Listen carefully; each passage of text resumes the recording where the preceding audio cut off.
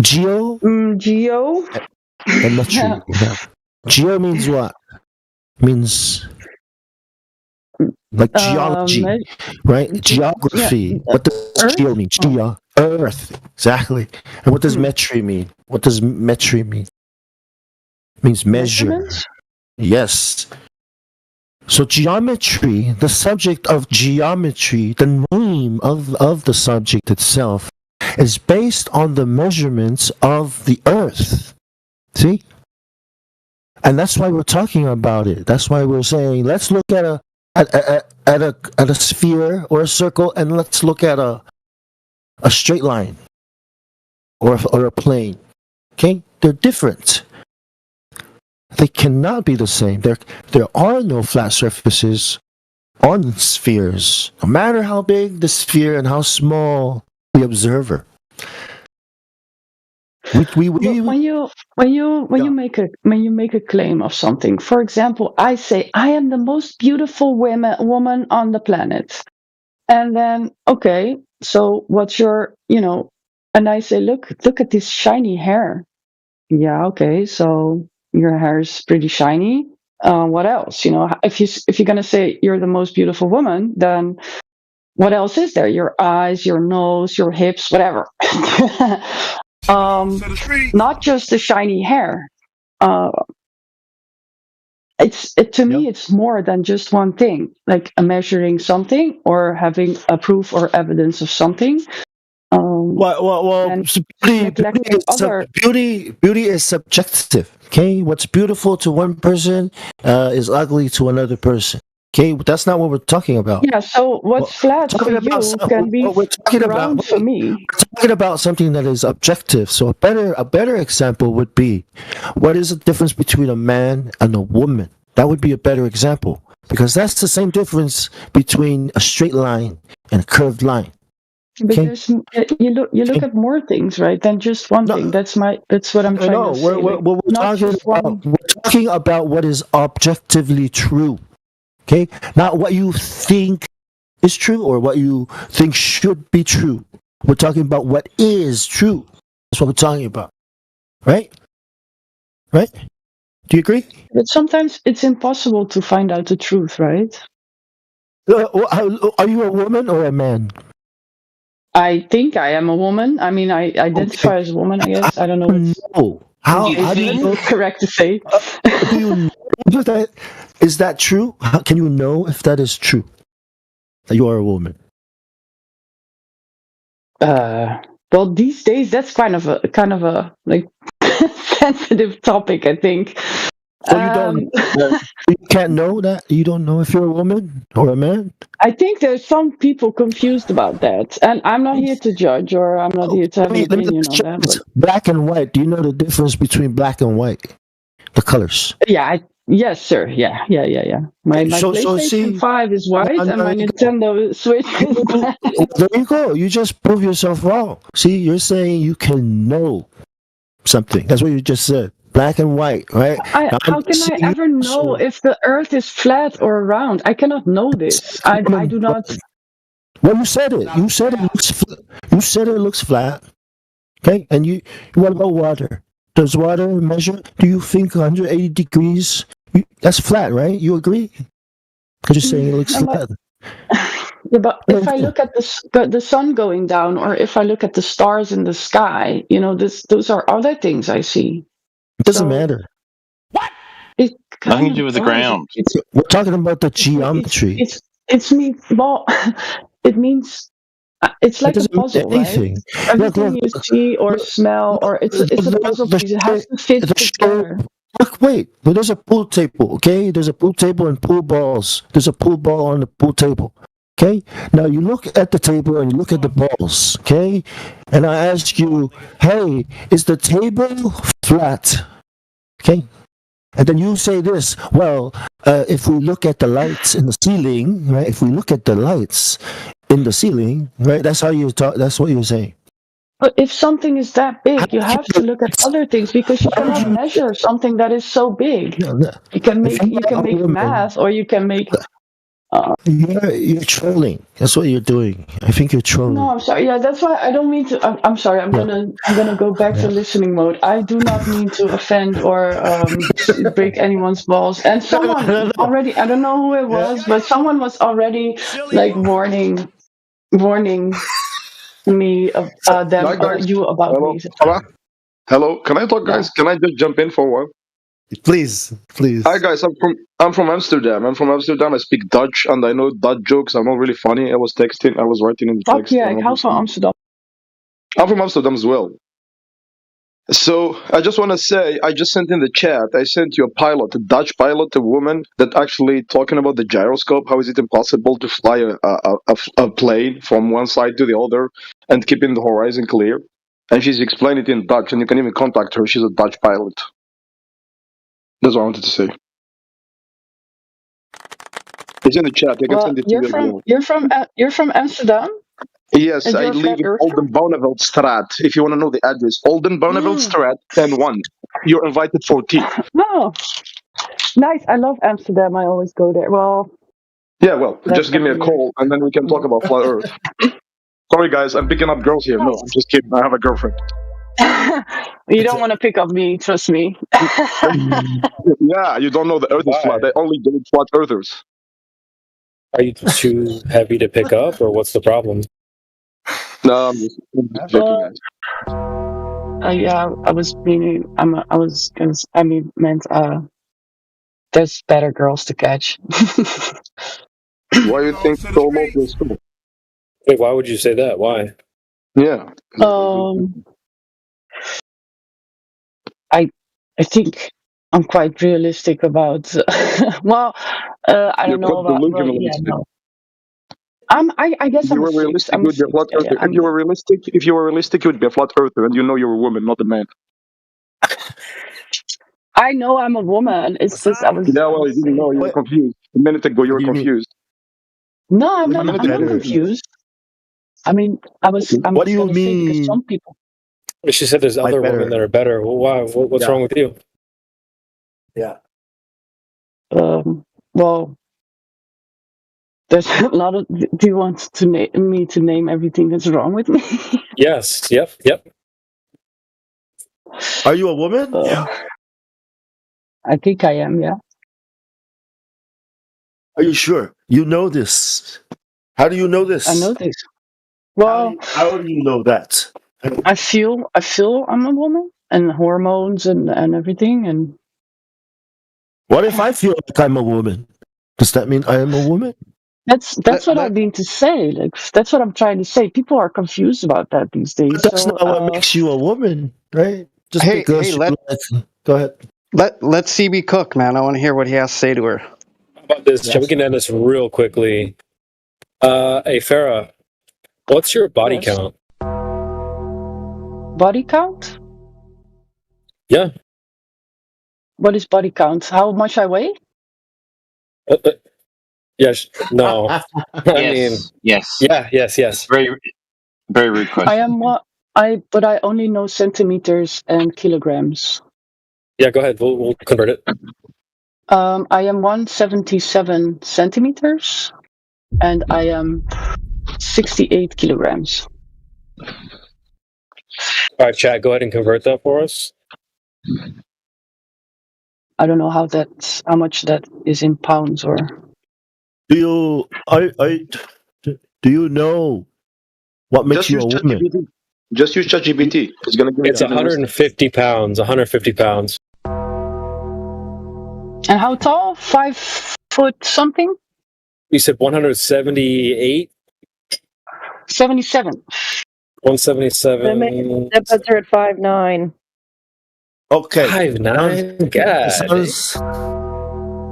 Okay, so what's your skinny? Who's it? 150 pounds at 5'9". Bro, you skinny. Okay. That's not skinny. What's your skinny when I was younger, but I'm not skinny anymore. That's not skinny. No, I'm normal now. I'm not. Guys, can we come back to the subject? We're gonna spend time talking about Seriously, guys. I'm trying to. I don't know what you're trying to do. If you're trying to pick her up, just give her your phone number, man. Are you trying to pick her up? Just give her your phone number. No, we just need to know the body count. I'm just joking, bro. I'm just joking. My joke is funny, by the way. It's not like a Dutch one. Okay, no, but Anyway, real for I'm not what's skinny, your I'm actual normal. body count? My actual So- body count? Yeah, Well, I have to Google what body count is. Let me check. yeah, go ahead. Body count. Body count. Number of people that a person had sex with. Oh. I don't know. I lost count all years ago. You lost count. Is that high? I don't know. I remembered that some of their names and I was like, maybe I forgot. I was busy when I was younger. I'm not like that anymore. I'm too old, so that's it. But It's that high. some of Yeah. this- Damn. What, so we're talking like what? Like I No, don't know. here's the thing. Wait, hold on. So here's the thing. The reason why there's a lot text. Just real quick, man, is because it comes from the Kabbalah, the sphere, the many genders. All this feminist shit comes from the Kabbalah. The Kabbalah, aka, Eastern mysticism, Jewish. Yeah, The indigenous god, guy. The indigenous god, male and female. The Baphomet. Exactly. See, it's not a joke. I know. It sounds like, oh no. This is where the ball comes from. This is where the sphere Earth comes from, not from reality. Because you're saying it looks flat. You're saying you're a woman, so that means you know the difference, right? Yeah, I just wanted to throw that in, to the mix. Stir it.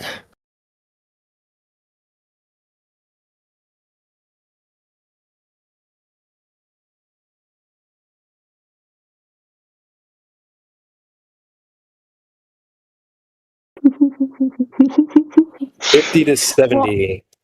Yeah. Damn. don't know because I when I was about 10 years ago, I was like, yeah, how many people did I sleep with? So I tried to remember their names and I was like, oh yeah, this was this one too, and then this Do you one. remember? Do you remember then- how many you slept? Do you remember how many after 10 years ago? Like within the past 10 years? Yeah, the last 10 years it's been very scarce, especially compared to before that. So like the last 10 years, maybe. All right, I got a know. question. What would you rank yourself out of 10 on a score? Fresh face out of the shower, no makeup. Well, right now or 20 years ago? Because that's Right the difference. now. Right now. Right now, I think I'm a 6. So you were like Or a 7 maybe back 6. then, or an 8? Well, I remember having girls that were like 8s and 9s, and I remember thinking, how am I getting these girls? And then later, when I saw pictures of us, like for example, when I was Wait, like, how are you in the getting these picture- girls? Are you a lesbian? Wait. No, I've. Oh shit! Both ways. I slept with a couple of men. I think 4. Oh, wait. Okay. Wait. Well, females don't count the body count. Well, those I know. That's. Are you listen? Are you part of that crazy group? Are you part of those crazy people group with the blue hair? As long as you're not crazy, you're I cool, am but crazy. nobody cares. I'm not. So I don't have blue hair. Okay, are you part of those crazy, the LGBT crap, stuff? Oh yeah, no, those extremists. No, and I don't even know any people like that. Okay, I mean, okay, then we're not gonna judge you. Let's just focus on the topic maybe, now, all right? That's why it's hard for but you. maybe That's why it's it's, hard for you to have the conversation, okay? But try to just pretend you're straight when we're talking about the difference between a ball and a straight line, okay? Just pretend you're a straight person that knows the difference, all right? I wish I Let's was try to- straight. It would have been a just lot pretend. easier. Fake it till you make it. Don't worry, you can do it.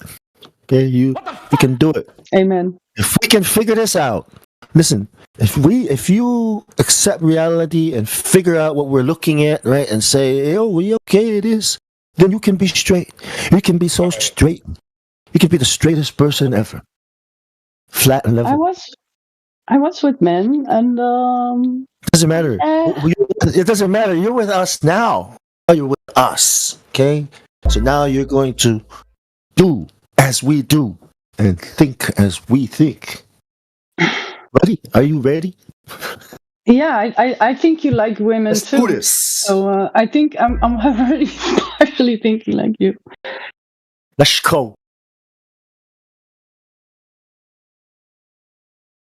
Welcome to your new life. Welcome to your new wife. I need a man. And Jesus, especially, I think. I will send you to Jesus. And milk. To the milk one. So do you actually believe like the idea that a ball, if it was big enough, it looks flat and level? Do you actually believe that? Yeah, I believe that, yeah.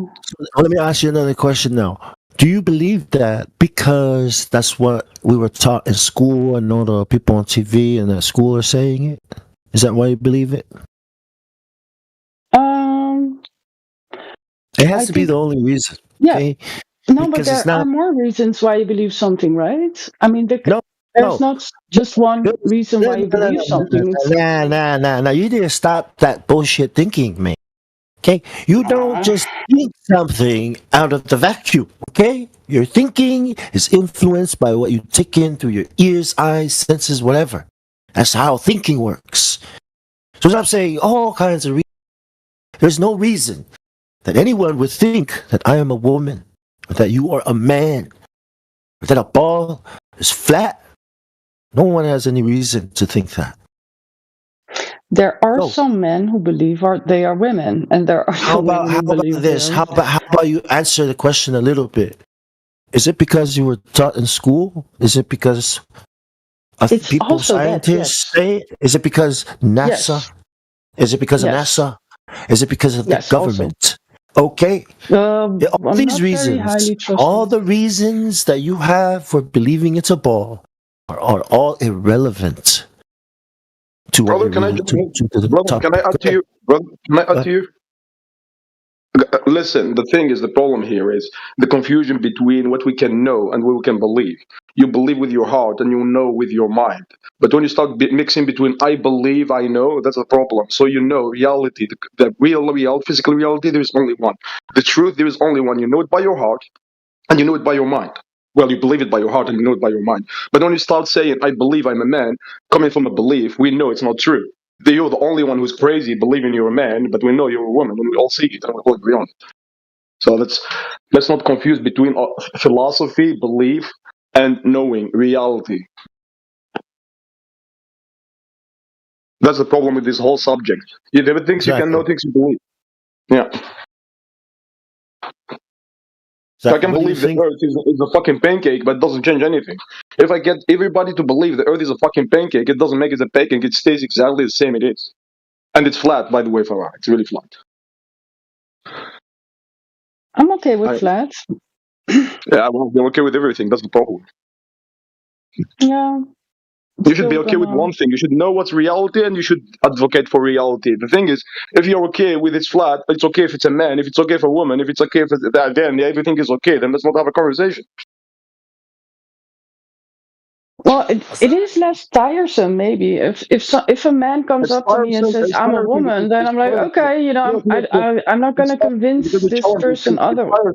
It's tiresome because you're challenging things you just seen on TV. You watch Star Wars, you watch Barbie, and you come here with your movies. And these people, like they studied physics. They're most of the time like they're self-taught engineers, self-taught physicians. You know, they have a body count of 0. Most of them.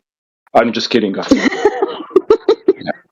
That's not what it is, right? It's not like somebody's just coming up to you and say, I believe in, and you're just okay with it, right?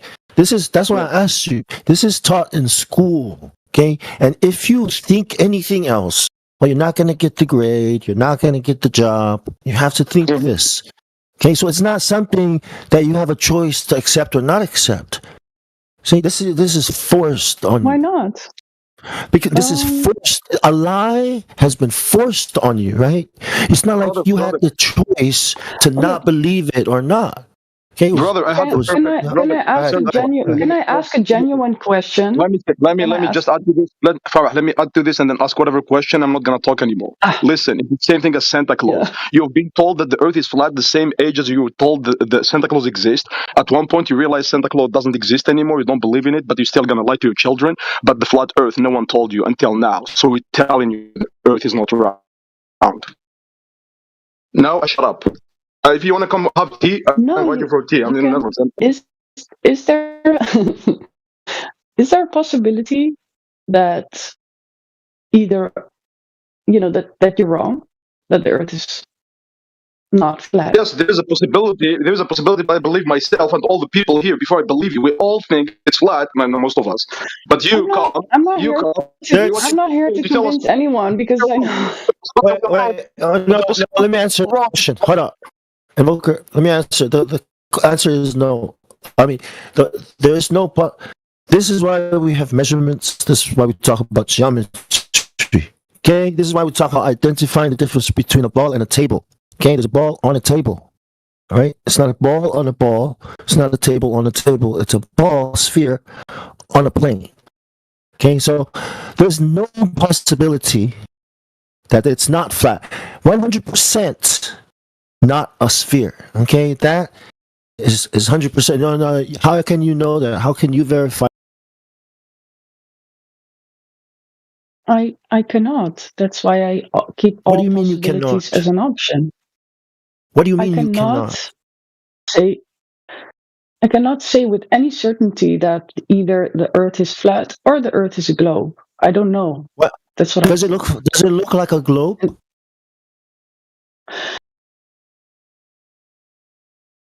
So you know what the problem is? The problem is you are believing the lie. Okay, this is the lie that you believe. You believe that a ball. Okay, and I'm quite... Wait. Let me finish what you're saying. No, it's not okay. It's not okay that you think black is. I'm okay with it. I'm okay that I'm not. It's not because your decision. Look, your life right now revolves around a ball. So when you go out into the real world and the world presents itself to you, you don't accept it because it's not conforming to your belief, right? So you take it and you try to make it work in your ball earth, and when it doesn't work, you say it's not okay. Nothing is going to work in life. Like nothing works if it's built on lies. Okay, it's not a choice. You know, you're not choosing to not believe the ball. You believe the ball because it was drilled into your head when you were little, right? And now you're afraid to let it go because what are you going to replace it with?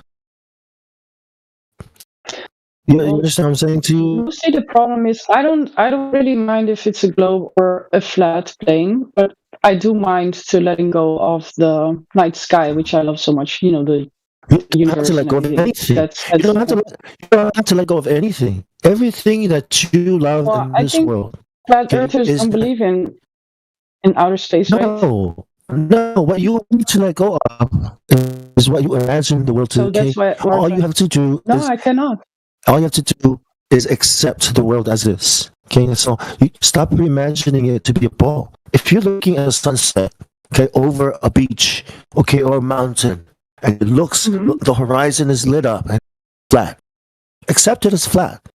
But don't imagine a ball in your mind. Don't say, "Look at this beautiful globe." I don't imagine a ball in my mind. I don't even think about it. When I was in the Navy, I did. I looked at the ocean, and I started trying to imagine these lines forming a sphere. Right?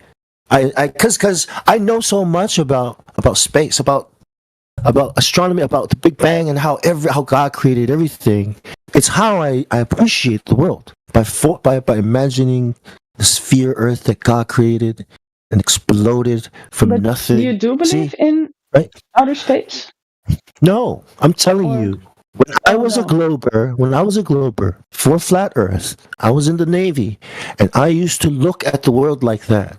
And I'm pretty sure you do too. And I'm pretty sure everyone does. And they're living their lives in a lie. They're living a lie.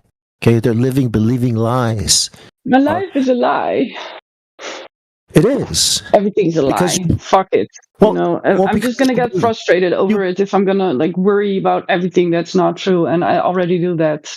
But it's only because it's already in your brain. It's only because all these explanations are in there, and now you have to get rid of it. That's why you're stressed. But you don't need any of that shit in there. Well, you have to get rid of it. You can't complain about the fucking work or the stress. You have to dig out the fucking poison. But if I have to let go of the lie, this is so comfortable for me. How is that gonna be good? I mean, that's gonna give a lot of stress, right? Having to let go of everything I believe in, like the stars and the planets. I think it's because, well, you know, the big thing about flat Earth is God. You know that? It's God.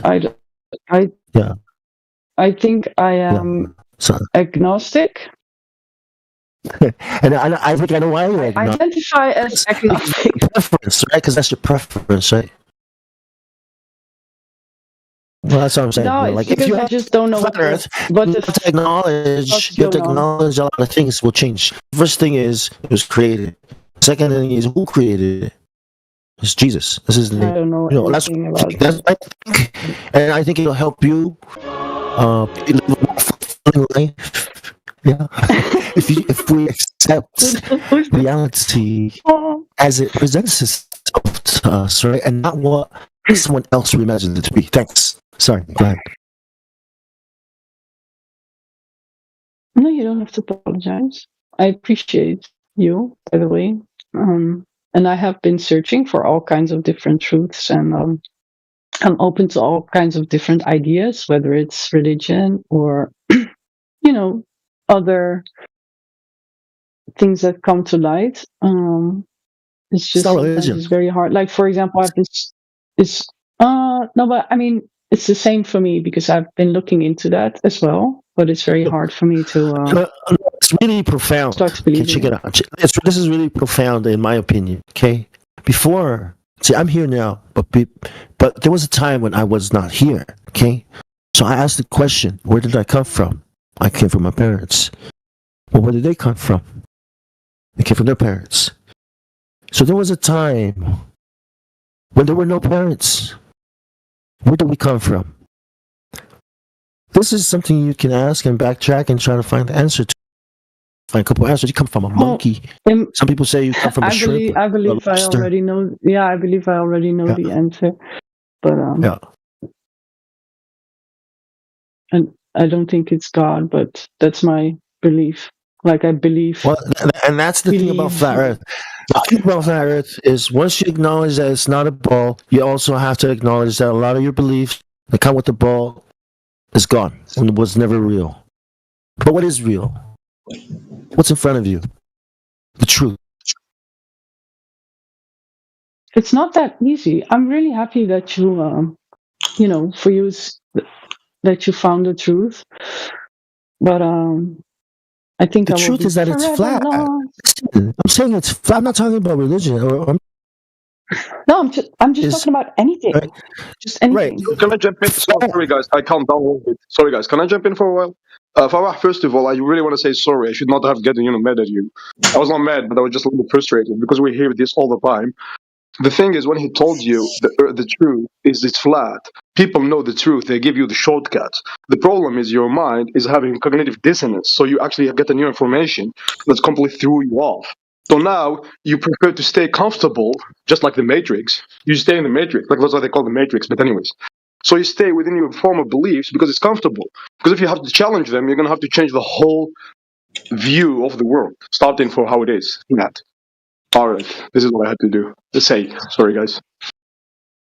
Yeah, when I saw the Matrix, I always said that the guy that chose to frame the rest and then have this rich life with nice food and women and everything. I always said like I would be fucking that guy. Screw you. I'm not gonna eat that shit and live in fear.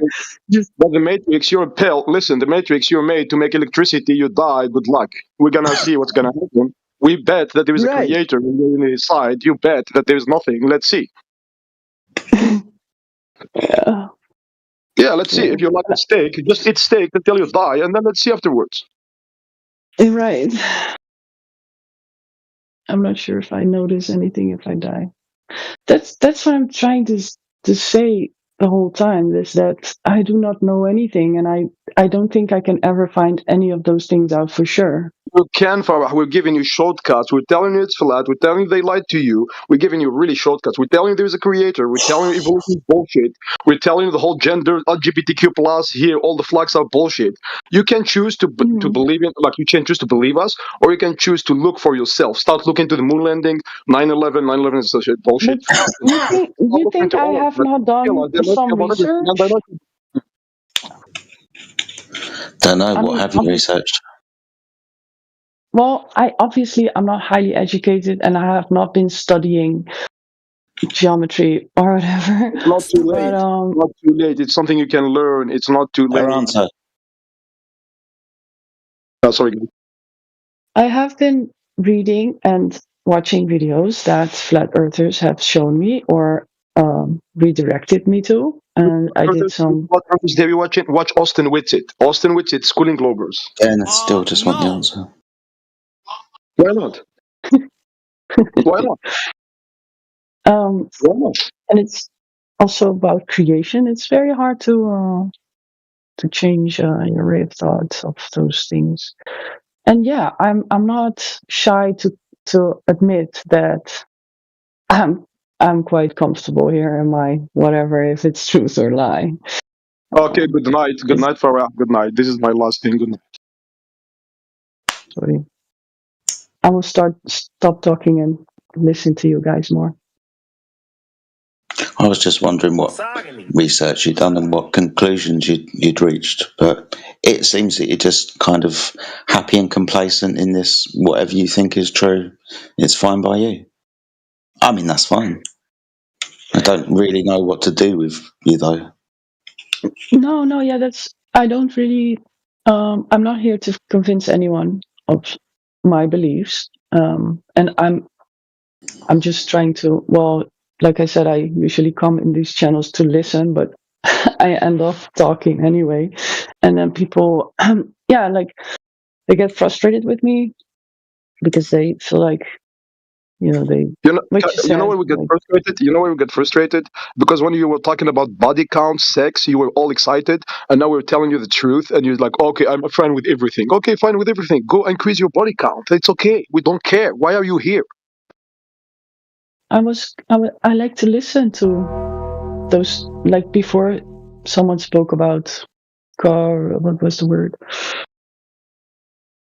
But yeah, then people started to ask questions, and then I answered it, and then they didn't start to ask questions. They tried to tell you, when you said they believe I'm a woman or not, they tried to tell you that reality exists. It's one. You can know it if you want, but it's a choice. You can choose to know it. You can choose not to. You just told us, I choose not to know the truth. Why are you still looking for the truth? I don't understand.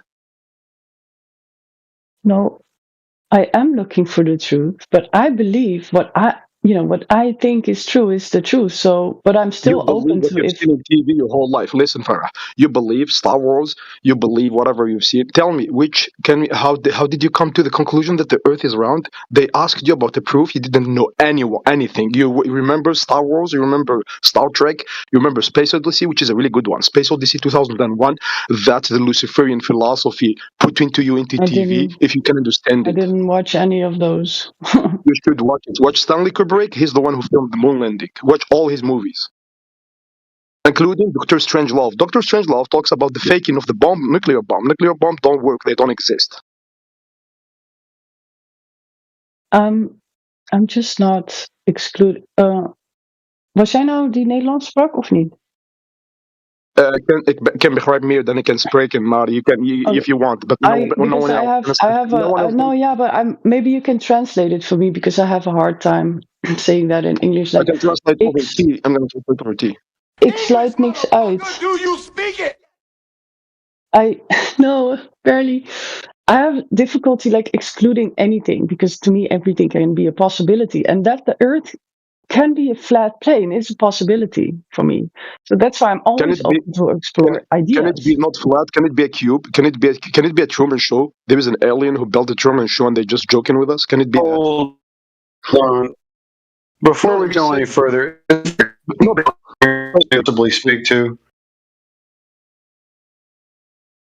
Sorry, you kind of. Is there anybody else in here? Because yeah, this gal here is impervious to any kind of information. I'm here. Let's talk to this fella. Did you find us some ring laser gyroscope info? No, I couldn't find any. Okay. But I was curious. The guy just said nuclear bombs don't exist. Does he believe that nuclear energy Are you talking to me? is real? Are you talking to me, brother? Yeah. Do you think nuclear power plants are real? I don't know if we need to talk about it. We're talking about flat Earth. I'm not sure about the guidelines. Could we talk about nuclear bombs, guys? No, we're going to try and keep the subject on flat Earth. If you want to go and talk about conspiracy theories, then go find the conspiracy theory channel. Yeah, man. Of course. No. I asked. That's why I asked. Thank you, mate. That's why. Appreciate that. Thank you. You can, guys. If you want to talk about the subject, you can just send me a message. We can talk another day. A private message.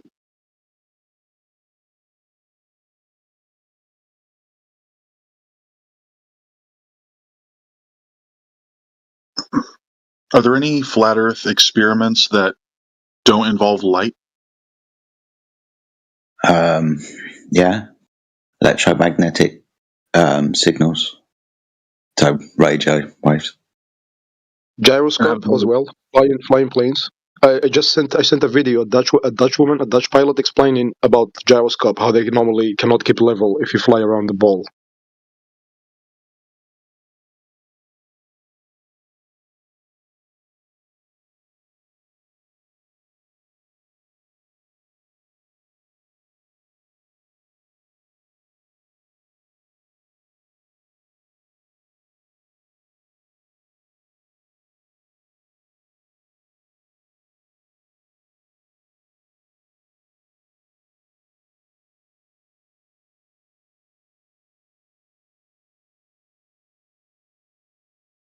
I posted the video again in the chat, guys, if you're interested.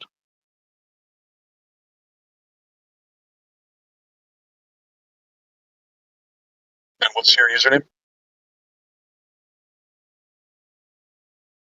Invoker.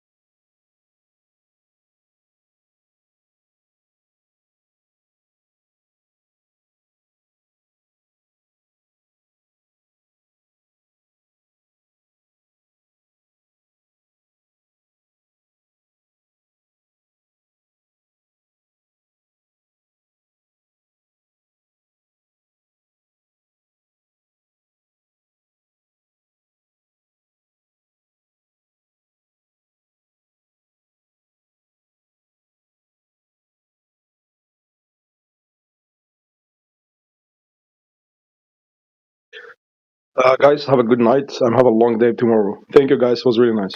Thank you. Bye.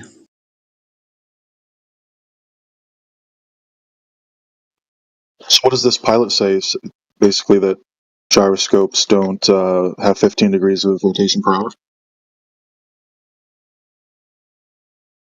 Gyroscopes maintain rigidity in space. A pilot would say that he references the gyroscope to maintain his reference in that three-dimensional space, i.e. to maintain its horizontal plane across the plane of the Earth. What do you mean about 15 degrees of hour? Has that got to do with anything?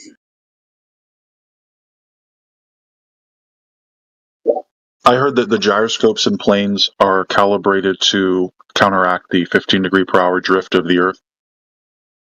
Oh, okay.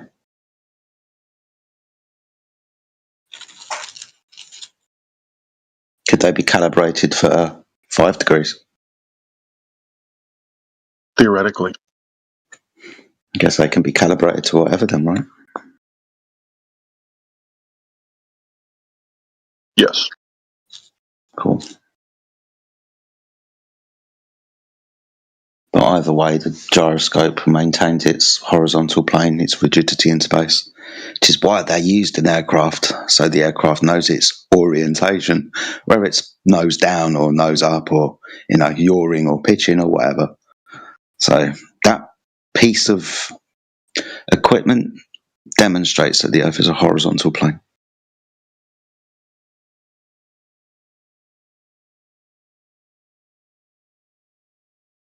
Yeah, on a globe, a gyroscope would drift in a certain direction.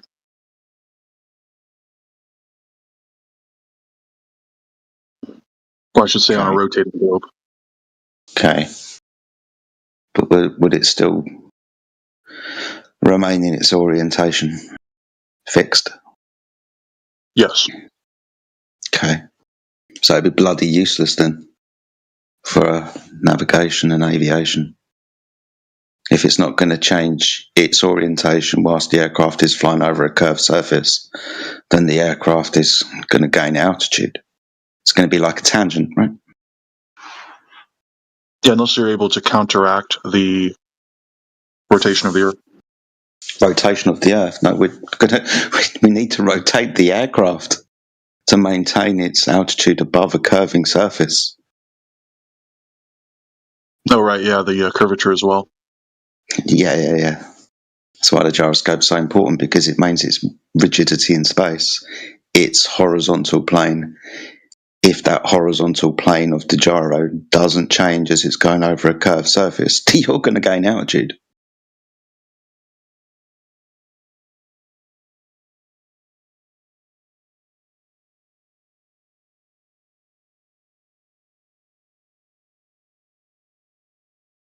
So, how did they manage to counteract the rotation of the Earth on the gyroscope? There isn't any rotation of the Earth.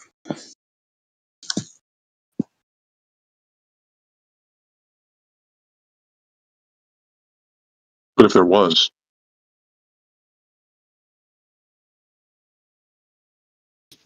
what about it? like, I'm sure that like globe earthers would have some sort of comeback for that, probably. Excuse? Yeah, an excuse.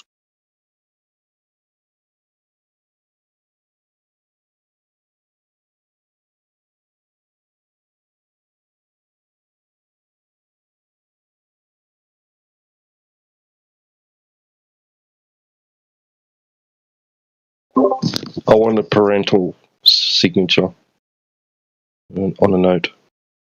Perhaps the gyroscope is within a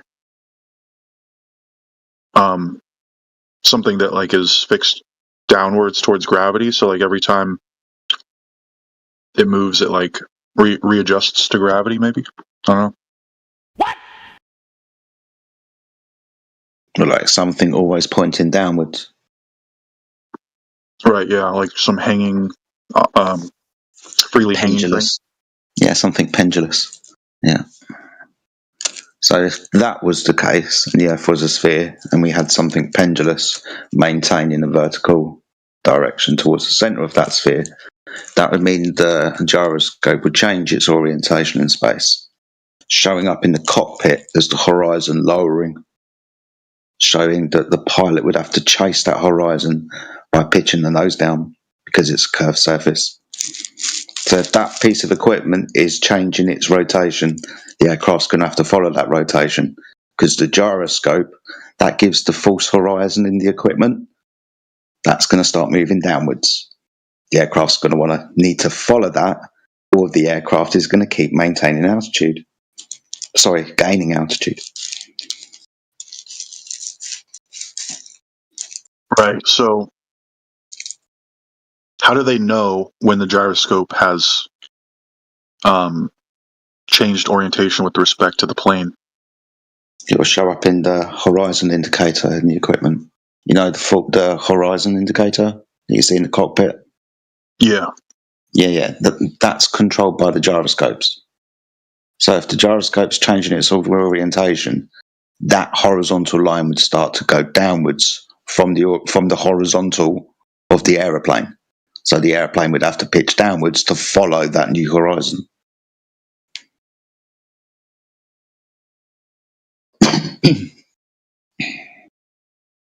But are they able to discount the certain sorts of movements depending on, like, for example, if it's housed within a certain container, and that container, because like I don't know how it even measures that it like moved. Is it like, I don't know, like is it like shooting a laser at it or something? I'm not sure. There's lots of different gyroscopes. There's ring laser gyros, like you mentioned. There's just mechanical gyros, right? Just working on that principle of rotation. Obviously, the caging around the spinning disc is helping it to understand its three-dimensional space, so it can move around the rotating disc, but the rotating disc itself maintains its horizontal plane. If we're going to say that there's things on it, like the pendulous vanes that are pointing down, so that horizontal is going to change as you move across the surface of the Earth. It's going to reorientate itself. Like I said, that's going to show up in the horizon indicator as down. The horizon's going to start lowering as your horizontal flight becomes a tangent from a sphere. So it's somewhere along the line, that aircraft, no matter what, is going to have to change its orientation to navigate around a curved surface, to rotate 360 degrees, to theoretically end up where it started from.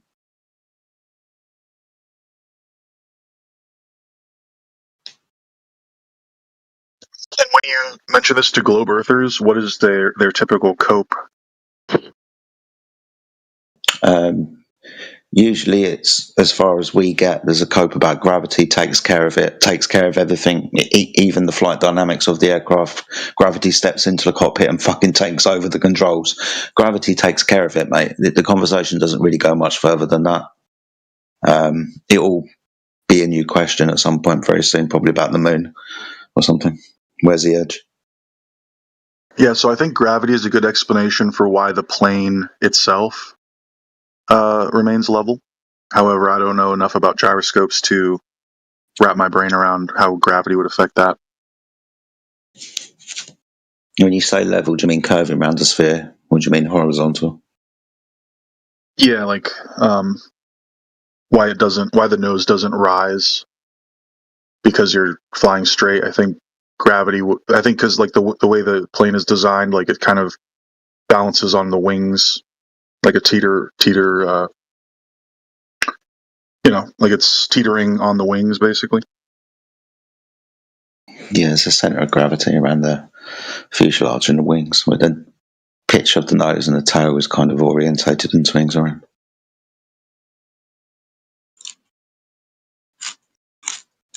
So as it flies forward, if gravity is changing, then it would tend to pull the nose back down, I guess. And the tail up. And yeah, I get you. Or it could just be as simple as it seems. The aircraft is flying horizontally, maintained an altitude parallel to the horizontal plane below. It could just be that. Without the floor moving underneath. Could just be that as well.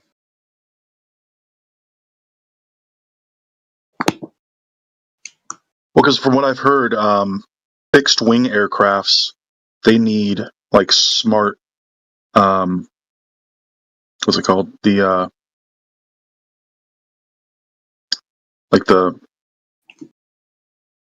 have a bad memory. Like basically like the flaps need to automatically move, because otherwise when you say fixed wing, are you talking about things like the B-2 bomber and Stealthfire and stuff like that? Things that need high level of computers to orientate the control surfaces. Right. Yeah. Yeah, because they're not really like controllable surfaces, are they?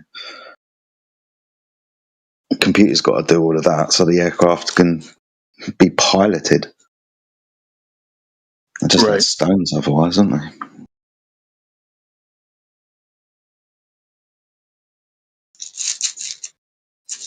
Yeah, the shape of a commercial jet is designed to, be very stable and kind of counteract different effects and forces, and yeah, basically.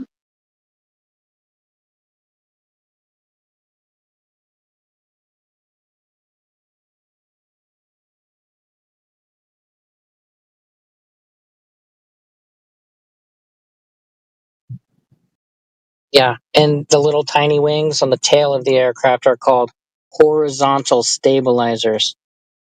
And they control the pitch of the aircraft, while that vertical is called a vertical, and it controls the yaw of the aircraft. Ailerons are on the tips of the wings, and they control the roll of the aircraft. It flies flat and level over a horizontal, non-moving plane.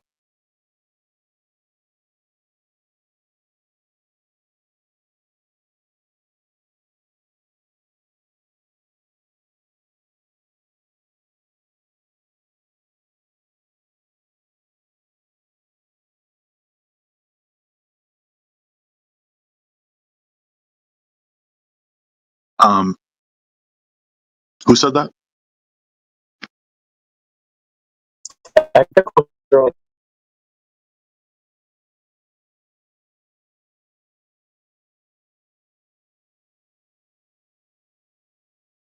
Are you a flat earther? Yeah. Okay, yeah, because I was like, wait, that sounds like a globe earther, so I wasn't sure. Well, what I stated was fact. I didn't have to try and bend any information to fit my narrative. It already fits the narrative because it's your basic experience.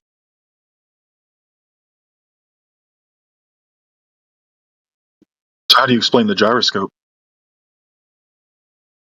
It holds a rigid frame of reference, and the aircraft moves around the gyroscope. It tells the pilot, hey, you're at this pitch, or you're at this angle of roll.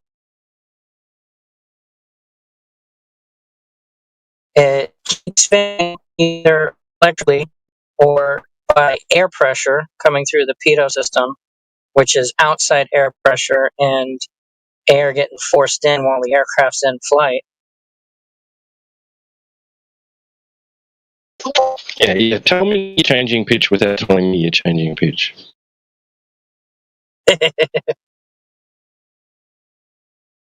Why does the horizontal change? What doesn't the horizon what? I'm asking him why the horizon doesn't move on the gyroscope. Oh, I gotcha.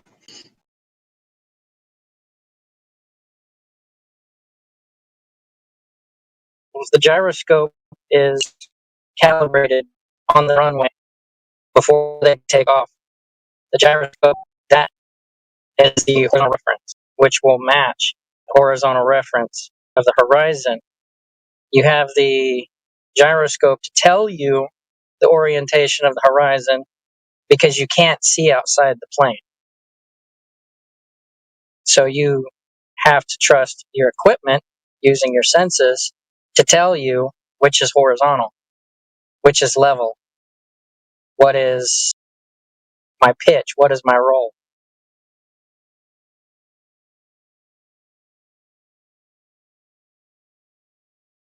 And so it's the gyroscope that remembers where the horizon is, or is there another instrument that does that?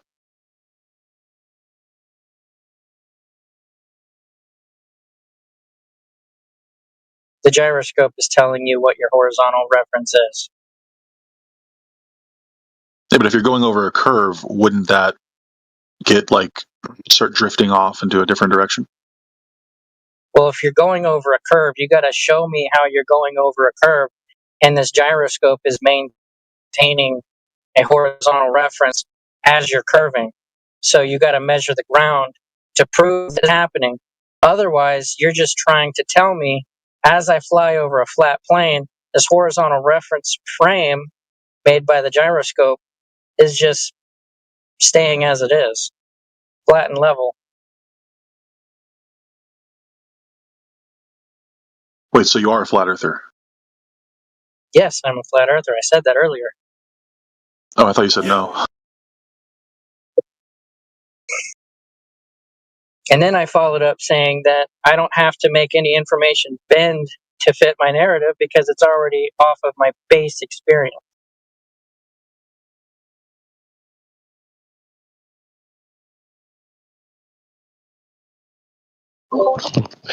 Right.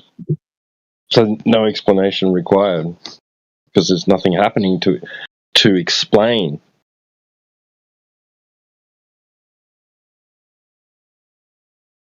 Exactly.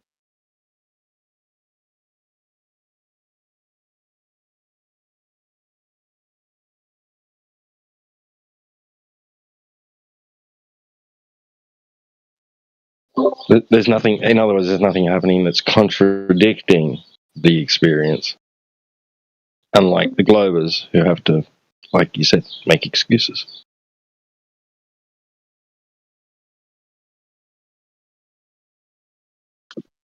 But just because something's intuitive doesn't necessarily make it true.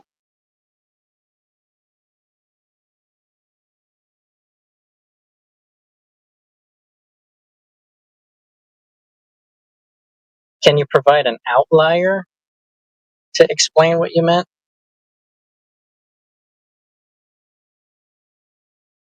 I'll have to think.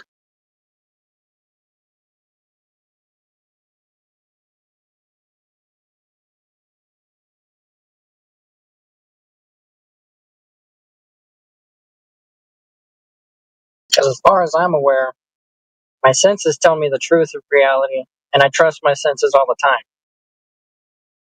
You might say, I can't trust my senses to tell me the correct color, or I might be listening to a sound that sounds similar to something else, and my understanding of what I'm hearing or what I'm seeing or tasting is incorrect.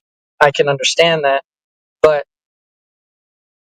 if it's in reference to like flight, and you get in that bank, and your vestibular system references this bank as level, so now I don't feel like I'm off angle, then I reference the equipment, which I would then be trusting my senses to tell me what the equipment's doing, which is verifying what level is. So I trust my senses to help me trust the equipment. And I know this equipment was made for this purpose because there are instances where my senses can be mistaken, but I would still trust my senses to verify that my senses are not sensing the correct thing. Or if I'm looking at art and I see two shades of gray and I think they look different, but somebody has included the style of artwork for shading, and then I put a line in between those, put an object in between the separation of those two colors, and then I see that they're the same color as gray.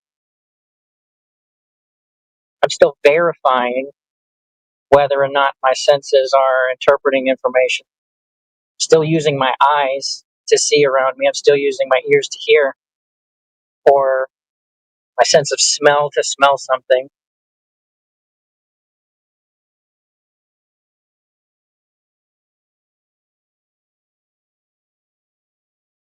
Just because I'm mistaken on two objects being the same colored gray, thinking that they're separate colors of gray, it doesn't mean that I could walk across the street while a bus is coming, see the bus, and then be like, wow, I don't think that bus is actually there. I would never do that.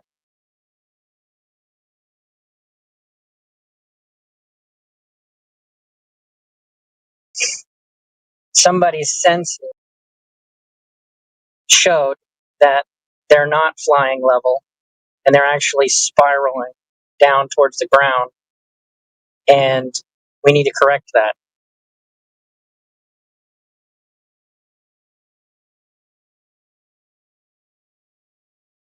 gyroscopes.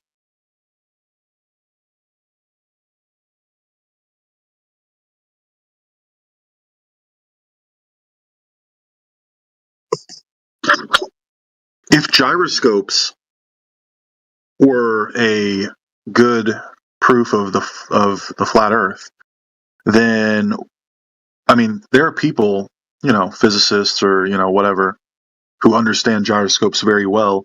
Why doesn't that like occur to them? Like, oh wait, gyroscopes prove the flat Earth. Like, you know what I mean? Like, it seems like there are a lot of intelligent, educated people who know about gyroscopes who don't arrive at that conclusion. Because what they do is they affirm the consequence that the gyroscope is showing them what vertical is, which you could set a gyroscope to sit horizontally and it'll stay, perpendicular to level. Like you could stick a bicycle tire on a string, or spin the bicycle tire, set it on the string, and it'll stay there and it'll act like a gyroscope. I can't remember the name of that physics teacher who shows that in his class. And there's other teachers that do it in their classes too. But I think that this gyroscope is showing them what vertical is. And so as you're traveling around the sphere that they believe they live on, that gyroscope is always going to show them vertical. So they've already concluded in their mind that the gyroscope is showing them what the center of the Earth, what direction the center of the Earth is as they travel. So it's not really a proof of either, which, yeah. So I think it's an excellent question. Would be just affirming the consequence for both parties, but I mean, why is it that everybody treats the Earth as a flat stationary plane every day, and they never think about it? That's a good question.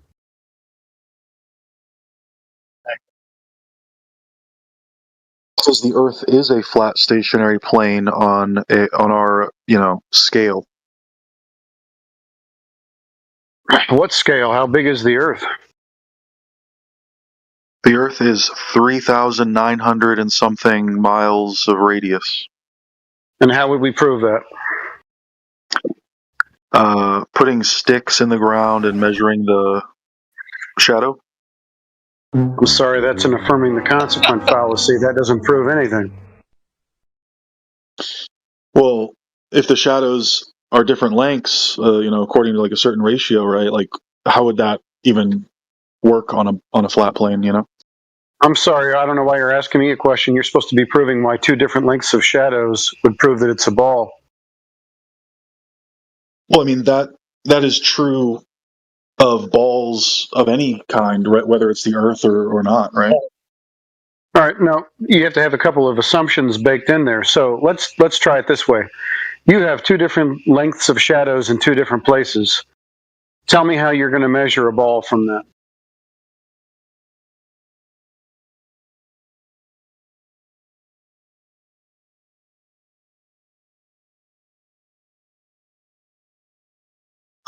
Basically, I forget how exactly the math works out, but basically, if the Earth was flat, the shadow, if you have like three different shadows, like they're going to be in the ratio. No. I'm asking you a very specific question. You said two sticks, two shadows, two different lengths of shadows. How do you measure a ball from that unless you bake in assumptions? So two different shadows of different lengths. Get me to a ball from that. I think it might be three shadows, actually. Fine, three shadows of different lengths. Get me to a ball. Yeah, I mean, there's just a certain ratio that it would be if it's flat, and a ratio No. would be if it's a ball. We're not assuming anything. We're not saying if it's flat, if it's a ball. I want you to show me three different shadows and tell me how you get a ball from three different shadows. Well, I'd have to like look up the actual ratio, but Do it. We're here 24/7. All right, 1 second.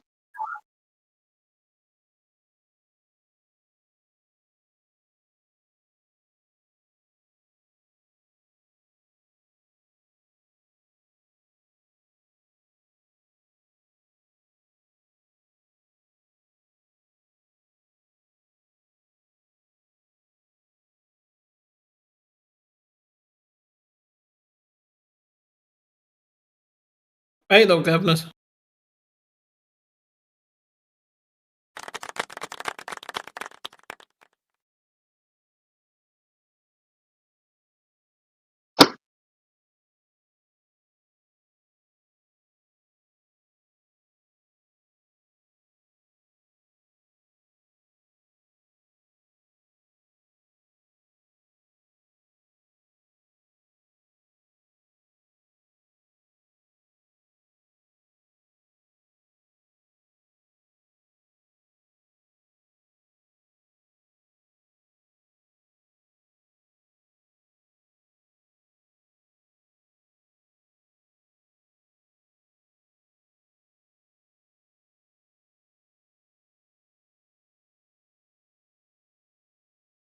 What's up, J.E. Barrington? Good evening, my brother CB. It is always good to hear you. I think this is the originator of the GT phrase. I do have to take infamous credit for that, good or bad.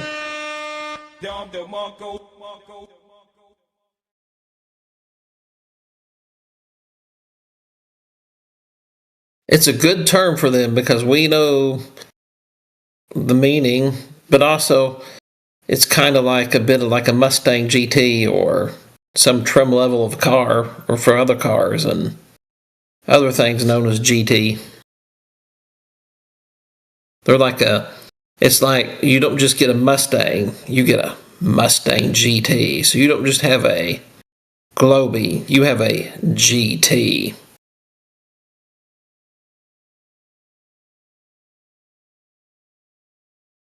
Yeah, they call that a globetard.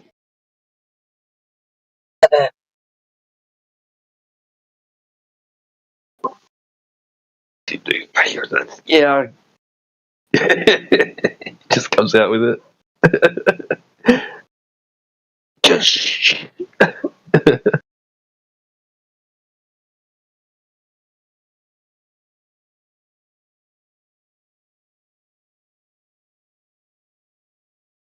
Yeah, I always found it fascinating that if you don't take anything else into consideration, you just have 3 different lengths of shadows.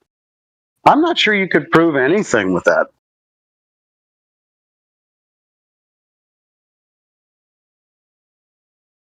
Yeah, so this math would work if you took a beach ball and put like taped 3 sticks to it and like got a spotlight. Like you would find the same ratio of the shadows.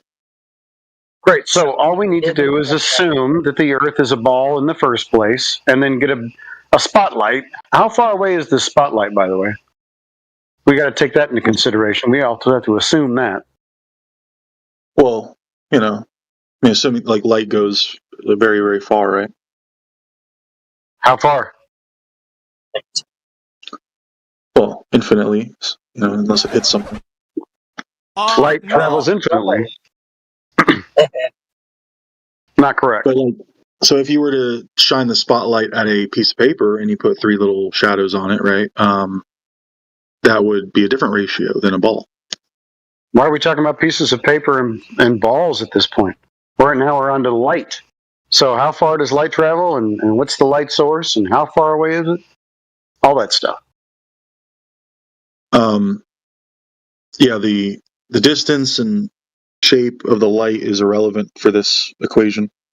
Oh, okay. So we have 3 shadows on the ground. What are we going to determine? Unless we assume something else. We don't want to assume. We just want to see if these shadows tell us anything.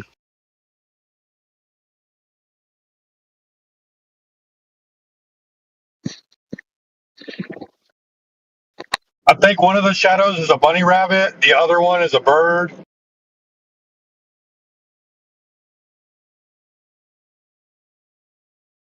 All right, so circumference is equal to arc distance times 360 degrees divided by the angle of the sun's rays. Circumference of what, and what is a ray? Can you show me a ray? The rays of light. Yeah, can you show me one? Show me a ray. Yeah, if you look outside, you'll see a whole bunch of them. I've never seen a ray of light in my entire life. Oh, Have you seen a ray? I have. Okay, describe it for me. Kind of like a beam of light. What's a beam? A photon that goes in a certain direction. A beam is a photon. So you've seen photons go in certain directions, have you? I have. I'm seeing them right now. Okay. Great. So what direction are the photons going? Every direction. Every direction. So not a certain direction, but every direction now. Well, that's because I have a lamp, and it's it's like shining in all directions. Okay, so all directions. So a beam or a ray is a photon going in all directions. Well, a photon can only go in one direction. Are you sure of that? You ever heard of the double slit? I have. Okay, so is that photon going in one particular direction? Or is it more random than that? Is there a wave function? Yeah, there's the wave particle thing. Yeah, that's true. Yeah, so they don't just do one thing. They do very strange things, especially if you're really paying attention to them.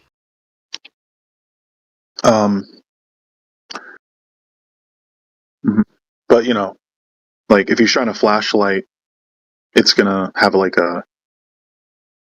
mainly the light's gonna go towards one direction, right? So you take a reflector and you collimate the light, and it goes, for the most part, forward from the light source where the cone or the deflector is pointing it. Right.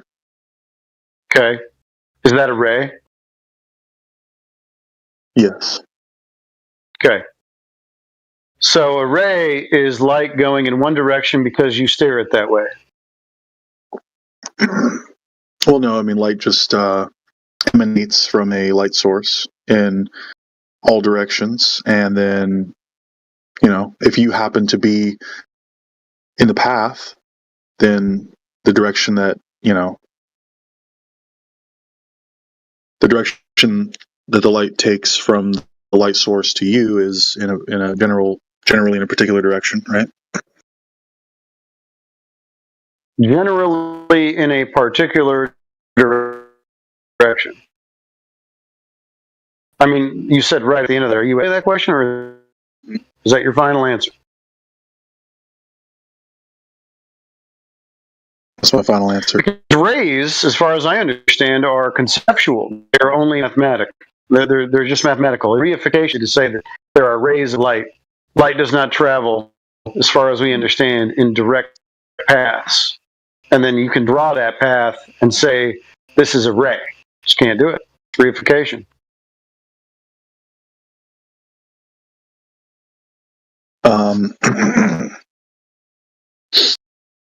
So you're saying that because light is a wave, that it gives the shadows a incorrect measurement?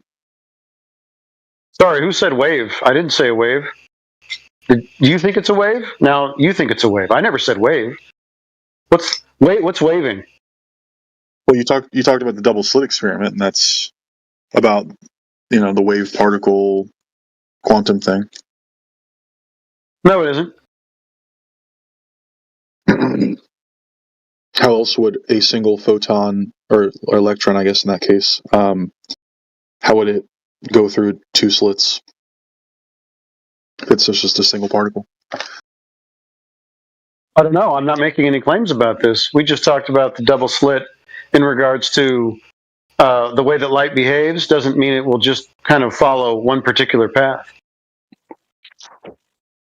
I know a little bit about quantum mechanics and everything. I like that. No, you don't. Shut up. Too. No, you don't know shit about it. Wow. You're a time waster. Shut up. Wow, okay, thank you. No, So the Pharaoh, reason that no. the light, you see, do you not believe that light is a wave? I'm sorry. What does this have to do with belief? I'm asking you to go ahead and tell me about what rays are. Are you asking me what I believe? No, light is a wave or not?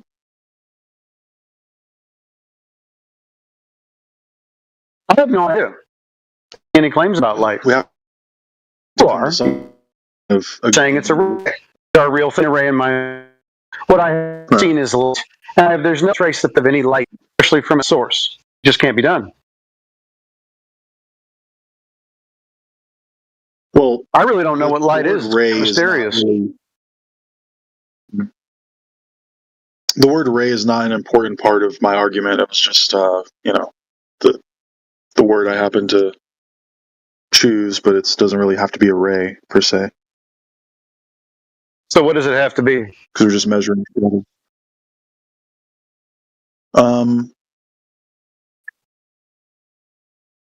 Just a light. Okay, so light that casts a shadow. So in this case, we have a light, and it's somewhere, and that light casts a shadow. Well, actually, light casts no shadows. It's the obstruction of the light that would give us a shadow. So we don't know what light is. It's definitely not a ray. Rays are just reifications. And so we have a shadow. We have 2 or 3 of them in this scenario. We have 3 different lengths of shadows. What can we determine by these lengths of shadows with no other assumptions baked in, other than the fact that we now have 3 different lengths of shadows?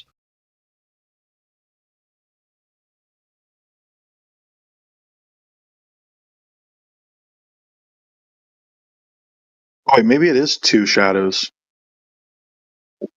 I don't care how many it is. What do you derive? 20 of them, 1 of them, 1,000 of them. We have different lengths of shadows. What conclusion can we draw from different lengths of shadows? That either the sun is really close and the earth is flat, or it's far away and the earth is round. Nope, neither one of those. That's not baked into this particular scenario. It has to be either of those 2 things. No, it doesn't. That's a false dichotomy. No, because either it's a flat Earth, okay, and the light source is really close, or it's far away and it's a curved Earth. It's either one of them. No, it doesn't. We just have lengths of shadows, and they're differing. I don't understand. That's everything we're looking at. I don't understand math. Right. So the first thing you ought to do when I show that you're just begging the question is to ad hom me. That's a good call. How's that working out for you?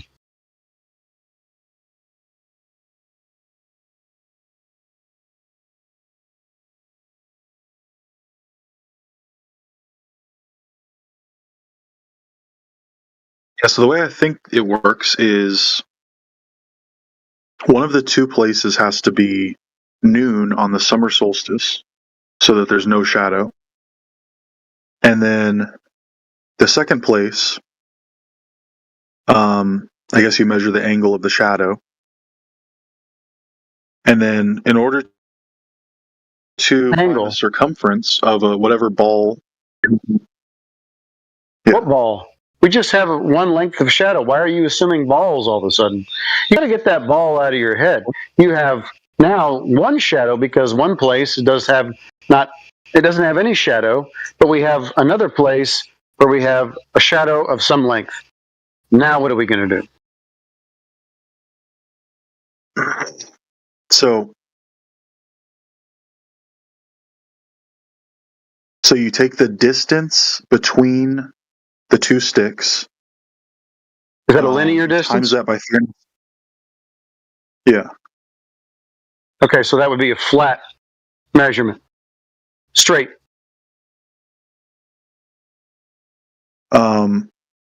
Should we call it 500 stadia? There's a rumor about some kind of thing like this where it was 500 stadia. That would be a linear distance, so that would be flat or straight. Uh-huh. Yep. Yeah, actually, I don't know. I guess. Okay, sorry. No, it's the arc distance. Arc. An arc length? Like, so this is degrees. Yeah. Okay, so how many degrees are we talking between these 2 points?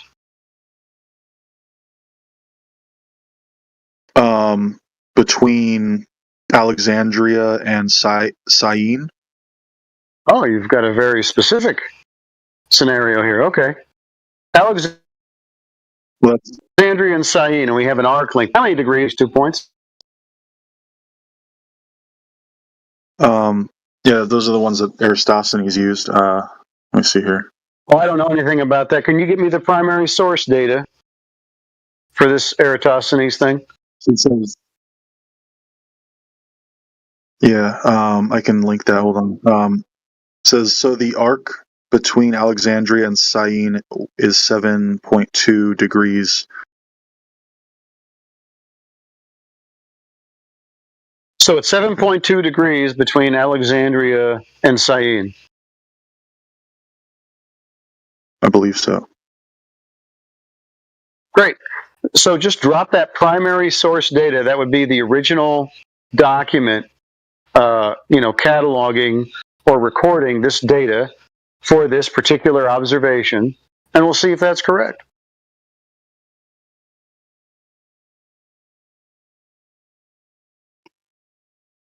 But by the way, Kiba, did you know that at night, with the light from the moon, you can get the same shadows? Interesting. Yes, because the moon is very close. Oh, close. Thank you. Thank you. How close is it? So therefore, if the Earth was flat, the sun would also have to be very close. But it's not, because when you measure it using radio waves, it's actually very far away. So you measure the distance. Hold on a second. Using radio. Who's the guy who's bouncing in here? All right, so I just looked it up, and the primary source doesn't exist. There's only a secondary source that wrote about it. So somebody made something up. No, I'm just talking on here, Don. Well, are you talking about Eratosthenes? He claims that. Yeah. So apparently, there's some dude named Cleomedes who wrote about what Eratosthenes did, and Eratosthenes did write something, but nobody copied it, and I guess it just like deteriorated over time. So interesting. You know what I just did? I don't even know if this thing exists, right? Well, I mean, we could replicate it. It doesn't matter what his measurements were. Yeah, I just did that. I just did that in my living room. So apparently, my living room has a circumference of is a sphere, is on a sphere, and it has a circumference of 447 centimeters. Using that method. Yeah, I believe it. Yeah, my living room is a sphere. Yes? Yeah? Weird. Sure. Wow.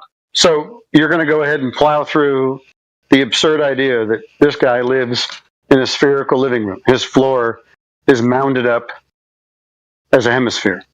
You're good with that? There's a margin of error, and I think that, depending on... My countertop in my kitchen's a ball also, if you look at the picture in the chat. Yeah, all you need is a shadow to make anything flat a sphere, apparently. That's genius. Yeah, I did that. It was 90 centimeters away from directly beneath the light source.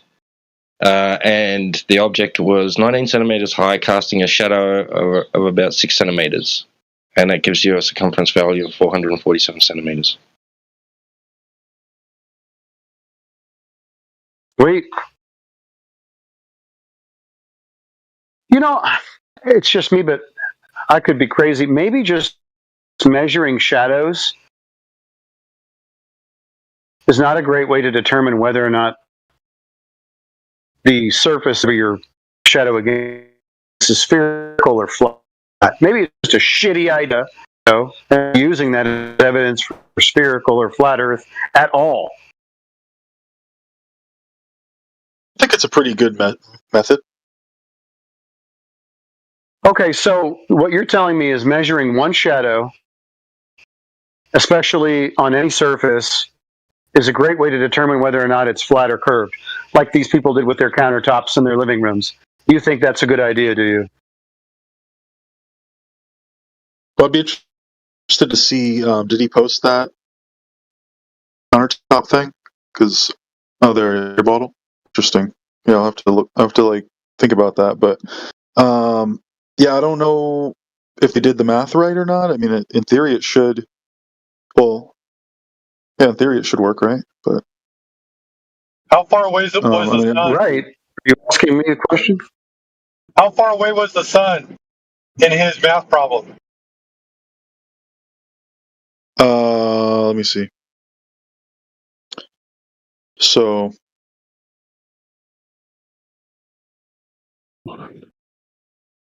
yeah, his equation doesn't factor in the distance of the sun. That's because it was infinity. Right. How big is the sun if the sun is infinite miles away? Infinitely big. That means the sun would be infinitely growing. Right. Or it would be invisible if it had a specific size. Well, the idea is just that the light is roughly traveling in the same direction. If the light's too close, then the light is going to be spread out more. The word you're looking for is parallel, and that requires parallel. us to reify light as a ray, but there's no such thing as a ray. So that assumption is just stupid on its face. I mean, it's not perfectly parallel, but it's close. No, what would be parallel? Because rays don't exist.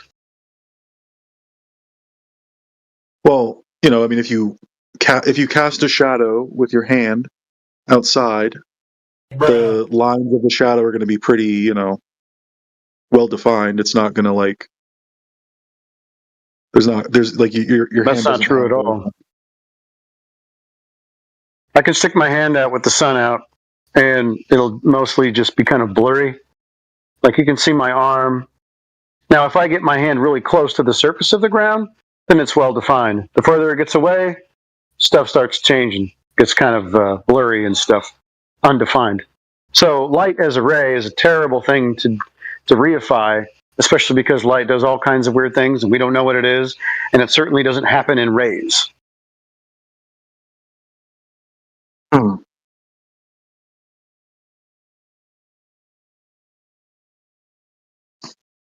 Yeah, because there's what do they call that? There's the penumbrum and the umbrum and all that. Yeah, I think those are kind of made up too.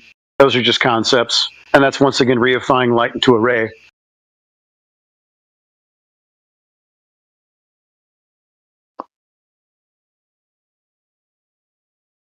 Yeah, I mean, I don't think it really matters as long as the light source is decently far away. What is decently far? And far from what? What's the scale we're talking about? Far enough from the object that's casting a shadow that it isn't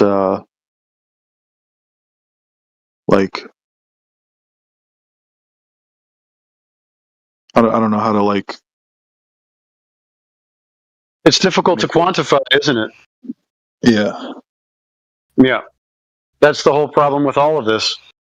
Trying to quantify any of these things is nearly impossible. So we can't make a lot of assumptions. In the case of the Eratosthenes lore, because number one, we're not even sure that the guy even existed, but certainly his observation or his measurement, there's no primary source data from that. But let's just ignore that for a second. Let's say we can recreate this idea. All we have is two lengths of shadows, or no shadow and then a length of one at another place. And you could, get an angular measurement of that shadow depending on the end of the stick and the end of the shadow, and then you can measure that angle. But then again, now you'd be measuring a flat Earth doing those two things because you have to have linear measurements. You can't assume any curve. And then you'd be drawing a great circle with that angular measurement, and that circle is still flat. So at no point could you ever assume that you're on a ball when all you have is essentially a big flat circle.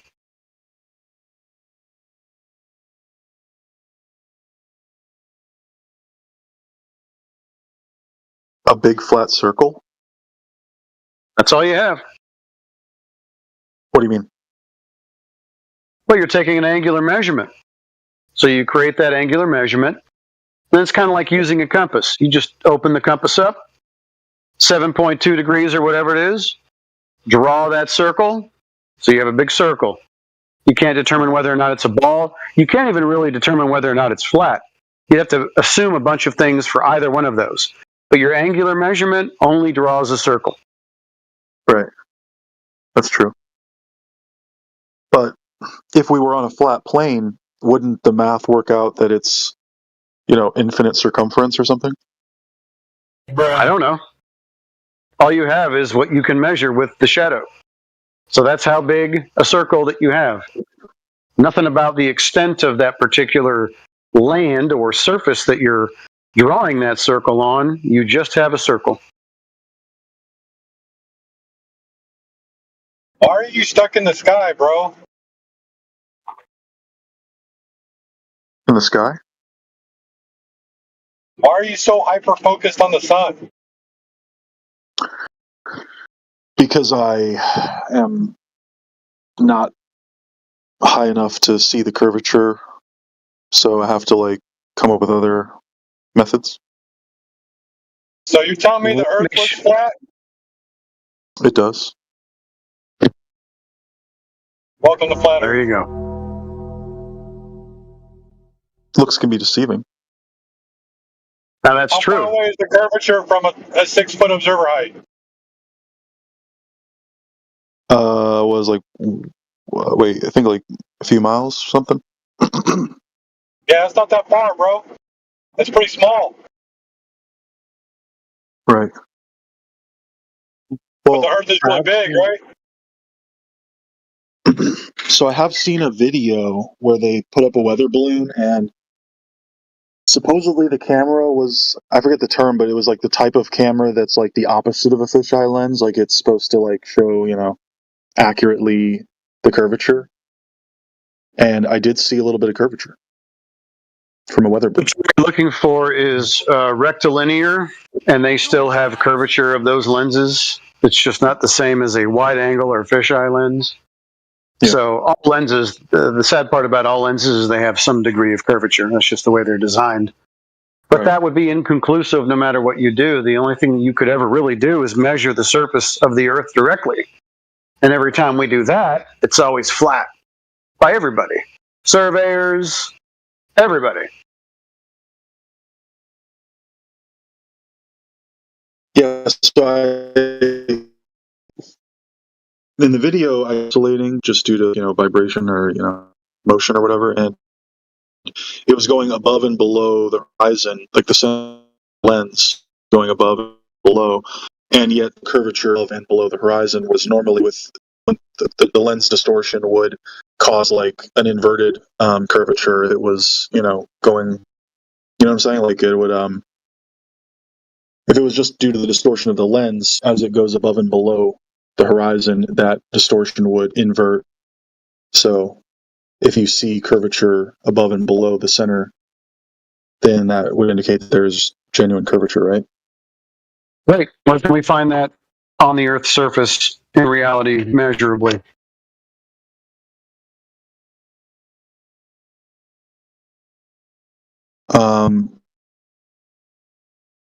To my knowledge, there's no way to measure from the surface directly. That's what they told you. Are you going to believe them, or are you going to go check for yourself? because you're talking about like lasers. That's one way. Then we're dealing with refraction at that point, right? Also, refraction makes the Earth look flat. No. You'd measure it. You'd measure the deviation of the light's path. That would be part of your results. You say, well, we had the light source set up at this altitude above the water's surface. We had the target set up above the water's surface at the same altitude. And then you'd measure how far off the light was from the target. And then you would measure the change in the light's path. Not say it's going to deviate in a specific way. You'd find out if it did or not.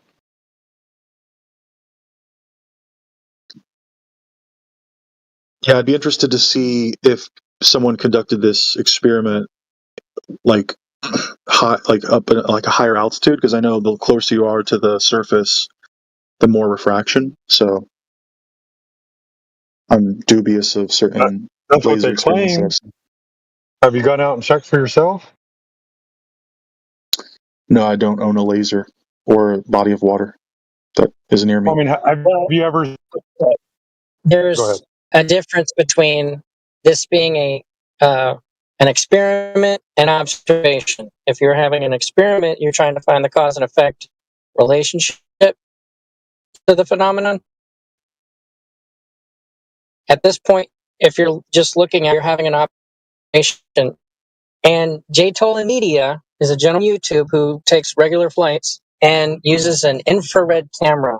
And he looks out over the distance and he sees greater than 500 miles from a commercial airline.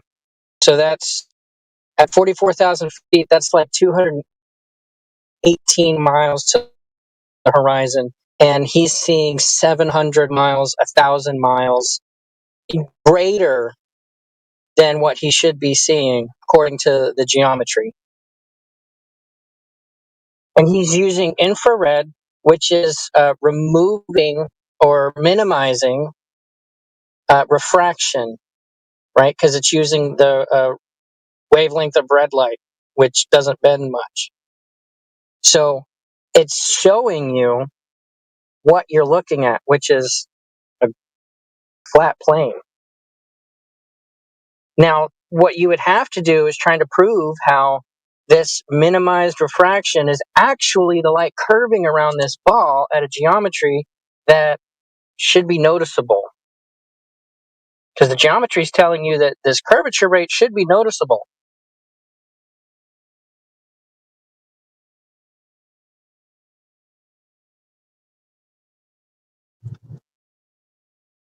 So you're saying this pilot can see hundreds of miles further than the geometric horizon? Not a pilot, passenger. Oh, passenger? Yeah. Yes. And how did he determine how far he could see? By using I don't know what it's called, but it shows his altitude and the direction the device is pointing, which he orients the device to the direction of his camera. He also displays his flight route from the plane he was on. He identifies the aircraft that he's on by tail number, so that you can search it by flight trackers, and it shows that he's at X altitude, and he's looking in such direction, and he zooms in with an infrared adapter on his camera, and then during his video, he'll take the direction from the plane that he's looking at, identify objects or like mountain ridges or peninsulas off in the distance, and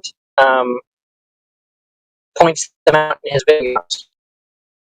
So where he was over Texas, he was looking towards the that peninsula on Mexico, and identified that. He was over Tennessee and looked towards the Hudson Bay, which is 1,000 miles or something away. He was above the Gulf of Mexico and looked across Florida and had the Atlantic on the other side of Florida with the horizon beyond the peninsula of Florida. So he's done quite a few. What's his YouTube channel called? J. Tolan Media.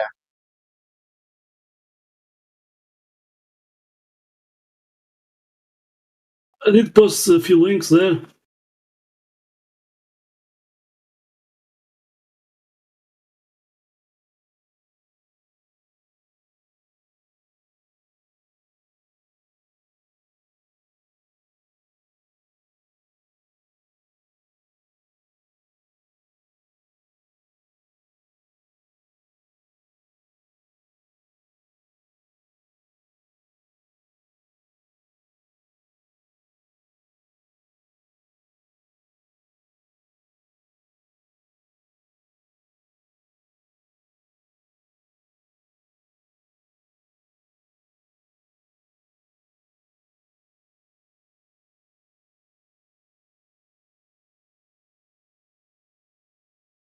I think the flight where he was over Texas looking at the peninsula on Mexico in the Pacific, that's a 700-mile distance. And from Tennessee to the Hudson Bay in Canada, that's 1,000.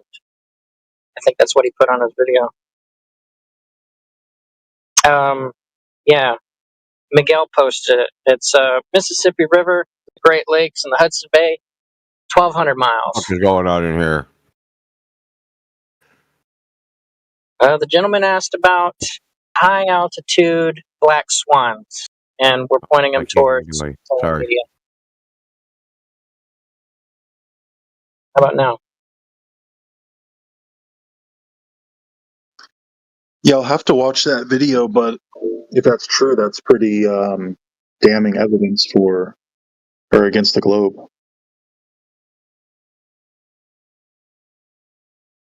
But yeah, we're just always waiting for somebody to come in and show us proof of the globe because we keep finding flat Earth. Have Globers tried to debunk this yet? They can't. It's an infrared. What does infrared have to do with it? Longer wavelength, less refraction. Less refraction, you said? Yes. Yes. So you're saying like no globe earther has even attempted to refute it? Yes, there are COPE videos trying to refute what's being said, but he's pointing out to you that infrared light does not bend due to refraction because it's a longer wavelength of light. And in order for this to be true, this means more refraction, see more distance. Interesting. It's just, I mean, we've seen a lot of like. I was just gonna say, B, those mountains are supposed to be like 11 miles under the horizon, so I don't know how refraction fixes that shit. All right, but isn't Kiba like he's kind of been here a while, right? We've known him for a minute. I've seen his name here around here. Is that not true? I mean, Kiba? Yeah, I usually go to the politics version, but yeah. No, but I'm saying you used to be a part of this server for quite some time, yeah? Yeah. So, I mean, what after all this time, it seems like you're still trying to find some reason why you don't have to think that the Earth is a horizontal plane based on all the evidence that we've been showing you over the years. Like, where's the why do you hold flat Earth to this level of scrutiny when you don't do that for globe? I'm just wondering, like, there has to be something there that we're missing, because it seems like as thorough as these guys can be, it's not going to move you, not even a little. because you would have been moved already. You know what I mean? Well, this is the What I first don't get. instance that I've seen so far that is more compelling because I assumed that refraction was a good like explanation for the black swan, like the the oil rig and everything. But that's the other thing too. It's like I want to say something to that, dude. So you're saying, you know how I'll put it out like this to you, dude, is that if you ask yourself what's the evidence for this globe refraction, what is it? I have no idea. I don't understand refraction. I've tried to look into it. Oh yeah, you want to know what I'm going to tell you what the evidence is. A flat Earth. That's the evidence. Exactly. Seeing too far. Yeah, the Earth looks flat. The Earth looks flat, so there has to be globe refraction bending it around the ball. So their evidence for that the existence of globe refraction is a flat Earth. You understand? And see, here, and I'm going to break it down to you where it even gets more ridiculous. They'll say, well, we know how refraction works. Light bends down toward the greater density, right? It bends around the ball to the greater density air. Well, why is there a density gradient? Why is there a density gradient, Kiva? Air pressure? Yeah, why is there a gradient, though? Why is it more at the bottom? Because it's top in the top. Gravity? Gravity. So gravity causes a density gradient that causes the light to bend to make the Earth look flat. So gravity not only turns the Earth into a ball that happens to look flat. Because that gravity also bends the light to make the Earth look flat. So gravity makes balls that look flat. Really, that's the evidence that you're hanging your hat on? Broken logic. That fucking train wreck? Oh, light's bending around the ball. Why is that? Because there's a density gradient. Why is that? Because there's gravity. Why is the Earth a ball? Because of gravity. So gravity made a fucking ball that Earth looks flat. Dude, what's even worse though is smoke enough angel dust to make that make sense. So what's even worse is that he doesn't even know what refraction is. So he's in this whole argument and still trying to scrutinize the things that the gentlemen have been telling him, and he doesn't know what it is. So how can you have a position to refute anything if you don't even know what refraction is to begin with? So what are we doing here? Like, how can you reason with that? This is like the part of psychology that you should like examine the person you're speaking. Like, why would you even? I don't get it. Like, that's the part I'm at a loss here. Flat Earth didn't. He pointed like you said it, AV. You're not giving. You're hyper analyzing a flat Earth and just like giving the globe a free pass. You don't even know the refraction thing that supports the globe. You admittedly said you didn't understand it. Exactly. And there it is. It's laid to bear right now. What else is there other than him trying to figure out what he knows about refraction based on the globe? And so we're at that level right now.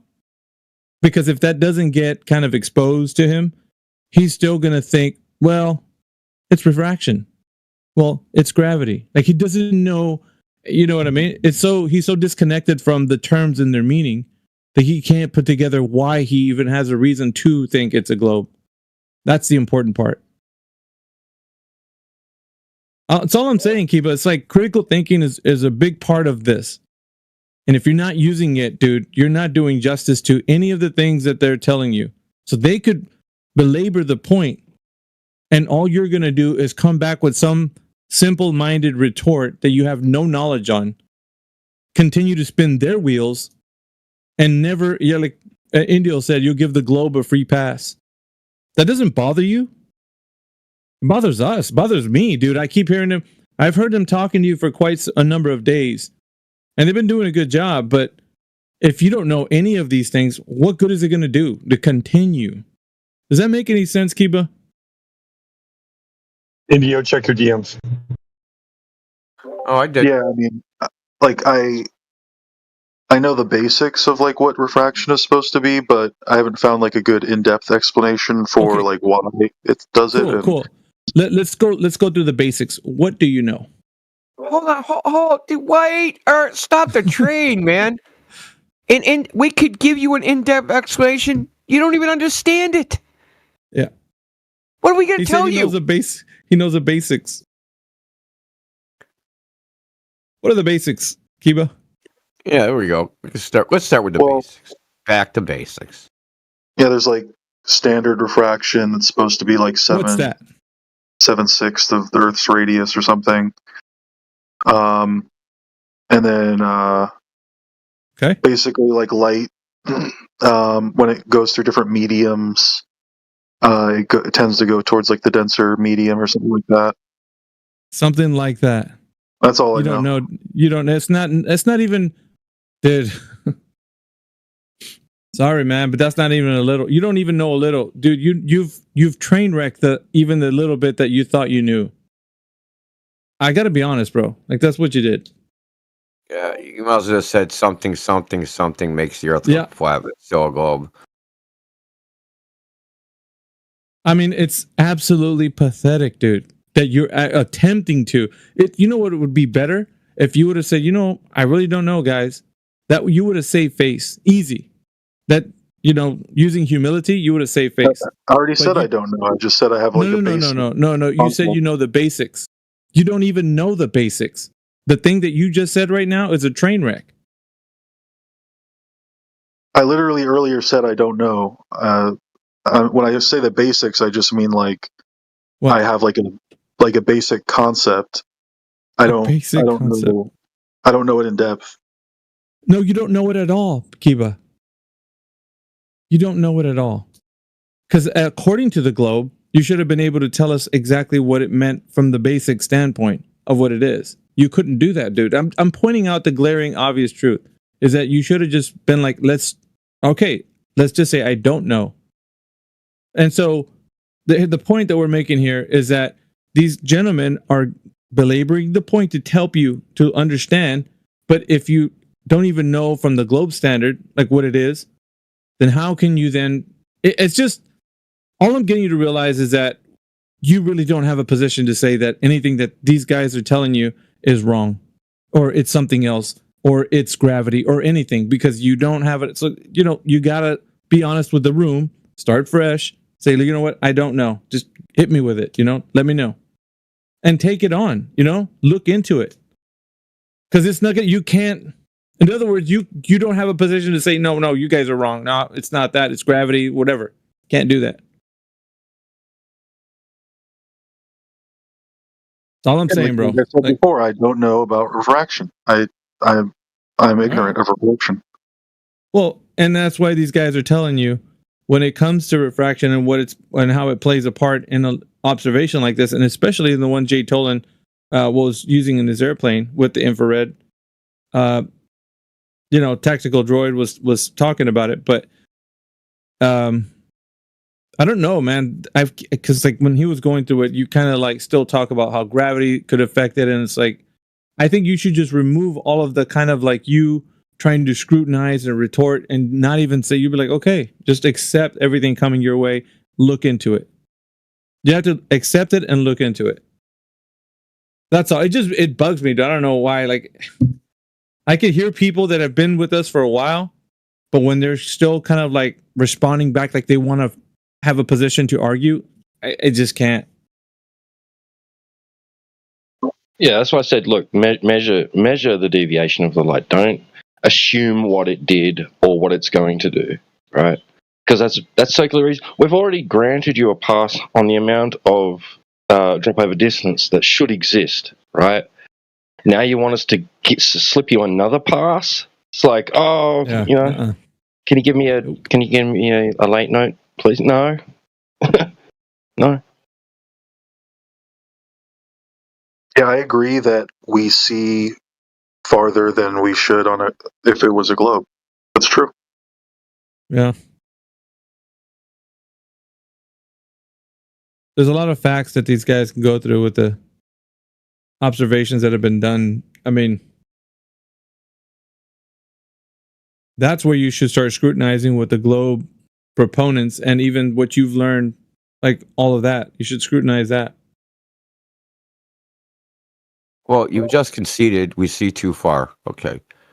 Now you're at a place where, shit, dude, it could be flat because we see too far. But there's some globe alternative explanation. Well, if that explanation isn't actually true, then the Earth must by necessity be flat. So how come you've been in this topic this long and you haven't thoroughly investigated whether that claim is actually true, that there's a globe that makes the Earth look flat? Like, whatever the reason is, maybe it's super technical, maybe you feel like intimidated by the information, but then like you can just go to, hey, okay, they made some claims. The globe earthers, mind you, what's the evidence for their claims? Because it always comes down to that. What is the evidence? Right? The same as like a court case. They go, that's great, counselor. Please put up a witness because we need evidence. You're freaking rambling and yapping while informative to the court doesn't give us any facts. Okay?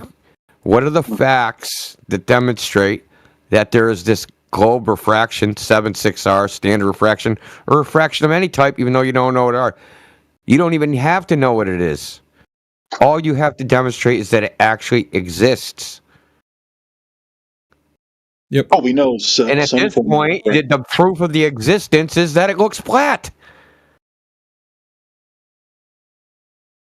It's crazy. I mean, I we know know, that right? refraction exists, but obviously to that The extent. way they say it exists, right? Refraction as a general phenomenon exists. Okay? But is there a terrestrial refraction that makes the globe look flat?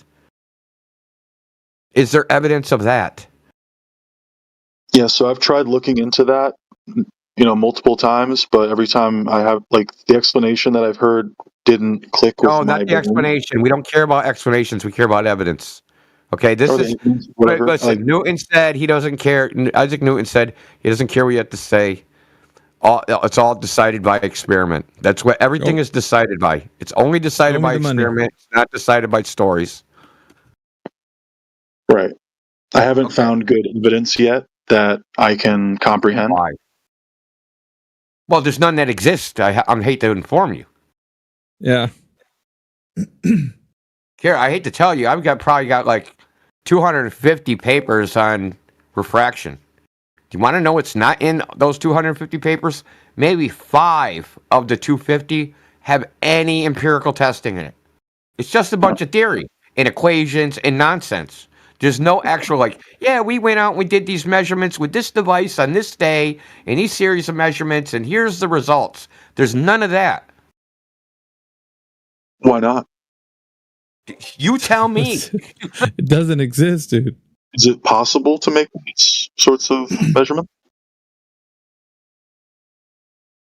Possible or not, it's necessary. Because science is empirical. It's not based upon thoughts in your mind. It's based upon going out and testing and getting the evidence to support your claim.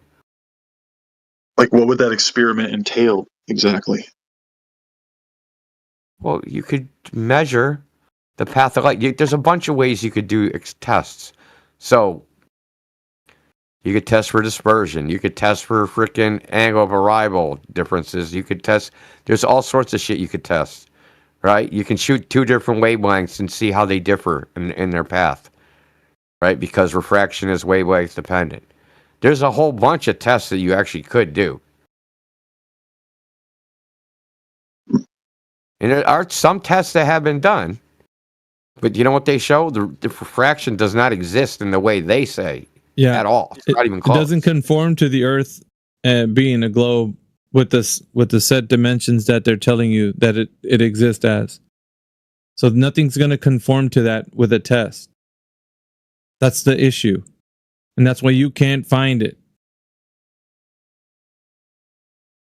That's why these guys in here who have been looking into this for years upon years have already settled with that it doesn't exist. But I mean, if you feel like, let me keep searching, do what you're going to do, man, but it does not exist. Because like, as India was pointing out, there would be something that would have made it true already, as an example. Yeah, so I'm going to post in the chat. So, okay. So this was LiDAR measurements done to a landslide. And you see this little, like, the top is the amount of refraction as measured by the change in the angle of arrival, right, of the reflected light. So it's LiDAR, so it's shooting, infrared radiation, and then they have a detector detect it, and they know the angle of arrival that it arrived at the sensor. And so you can see that there's variations in the angles that they measure, right? It's worse, and they have so you got the top, that's the angle, right? And then you got the middle, that's how much sunlight there is, and then you got the bottom, that's the temperature variation. So you can see the so-called refraction angle varies by temperature and the time of day. But that's not the important part. The important part is you look at the units this is in. So these units are MGON. So the largest variation is for MGON. Well, let's translate that to degrees. How many degrees is that? It's 0.000327 degrees. So the largest variation in all of these measurements done over a 24-hour period is 0.00027 degrees. So in a 25-mile span, that amounts to 8 feet. Think about that for a second. But they're claiming shit gets picked up hundreds of feet. Hundreds. Okay? This is what I'm talking about. When you actually, what sparse actual measurement data there is, doesn't support their claim that light is bending around the ball. It's not even close.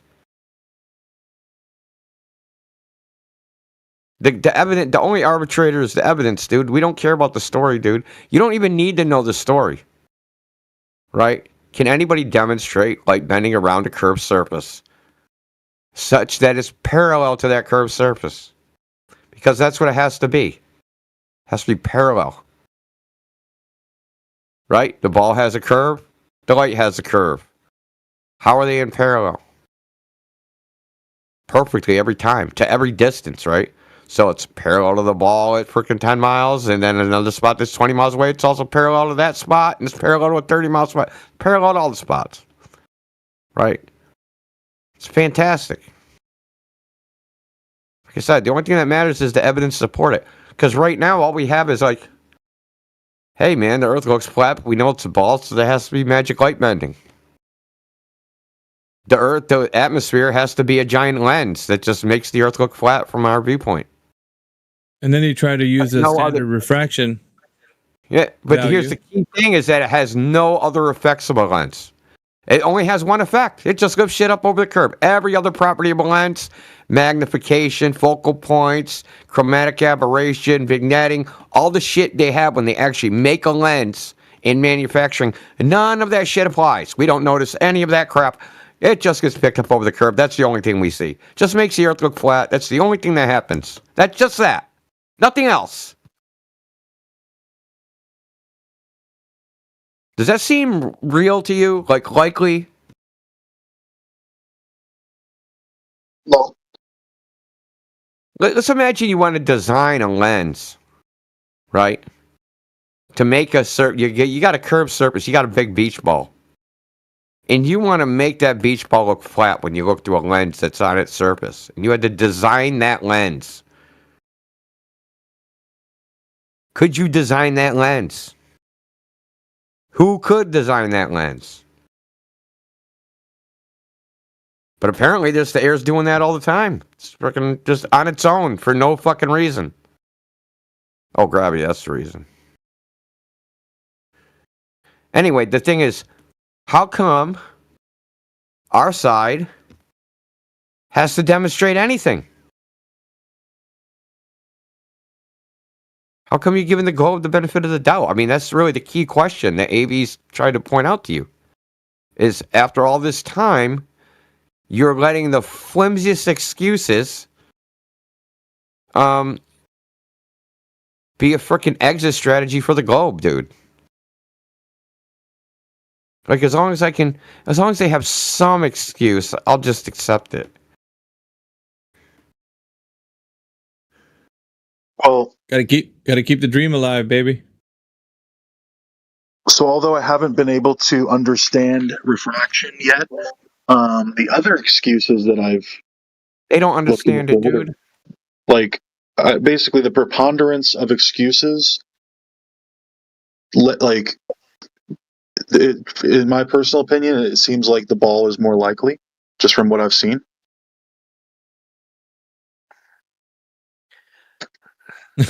Why? Whatever happened to Occam's razor? We don't care about Occam's razor, sheepdog. Not in here.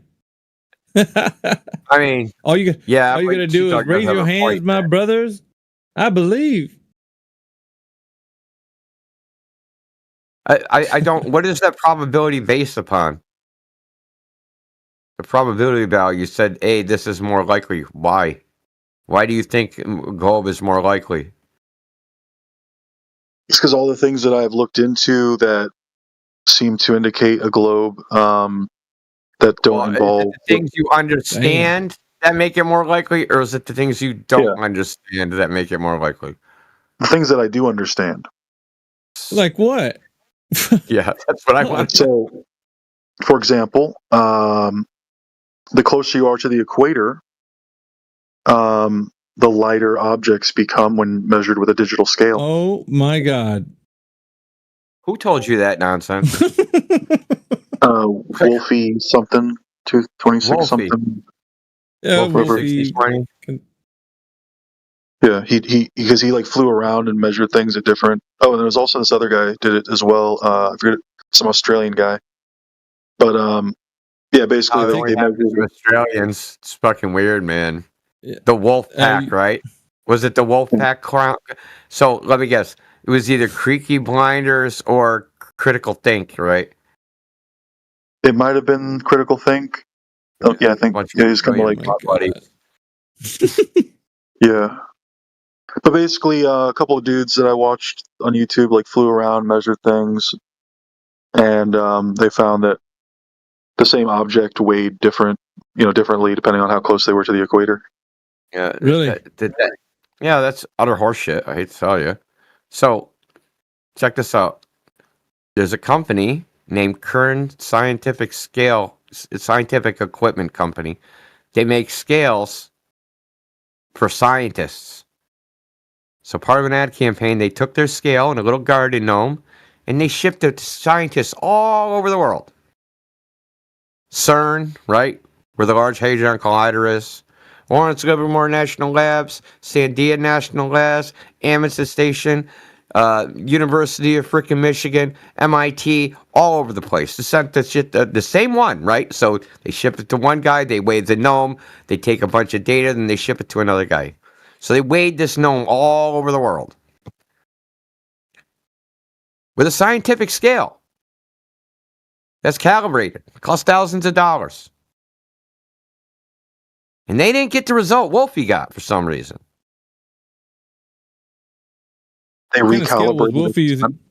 What kind of scale was Wolfie using? Calibration weight that they send with it. Yeah, you can't calibrate it. That defeats the whole point. What the hell?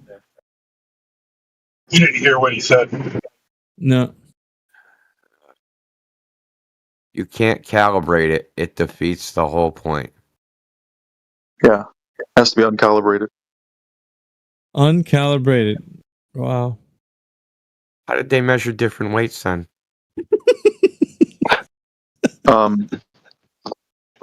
Right, you need a standard. Kiva, you are different weights all over the world, but it didn't follow the prediction of the globe. Is what I'm telling you. Right, and did they recalibrate it every single time they weighed it? It should always weigh the same, according to you. using a known object as a weight, as a gauge, right? It's a there's a standard. So the reason that you would calibrate it is because things weigh differently depending on where you are in the world. So no, when you calibrate it, you're readjusting that to a known weight. Okay, you recalibrate a scale for accuracy. Yeah. Yeah. So what you're telling me, Wolfie took an uncalibrated scale, so all over the place, and started weighing stuff with an uncalibrated scale. Inaccurate by default. So I bet you that scale was thrown all around baggage claim, and it was knocked loose in every which direction. Well, he's flying. Wolfie's a pilot, so he's flying the plane. So he's a pilot. Let me ask you, brother. If you were buying a whole bunch of illicit, illegal drugs, and your drug dealer showed up and just threw the drugs on there on his triple beam, and you oh, did you calibrate that? And he's like, nah. Would you buy that shit? No, I wouldn't. Forget that, man. You could arbitrage. Pebbles like this is a kilo, motherfucker. And you'll forget that, man. You could arbitrage gold, bro. You know how much money you'd make? Arbitrage gold, dude. Fucking mining in Alaska, sell at the equator. Yeah, well, that's why they calibrate their scales so that doesn't happen. Really? So then they do calibrate them. Well, I'm saying, if you want to measure, you're a hot mess, bro. Well, I think you should do, Kiba, is look up the historical context of the moon mission and who was responsible for that. You know what I'm talking about? He just admitted they would calibrate him for gold.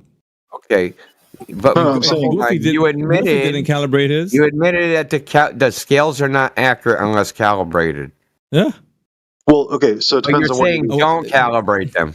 Yeah, you can't take it back. And then you're going to draw a conclusion from an uncalibrated, inaccurate scale.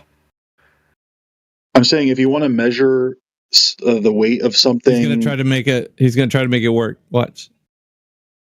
If you want to measure the weight of something compared to a known weight, then you would calibrate it. But if you want to demonstrate that your latitude has a different centrifugal. He's making this shit up, isn't he? On the spot. I'm trying to explain. Are you sure you're not just demonstrating that shit up on the spot, bro? Are you sure you're not just demonstrating that your scale's inaccurate because it's uncalibrated? Well, it's there's a. He's thinking of. He's like when a husband's caught. Like he's trying to think of. Let me see. What can I say to her? Like, go buy a triple beam scale. So weigh something. Take the scale out a month later. Weigh that thing again and see if you get the same number. Don't move it. Don't do anything to it. Just weigh it again and see what happens. So you're not going to get the same value. That's why you calibrate it. If anybody was listening, he was arguing for not calibrating the thing to get it like the way it should be accurate. Now he's arguing for calibration. Now he's on our side arguing that they need to be calibrated. Do you see what happened here? He's talking about calibrating it to latitude rather than calibrating it to a known weight. Well, calibrating it to the weight at your latitude. Right. Yeah, and what I think you should do is look at the people who are giving you this information. They identify as a wolf pack. Wait, are you calibrating it to what you think should be? Yeah. Yeah, that's what he's doing. No, I mean, you calibrate it where at your current location, right? See? And that's exactly what he just said. Yeah, that's exactly what he just said. Because why would you do that? Wait a minute. Why would you do it at your known location? You don't need to do that. You just need the standard.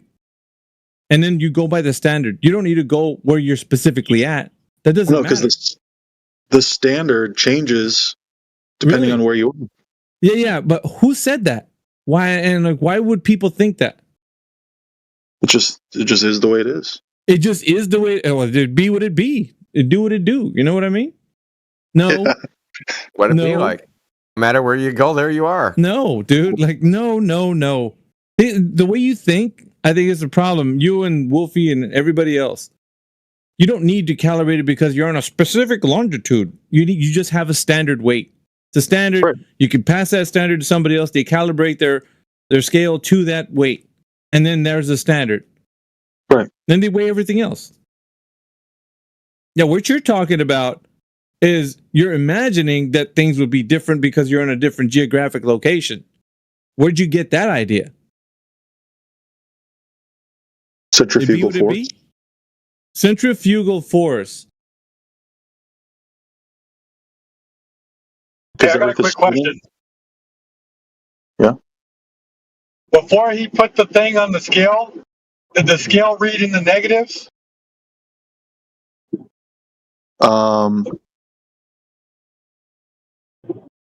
Potentially, I can't remember. He doesn't know, dude. He's like, potentially. I just don't know.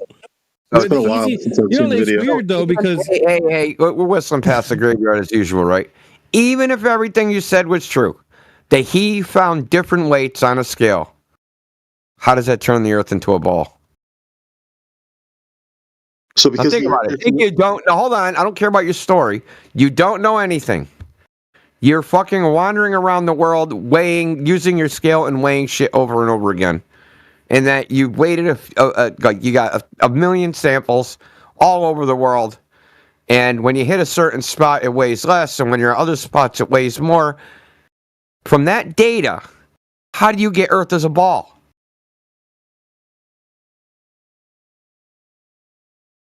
From the data, not from your imagination, from the data. That's a fucking leap of logic, bro. So freaking far. That's a Grand Canyon-sized leap of logic.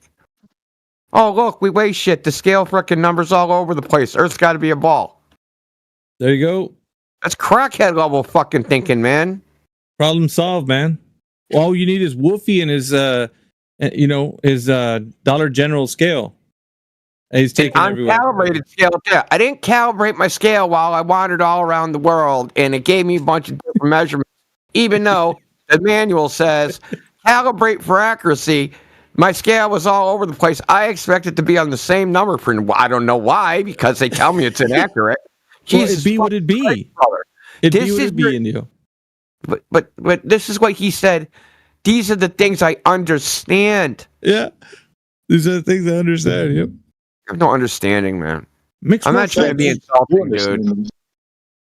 Well, I understand why you calibrate digital scales. I am because he's not being. Listen, I am because he's not being forthcoming. Ensures data accuracy and reliability.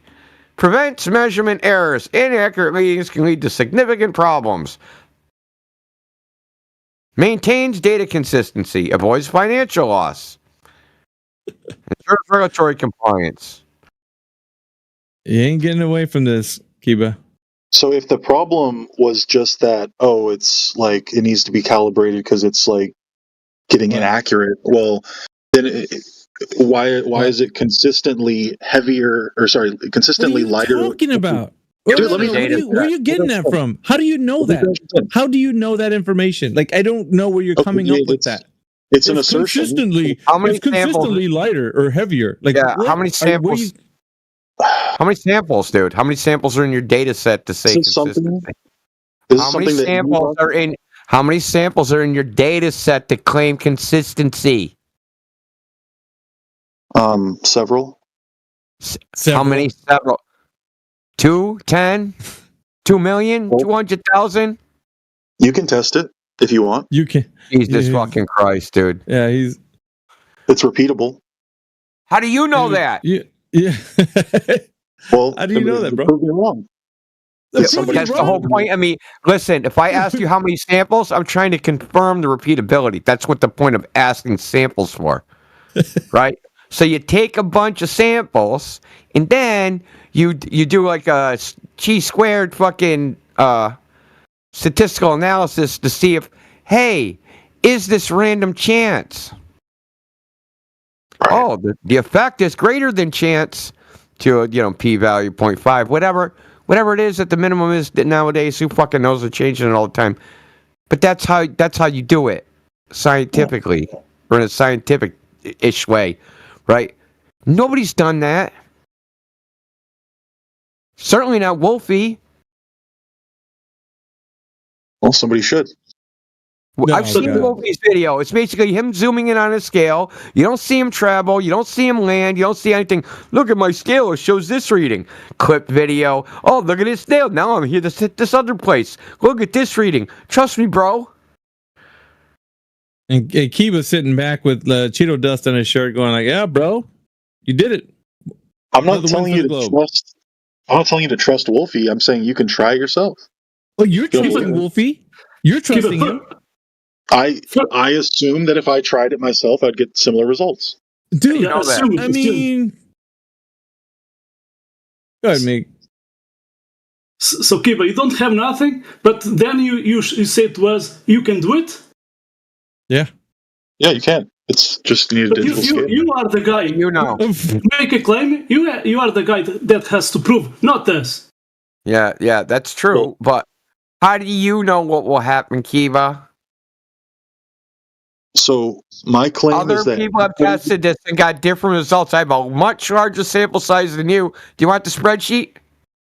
Sure. All right, I'll post in the chat.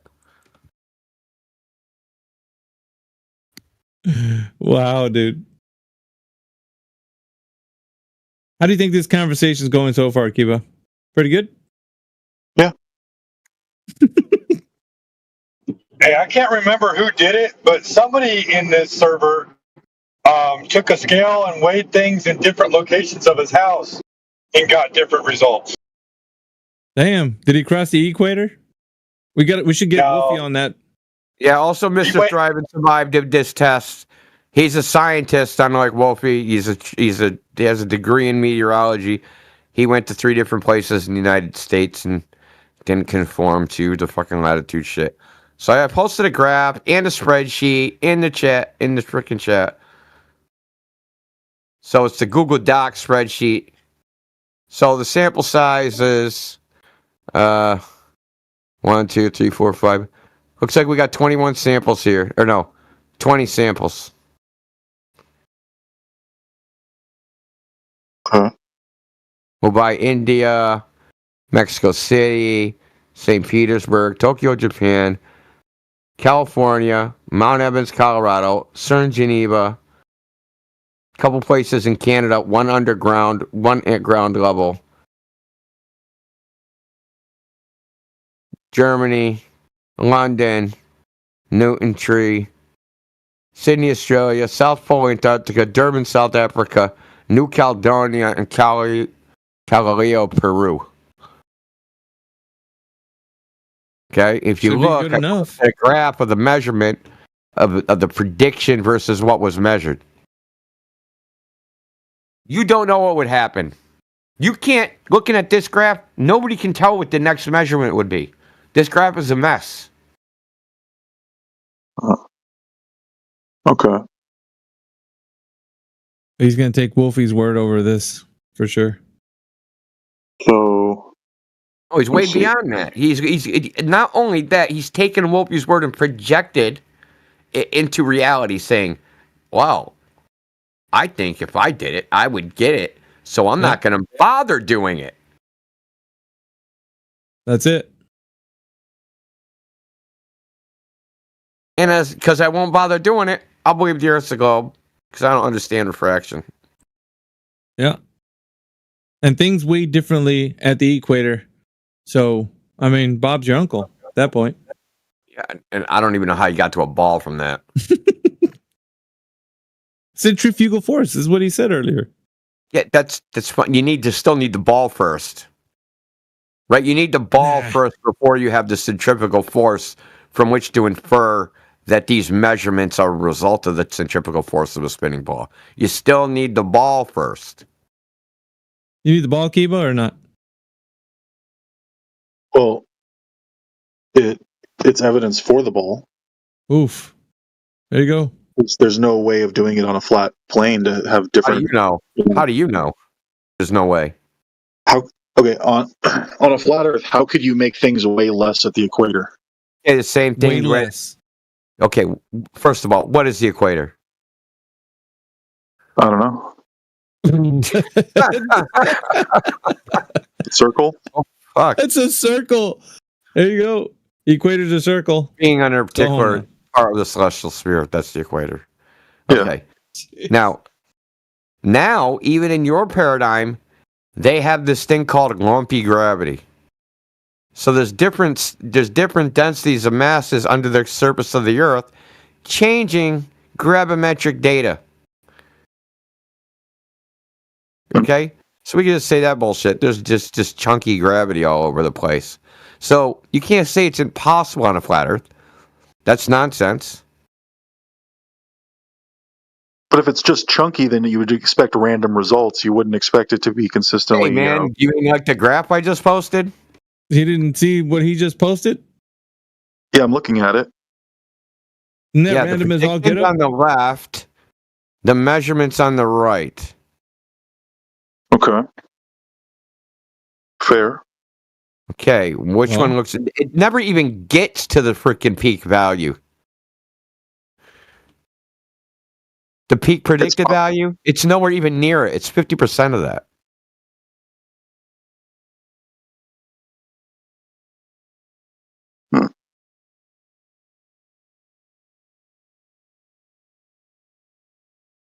Right? It should weigh like 309.75. It's a bad fucking screenshot, dude, because this thing has been screenshotted and re-screenshotted 50,000 times.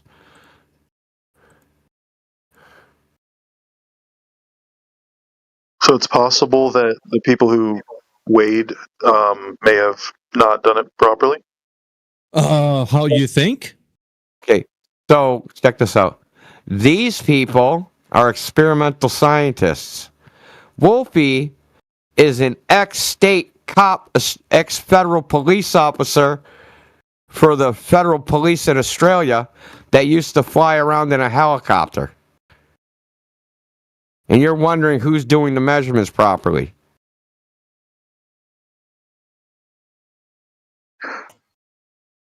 Wolfie, clearly. Clearly, Wolfie. Clearly, the random fucking suck up to the man is the one doing the freaking right things. And if you just got here, but Wolfie doesn't need to calibrate his scale when he goes to different places. Just put something on it, and he also doesn't need to show he's actually in those different places. Yeah, because he never showed that, did he? And Kiba's thoroughly convinced at not only that he's doing it correctly, but he's assuming that he doesn't need to do it because he would get the same results as Wolfie, and then says that things would be lighter. Duh. Making declarations all over the place. I mean, Kiba's a hot mess. He's been here for a while, as you guys know. And I don't know. I like Wolfie. Wolfie has my favorite flat Earth evidence. Yeah. I think Kiba's suffering from brain fog. I could be wrong, though. He's just probably a hapless troll. Could be that. Either way, no evidence was presented for the Earth being a globe via Kiba. And, we went from refraction, which he said, I only know the basics. We asked him, go ahead and present your basics. Couldn't do it. Not even the basics. Train wrecked the basics. So at the end of it, really, he doesn't know anything. Nor is he willing to know. And then, people were kind enough to engage with him. But honestly, I think it's just really going in one ear out the other. What did you learn, Kiba, from what these gentlemen were telling you from the long distance observation, from the Jay Tolan media footage? What did they tell you about? They said that he saw 700 miles over Texas, but he should have only seen like 200 if he was on a globe. Correct. But why? What did you say? What was your retort to that about refraction? Why was that even brought up?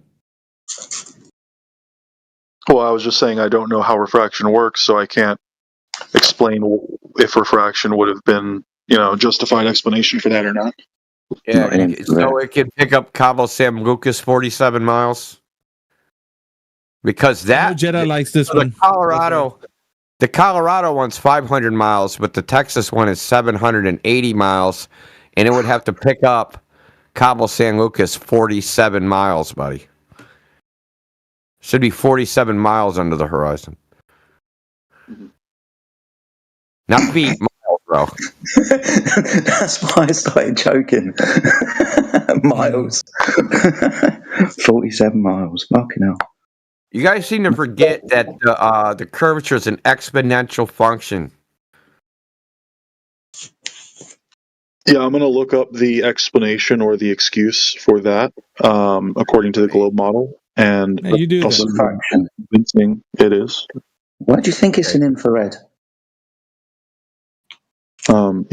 Supposedly infrared has less refraction. Yeah, has a less refraction. Yeah, definitely does. Because of a longer wavelength? Well, no. It's partially true, but that isn't the reason. Refraction itself is related to absorption. Okay? In water molecules and high haze and all that shit, and just regular air, absorbs light better than it absorbs infrared. That's why we do what? What do we do with infrared in practice? We catch bad guys. We blow up shit because we can see them a lot better. Right? Yep. Okay? And because we can see them a lot better, that as a consequence means that there's less refraction because there's less absorption. They're directly related. And I could give you the name of it. It's called a Kramer-Kronig's relation. How they're related. You can actually calculate the refractive index of something from knowing the absorption and vice versa. Right? You can actually get one from the other. Okay, so the point being is that just from the mere fact that it's absorbed less, it's called an optical window, that means it refracts less.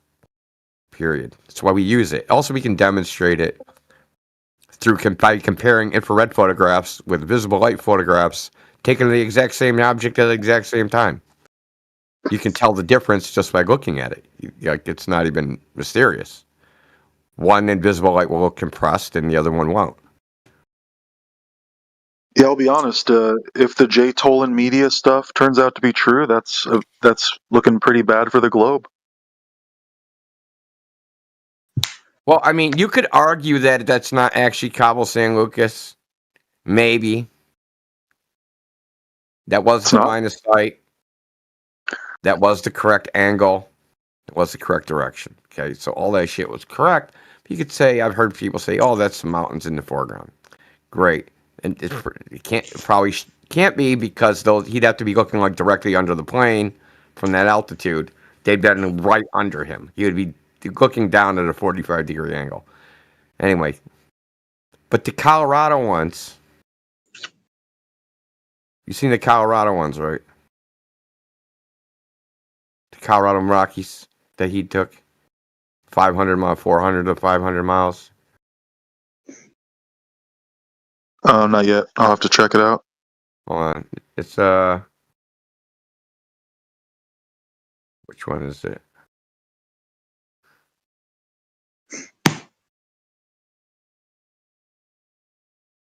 Oh, someone posted it.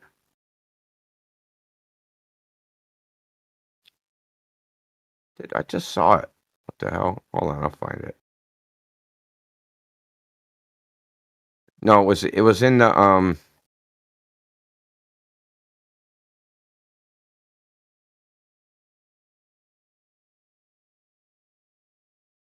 it's in that one. That was taken from like 27,000 feet. Now he's looking across the desert. And the only mountains in his line of sight are the Rocky Mountains, and they're 500 miles away. Okay? They'd be freaking 11 miles under the curve of the Earth at 500 miles. Yeah, I have no way of explaining that. Kind of nobody really does, but The thing is, the refraction just as a thing is just meant to make the globe unfalsifiable. So no matter what, right? No matter what you see, no matter what goes on out there in your environment, you can just go, oh, that's just refraction. That makes the fucking impossible possible.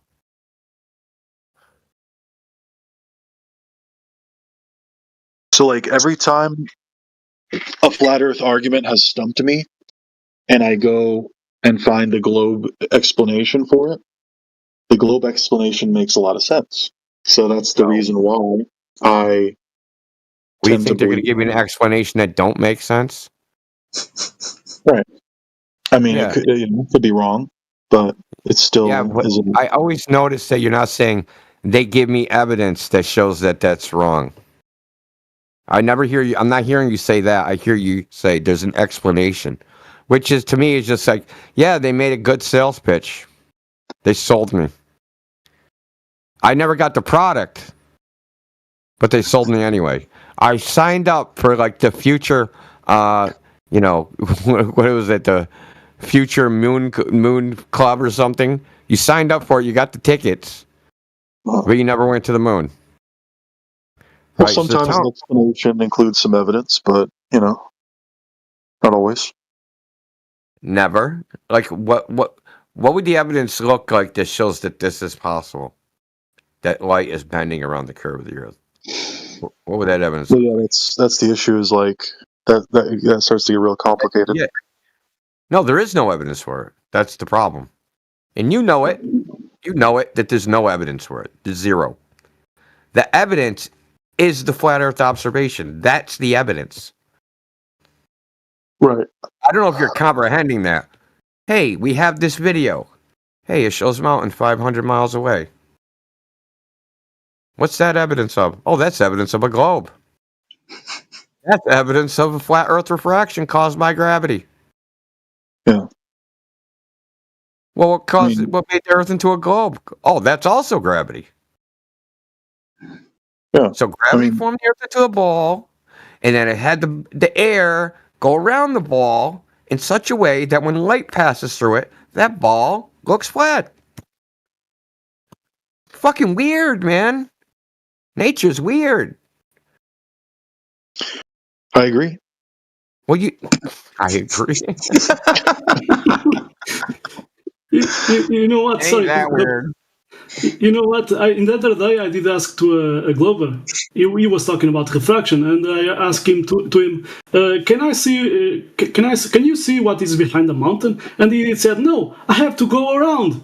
Oh, great! So he did debunk his own refraction, because what is that refraction that allows me to see what is behind an object?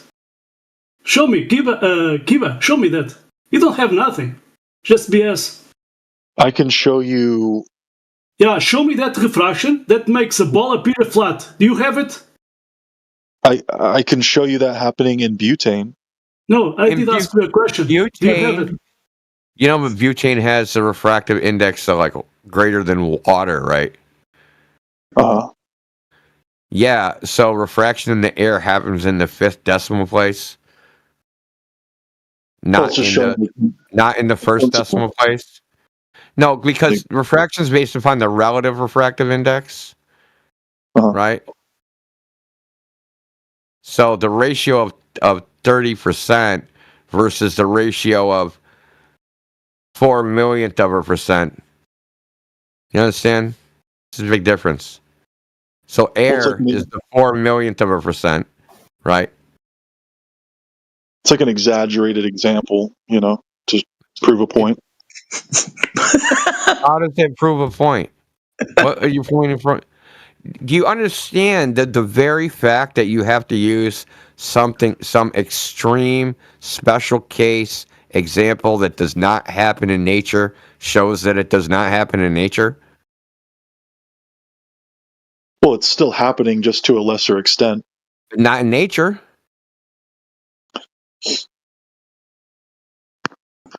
It's amazing. You're making an unnatural condition to show what happens in nature?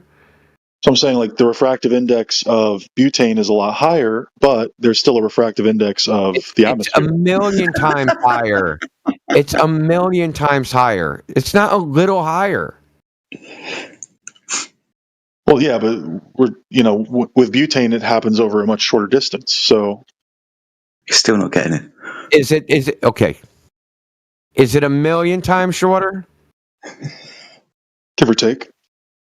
Oh, Jesus Christ. I haven't measured exactly how far. So how far is a million? Let's say it happens over a foot. How far is a million feet? Let's see. So like a mile is like what, like 2,000 feet or something? So it's probably like 200 miles. Yeah, let's go with that. So butane's a 200-mile simulation. Give or take. I think it was more of over like 10 feet or 20 feet or something, but yeah. It's making it worse, not better. You also know that the butane is super cold, right? Uh-huh. In the gaseous form. So not only is it significantly colder than the air, it already has a refractive index of 0.4. 1.4. It's nowhere near nature. It's not simulating anything. Small scale or large scale. It's nothing similar to it. That's like fucking lighting a fire and saying, hey, look, man, heat. It's just like nuclear fusion.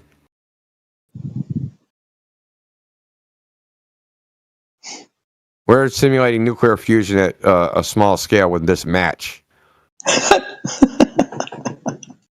Hey, they both draw heat and light, man. Come on, man.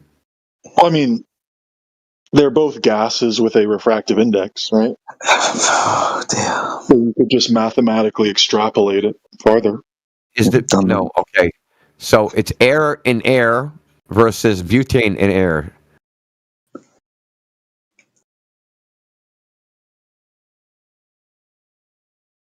It is the relative refractive indexes. Relative.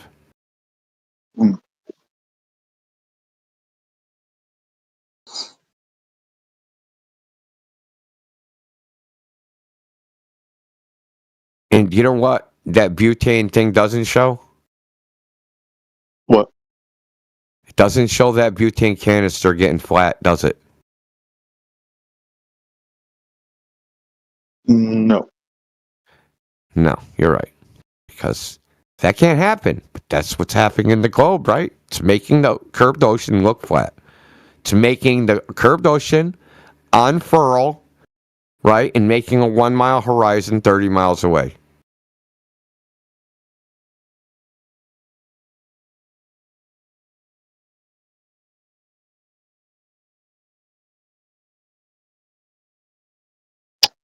Yeah, shouldn't happen on a globe. I agree. It's weird. Yeah, what McGill said, hey, demonstrate something looking flat, dude, right? What type of refraction is that makes a ball appear flat? Do you have it, Kiba? Terrestrial refraction? Making up shit. It's your way. Yeah, and your evidence for terrestrial refraction is a flat Earth. Correct. Kiba, can I see what is behind the valley or a hill? I want to hear Neil deGrasse Tyson say that. What's your evidence for the globe, Neil deGrasse Tyson? The Earth looks flat, kids. Bruh. Yeah, it does look flat. Yeah, and that's your evidence for globe refraction, is that it looks flat. So you see something, and you go, it's that thing that I see really shows me that it's something else. It looks round if you go up to the Kármán line. How do you know that? Cap, bro. Wait, what? Like Not according to Neil deGrasse Tyson. 100 kilometers up or whatever. Yeah, no. Well, Neil is an idiot. Is he? we go. Classic. The guy that was given a microphone to teach everyone it's a globe.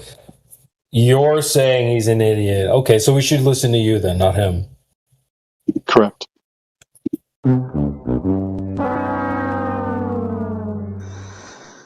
And at 100 kilometers, you can see the curvature. How many feet is that? How do you know that, dude? How do you know that what you're saying is true? Well, I'm assuming that it's true, and I've seen it on a weather balloon. You assume no weather balloon goes freaking 100 kilometers in the air, dude. Well, it wasn't that high. It's pretty high. You're pretty high. So you can see the curvature of the Earth from above the Kármán line, but this blue line point and that showed the curvature of the Earth isn't above the Kármán line. What? You dumbass. But the what? Well, yeah, what? Making it BS.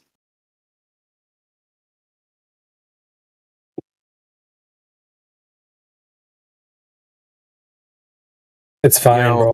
I'll do the Google. Go ahead. No, I just wanted to say, dude, like, we've been here, I don't know, freaking quite a while, right? You know, we've heard from you a lot of stories.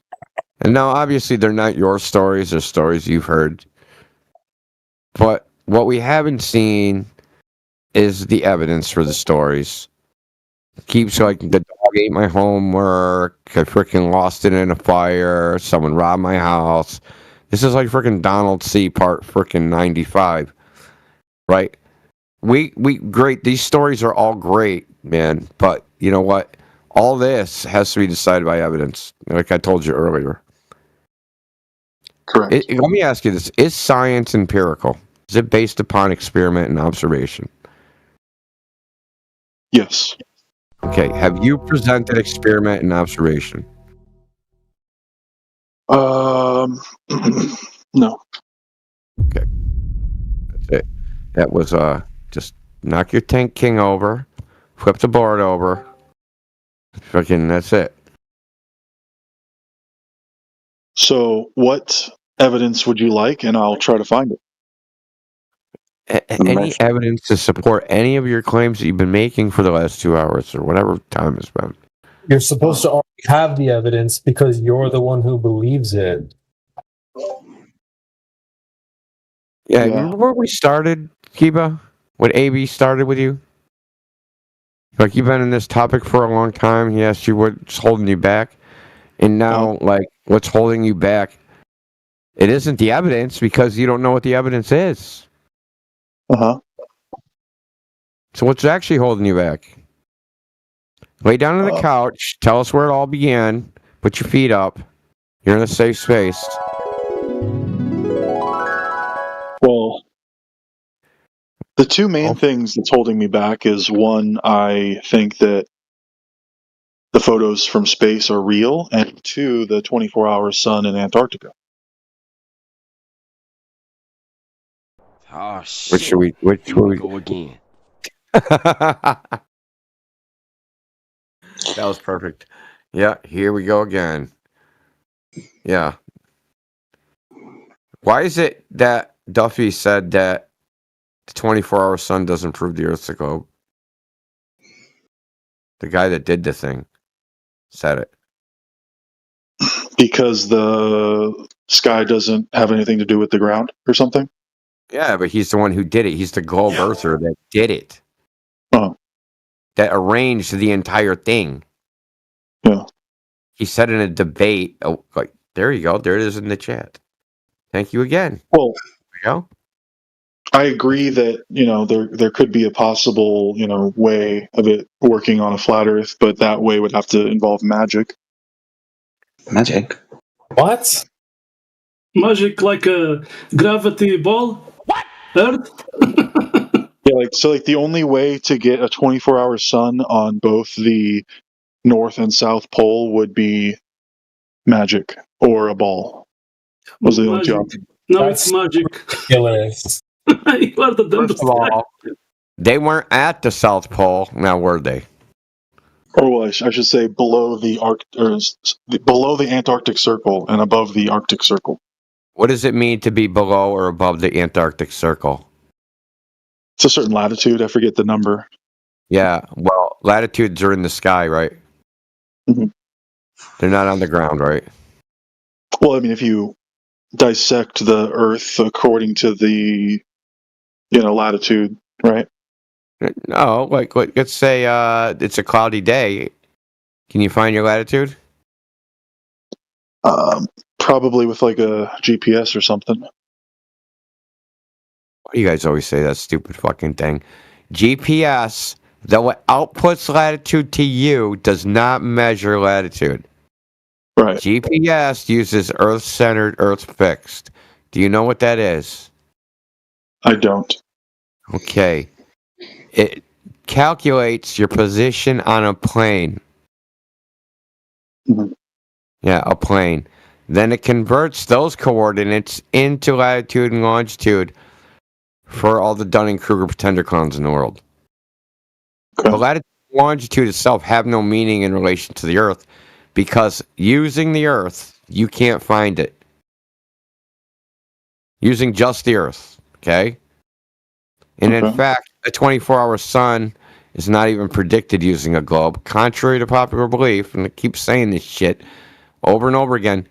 When they calculate, if you go on Time and Date or SunCalc to calculate, hey man, where's there going to be a 24-hour sun? The model that they use is not a globe model. Okay? It's not a flat Can you Earth please model. provide? It's not a cube Earth model. What'd you say, Ricardo? Can you please provide evidence of your claim that GPS calculates your position on a flat plane? Oh yeah, Earth-centered, Earth-fixed. Hold on, coming right up.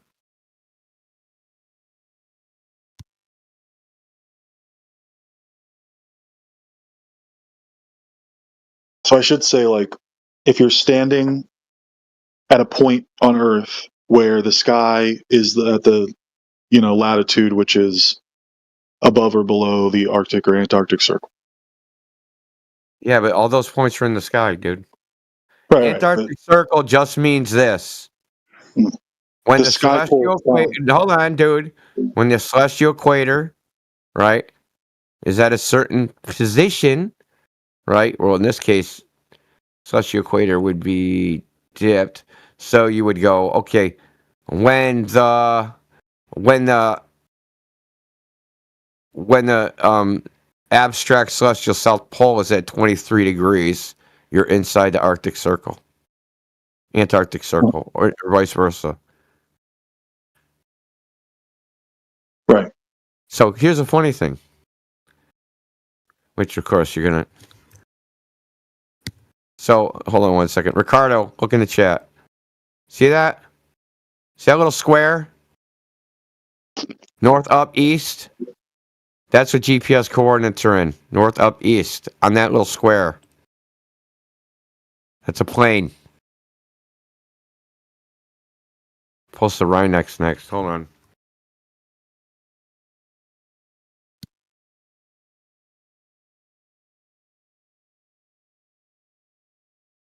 This is a raw GPS Rhinex message. These are your coordinates. Thank you. Have a nice day. Okay, where was I?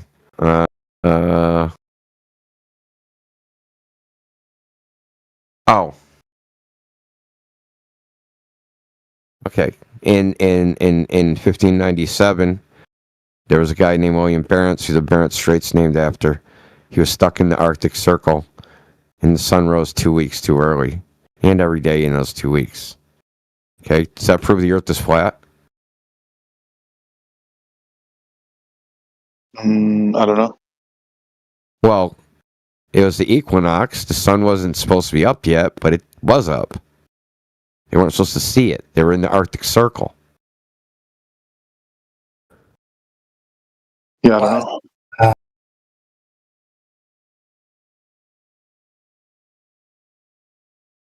Did that prove the Earth was flat? We have an observation of a freaking of a sun that's rising too early, dude. Is the Earth not tilting anymore? What happened to 23-degree tilt? Did he take a picture of it?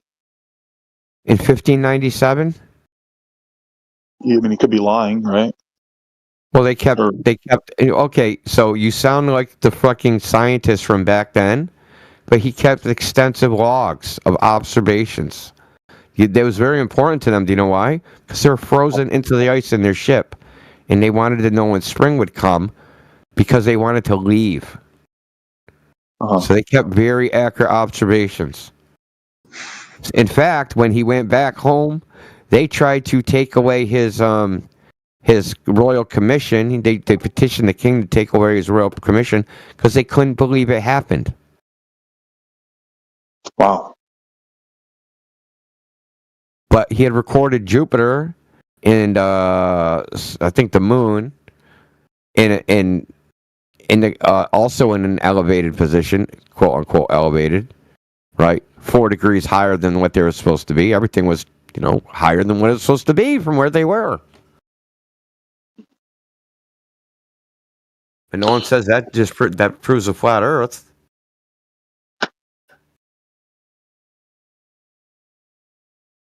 Do you guys have anyone been able to replicate those observations? What observations? The ones you were just talking about just then. The nebula. There's actually a name for it. I can't remember the name off the top of my head. It's like some Russian name. It's named after the frickin' island they were stuck on. How are you going to replicate? How would you replicate the sun observation?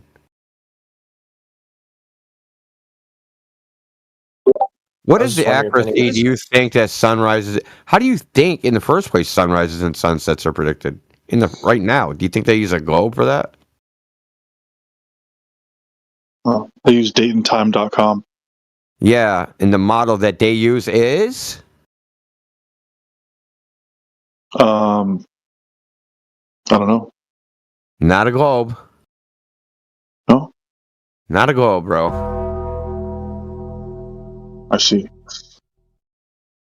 Use something called the equation of time. Time and date actually uses the U.S. Naval Observatory data, which then they slightly modify. But anyway, the point is they've tested sunrise, sunset times to see how accurately they're predicted. The mean error is some plus or minus 5 minutes, with variations as large as like 14 minutes, plus or minus 14. So like they could predict a rise of 7 or rise 14 minutes before 7 or 14 minutes after 7. So that's why when people say they predict eclipses down to the second. Yeah, they predict them. It ain't accurate to the second, I'll tell you that much. Can't even predict the fucking sunrise to the second.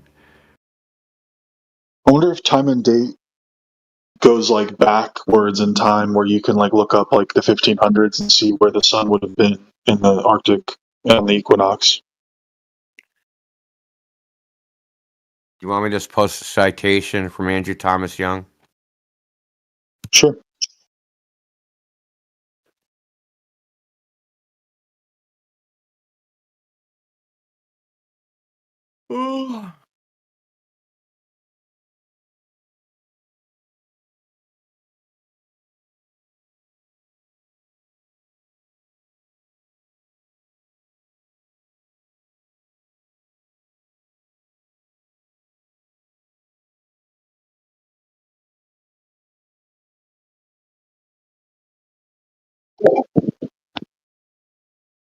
Do they use a flat Earth to predict when the sun will set and rise? Yep. They want to. It's an observer-centric model. Doesn't matter what you're on. They don't consider that. That means it's from your eyeballs. Wherever you are, it's from your eyeballs. What's the name of the model? Equation of time.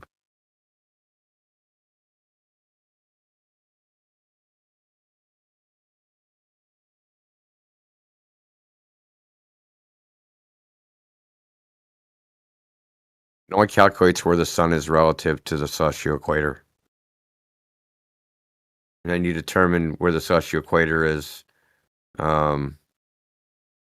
or where the sun, if you went for your individual location, would be where the celestial equator is relative to you, in the angle from the horizon. Is it at the horizon? Is it above your head? Like, where is it?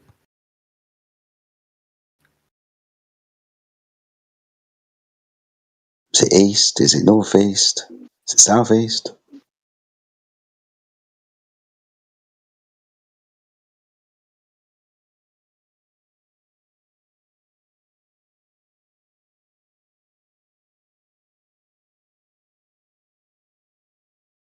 How do you explain the Qantas airline flights between Santiago, Chile, and Sydney, Australia?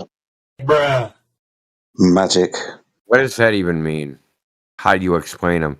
They made an airplane. People get in it. They fucking fly it. Yeah, but it's too fast for a flat Earth. What? What? What now? It's an 11-hour flight. That can't happen on a flat Earth. Not first of all. Shortest time I've ever seen on that flight is 11 hours and 45 minutes, and the largest I've seen is 15 hours. That's going east, west to east. Going the other way, it takes even more time. Right. Yeah, and those flights didn't start till 2012. That's when they started doing nonstop flights. They did buy the A380, I think. So it takes more fuel. I'm gonna ask this one. You're saying you can't go A to point B on any type of Earth? What are you talking about? Well, the problem is it's like the same time that it takes to go from London to New York, but it's way farther south. It's not possible.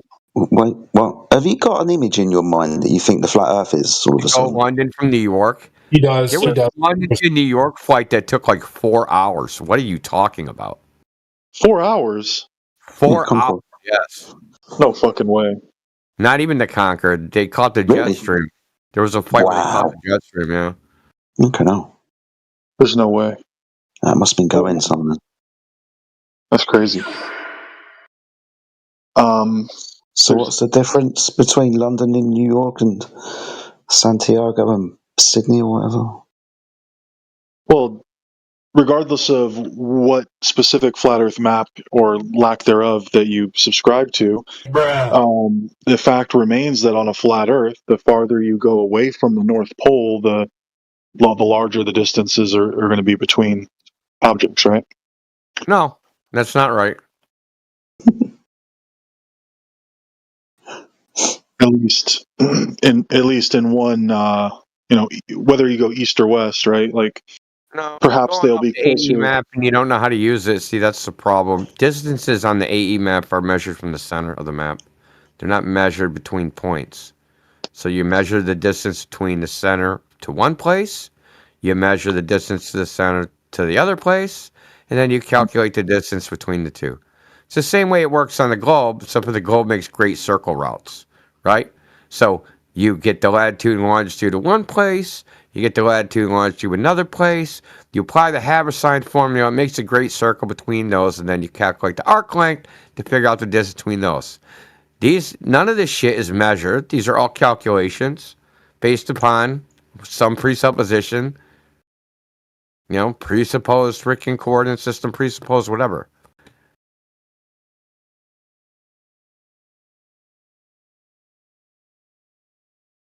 Steve, do you know why this place exists? Because there's the way you guys think shit work, and then there's the way shit actually works. And never the two shall fucking meet. I'm talking about on an actual flat Earth, when you're measuring the distance between two continents. How are you measuring distance, buddy? Did you hear what I said? How are you measuring distance? With what? With a ruler. This took a nosedive down. Really like long ruler. People was measuring a stad at the fucking stadium in Cyprus with a fucking meter fucking tape measure. Or let's say this: an airplane's flight time. They vary. on a nonstop direct flight? They vary. Well, yeah, you're going to get a little bit of like 30%, dude. get a little jet stream action going on, but you know, basically, I mean, it's more or less. Why do you guys oversimplify shit? Why do you guys do this? So runways have orientations, right? So if you come from the south and it's got an east-west orientation, what do you have to do? Planes don't turn on a fucking dime. Just across the airport, then circle around. That shit probably takes 10 minutes right off the fucking rip. Right? It depends on where you're landing. It depends on the freaking air traffic. It depends on the freaking international flight fucking corridor. Depends on the weather. There's a whole bunch of things that affect flight time that are greater in magnitude than the distance.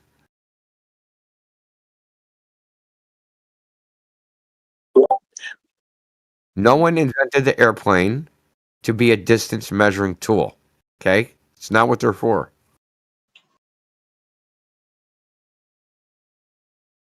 The problem is you're flying in a fluid. You're measuring your speed by freaking differentials and pressure.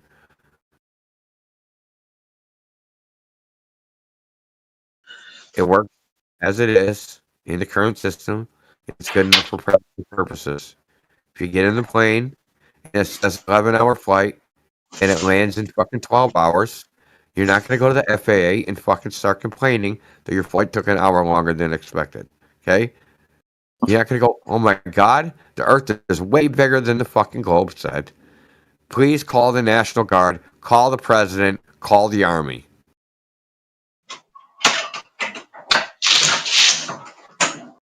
Do you believe that the North Pole is the center of the flat Earth? No. Where do you believe the center of the flat Earth is? I don't even know if that question makes sense, dude. Well, does the flat Earth have a center? I mean, maybe I could throw a curveball his way. Keeper, you are running. Keeper, sorry to interrupt. Keeper, you are just running away from proving the crab, man. Talking about things in the sky, blah blah blah. You are running away, man. No, like this is a good educational for everyone listening. Is that for the last 2 hours that we've been in here and it's story time with fucking no evidence, dude. Hour after hour. Dude, listen really closely, buddy. If the Earth was a globe, this conversation would last 5 minutes. You know that, right? The fact that it takes this amount of time and you're still at the same starting point. The gun went off, you're still at the starting line 2 hours later. Okay? That's a big clue that you believe in bullshit. You ever think of that? You ever considered that for a second? Why it's so difficult? I consider every possibility. No, why is it so difficult to prove the globe? Well, perhaps there is evidence out there. I just don't have it on hand. I don't know. Evidence that said proof. Prove it. Prove the globe. Why isn't it? Well, you can't prove anything, except for like maybe logic or something. Like what's that thing called? The If you're happy and you know you have no hands, I don't even know how you clap. How do you do the clap part? Don't do that, CB. You're triggering freaking Blitz. He's like, what's that sound? There's always going to be a degree of uncertainty of everything, right? Oh, for you, maybe. Are you sure you are talking with us on Discord? Hold on. Right now? Hold on, Kiva. What's your degree of uncertainty about that statement? 0.1%. So okay, let me get this right. So you're uncertain that you're actually uncertain. So there's 0.1% that you actually are certain right now? Yeah. Maybe. Give or take. You guys get locked in your bullshit so fucking far that you're not actually thinking about what's being said. Okay? You said you're not 100% certain. I asked you if you're certain of that. Okay? You said, no, I'm not. That means if you're not certain about being uncertain, that means there's a possibility that you actually are certain. Well, it could be. You don't know your own mind. You don't know if you're certain or not certain. I have a high degree of confidence in what I just said. Someone top the fluid up in his jar, please. Oh, yeah, top it. Fucking pour a bottle of tequila in there. Dude, you understand that if you're saying that you're uncertain, that means you are certain? It might be. Bruh. Probably not. Oh, man. You know, when you want to get territory, you don't plant your flag in mush, bro. Like you went to plant your flag at the top of a hill, and there was just a fucking peat bog there, and the flag went flying through the fucking ooze. I mean, have you ever thought you were 100% certain about something, and then it turns out you were like mistaken? Like maybe where you left your keys or something. It's like, oh, I could have swore I left my keys there. You know what I mean? I was thinking that the Earth was a ball, you know? Guess what? Yeah. There's no curve. So what you just did was an all or nothing fallacy. Okay? Uh-huh. That if you're not certain about all things, you can't be certain about anything. That's fallacious. The only thing we can be certain of is that we ourselves exist. Gonna get laid in college. No. So if you grab your tape measure and you measure your kitchen table as 6 foot across, that means it's not 6 foot across? It's probably 6 feet across. Why would you say probably? You just measured it. What are your eyes painted on? He could be delusional. Going down this line of nonsense with him. He already cooked himself when he said he's uncertain that he's uncertain, which would make him certain. So I'm going with the fucking 0.0001% that you actually are certain, and right now you're just high as fuck, got mental illness, ate some lead paint, or something's going on that you can't actually. I think the actual real answer is you just can't tell the truth. That's depressing. He's not even a 1%er. That you just can't tell the truth. And you know, if we kept going to the how uncertain are you that you're uncertain, and you kept saying the 0.001%, you know that's a converging sum. Okay, eventually you're going to get to 0% uncertainty. You're going to have 0% uncertainty. If we loop it, right, we do an iteration. How uncertain are you that you're? How certain are you that you're uncertain? Well, I'm only 99.9% of that. Well, how certain are you of that? 99.9. You understand that if we multiply those up, dude, the certainty goes to 0. The uncertainty goes to 0. And that you actually are certain. See, your worldview leads to a freaking ridiculous contradiction, which means it can't be true. I think that's just a quirk of, language in general. A quirk of language. So mathematics is a quirk of language. Well, trying to basically create a paradox of No, it's not a created. Yeah, you're right. You created a paradox by saying there's no certainty. When you make a statement about objective truth, listen, you're making an objectively true statement that everything is subjective. Well, how can you do that? Everything is subjective. Okay. Well, that's all. I'll just say that that's also subjective. Okay, well, is that statement subjective or objective? Well, then that's subjective too. And subjective, and subjective, and subjective. And no matter what percentage you put on it, right, it leads to a 0. Okay? And immediately contradicts itself by the fact that if I say, how certain are you that you're uncertain? And you'll say, well, I'm not completely certain that I'm uncertain. I'm only 99.999% sure that I'm uncertain.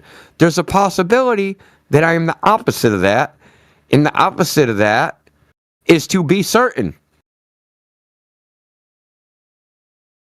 You get it.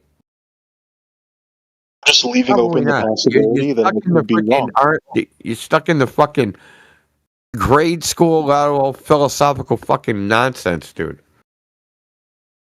No, I just recognize that, my brain is not perfect. And I could be wrong about many things. Yes, but that doesn't mean there is no objective reality.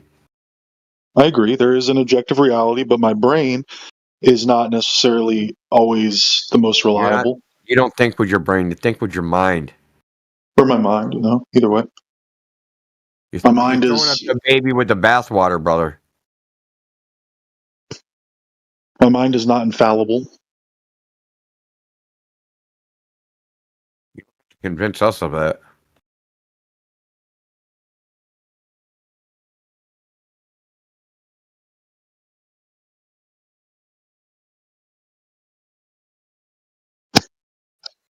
Why do you make mental mistakes? You ever thought of that? The neurons misfiring or something? I don't know. Maybe you weren't paying the appropriate level of attention. Maybe you're distracted. Maybe you were just being a doofus. Maybe you're a little drunk. Maybe you're a little sleepy. Maybe there are other factors, right? How many times a day do you make sensorial mistakes? Mistakes with your senses. Like how many times do you see something that's not there, hear sounds that aren't there, have feelings, sensations of feelings that aren't there, tastes that aren't there? Occasionally. Occasionally. How many times today? A few. A few. Can you give us an example of one of them? Like sometimes I'll feel like no, not feeling sense. Yeah, like dude, the five senses, those things. Like like you pins haven't and had any needles. today. You know it because if you did, you would fucking already been dead to doctors, going, doctor. I fucking seen an evil demon coming out the wall. Well, I haven't seen that, but sometimes like you'll see like a little like a flash of light or something, and it's like, wait, what was that? Or like just because it wasn't persistent doesn't mean it wasn't there. Or like you feel like pins and needles sometimes, like if your foot falls asleep or whatever. Doesn't mean you're like actually having pins and needles in your foot. Okay, you're using pins and needles as an analogy, but you already gave us the cause, right? So that sensation was caused by something. Your foot wasn't really awake when you thought it was asleep. Well, that's the most logical explanation for it. But the point is that I'm getting to is that your senses are far more reliable than your mind, by far. Usually. It's not even a competition. It's a blowout. It's 1,000 to 1. Then why don't you trust your senses, brother? And you sit here and tell us explanations for fucking hours on end, right? That are what? What are explanations? Ideas of the mind. And I keep asking for the physical evidence. And you're like, nah, dude, I'll go find that. I don't need that yet. I don't need the physical evidence until I've deluded myself completely. And then I'll go find the evidence to support my delusion. And if I find evidence to support my delusion, I'm not delusional anymore. Now I'm evidence-based. Well, until you find that evidence, you're delusional. I trust my senses for the most part, but not 100%, because obviously some people do experience hallucinations or whatever, so it's possible. Think you're hallucinating that the Earth looks flat? No, I think that's just probably refraction or something, but I don't really know what refraction even is. So yeah, you cannot show me any type of refraction making a ball appear flat. What you are grabbing now? Another BS story. Yeah, You are I like can't. on observations, man. You are not there in the field doing observations. I am. I can see from left to right 2 cities, 24 miles away. What type of refraction you want to make up? Yeah, man. It's Under the right BS conditions, refraction. It's the BS refraction, man. yeah, under the right conditions, he thinks one of those cities is in the sky. It's lifted up by refraction. He sees Jack climbing up his fucking beanstalk in a giant up there with a fucking goose that laid golden eggs. Because the city's now floating in the sky because it got refracted. Look, I agree with you guys. The Earth looks flat. Now, there's 2 possible explanations for that. One is that the Earth actually is flat, or the other possibility is that terrestrial That's an optical reflection. illusion. Yeah, but, that's an optical illusion. I'm asking to you, what type of refraction is that makes a ball appear flat? Terrestrial. You are a moron, man. Just a moron. You are making up BS all the way, all the time. Nothing. Well, the evidence. Okay, you said terrestrial. Well, the evidence for terrestrial refraction is. I have no idea. What's the definition of this word terrestrial refraction? Earth-based refraction. So there's astronomical refraction and terrestrial refraction. Sometimes terrestrial refraction is called atmospheric refraction. It depends on what field you're talking about it in. So if you're talking about it like in surveying, it'll be called terrestrial refraction. It'll be called atmospheric refraction in the field of physics. Usually, that's how they denote it.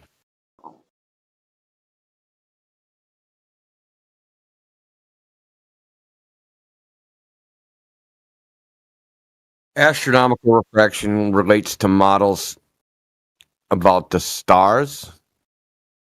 So they're actually making a different type of calculation because they're not looking at the horizon. Those were top-notch definitions, and I would expect that from you. I was actually asking that other fellow that you were talking with. Oh, he is. Yeah, I agree with what he said. So, Mister, I agree with what he also agree said. with what What I is said. what's the definition of just simple refraction? The deviation of light when it crosses into another medium or something.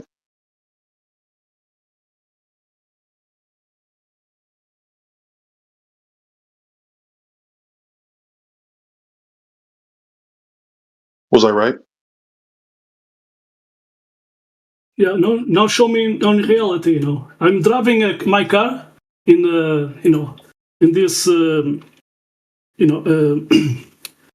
in this straight road, and there's a little valley, in the middle, and then it raises up. I want to pass the car that is in front of me, but I can't because your refraction is not there to help me to see if there's another car coming by, because there's a downhill there, a little downhill. Your refraction is not there to help me. You only have BS refraction, okay? Nothing more. I cannot see I cannot see what's behind a valley, below a valley. I cannot see what is behind the mountain, If I am eye level with that mountain, I cannot see a damn thing beyond that. You just have BS refraction, nothing more.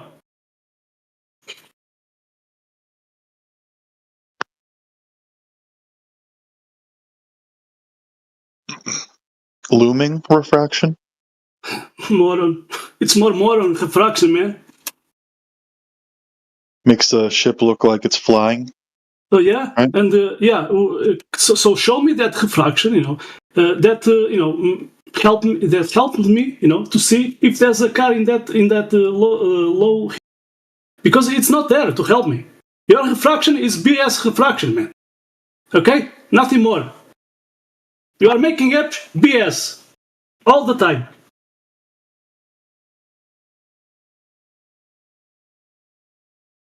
Do you know the Black Swan argument? Yeah, the oil rig. Yeah, the oil rig. Oh, it's about the oil rig. It's not about the horizon. Where is the horizon, right? And the horizon was like 1.6 miles, and then the oil rig was like 8 miles or something. Something, yeah. Let me see. I'm gonna post it.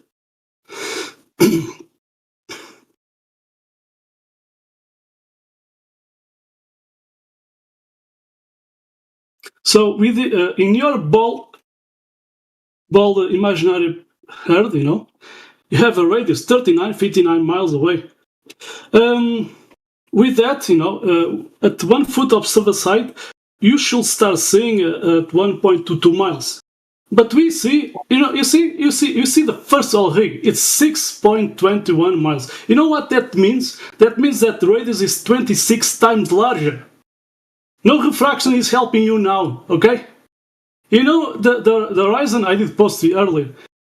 The horizon is behind the second oil rig. If you count 10 miles, you know that means? It's 67 times larger. I even did post the calculations, but you didn't pay attention. So can you have a 67 times larger radius? It's dead, man. No curve, no ball.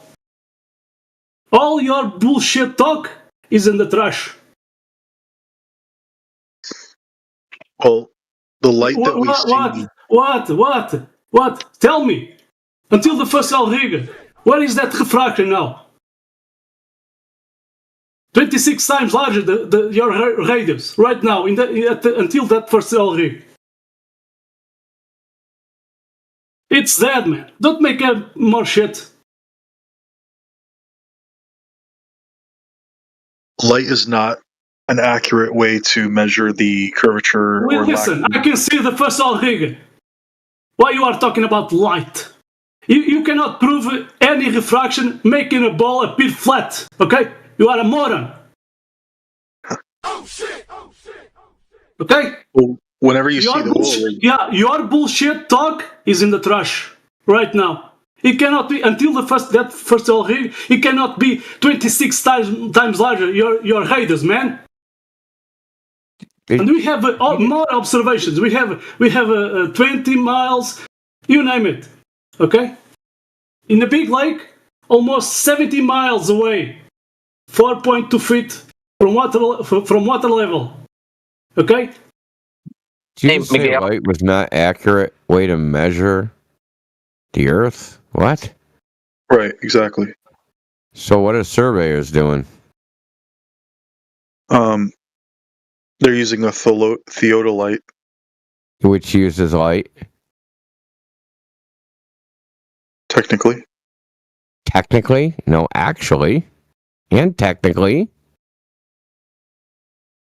Well, they're observing like a much smaller area of the Earth, typically. They're not like trying to measure like over the horizon or whatever.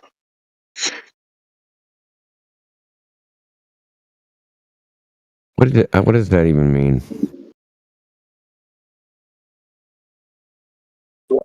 I was told that surveyors have to take into account the curvature of the Earth. Misinformed.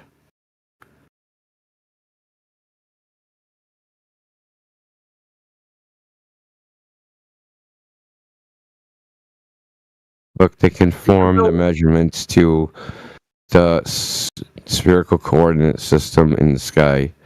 They do this by doing something called reduction of the horizontal direction.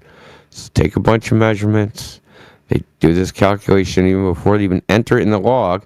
It's called reduction of the horizontal direction. This rotates the azimuth. That means the direction that north or south or east is, creating some artificial tilts that don't actually exist to conform it to some reference ellipsoid. Now, right now, they use a WGS84, but in the past, they used the Clark ellipsoid. There's the Bezel spheroid. There's a whole bunch of other ones. So they take the same way you can texture a 3D model in a video game. They take measurements of the Earth, a bunch of little triangles, and they map it to the surface of the ball. The ball ain't measured. The ball is created mathematically. Okay?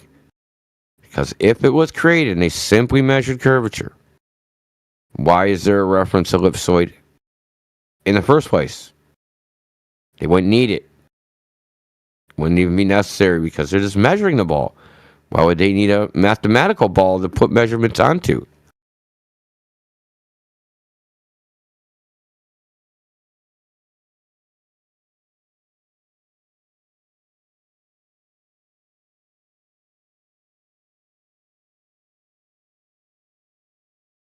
Goldberther can answer that. No Goldberther about serving. I can just ask them one question and end it all. What's the reference ellipsoid for? What's it for? Why does it exist? If you're measuring curvature of the Earth, why do you have a reference ellipsoid? Shouldn't need it. You're measuring curve. The ellipsoid should come out of the measurements. It shouldn't be already there and then you put the measurements on it. Should be revealed. Right? You make a bunch of measurements, the ball is revealed by the measurements. But that's not the case.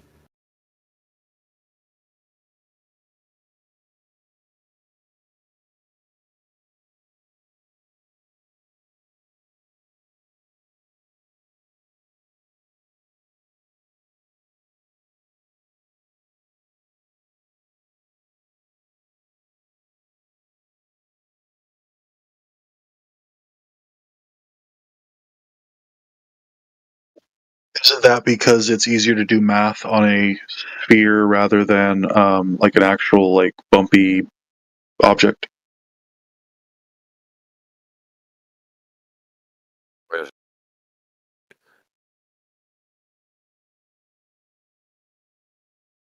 do you mean by easier? Well, just like an equation is simpler when you have fewer variables, and so like a mathematical sphere would be like an approximation. Complicated. Do you have these equations handy so we can look at them and see if one's easier than the other? He will say, you can do it. For real? You want me to post like the full fucking thing? It's like it's 600 fucking pages, dude. I'll post it. Hold on. That's just volume 1. There's another volume too.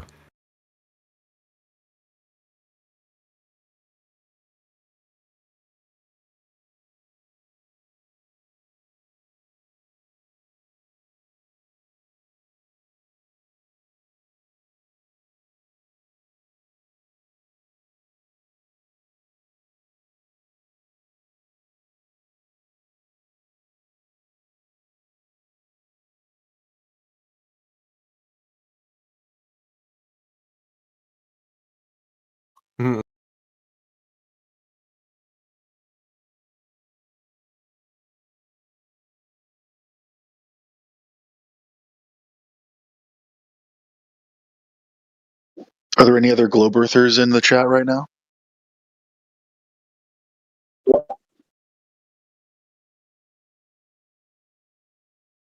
I need to tag team somebody in here because getting a little beat up.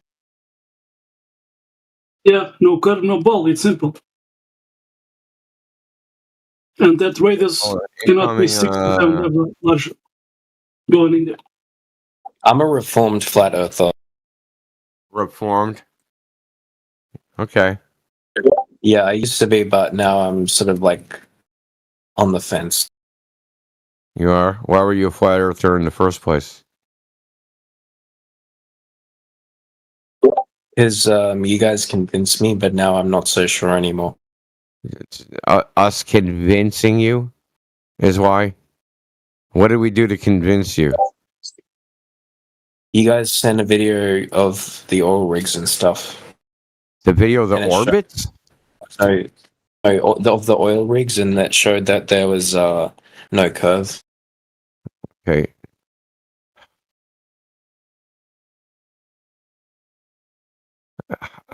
Okay. I seriously doubt it. Okay. that that's what convinced you, or convinced anybody. That what video of the oil rigs? It's on another server. I can't go back and find it. You gonna start spurging out there You with should the only fake be able flat to earth see. through ARP? I'm really not in the mood for the fake flat earth through ARP. This was like last week. He was flat Earth for a day. Came in trolling hard, asking where the edge was about 25 times in a row. Then DJ showed him an excellent presentation, and then he was on the fence about it.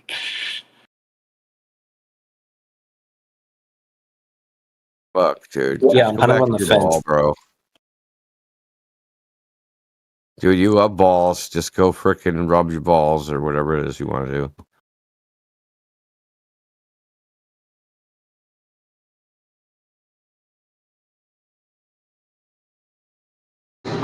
Hey, Indio, can I play a video? 15-second clip? Oh, with the bot? Yeah. Yeah, hopefully it works. It seems to be some with this bot where if they're too short, they won't play. So hopefully it'll work for you. All right, give me just a second. I had it. Actually, you got to go for like 5 minutes. We're right back.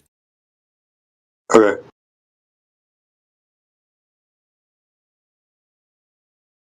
Hold on, y'all.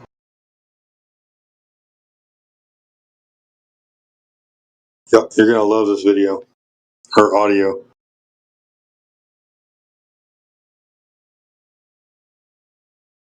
Oh, it's not going to play that. All right, hold on. Is it exclamation M play? Play. M exclamation play. I don't remember the bots.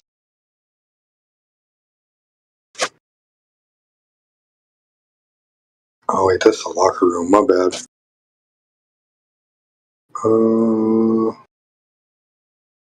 My bad, y'all.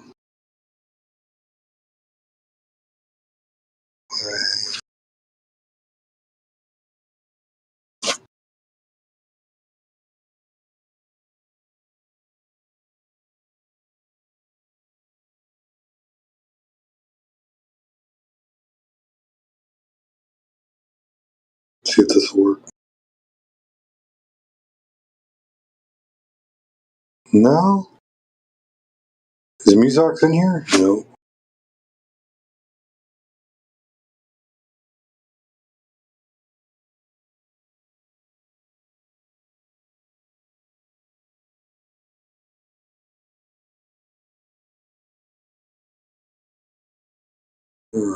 Let's try it. Let's try the old command.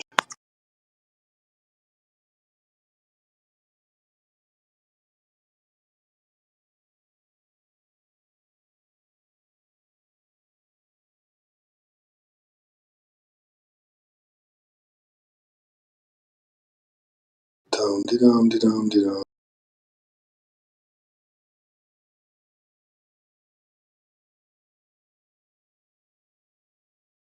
Let's see. This is really for Kiba. Kiba, you listening? Yeah. All right.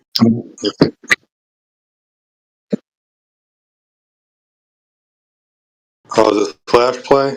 Did they change it for the 50 millionth time?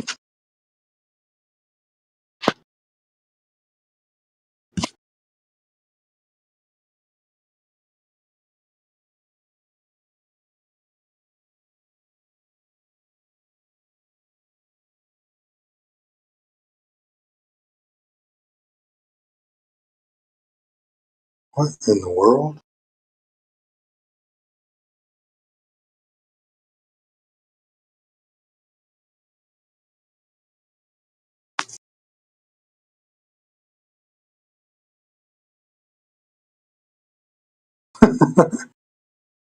What?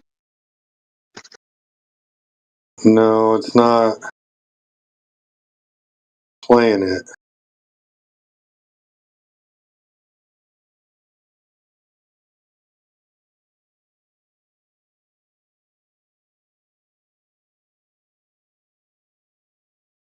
Yeah, I don't even have access to that channel, Miguel.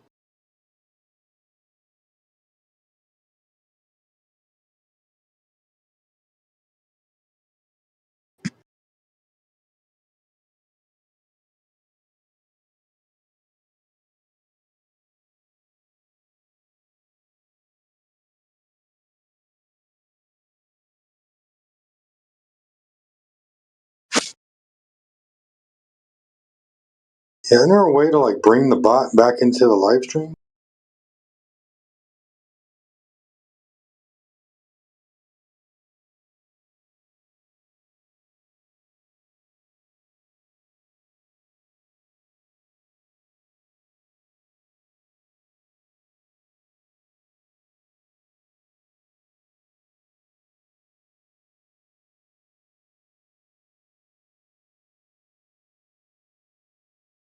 I miss the old M play.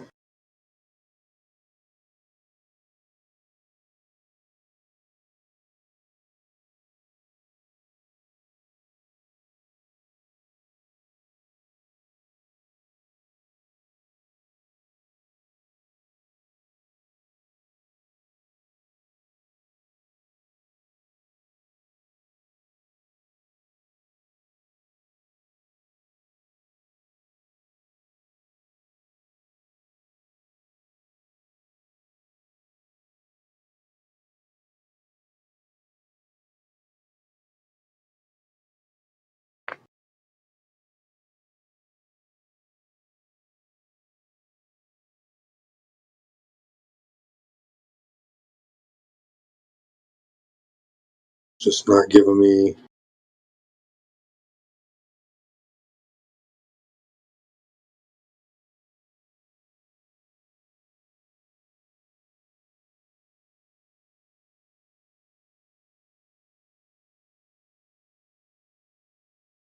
Like when I type /play, it gives me Wordle. It's retarded.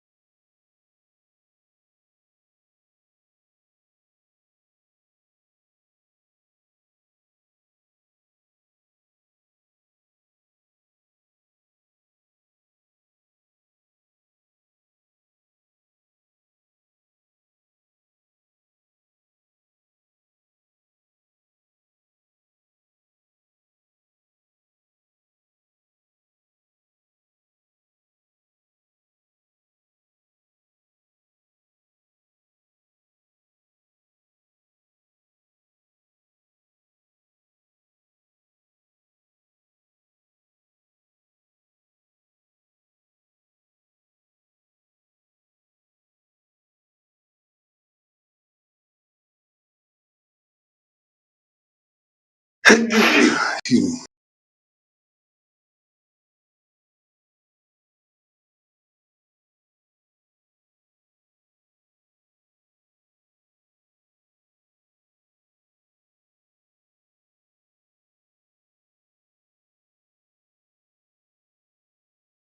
is wild, man. I've never like not been able to do the bot.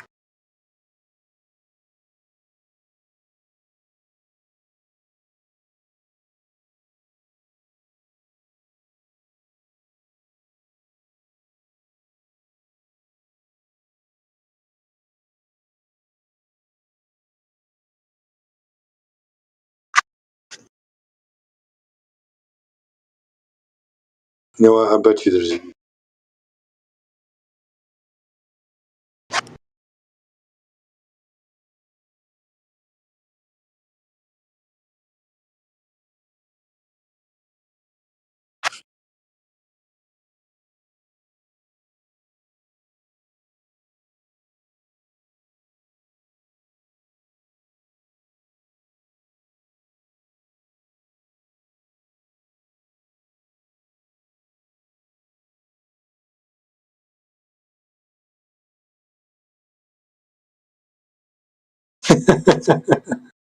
Trying everything, huh, Miguel?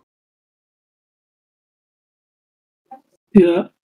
With this boot, I don't know the new commands. Christian Bear, can you help there?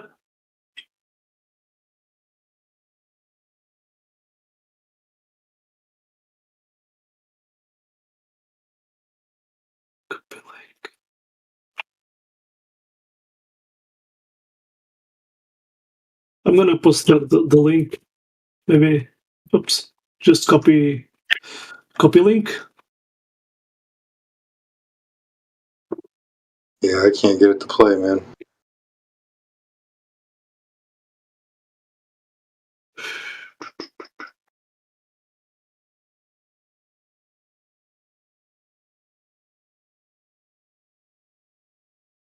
Is CB gone? You there, CB?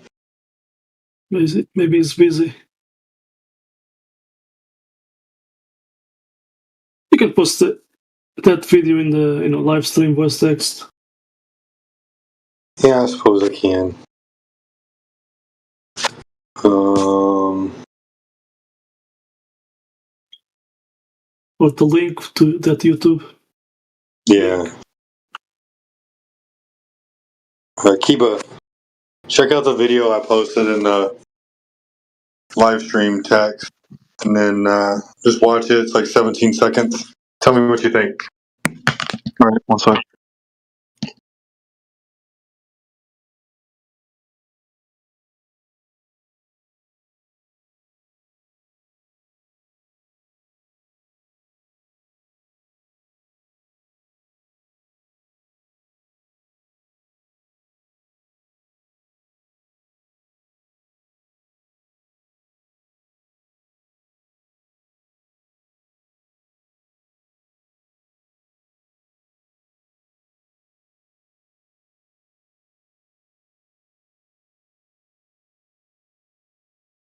I watched it.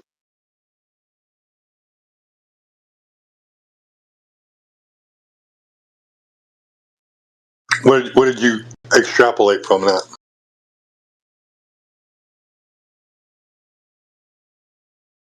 So he's like a physicist, right? Or something? Yeah. An astrophysicist. So,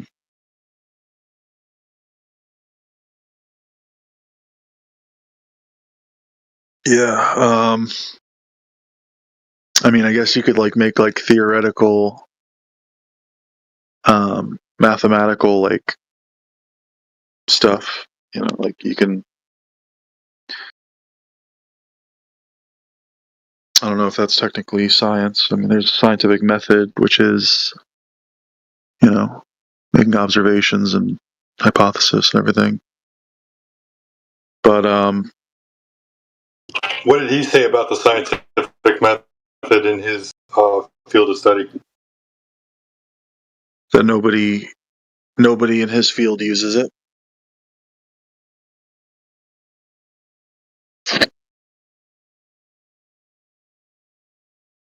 Now, don't you think that's odd? Well, I'm curious, like, what exactly people in his field do.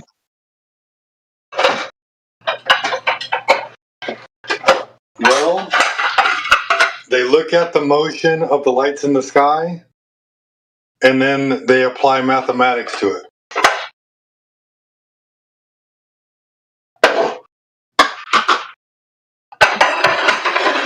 And it's not measurable mathematics, it's theoretical mathematics.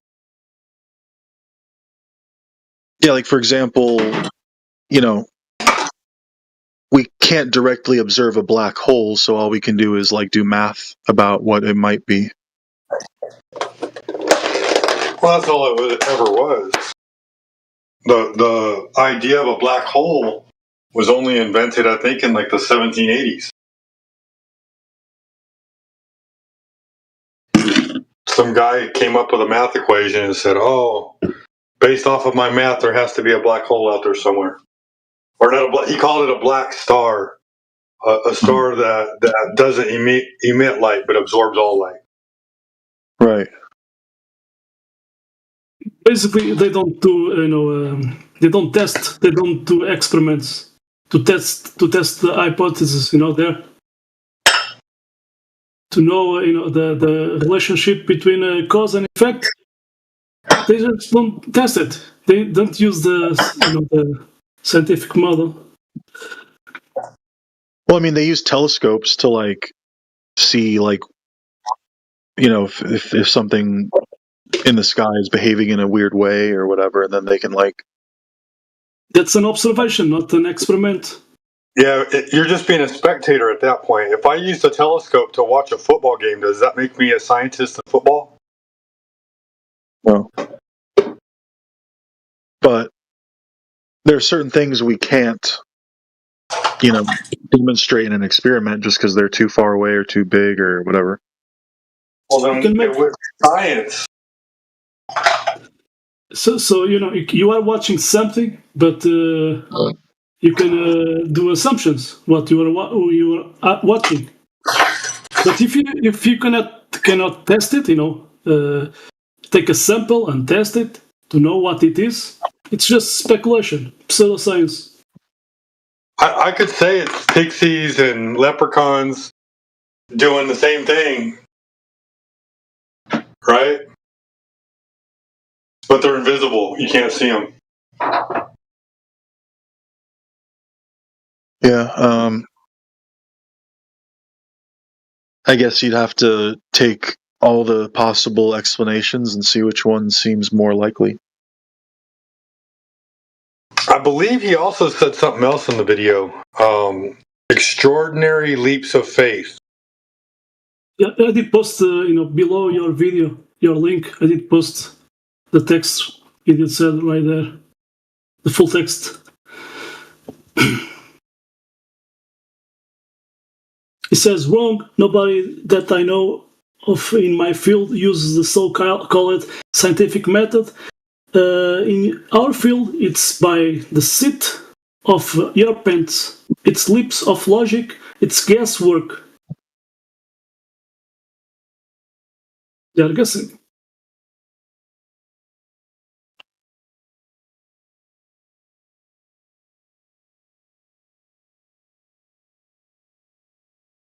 That's true.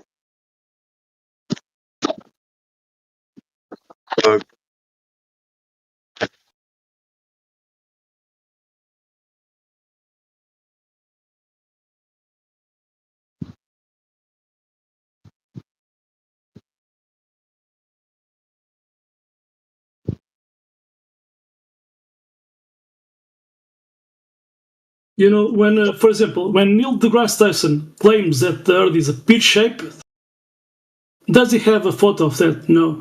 So he's making up. Nothing more, Does he have a photo of it? No, I said to you, he doesn't have a photo to prove his claim, Is he making up? What about Earthrise? Earthrise, where? It's a photo from lunar orbit. Oh, really? Let me see. I'm going to show this to you. Actually, there is a video from Apollo 11. Let me see. There's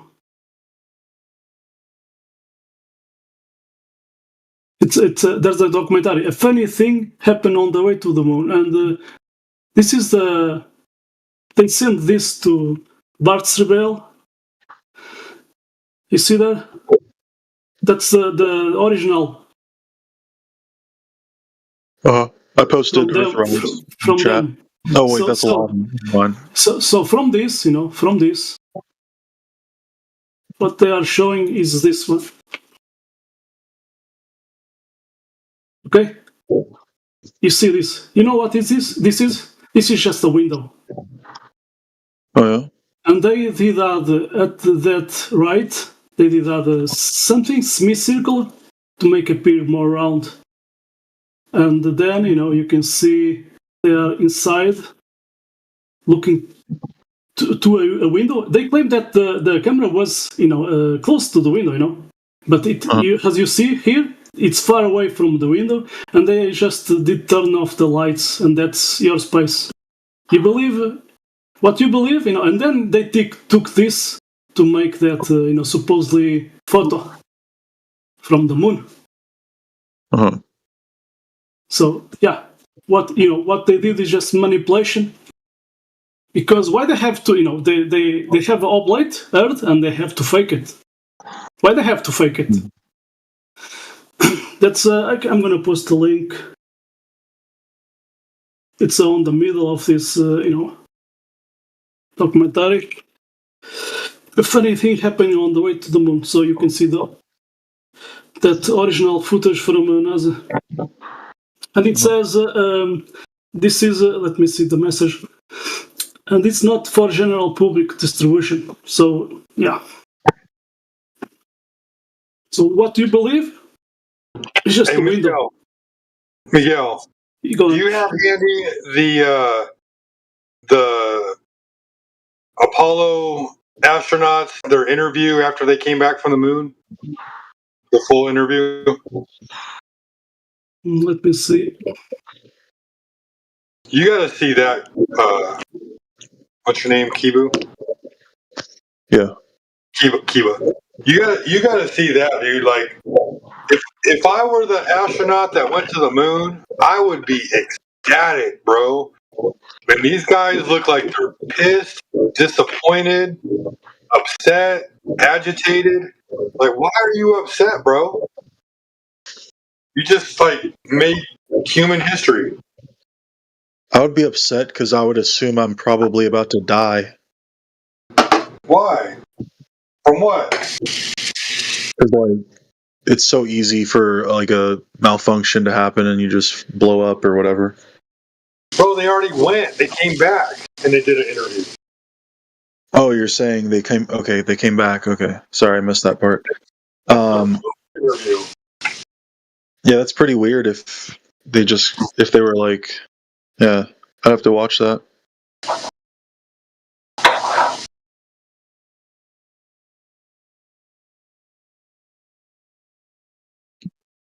I'm gonna post 3 videos.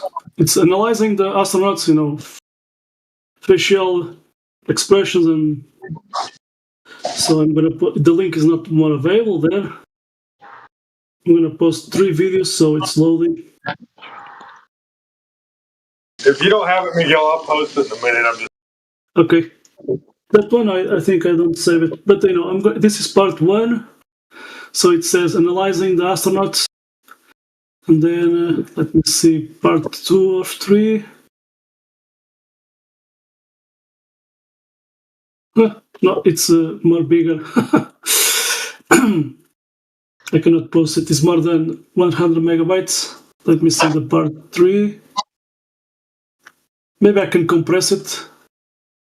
So let's see part 3. Okay, part 3 is loading. I'm gonna, take a little minutes to compress the part 2.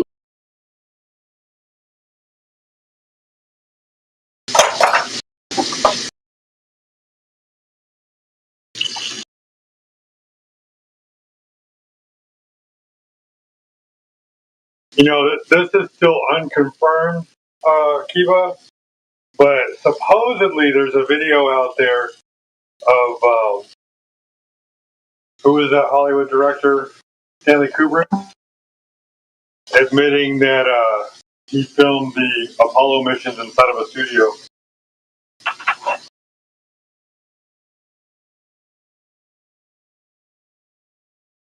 No one's ever been able to verify if it's Stanley Kubrick, but it sure does look like him. Supposedly, he knew he was dying or whatever, and or he knew that his time was up, and it was filmed 2 weeks before he died. Like it was his confession. Oh, wow. Did you ever see that movie Eyes Wide Shut? This is off topic, but just real quick. No, I haven't. That was the last movie that he ever did. You should watch it.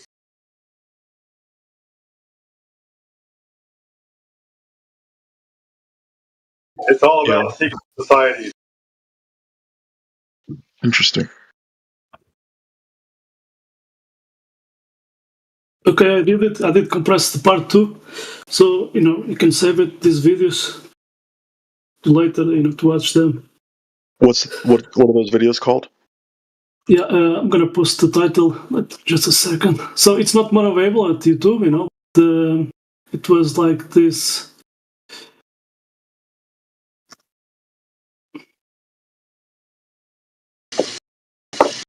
Analyzing the astronauts. So, they some experts on facial recognition, facial expressions. So they are analyzing what they are speaking, oh, this guy's lying or something. So yeah, so it's like that. Anyway, the connection between NASA and CIA is not far away, Even there's a CIA guy, he did a former CIA guy. He did say that in our field, in the CIA, they use this joke about NASA, not a space agency. NASA, not a space agency. The initials.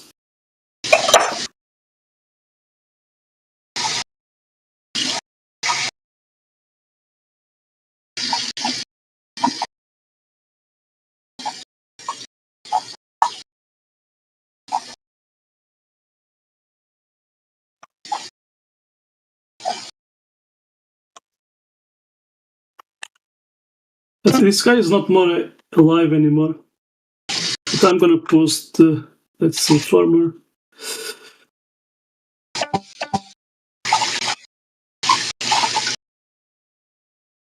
From a CIA senior F officer.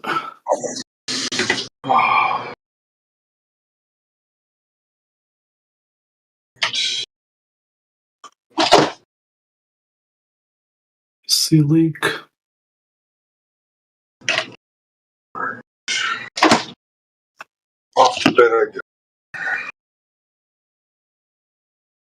So I did post it.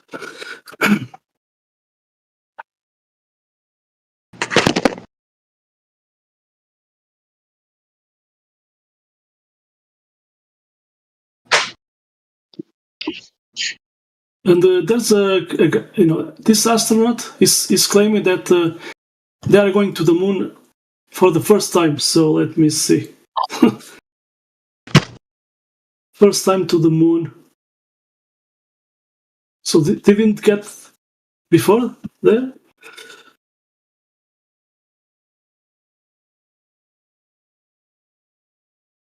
That's Artemis 2. Astronauts speak ahead of historic. Okay, so you see the link there. That's you can see that.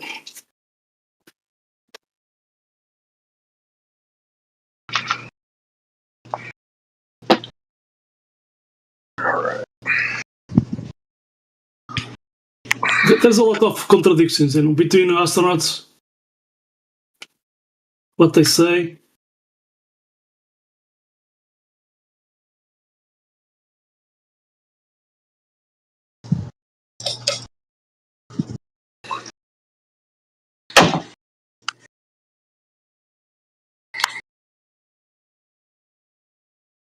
Mainly, what I did found it's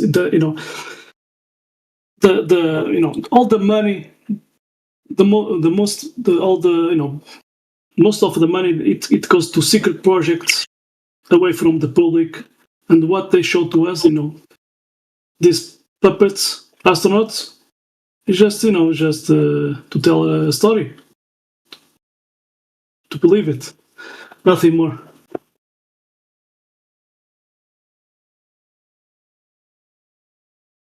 Oh, I see.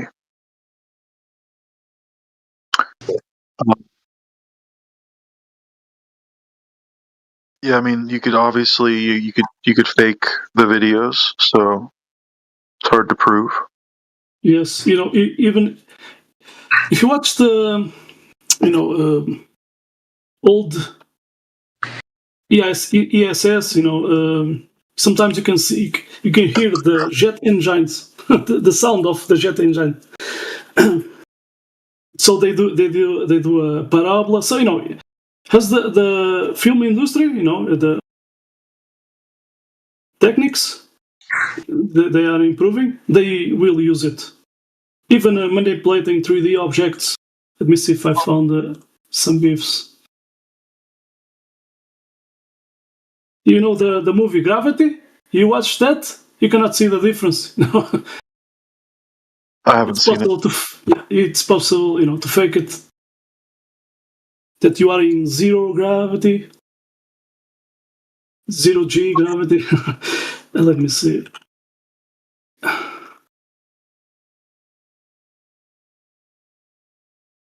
posted that Apollo news conference. Oh, great. Awesome.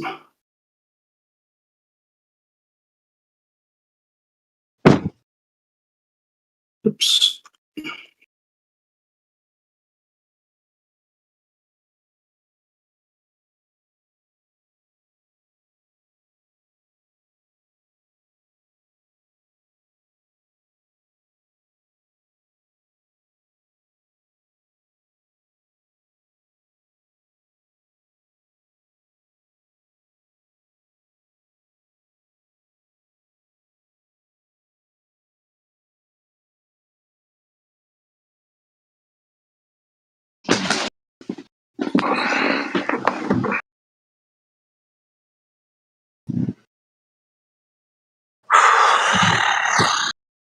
This is from an old one from the SS, and sadly, they fall down.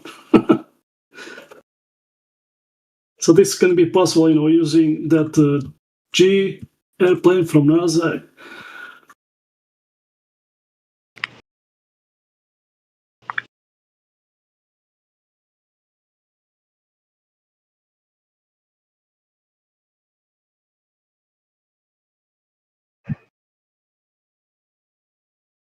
This airplane from them.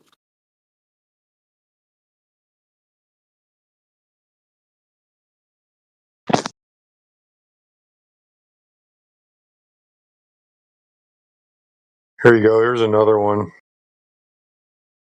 Another good video is this person flew a weather balloon 120,000 feet. And here's the uncut footage where basically at 120,000 feet you don't see any curvature.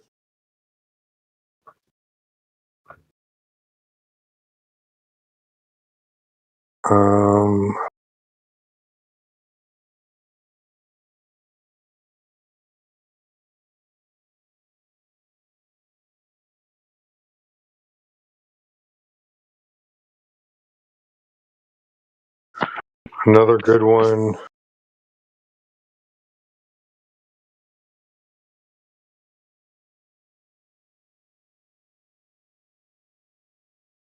Oh yeah. This one's my favorite one. One of my favorite ones. I say it's my favorite one. It's definitely one of my favorite ones. So, Alaskan Airlines flies a flight during solar eclipses into the path of totality for the solar eclipse. And during the video that they shoot for it for their little commercial, when they're in the path of totality, the horizon's flat. So Alaskan Airlines, thanks for the flat Earth commercial. But they did it twice, not just once.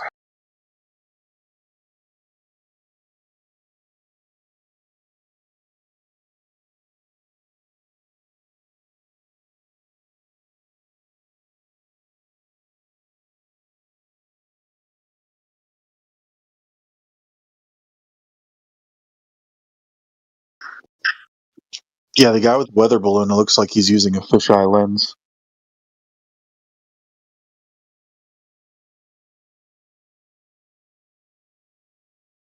It depends, even, for example, when sometimes I'm watching the news, here in Portugal, sometimes they are, at the coastline, and you can see the ocean, there. And sometimes, from that place stick, sometimes it appears it curve, and then you don't see curve. So it depends of the camera, the lens of that camera.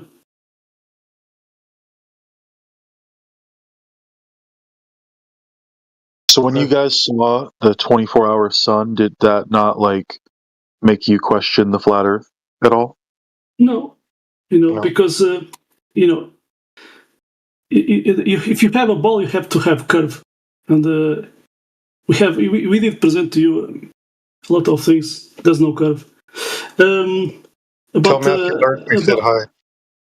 Hello, hi, Matthew Lawrence.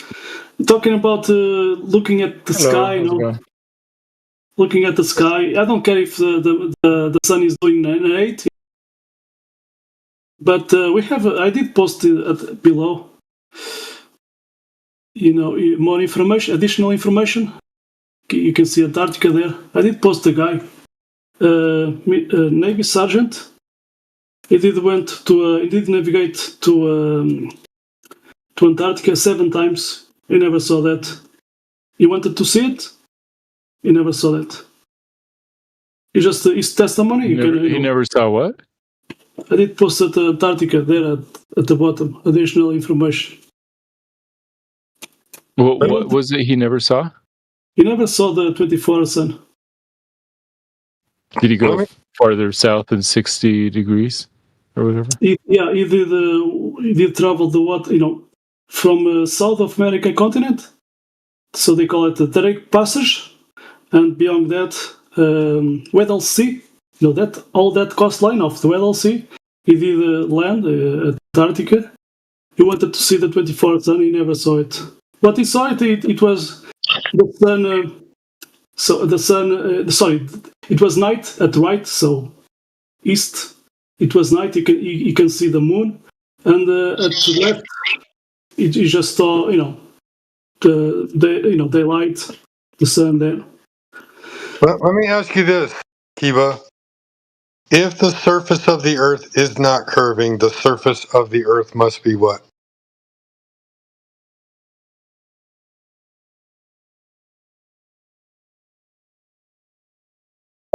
Flat. Yeah, I agree. Flat. Correct. So if the surface of the Earth is not curving, the surface of the Earth must be flat. If the surface of the Earth is flat, whatever is happening in the sky is only happening over a flat Earth. Right. Correct. So I'll give you another example of that. On a flat Earth, does the sun ever set? Does it ever go below the horizon? No. So in Antarctica, they saw or wherever they were at, they saw the sun above the land for 24 hours, right? Right. So they saw a flat Earth evidence.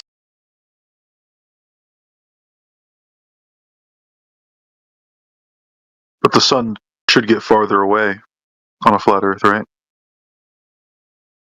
It never set, right? But it was the same angle, or the same what's it called, angular size or whatever. Right, but on a flat Earth, the sun goes, it stays above the Earth, right? It never goes under the Earth, behind the Earth. Does it go in a circle somehow? Hey, it stayed above the Earth, right? Right. So the interesting thing is that what Whitsitt saw is the sun above the horizon that went in a circle from right to left. But if you go up to the northern hemisphere 6 months later, you see the sun go in a circle from left to right. That's hard to explain. Still happening over a flat surface. Well, I don't think it is, but it's an interesting observation in any case. Isn't Antarctica one of the flattest lands in the world? Yeah. Yeah, thanks. But we mean something different by flat. Of course, we just mean the same elevation. Oh, okay.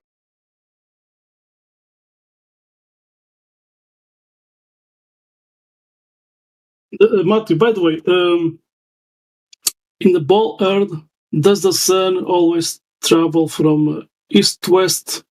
Let's say for example, if I have a protractor, horizontally 360 degrees, so 360 is pointing north.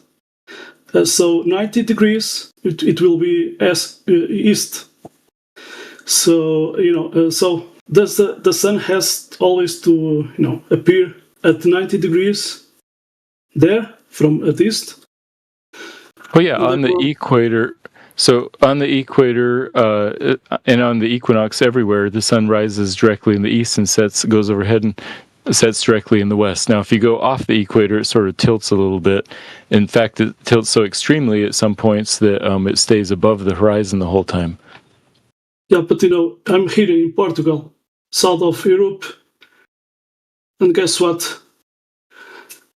I have seen at 80 degrees. So it's 10 degrees difference. So it starts at 80 degrees, then it goes, it appears rising up, but it goes until 90 degrees, beyond 90 degrees. So it does like an arc, and it does the same when he's let's say setting. It's doing the same. How you say? Doing an arc.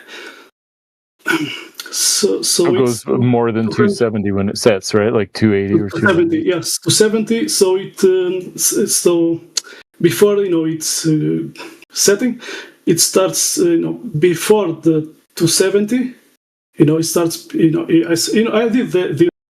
I did point my monocle in the middle, of that protractor. I did point directly to the sun. I cannot do. Let's say I can do it until a certain elevation angle, but so I saw this at the evening, but I did saw that observation. So I was spotting that monocle directly to the sun, and sometimes it's dangerous to my eyes. But and I was watching the degrees, and it's when it's going to west. It's before the 270 degrees, and then it goes at 270, and then beyond. So, but it depends. We are going to winter, so today it was not until 270 degrees. It was less. So the Analema, all days the sun appears in different location at the same time. So September 21st was the equinox, and so that's when it stopped going farther north than 290 or 270. In fact, the easiest way to tell would be if you have a building that's built directly, the wall is facing directly north, goes east-west. During the summer, in the morning and the evening, the sun shines on the northern wall, but it doesn't happen in the winter. Exactly. Yeah, someone has I say some time lapse with the shadows. Don't know if I did save it. Let me see. Yeah, no, good for you for doing your own observations. I think that's important. Thank you. I have to save it from my cell phone, and how you say, prepare the information. Time of the time of that exactly time and the day, and hours. So yeah, let me see. Someone did post this one the other day. Hey, by the way, Kiba, don't listen to Matthew Learns because he even has such a bias against flat Earth that even if NASA came out and showed all the documents that they were lying and they said that the Earth was flat, he would turn around and say that they were lying. Yeah, by saying that, I just meant that my belief in the globe is not from NASA. It's based on other things besides NASA. Yeah, sunsets and satellites, which you can't verify either. What do you mean? I use GPS all the time, and I've seen the sunset over the ocean many times. Oh, so then you know that GPS works over a flat Earth? I don't see how. Where are the GPS signals coming from? From the sky, from towers. Not in the middle of the ocean or in mountain valleys far from towers. You can still, as long as you have a clear view of the sky, you can use GPS. Miguel, I like that animation. That's pretty cool. That's like I can tell you right now, if you're in an area where you get no phone signal, if you stop using GPS and then you try to turn it back on, you won't be able to get a signal. Yeah, he's right. I can see this clear view of the sky, and my grader's dropping out its GPS. I can't even build a road. Yeah, so if you're using Google Maps, obviously you're not going to get a signal to load the map, but it'll still put the little blue dot there for you based on the GPS signal. No, mate, this is an advanced GNSS setup, which has connected to 31 satellites, it says, and still drops out. Whilst connected to 31 satellites, when the technician says all you need is 4 satellites to get triangulation. So explain that one, Matthew. 31 satellites, and my grader starts doing funny things. Yeah, I don't know. I've been using my Garmin GPS for a long time. I don't know how many satellites it's connected to, and it uses trilateration, not triangulation. Yeah, well, correct me on my pronunciation. Yes.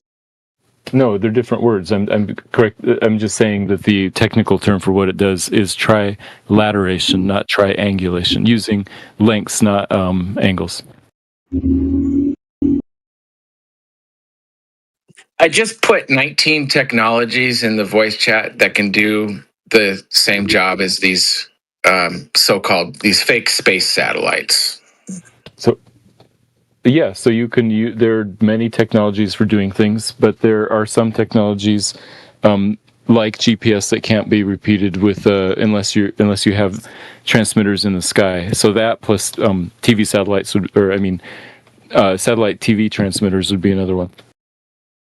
Yeah, but like I just said, I put 19 technologies in the side chat that could do the job of fake space satellites. Some of those things can do some of those jobs, and none of those things can do all of the jobs of GPS satellites.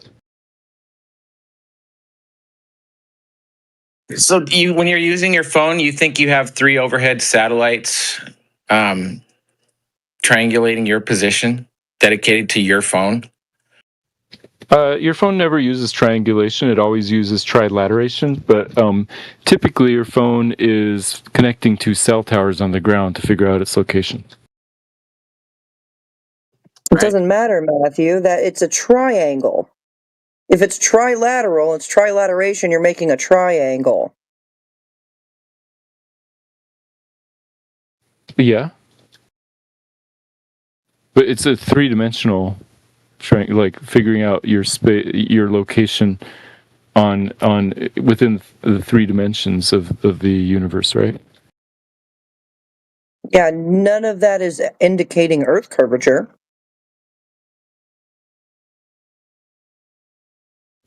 Well, yeah, I was saying that I think that the existence of GPS satellites could only happen if they're orbiting an Earth, or orbiting a spherical Earth. Actually, if they're orbiting any shape. So I think orbits exist based on the fact that GPS works.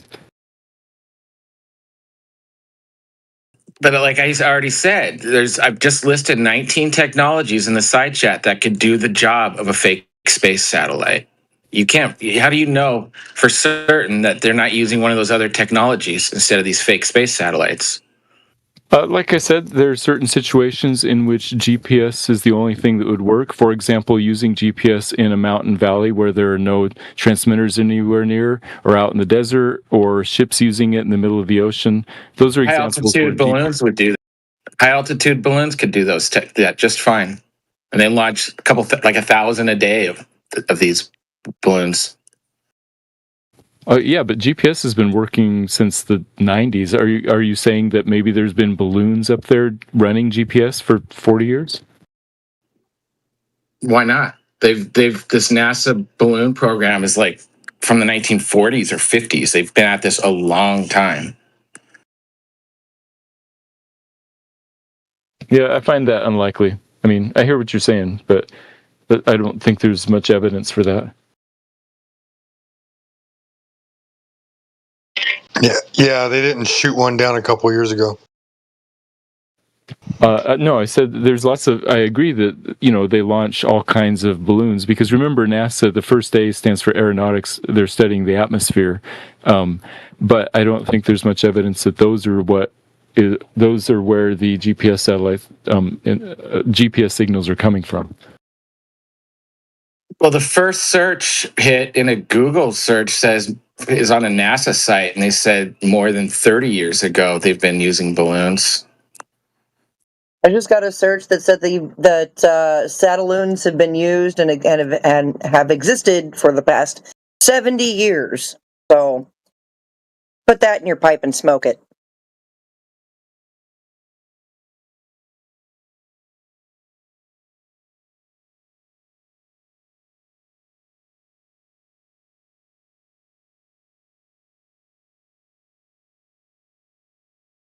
By the way, I know. I saw a flat Earth guy. He was a Glover. He went to work to Antarctica. Now he's working to a set of companies, and one of those companies is but they are using flat lenses, so they don't see the horizon curving. But if I have the lucky to research more about that, maybe I can bring some stuff.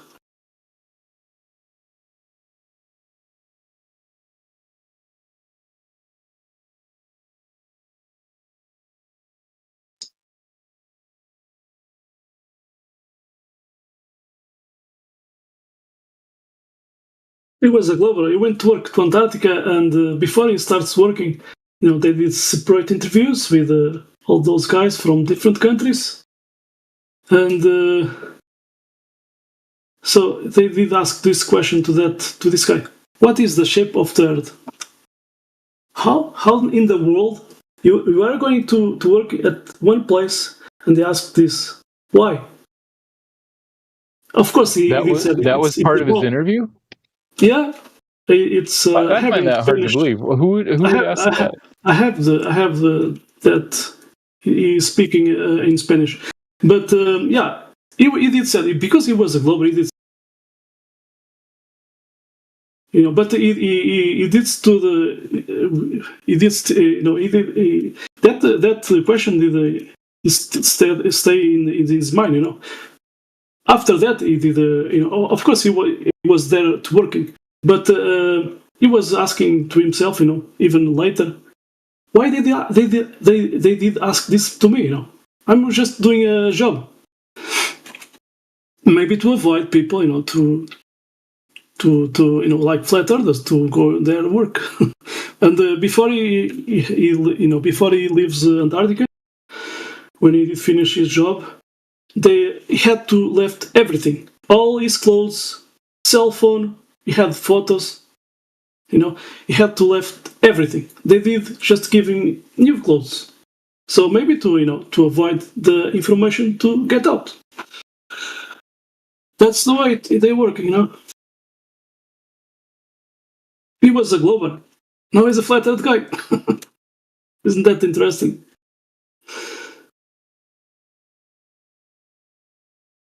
Yeah, I would love to visit Antarctica sometime. It's a long ways away, though. I would prefer to go north. Hey, Matthew, a while ago you had mentioned that you thought the angles to measure an angle of 1 degree of curving drop over 69 miles, you thought that would be too small to measure. Is that right? No, that doesn't sound right. I think that maybe what you're talking about is I was saying that the amount of curvature that light would need, the path of light would need to bend is pretty small if it were going to match the globe. So it's a small bend is what I mean. If I recall, you had said the angle was too small to measure, is what I remembered you saying. Across like a 20-mile wide lake, you wouldn't be able to the angle would be too small to accurately measure. I think that if I was talking about, so honestly, I don't remember what I was saying, but if you were trying to do a direct measurement of the curvature that would be hard to do because it's hard to like get a ruler that's a mile long that's perfectly straight or something like that. And if you're trying to do it with light, the problem with that is the difference between the globe and flat is that over a mile, it's the difference between light bending 0 degrees or light bending 0.07 degrees. And that seems like a pretty small amount. Okay. Well, there's a couple of weeks ago we had this conversation, and you had mentioned a degree number. You said, "Oh, I don't think you could measure a 0.000 something degree angle across like a 20-mile wide lake, something like that. It was too small to measure." It doesn't ring a bell. Well, I mean, I think I would have said something like, if the light curves over a 20-mile lake, the path of light would have to bend 0.07 degrees per mile. And then I had mentioned, we were talking, and I said, but you thought that the parallax measurements to stars, that those were measurable and those were accurate. Right, because you can do it with photography and figure out, you can compare images 6 months apart and see you can zoom in with the telescope and look at the changes in locations of the stars. So I was doing the math in ChatGPT or one of those AIs, and it said that the stellar parallax measurements are literally 1,000 times smaller than what the angle size would be across a 20-mile wide lake. That's why I was bringing this up. So you think that the stellar parallax measurements are accurate, and I do, yeah. But they're 1,000 times smaller than what the angle drop would be on a 20-mile wide lake. But those are not measurable or accurate. So if you're looking at the stars, you're typically looking up through just a little bit of atmosphere. In fact, they try to put those on top of mountains, and you can use a telescope to zoom in, and then you can use photography to get really accurate differences. But if you're trying to look through, binoculars across a humid lake, I mean, the air right above a lake or right above any body of water is turbulent and wavy. Just look at the Skunk Bay example. And so that's what makes it difficult if you're looking horizontally versus looking straight up. And also it's professional equipment versus just amateur equipment too. So I think all of those would play a factor in that. Well, the parallax measurements to stars, you're looking through trillions and trillions and trillions and trillions of miles, and you have no idea what every inch of the medium is between the two locations, you and that star. It's mostly empty. Excuse me? It's mostly empty. A lot less material than looking across a lake. You think there's less material between you and an object that is hundreds or thousands of light years away and looking across a 20-mile wide lake? Yes, if you're looking straight up versus horizontally. It depends on the altitude. I mean, the altitude above the horizon for the star. But let's say you're looking straight up at the star. There's like 2 or 3 miles worth of air, thin, and it gets thinner and thinner as you go up. Well, that was all I really wanted to mention. That's interesting. That's an interesting ratio. Thanks for sharing that. It's interesting.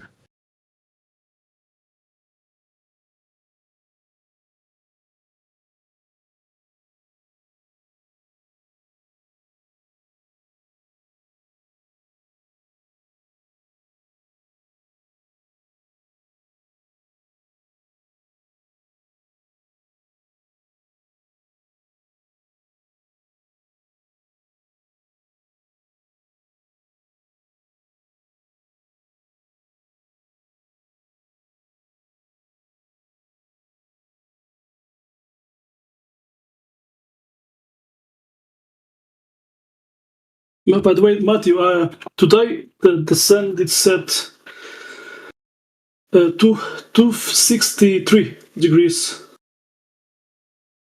So it was before 270. So west. Yeah. So On the equinox, September 22nd or 23rd, the sun rose exactly in the east and set exactly in the west everywhere on Earth. But in the northern hemisphere, it started rising a little bit south and setting a little bit south. But the day where it was exactly 90 and 270 was September 23rd, I think. Yeah, I did like a video. I was, but anyway, I have to save it. Which brings up an interesting question: how in the world can the sun rise directly in the east everywhere on Earth on the same day? It goes from east to west, but not exactly.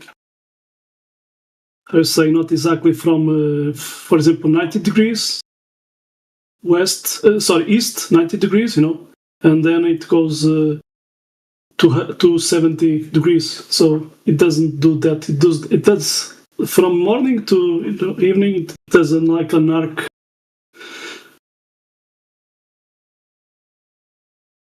Anyway, you see the analemma, right? So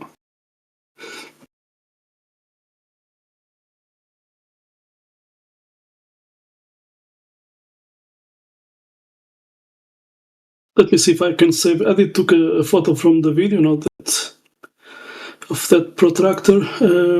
Let me see if I can send to my email. There's one other one I just want to get your thoughts on, Matthew. I put a meme in the side chat. When Jupiter apparently has moons that eclipse, and the moon shadows they look to be almost exactly the same size as the moon. But as you know, the Earth, when the 2,000-mile wide Earth moon leaves a shadow, it's like 60 miles wide instead of 2,000 miles wide like you would expect. What's your thoughts on why it does that? Yeah, so actually you'd expect it to be bigger than the object. The shadows are typically bigger, for a point source anyway, and also the fact is that the sun is not a point source, it's like half a degree wide. And so that's why the moon's shadow on Earth is a lot bigger than 2,000 miles wide. Way out in Jupiter, the sun is so far away that the shadow is about the same size as the moon itself. And the moon is smaller, that kind of thing. And the sun almost looks like a really bright star from way out there, so it's more of a point source.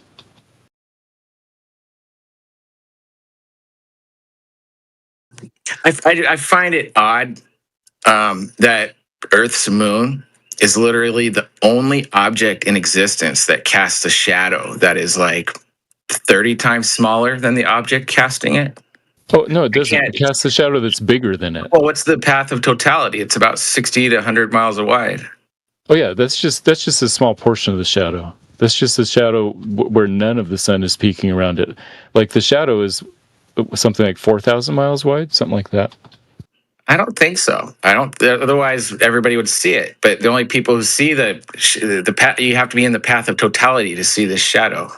The path of totality is a portion of the shadow. It's the smallest part of the shadow. It's the part where you can't see any of the sun. So try this sometime. Take a basketball out at noon on your driveway and hold it up above your head, then or have somebody else hold it up above their head, then look carefully at the shadow, and you'll see that the shadow itself is kind of fuzzy on the edges, and the fuzzy bit is bigger than the basketball, but the completely dark bit that's 100% in the shadow inside of the fuzzy bit is smaller. So that's what's happening with the moon, except just more extreme. Like the fuzzy part is 1,000 miles beyond the path of totality, and the totality is just is only 60 miles wide, or sometimes it doesn't even exist. Like sometimes the moon is too far away and there's no totality. It's called the annular eclipse.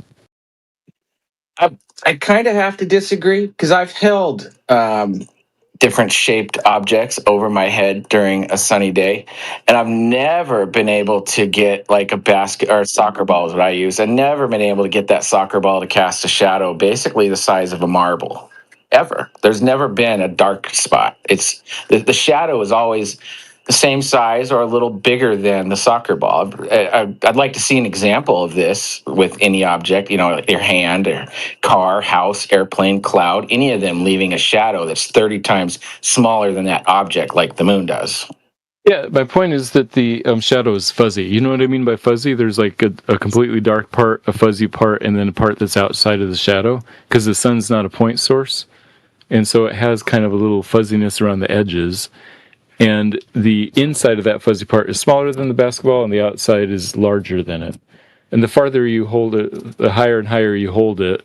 I mean, if you held it up like 20 or 30 feet, which would be kind of hard to do, you might be able to get it to make a point where there's just a small part that's in totality, so to speak, that would be only as big as a dime or something like that. So you'd have to... I would totally disagree. That's just blatantly false.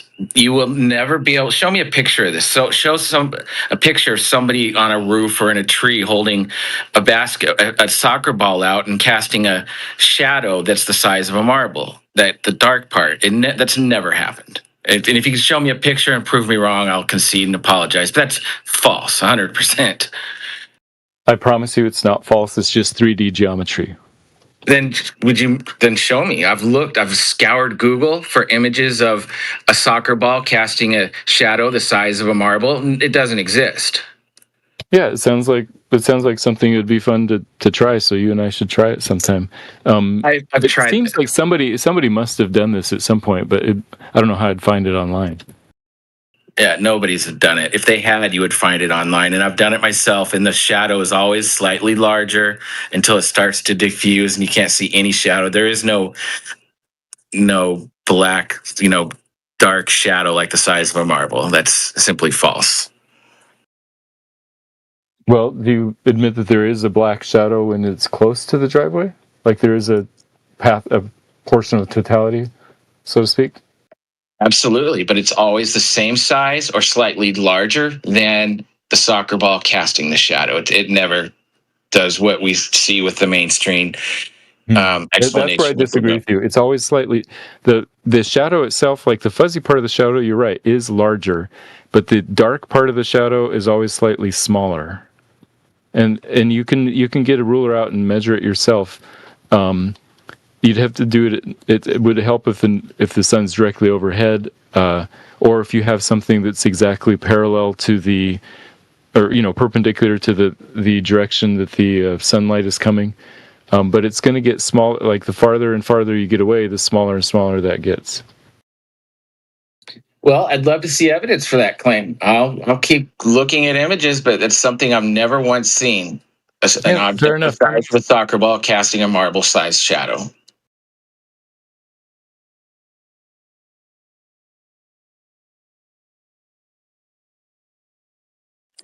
I appreciate your take on that. Thank you. No, it's interesting, and you're right. It would be good to find some evidence of that. Because I'm just talking about how 3D geometry works, but it would be more compelling if there were a picture.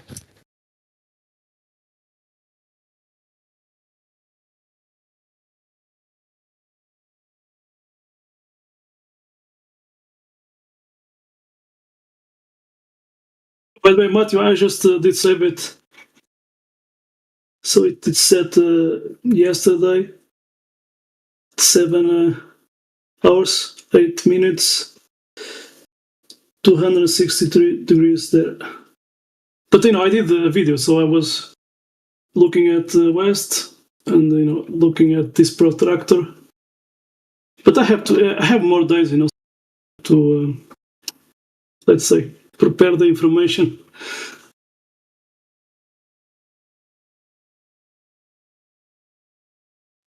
Right, yeah.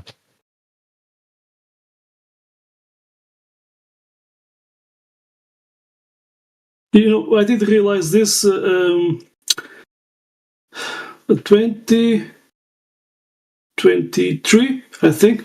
So I was at the border between Portugal and Spain. So let's say my office. So there was a window east. But there was one day I did pay attention. So the sun the sun was appearing at the horizon, but it was not at left. So it was a few, let's say, hours, 1 hour or something. It was, going to in front of that window. So yeah, that's when I realized it doesn't appear exactly at 90 degrees east. So yeah, but in this year I'm working again as a watchtower. So I had this lucky to have that protractor horizontally. And it has a monocle in the middle, so I was directed to the sun. And that metal bar, you can see the degrees there.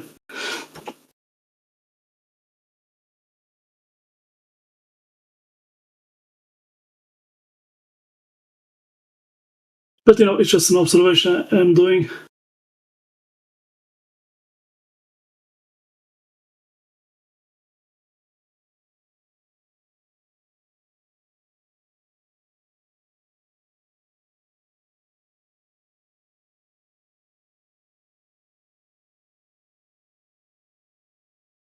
I have more.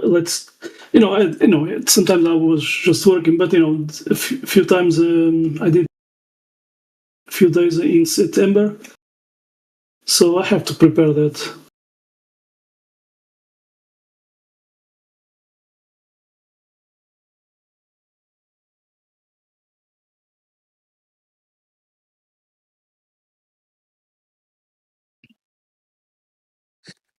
What brought you to this realization that the globe was a lie, Miguel?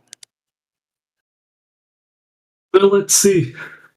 Did it start 2015 or 16? But anyway, that's a background in my life, dealing with construction, water levels, and more stuff. So anyway, but in the year 2000, I did met with a physicist, and the guy did spoke, three things like, there's people question about the shape of the Earth. There's people question about the moon landings being fake. They did found a barrier, but I did not. I did at that time. I was not connecting all the dots. But in the future I did remember that. But anyway, it was I saw some Brazilian guys, from Brazil, and at that time, they were talking about flatness of water. They were doing observations. And there was a little video they did. How you say, in architecture? They do like little models. But anyway, I was looking this. It was a concept. All the continents lay down, horizontal.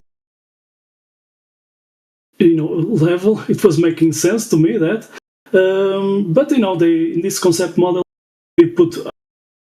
And I was asking, can that be possible? But the water level, it was making sense already. But then I went to do my normal life.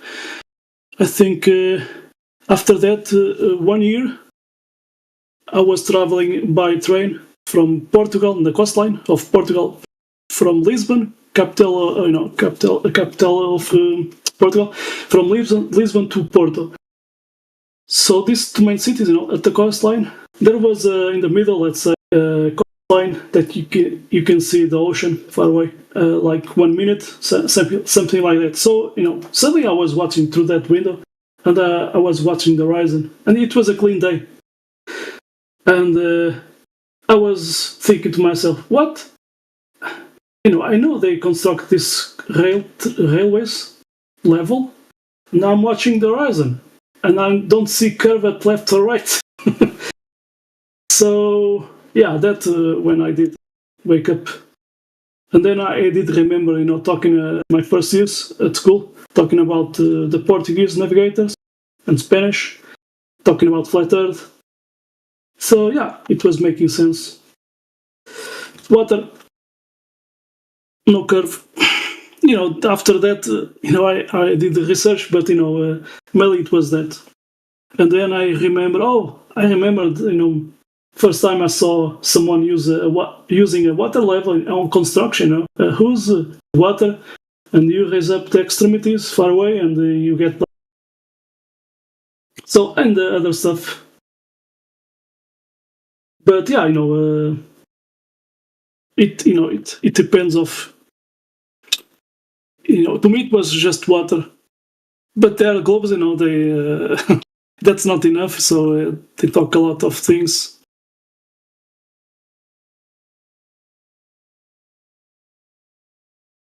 But you have seen the Black Swan. How can at 10 miles, behind the circle ring, if you count just the foot observer site, that means 67 times larger the radius, and you have observations 20 miles farther away and more. It cannot be that large or big that radius.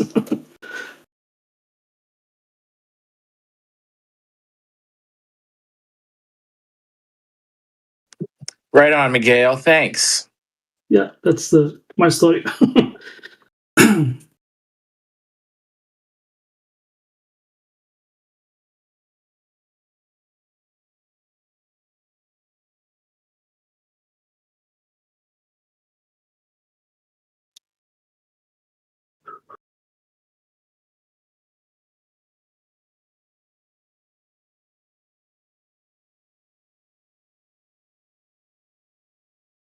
I didn't have to talk about gravity, and the other stuff. Yeah, I don't know why globe believers are so hung up on gravity. That got that video of Neil deGrasse Tyson saying when he was asked, "What is gravity?" He's like, "No idea. Next question." and it's like, so if you don't know the cause of this gravity effect, then how can you claim it's exclusive to any shape? If you don't know what's causing it, then how can you claim exclusivity to a globe with it? That's what kind of was like, what? Okay, so why even bring it up? Even that because if gravity exists, then it would naturally pull things into a spherical shape. Yeah, but even that implies that it makes a sphere, like it makes a curve, even in water. But we don't see that. So even I can post a frozen lake, 20 miles, and there's no curve there. So I mean, you could see. Sorry, go ahead.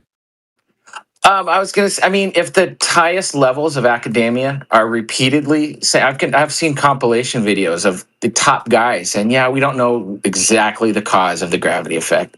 So to say, well, it's exclusive to a sphere that pulls things towards the center, you can't say that with certainty. It's still the cause is a theory. No, I disagree. Your highest priests say that they don't know the exact cause of it. That's what the top space rabbis are saying. Right. They're saying we don't know the why, we know the how. Same thing with magnetism, right? We don't know exactly why magnetism exists, but we know how it works. In fact, we know how it works so well that we've been building hard drives for decades. So same thing with gravity. We can precisely know exactly how it works, even if you can't tell why it works. Well, if you can't explain why it works, then you can't claim it's exclusive to a globe shape. We claim it's exclusive to a globe shape because of how it works, not because of why it works. Your top rabbi, the top space rabbis say that they don't know exactly what causes it. So for you to say you do know, it's it's a little dishonest. I don't think you do know the exact cause of the gravity effect. That would be dishonest. That's why I'm not saying that. The top priests say that we don't know the why. And I also agree with them. We don't know why it works. However, we have a pretty good idea of how it works. Same with magnetism again. You can do lots of stuff if you can figure out how, even if you don't know why. Sure, but you can't claim gravity only works with a globe if you don't know why or how or what's causing the effect. Then you can't claim it exclusively works on a globe only. Gravity exclusively makes a globe shape because of what we know about how it works, not because of why it works. We know how it works, but not why.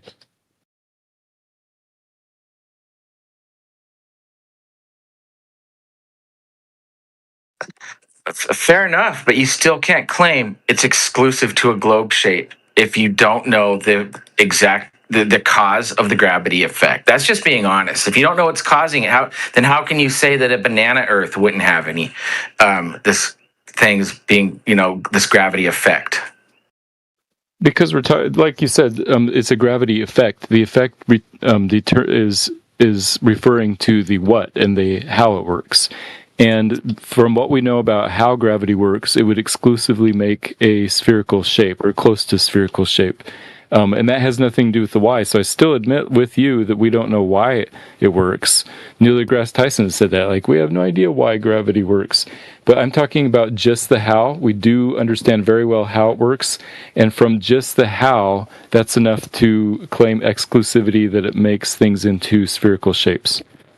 That's not something you could ever demonstrate. Don't you think they would, like on the ISS, they would have put like a gram of dirt and fluid into a vacuum chamber or something, and where there's no gravity, and watch it coalesce into a sphere shaped? I mean, if something's real, you can replicate it on smaller scales.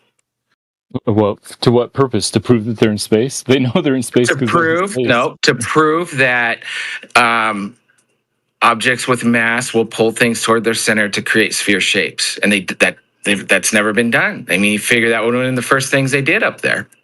Yeah, that's not their purpose to prove that works. I mean, they could care less about that project. I would say it's because it's impossible. They've probably tried in high altitude, doing those vomit comets while they're dropping, probably tried to see if they could get dirt and water inside a chamber to coalesce into a sphere shape or something.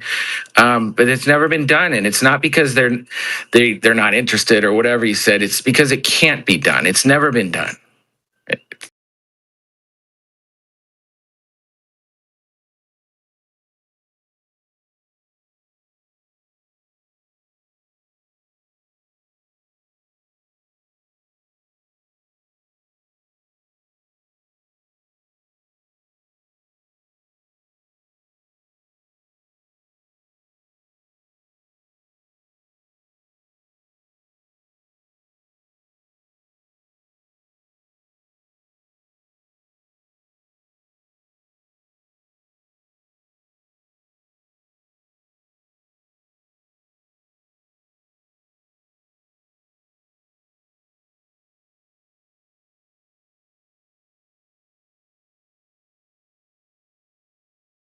And what they claim, some core going on.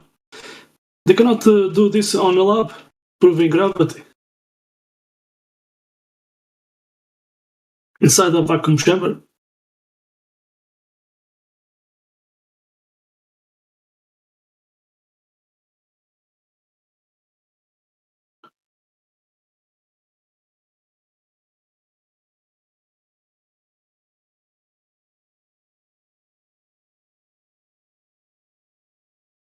I mean, you figure they'd do a Cavendish experiment up there on the ISS and throw two spheres into a vacuum chamber, vacate it, then watch dirt and gas or water put into that. Also, kind of wrap around the Cavendish, this lead ball. But that's never been done either. And that's just how I look at these things. If something is real, you can replicate it on smaller scales, and just nothing about the globe physics or science can be replicated.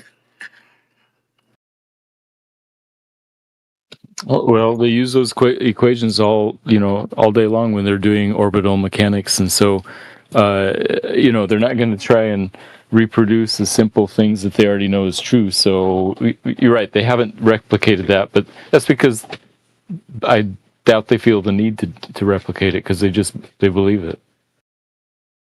I don't know. I mean, they're up there playing around in gorilla suits and playing guitars and playing baseball and all these stupid things they do, but they can't do, just put some Cavendish lead balls into a vacuum chamber and watch a little globe appear. I mean, if it's supposedly that's what's causing it here on Earth, that would be fascinating if they did that on the ISS.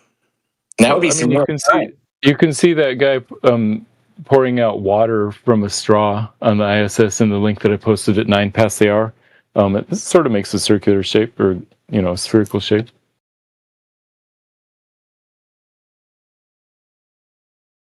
You can see bubbles in between quotes space.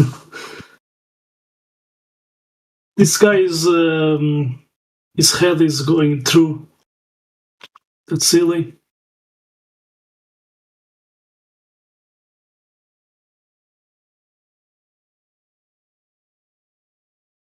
Man, how can that be possible?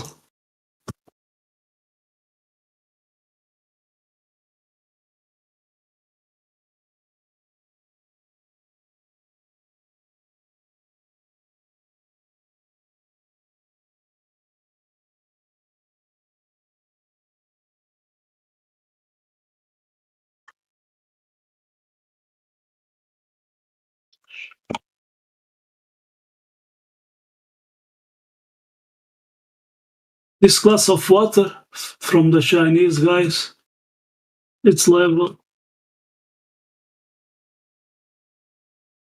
is not floating.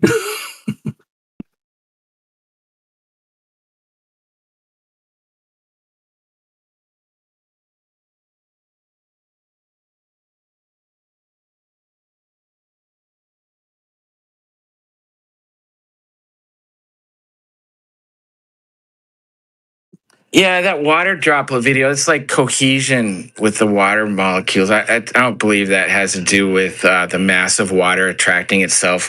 Like, I don't think you would. I mean, I'm certain you wouldn't be able to put some dirt around that ball and without touching the water, and it would just coalesce into a sphere shape. That's not gravity. Right, it's surface tension, like I said. You can fake it with a GI plane. Now they have other technologies. But they are playing with water and they are surrounded with electronics. That's such a good point. That's what. Go on. Sorry, Miguel. What I don't see is like the commanders of submarines and aircraft carriers and all this incredible military equipment. We don't see TikTok videos of those guys playing with water and wearing monkey suits and playing guitar and all these, those just seem to be real serious men doing a serious job. But all we get from these people on the ISS is them monkeying around doing dumb, dangerous things. I mean, playing with water around all this expensive circuitry and electronics is just absurd. Like, you would never see that a submarine captain or commander doing any of this nonsense. So it's hard to take this seriously. Yeah, earlier you were saying, why don't they make little balls of dirt and water and see what happens? And now you're saying, wait, no, they shouldn't be playing around. So should they be playing around or not? What do you want? They absolutely should put some of that into a vacuum chamber and demonstrate how gravity will make gas and water, dirt coalesce into sphere shapes inside a vacuum chamber. Absolutely. But when they're sitting there sipping water, the dumb things they do, making bubble shapes around all that. It's in a contained system if they were to do that in a vacuum chamber, but they're doing that with the water around all these super expensive electronics. That just seems dangerous and stupid.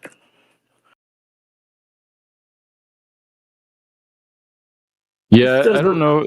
It would be kind of hard to get water and dirt to coalesce in a vacuum chamber. The water would coalesce together for a little while, but then I think it would just sort of evaporate eventually. So, or maybe some Cavendish lead spheres. That would be cool. Some Cavendish spheres. Yeah, it'd be hard to isolate the movements, but that would be interesting.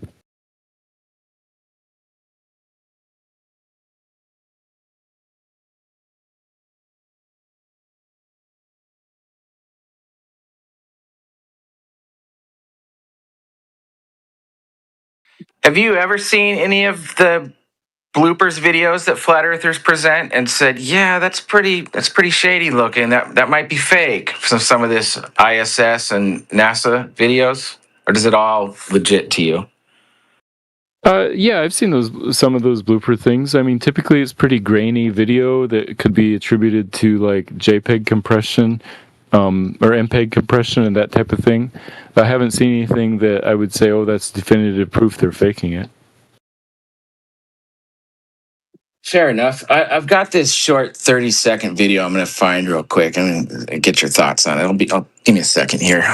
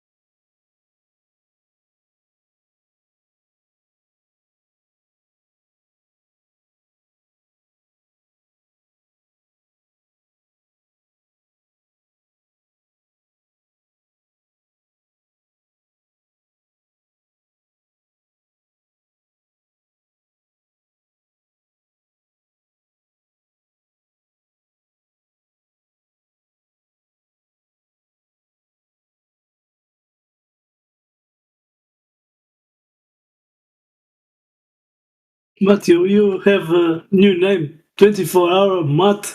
Someone did change that here. People always change my name on this server and this server only. I've never changed my name. Okay. Anyway.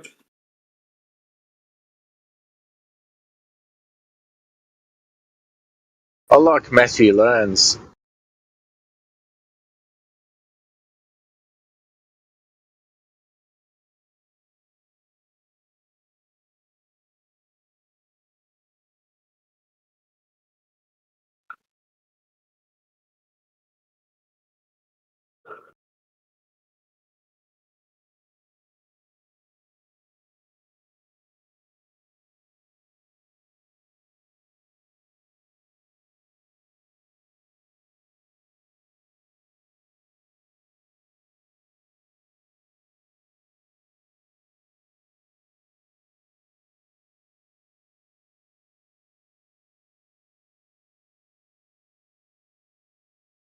I apologize. It's almost 3 minutes long, but you really only need to watch maybe 60 to 90 seconds. And maybe if I just get your thoughts on what's going on with the hair of these astronauts.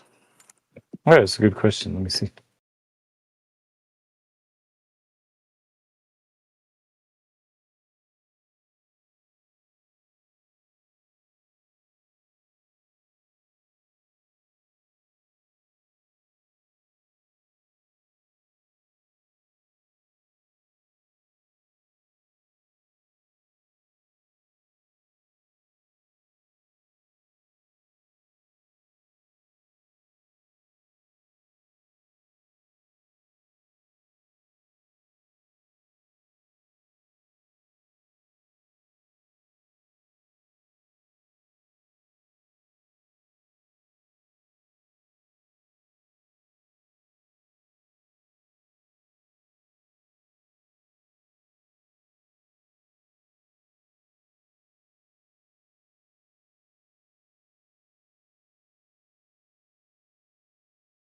Yeah, about like 1 minute, 10 seconds. That's a good example of the woman's hair that I'm talking about.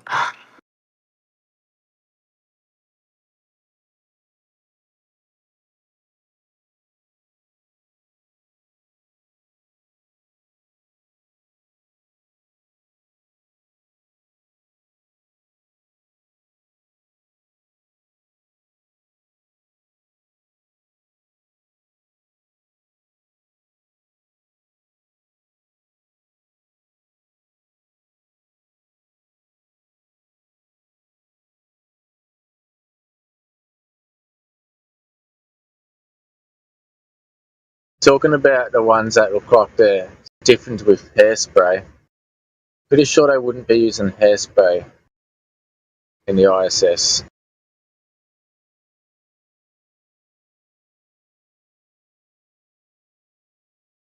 Yeah, I figure they wouldn't be, but that's what their hair just stuck in position. You know, it's like if you ever go swimming in a pool, your hair just it free flows all around. But these women's hair just stuck, and it's like, it's a little fishy looking.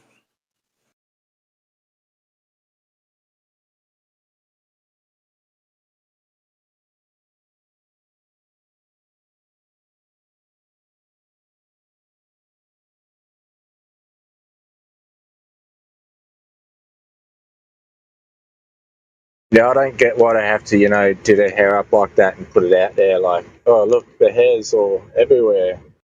Like, can't they just tie it up and, tie it down so it doesn't, put hair everywhere and get into the ventilation system? Wouldn't that be the wise choice to make?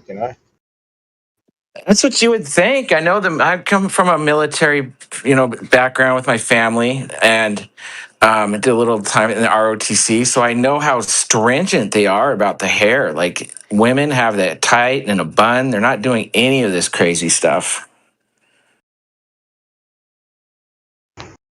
Yeah, good example.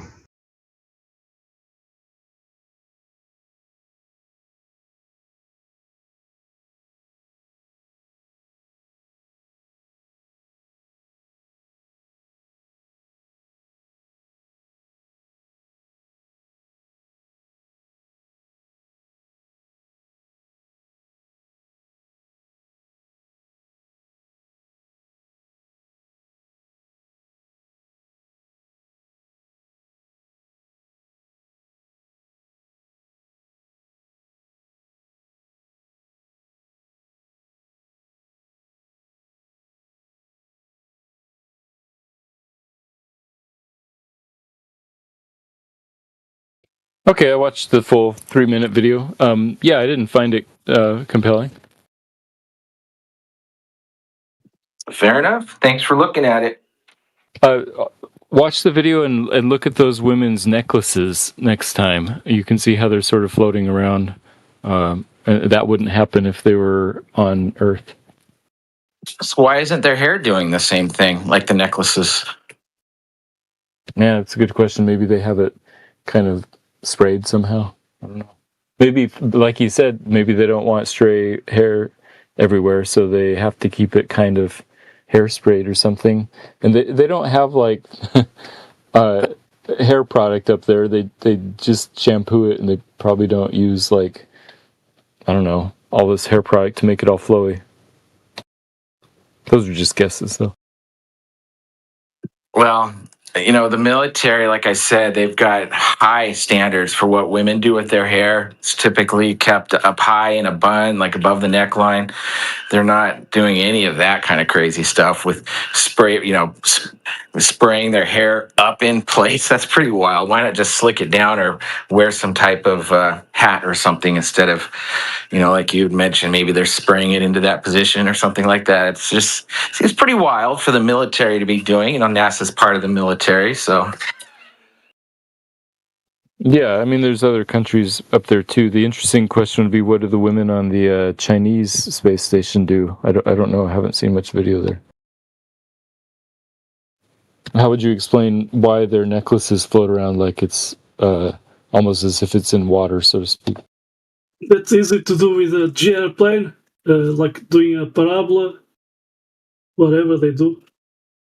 The parabola thing with the airplanes, the vomit comet, and then I've also seen videos of it's like that when the three, what do they call it,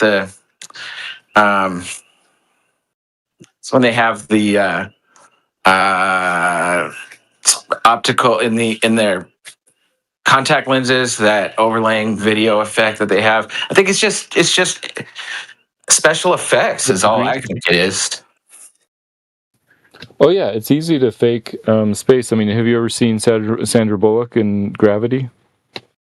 I need to watch it. I've heard it's pretty good. I need to watch it.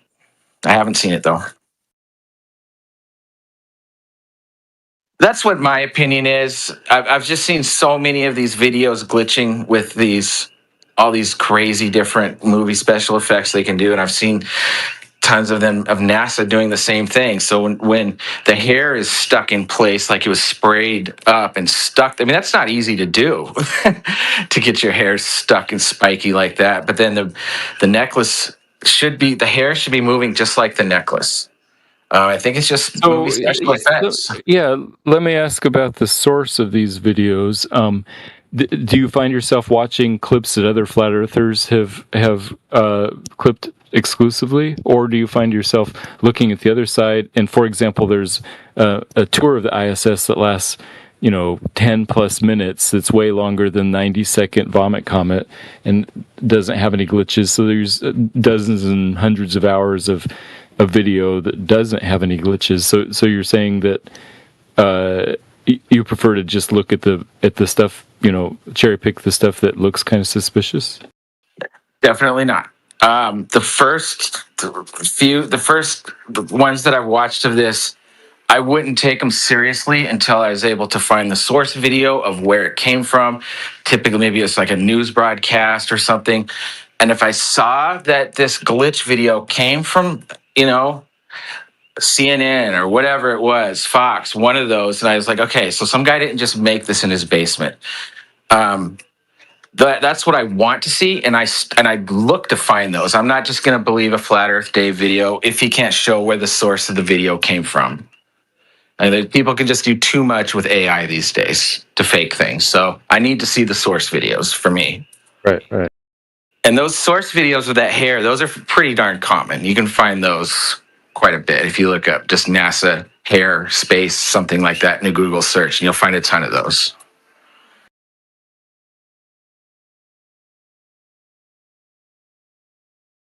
Well, thanks for chatting with me, Matthew. I gotta go. Oh yeah, take it easy.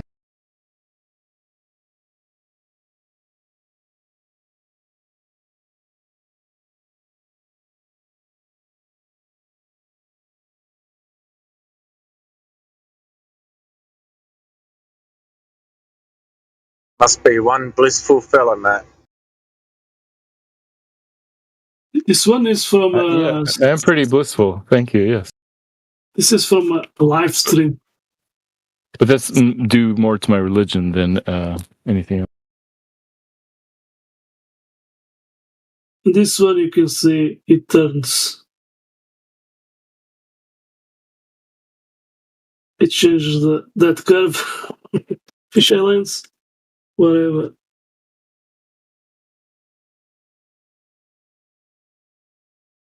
First you see a flat horizon, then it turns into a ball.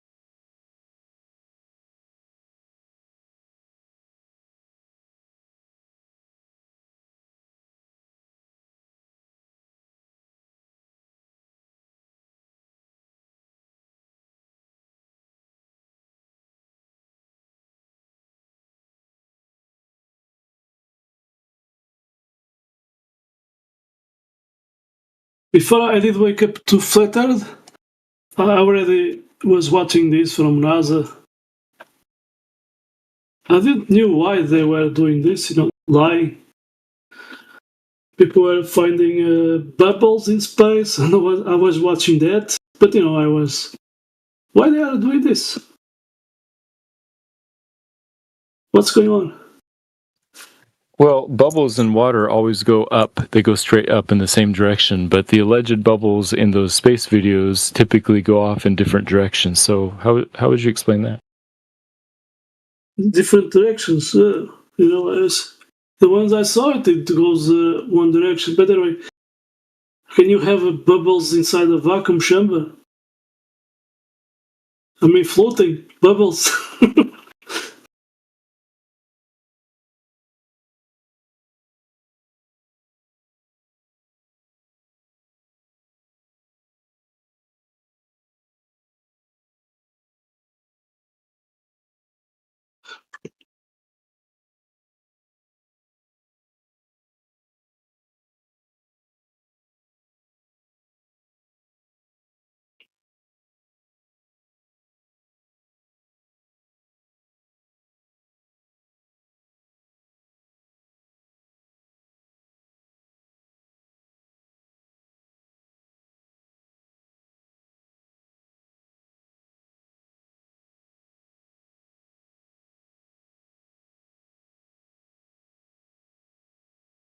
This guy did. Let me see. I'm gonna post it.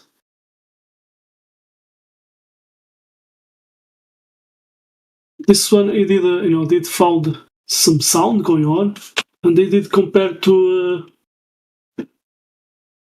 listening at the pool. So this has audio comparison.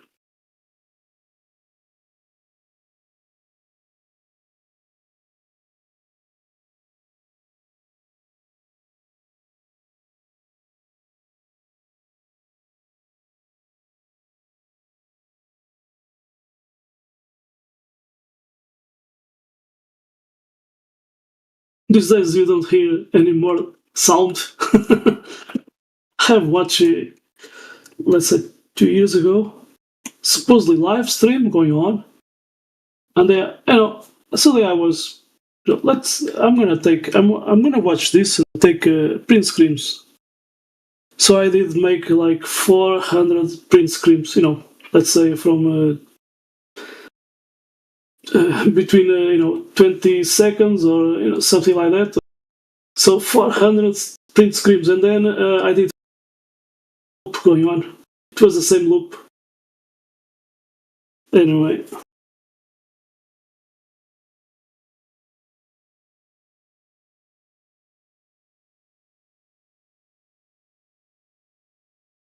When it was getting dark, let's say night, I never saw those, let's say, city lights, never. So they did change it to another camera. Very strange. It was like the one I did post before that one, the last one. It was like that. That same guy. But now they put background music.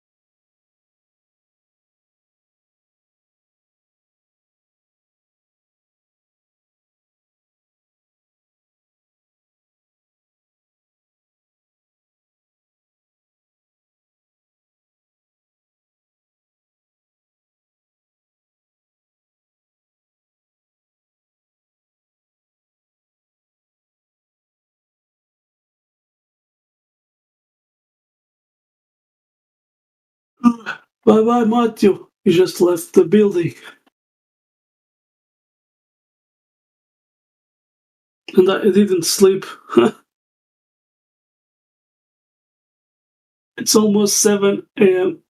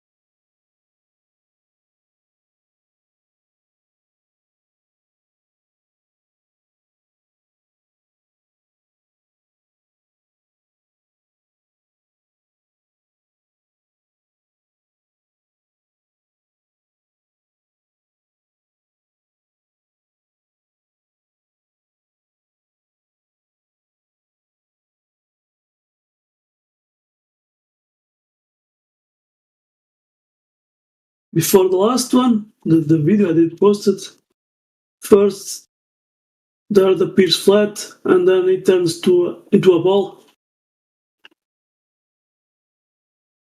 Yeah.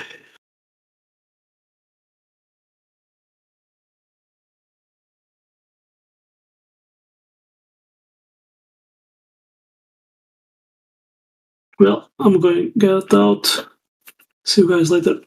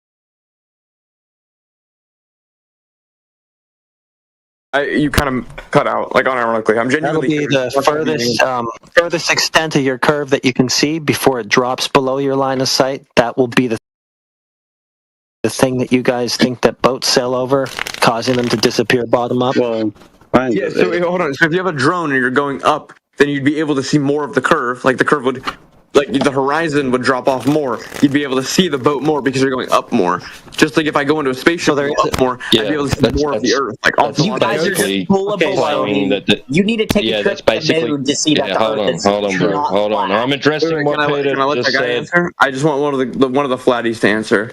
Yeah, so that's invoking a geometric horizon because it's based on observer height. So the higher you are, the further your geometric horizon will be because it's based on your observer height and the radius of the Earth. And it's formulated by 1.225 miles times the square root of the observer's height in feet. Now, during that observation with the... Wait, say this in normal words. I'm going to be completely honest. I'm really dumb, so like I need you to say this in like English and not like your mumble jumble. So I don't need to be rude by any means. Can you imagine a little guy... hang on, I've got an illustration for you. I'll post it. I just feel like you're using big words to try to confuse me and then make me like. I've got a basic illustration If you use for normal you. words, I feel like it wouldn't Here be. you go. This illustrates what I'm talking about, right? So you're on a ball, and the observer's on the ball, and he's looking towards the furthest point that he can see of the ball because he's only that high. But if he's seen that picture, if he went higher, he'd be able to see more of it, right? True. Yes. Just like right now, if I show you, hold on, if I show you my bed, if I show you the bed, and I go higher, I can see more of the bed. Like I can see like the pillow behind the blanket if I go up. Right? You agree with that? So you're invoking a geometric horizon. So in that observation, with the drone and the Burj Khalifa, is there a distance measurement to the horizon? Is there a distance measurement to the horizon? What does that mean? That's the thing that the sun. You're going to say that you can't see the sun that's going below the Earth, and that you're only going to see so much of the sun because that point there, that line where that line ends from the little observer's eyes, that's the point where he can't see any more of the sun because the sun's hidden by that, right? So we're going to need verification that is the reason that point, that your line of sight to the horizon, right, is due to the Earth curvature. I disagree. And that it's not some optical effect. And you have. How would it be an optical effect? What optical effect? Well, have you ruled out other potential possibilities? No, I haven't ruled them out. I'm just asking. So, from my understanding, if I go up right now, like I can show you this in my real life. If I go up above my computer, I can see what's behind my computer. So, how would there be an optical illusion? Can you explain what the optical illusion would be that would make it not be the case? Like I'm so confused. No, this isn't my claim. This is your claim, right? And you're invoking a geometric horizon. So we're going to need verification of distance. Right, but hold on. Of distance if I claim, to the horizon. Was pulling Earth down, because like that's the scientific consensus, you would have to prove that it's not what's pulling it down, right? Or sorry, gravity's not. That's not how it works, bro. That's not how it works. It doesn't matter how many people make a claim. The burden of proof is on them. It's not about proof, it's about supporting evidence. Well, hold on. I agree that the burden of proof is on the person who makes the claim, but in this case, every single person from 2,000 years ago agrees with my claim. Have you got a distance measurement to the horizon in your observation? Again, you're just using words just to confuse me. No, he's asking like genuine questions that relate to what he's saying, but I don't understand why he's saying that you're invoking a geometric horizon. Like, what was the definition of geometric horizon? Exactly. My claim is that the Earth was spherical, but your obese mother fell on it and became flat. That's right. Probably what happened. He roasted you. So wait, Australia dude. Sorry, T-Dub. What is a, in your words, what is a geometric horizon? Yeah, see the illustration there? No, I was hoping you would have it, like, be able to explain it. Yeah, so you've got a tangent line of sight to the most extreme point of the surface of the sphere. Yeah. Right? That you're going to be able to see to the sagittar. Okay. Right? So it'll be the point where your line of sight touches the surface of the sphere, does not intersect it. Mm-hmm. Below that, anything below that on the other side of that point, well, the geometric is going to be obstructed from view. And he's saying that the sun is below that point, and that's why he can't see it. And when he raises altitude, he extends his geometric horizon. Yeah, so no, you are just thus allowing him to see more of the sun again. No, so a geometric horizon is a theoretical, like true ideal version of the horizon. When you are saying that I can't see something, right, because it's beyond that point, you are invoking a geometric horizon. You are not appealing to any other variables. No. That's correct. No, you're not. No, I'm saying you're not appealing to a geometric horizon. Yes, you are. Why? Because you're saying you can't see anything else. You can't see anything below that point. Yeah, because the Earth is irregular. The true horizon takes into a spherical Earth. The true horizon takes into account the fact that the Earth is an irregular ellipsoid, where when refraction is minimal, the visible sea or ocean horizons is the closest an observer can get to see the true horizon. What we're talking about is when the virtual. You say that you can't see something below the tangent point of your line of sight, to the top of this, to that point on the sphere. There's something below that point. You realize you're invoking a geometric horizon. Right? This guy would be as tall as the Burj Khalifa, basically. Taller. Sorry.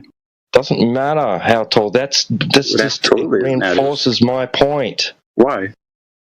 Because that's the part of the formula. 1.225 miles times the square root of the observer's height in feet. Okay, but we're. So, the distance of this would not be anywhere near what you're saying. I'm not saying anything. I'm asking, does he have one? Does he have a measurement to the distance to the horizon? The thing that he thinks the sun is going behind? Yeah. Yeah, because if it's not that, we really don't have to worry about it, right? Because what you're actually doing while you're pretending to ask a question is you're making a claim, right? That it's setting over the Earth's curvature. Or that you're seeing more over the Earth's curvature the higher up above the surface you go. You're actually making a claim, really. All we have to do is just check if that's true. You're making an observation. Yeah, how else would you explain that phenomena? Yeah, we don't have to. See, all we have to do is falsify your claim that there's a geometric horizon and go, sorry, guys, your claim's false. You haven't falsified anything, nor have you given me any reason to believe what you're saying. Yeah, we can. Because what you're claiming then is that you have a geometric horizon of 1.225 miles times the square root of the observer height in feet that you're looking over. And that'll be the physical obstruction that blocks your view. And the higher up you go, that'll be the limitation. So all we have to do is show that that's not real. And then it's not that. Okay, so how are you showing it's not real? We got the black swan. Anybody post that lately? What does that mean? Here's the black swan. Oh, I'm ready. All right. It doesn't make any. The sun itself is a whole other can of worms with the flat Earth. Okay, horizon is much further than no curvature. See, we have a problem with making a claim that the horizon's physical and geometric, because according to the radius of the Earth, it's just a tangent from the height of the eye observer to where it intersects that curve at distance. It's 1.225 multiplied by the square root of the observer's height in feet. It's where we get the idea that the horizon's 3 miles away from a 6-foot observer when you're standing at the beach. According to the math, for the 8-foot observer in this image, the geometric horizon that would be physical should be about 3.46, like 3.5 miles away. Now, the reason why these oil rigs are in the image is because we know the distance from the observer. I think the furthest one is about 9 miles or something like that. The closest one's about 6. When we make the observation, we see the horizon beyond the distance markers, so we can make a safe estimation to the distance to the horizon. In this instance, it looks like it could be about 10 miles. Now, the globe makes a prediction that the physical geometric horizon for, say, the sun to hide behind for this observer should be at 3.5 miles away. But it's a problem when you improve the optic. The horizon extends into the distance, and the things that you couldn't see in the first image, like the oil rigs, increase in angular size so you can see them, and then the horizon disappears behind those. So the horizon is clearly an optical phenomena, dependent on the technology that you use compared to the human eye, like a high-powered zoom camera or binoculars or telescope, and of course, the meteorological conditions of the day. Okay.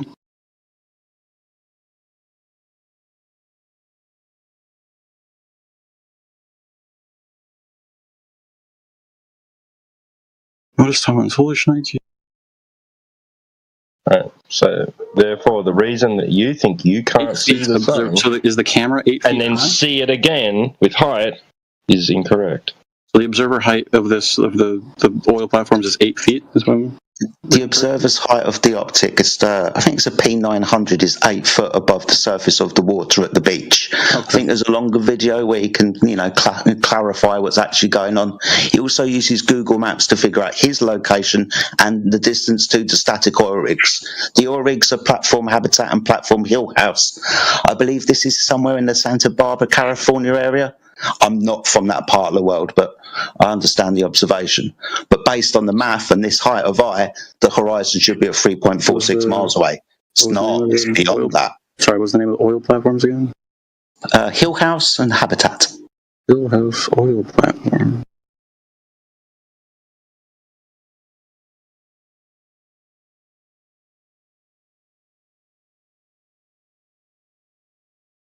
Dos Cruzadas.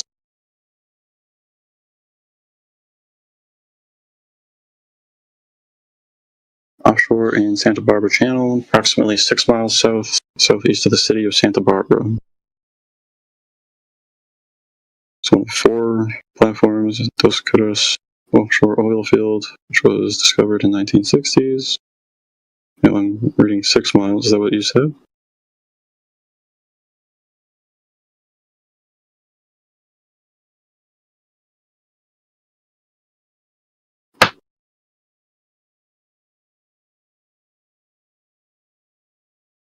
Max globe geometric horizon distance is 3.46 miles.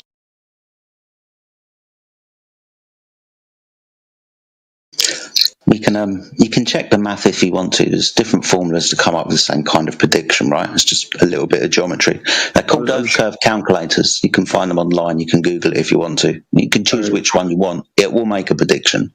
I'm confused what it's claiming. This GIF here you sent, it's saying that the max geometric horizon distance can only be 3.46 miles, and then the horizon beyond is 10.10 miles away? Yeah. Okay. So the only thing that's to change the distance to the horizon, if we're just using a purely geometric sense, is the height of your eye. If you go up, the further you can see. How do we? How do I find the distance of this? How do I know this is 6.2 miles away? So, we can provide the video for you if you want to. At the moment, we're just going in good faith. But we can provide the video if you want to do a little bit more extensive research, of course. Address offshore resource decor located approximately 6 miles from shore, installed in 1969. Wet oil, gas, and produced water sent to platform A. Do you guys believe in I understand. Sorry, I understand that you're interested in the oil rigs and so on, but just on a basis. Sorry, hold on. Just on a very short basis, you understand the claim, right? The curvature of the Earth should be at a predictable distance based on the height of the eye and the radius of the sphere or circle that you're standing on. Yes. But we don't see that. See, the claim is, what does the sun hide behind? It goes behind the curvature of the Earth. Why can't I see that boat sailing away from the bottom up? It's going over the curvature of the Earth. That makes a claim to the curvature of the Earth being physical, right? My understanding the top of a hill.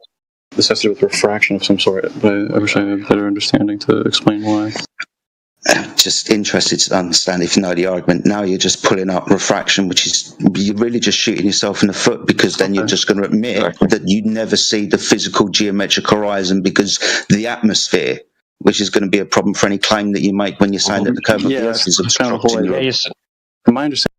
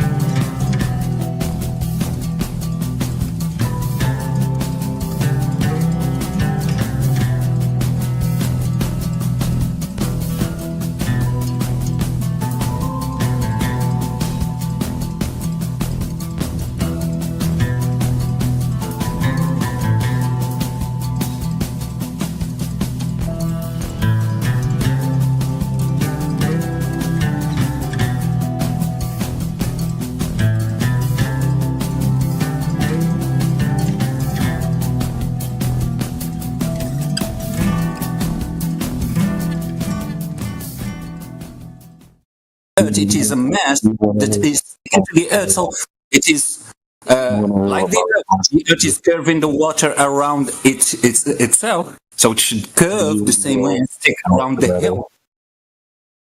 But what I'm saying is, like, if you look hold on, Mark. Elijah, go I ahead. really want to make this point. I really Monk, want to make hold it. on. No, You Monk, look at hold an on. ant. Monk, hold on. Elijah, go ahead, dude. Okay. So you have an either curving surface or non-curving surface. Now, for whatever reason, you keep saying, well, like the Globers say it's curved and you say it's flat and nobody knows. Well, first of all, the Globers say it's curved and we just told you it doesn't measure that way. And if it doesn't measure that way, then it's a not curving surface. But doesn't it say in the Quran that it's like an egg? It's also like an I egg don't care. shape as well. Listen to what I just said. There's no measurable curvature. So when you say the globe earthers say this, we already know that that's wrong. By default, the surface we're left with is a level horizontal one. I don't give a fuck what the Quran says. All respect. Well, like, you're Muslim, aren't you? No. Why are you wearing all that stuff then? You're a Jew.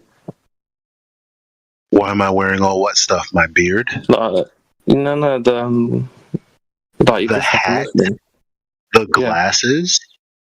The sunglasses? Everyone here will agree with me. You kind of dress like a Muslim. So I'm saying that. It doesn't because matter. I have a hat on?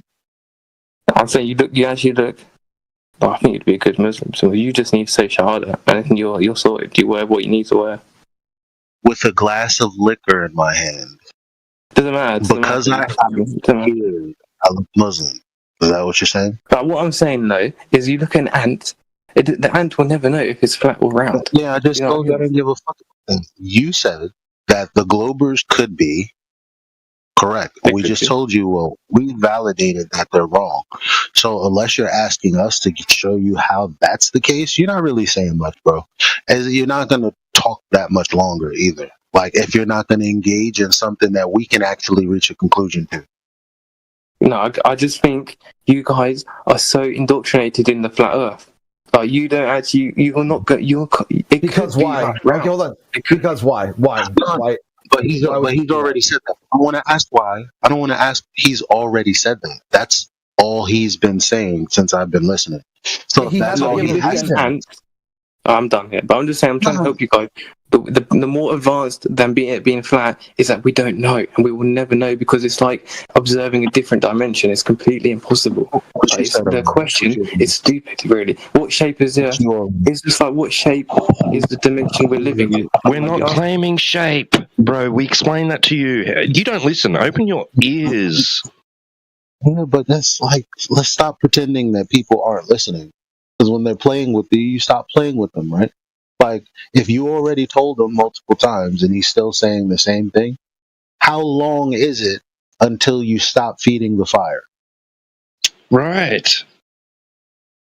I'm just saying, I'm trying to help you, because you actually don't know it's flat the same way they don't know it's round. You're observing what you think is true. Yeah, he's bricked. But would not be more advanced intelligence. You're bricked and you're muted. Sorry. Yeah, how are you going to keep telling me about me? Like, seriously, dude. Or tell all the flat earthers about... You don't know anything about the topic at all. Because he's a bigot, that's why. Like most. Like, how far is far enough, right? Like 10 miles, 100 miles, 1,000 miles, 10,000 miles. In my opinion, a bigot is the lowest form of human being. Because it's the thing where it requires you to do work to intimately know someone, but instead you make an assumption, like they do about everything, like they do about their own reality. You're the lowest form of existence, bro. Go somewhere else.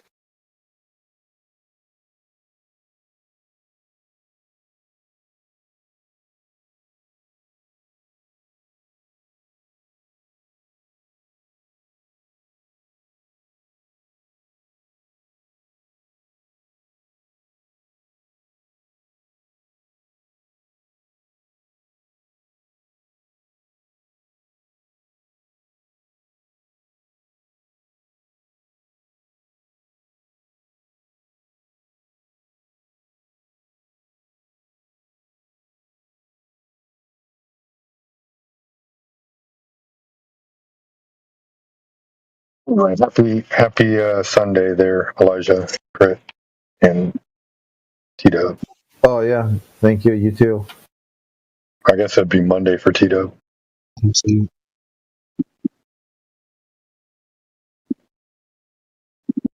So far, good weekend. No, it's Saturday. Huh? I was just about to say, hang on, bro. I had to double check. I'm like, hang on a sec. That's so funny. That's good news for me. That means tomorrow I get to go do jiu-jitsu.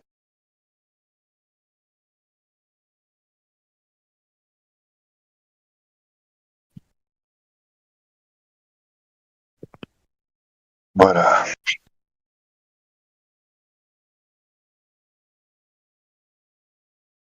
yeah, I saw you in that debate there, Elijah, in the chat, talking about how you can prove hands.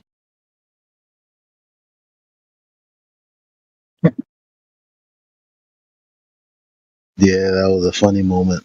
That got this me off.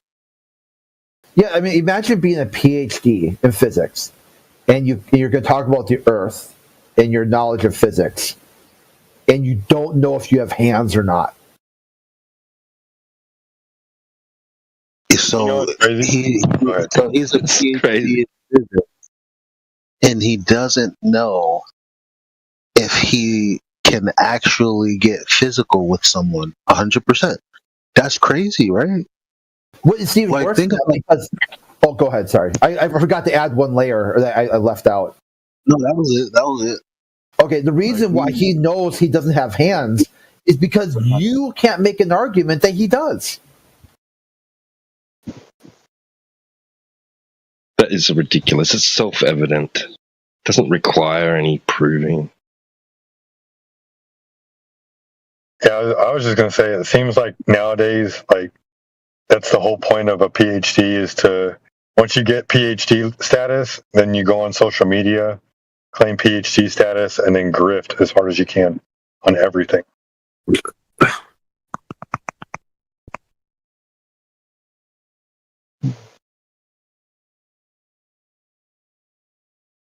Did you go on TikTok, Elijah, and see how big his following was? Nah. 450,000, bro. Amazing. That's all this is these days. It's all about, we got to expose him. But he got exposed. That was a good debate. I think, talking to India, I'm glad that he moved the conversation forward instead of doing what the other guy was doing, trying to stay stuck on one thing and make it sound redundant, ridiculous, make it to where nobody wants to listen. I'm not trying to be rude, but I'm on your guys' side, man. I'm just saying, like, you're like, how can you know it's like exactly? It's No, you're not. No, you're not. No, you're not. No, you're not. Because if you were on our side, you would know that in order to have curvature, you'd have to have something measurable. Like, yeah, it could be like some. Yeah, it could be. It also could be flat, like it measures. Could be a donut. Yeah, but you'd have to show me the measurable curvature. Again, I don't know all that. Like, I can't deal with the numbers and that. But what I'm trying to say is, like, you look at an ant, and even if an ant is walking on the ball, it doesn't like know. Same like we don't.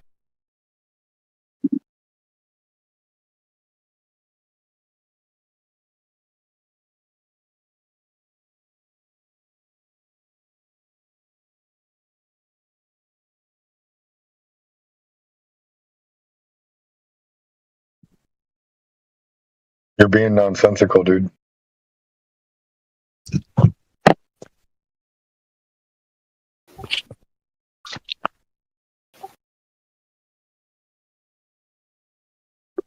The only thing that is like, you guys can't like. I get it. It's observably flat, yeah. but it's technically it's still. No. It's observably, measurably, and practically used in everyday activities as flat. How about this? Take a look at some superstructure. You got the Panama Canal, and then you've got the Suez Canal, St. Lawrence Seaway, the Bolivian salt flats. Well, that wasn't constructed. The salt flats are natural, but I'm look at the superstructure, the Panama Canal. There's no curvature accounted for that. Suez Canal, no curvature accounted, flat. You've got measurements taken across America, judging which states are the flattest, which states are flatter than pancakes. Measurements, practical demonstration. Right now, you know your indoor plumbing will work because of the physics of water. No curvature. Honestly, I think you guys have got to try the flame board experiment I'm trying to put forward. Yeah, your mic is hot shit, dude. I don't know what you're doing. Like, take the mic out of your mouth and talk normal. You know, I was talking about, like, if you get a foam ball and a steel ball, that is observable. You will see that they do not fall at the same speed. I want you guys to try we're talking about the surface of the Earth. Surface of the Earth. What's that? But it's proving gravity. It's proved that F equals gm1 m2 over r squared. Don't need to get gravity at all. Let me play with him on this one real quick. Hey, Monkey. So things fall down to Earth when you pick them up. How does that prove the Earth is a ball? Because that's what I'm saying. They're saying that they got the theory of gravity and that they observe that things fall and they make a hypothesis that we don't know why things fall, right? That's what I'm saying. Why do things fall? That's a good question. But the only question you guys can say is things fall because things fall down. And I kind of agree with that because I'm not a person to go into all that nerdy shit about science. But it's still a bit interesting that why do things fall down? I don't believe the most genius physicists in the entire world all agree they don't know why things fall down when you lift them up. But even all we can do is describe it in a way that, like, in what's happening, it's a density medium relationship. When the object is more dense than the medium it is in, it displaces the medium above it.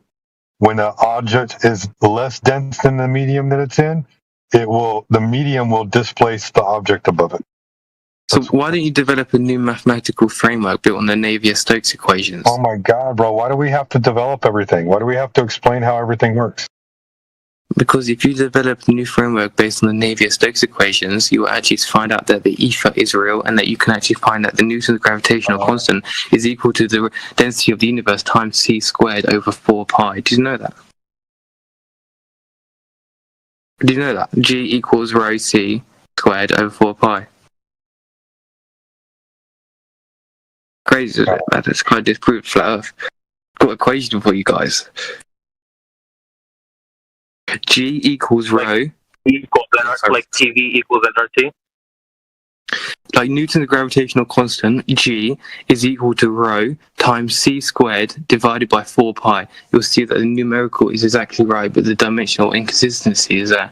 But the dimensional inconsistency can be reconciled with Dirac's large number hypothesis, which states that if the universe is expanding through time, everything expands, meaning the meter gets longer, time gets longer, density gets smaller. So is this based on the heat? Is this based on the idea that the Earth goes around the sun?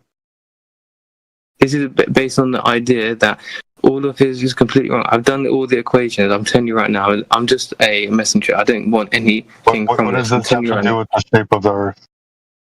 I'm telling you right now that Newton's gravitational constant is equal to the density of the universe times by the speed of light squared divided by 4 pi. So I'm saying I'm just a messenger, man. I'm not. So how do you know? How do you know what the density of the universe is? Because they observe it. You observe the density of the universe. Right, that's something that would have to be measured, not observed. Yeah, hello? I found out all the equations, and I'm just coming on here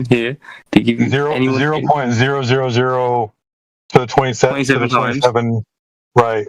9.3. So 9.3 what? Times 10 to the power of minus 27. Right. 9.3 what? Ounces, kilograms. So get 9.3 and then put 27 zeros behind it. Right. What's the unit of measurement? I think it's meters cubed per kilogram. Or kilogram per meter cubed. How did you measure per that? meter cubed. Huh? How did you measure that? I'm saying, man, I've got the equations for you guys. I'm saying that G, Newton's gravitational constant, check up. Everyone here in the chat can check up. G is equal to times G, Newton's gravitational constant. How did you test it? I got the equation. Basically modeled the ether. So I got Navier-Stokes equations. How did you right? test I got it? Navier-Stokes equations and modeled the ether using that, and then did the two-body problem. You didn't test it? What do you mean test it? How did you test it in the lab parameters? You know what, man? You really are starting to bore me. Others might be nice, but I'm not so nice. I'm going to come over here to Lord Overlord. Oh, hey, what's up, dude? Never mind. Somebody else is in here. What's up, I'm not a flat earther, don't worry. Or I'm not a globe earther. Well, then we got some questions for you, man. Why? How'd you come to the understanding that the Earth is flat? I mean, if you were to go off NASA's superimposed videos, I mean, wouldn't we all believe that the Earth is round? Yeah. I mean, if you just look at that we were all there, right? alone, is the fact that they teach it in school, the fact that they give you like a globe model, the fact that you like grow up. I almost, it's kind of indoctrination in a way. It's almost like a mass. It's if everyone lies about it, we can bullshit it, you know?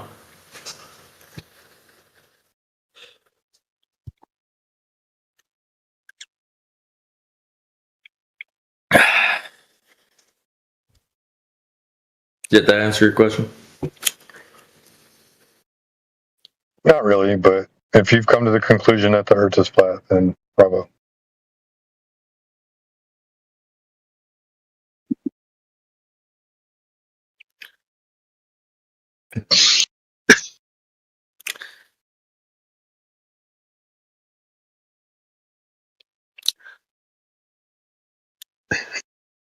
It's kind of sad. It's like the same thing with the alien thing. It's never gonna get any disclosure about it. It's not like the government's gonna tell us.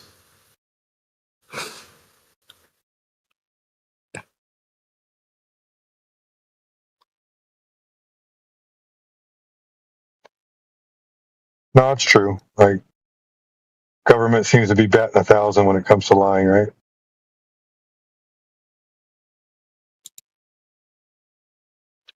Oh yeah.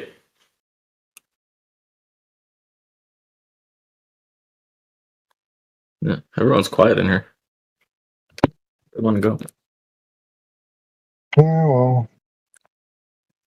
So everybody's got lives going on, people coming here to listen to the conversation, but every once in a while some people will speak up and have conversations and stuff like that. So when did you come to the idea that the earth is flat?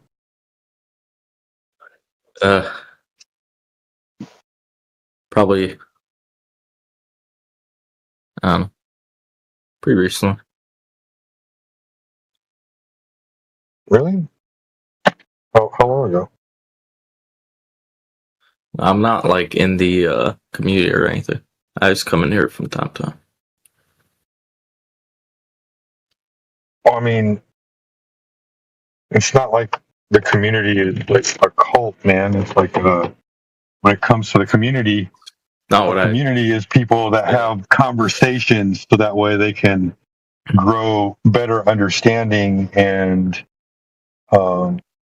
have other conversations with like-minded people so that way they don't feel like they're all alone in a world where it seems to be dominated by a mainstream narrative, right? I guess, man. I don't know if it's... Your mic is still open, just so you know, Elijah. I don't know if that's really a good way to start a, like, we're not a cult. That doesn't really... I mean, like, you want me to be honest, I don't think you're a flat earther. Why not? Because you don't sound like you've gone out and proven it to yourself. You sound like somebody who is just repeating what you thought you heard on the internet. Not going to go out and do experiments, if that's what you mean. What experiment would you have to do in order to prove whether or not the Earth is curving? Don't you guys have experiments you do? Well, I mean, it's not really experiments worth that it are in my done. mind to go out and do those experiments. Like I don't have time for that, man. Let me ask you this: is geometry a science problem? Man, geometry is different than flat Earth. Well, what does geometry mean? What's the word geometry mean? Study of like shapes, right? No. The word geometry literally means the measurement of the Earth. Geo meaning Earth. Metric meaning the measurement of.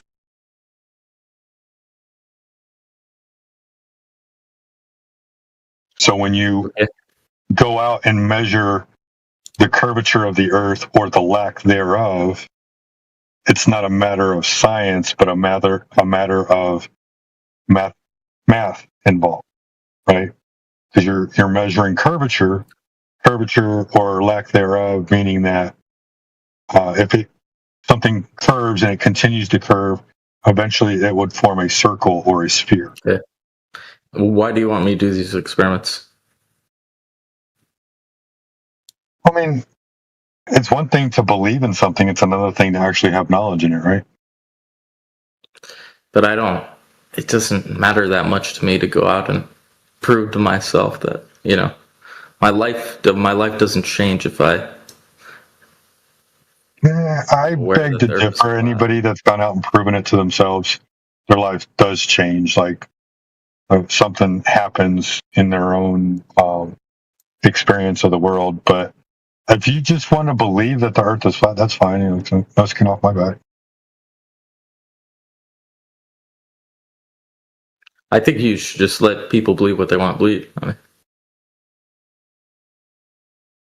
Sure. I mean, that's just a lazy way of doing it.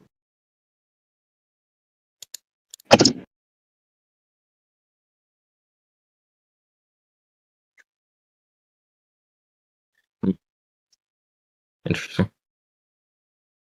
I mean, I like living in reality, man. I like knowing what's going on in the world around me. Who's not reality? Huh? Just typing inside chat. Bound.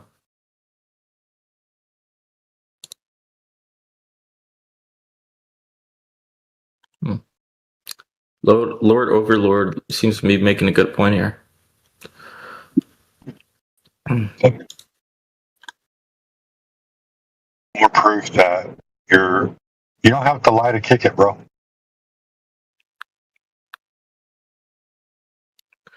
The fact that you're trying to you're going at this like, oh, this guy's already a globe earther.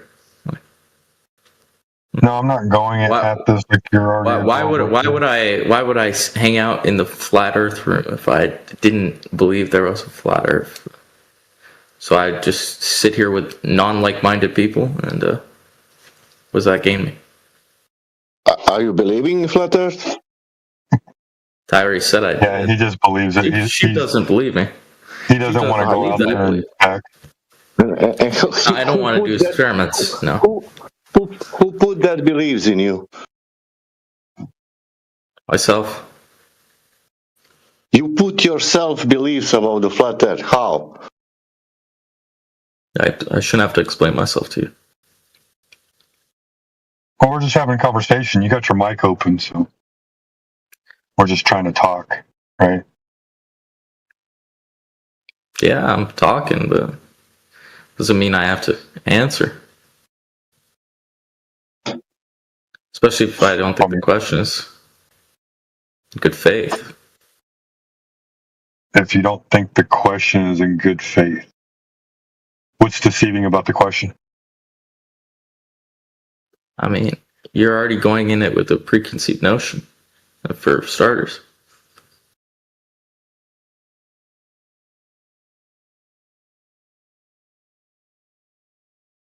No, I'm just asking questions. I don't know what I've lied about. I mean, if you can say what I've lied about. Well, a lie would mean that you would be intentionally deceiving, right? So you think I'm a globe earther? Is that what you think? No. I'm just trying to figure out a little bit more about evidence. If you're just asking questions, I'm just trying to figure out more about you. You're new to me, dude. This is my room. Okay. Oh, get out of my room, Mom. What's up, Flippy Flop? Hey, bro. What's going on, man? What's the shape of the Not Earth? too much, bro. Sorry, what was that? What's the shape of the Earth? I reckon it's going to be spherical. Okay. How'd you come to that conclusion? Like everyone says it is. Oh, so you just believe what everyone else says it is? Yeah. What if there was a way to go out and test whether or not that was true? Have you done any of these tests? Yeah, I've done my own tests. Okay, sweet. What was the result? That the Earth was measurably not curving. Okay, what was the test? A long distance observation. Okay, what were you observing? My friends across the lake. Okay, how did you sort of test? Like, what did you just sort of get them to stand at a lake? Well, the Earth is supposed to measure with a certain amount of curvature, and so based on that curvature. Hold on, Sheepdog. Hey, guy, you gotta turn your camera off. What? Yeah, turn your camera off. Me? Yep. Yes, you're the only one with the camera. Why? Well, we're broadcasting on YouTube. Another one too, it limits some of the people's connection. Like people on mobile, the blocks are, some of their screen space.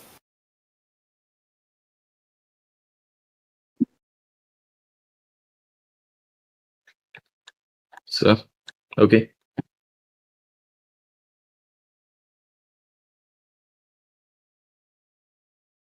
So anyway. So, like, when my buddy goes, like, there's one time I went skiing, and like, my buddy, he was on the other side of the mountain. He told me he was at a ski resort that was on the other side of the. I couldn't see him through the mountain. Seriously, dude? All right. So anyway,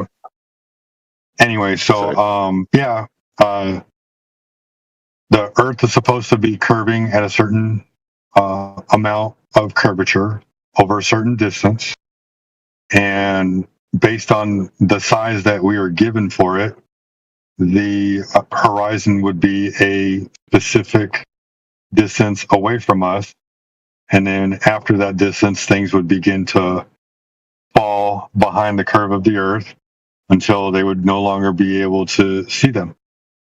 And when we go out and make long distance observations to test whether or not that's even possible, we find out that there is no measurable curvature. So so if I was in like a plane, would I be able to see like New York from where I'm at? Depends on where you're at. Like if I just went straight up and then I just looked towards New York, would I be able to see it? I'm sure it would be like blended in with the horizon. What do you mean I don't by know where you're at blended in? though. Well, as things move further and further What is away, the horizon? Is it like a render distance? Like I can only see like 300 blocks in Minecraft? the horizon is the apparent location where the sky meets the Earth. Why does the sky meet the Earth? Surely the Earth should just extend through that point, right? Because due to perspective, things that are in the bottom of our view ramp up, and things that are in the top of our view ramp down, and they combine as they get further and further off into the distance. So if I was on like a mountain and I had like a telescope, I should, in theory, be able to see everything. If you had a strong enough telescope and you were able to see through all the thickness of the air, yeah. The thickness of the air. What do you mean by that? Well, air has thickness, right? Do you mean density? Like it's dense. There's a denseness to it. Light doesn't travel forever through it, right? I don't know. But what I mean is like when you say if I light up a campfire on Earth, it's gonna shine light on the whole Earth. No, definitely not. If I light up a campfire, am I going to be able to see it from 20 miles away? I guess so, if I had a telescope. Well, I'm sure if you had a telescope and you were able to look through the density of the air, you may or may not be able to see it. I know when I'm out in the oil field, I can see fire stacks from 40 miles away, but it doesn't light up the entire sky between me and the oil stack. Why is it that like the air density sort of does it in like a circle? Like wouldn't I be able to see in some distances further than others because of different air densities? What do you mean? Like how come it's never the case that the air density is just so dense, like right in front of me? Why is it always like on the horizon? Oh, that does happen. Oh, is that what fog is? Well, I mean, like when you see the sunset, why can you stare at the sun when it's setting versus when it's directly overhead? Damn, I thought you was gonna let me take the point since I was in the middle of it. Go ahead, bro. I didn't know it was you, Elijah. My bad. Go ahead. Take it, Elijah. Take it away. You have better arguments for this anyway. No, it's not. It's not an argument. I mean, it's just obvious that the circle of visibility. I'm gonna say it's a circle of visibility. It depends on what the meteorologist says and the conditions of the air. Because surely it's not a smaller globe Earth when you can barely see because of a less visible day. So this idea that what we're looking at, this circle of vision, has to do with the globe at all is ridiculous. Obviously, it has to do with the air. Second of all, you can experience seeing clearer in one direction versus another. You've seen it literally rain in one part of the sky and not the other in your field of like what you just I don't think you're thinking, bro. I think you're just saying stuff because you already have It's just that I never like the horizon's never just in front of me. It's always like 30 miles away. I'm sure you can come up with some good science fiction for why that is. No, it shouldn't always be 30 miles. It should be dependent on your height above the curvature of the Earth's surface because it's a tangent. I thought it was dependent on the air density. Why are you interrupting me? Because I was trying to clarify. Yeah, in real life, that's what it depends on. But when you said 30 miles, well, aren't you a glober? So your rhetoric is wrong, is what I'm saying. Well, I'm in reality, trying to understand stop over talking me. Because we're not talking about a model. We're talking about reality and being outside and what we experience. I don't have a model. So if that's what you're here for, don't interrupt me again. Just leave. I never experienced like the horizon being like 2 meters away from me. It's always like in the distance. It's always on the horizon. And so the question then becomes like, if it is air density, why? No, your server muted, bro. So yeah, I don't like when people talk when I'm talking. I like to lose focus. Yeah, he left because he didn't really want to have a conversation. So, unfortunately, my bad, Elijah. No, you didn't do anything. It's just I had asked him a question or said something, and then you just talked through it like it. It was like there was if that was the case, there was no point in me really saying it. Oh yeah, no, like I said, my apologies, man. Like it's been a while since I've been in here, and sometimes when you talk, you talk low because you've always said I'm not going to yell, and it takes me a minute to kind of catch on to your voice, so I apologize. I have to look at who's talking. No worries.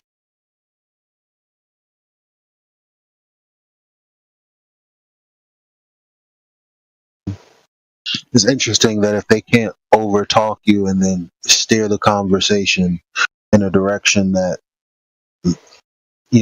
your words aren't taking it, but their assumptions are taking it. If they can't do that, they're not interested in having a conversation.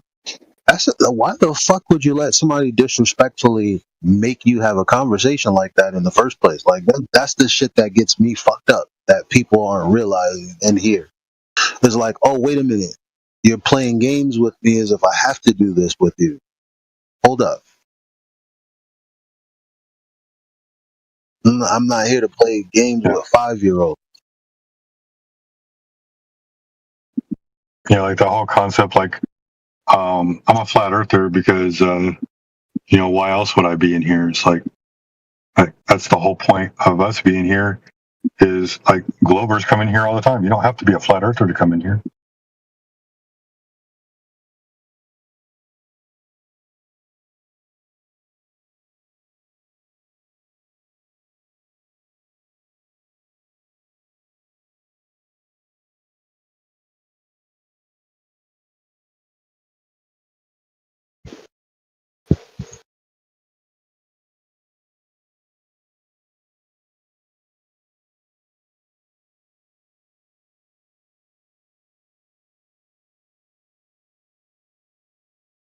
So from what it seems, all of the black swan stuff is explainable on a globe model. So there's some other argument that is evidence of the flat Earth?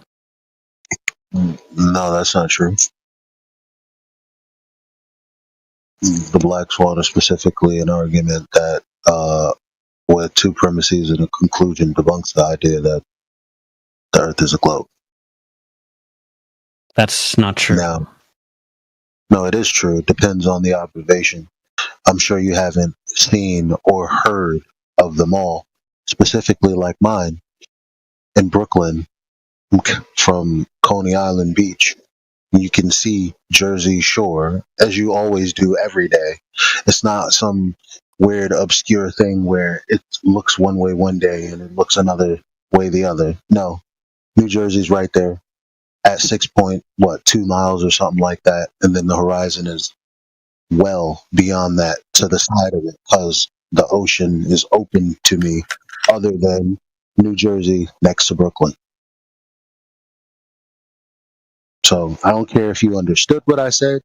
I know it's very clear for anybody following if they understand there's a tangent to a tangent point, and there has to be a point somewhere if you live on the sphere. And the fact that we don't ever see it being the conclusion, that's something you don't understand. I'm not here to hold your hand. I don't care if you deny the argument by dismissing literally every observation you have seen or didn't see. It doesn't matter to me. It's obvious.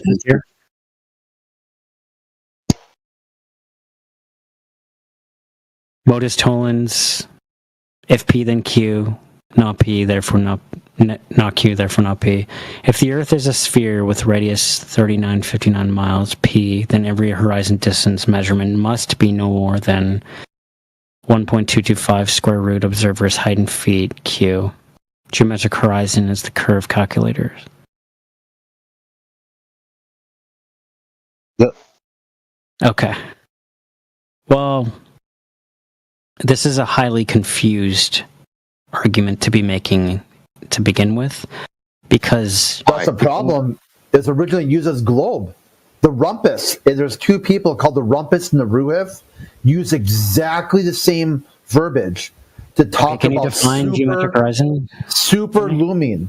They talked about a superlumine, where the curve of the Earth is loomed up, over, and around the curve of the Earth.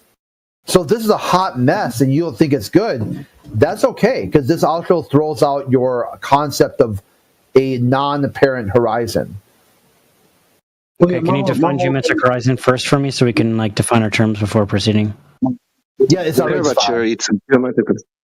Where the sky appears to meet the ground, but further to that, on a stair. I'm sorry, because Nat Geo says the same thing. So if you say incorrect to me, I'm literally just telling you definitionally what people like Nat Geo say. I don't even know why you sit here and forcefully disagree with something that is actually true. So it is characterized as where the sky meets. As a matter of fact, that's how we know what it is, because it's described as what we see, where the sky appears to meet the ground.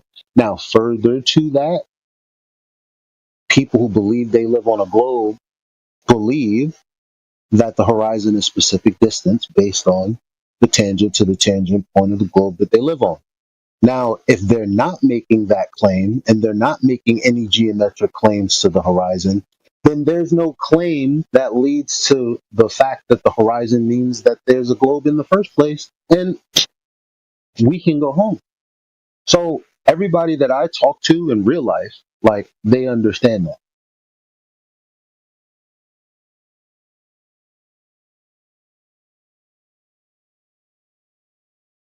So the geometric horizon, as I understand it, is a theoretical straight line from the observer across the horizon. And if Earth had no atmosphere, with no light refraction, that's what you would see. But because we have a horizon, you already argued against that. Refraction, light curves near the surface, and so anything you see is going to be a curved line.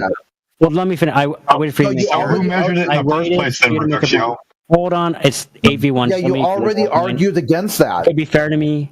Be fair. I waited for you. I didn't interrupt you. I didn't jump in. Dude, this isn't about being fair or fair. This is about you came in with a very specific claim that Mollis Tollens was a hot mess. Now you're using that Mollis Tollens to describe your superlumine.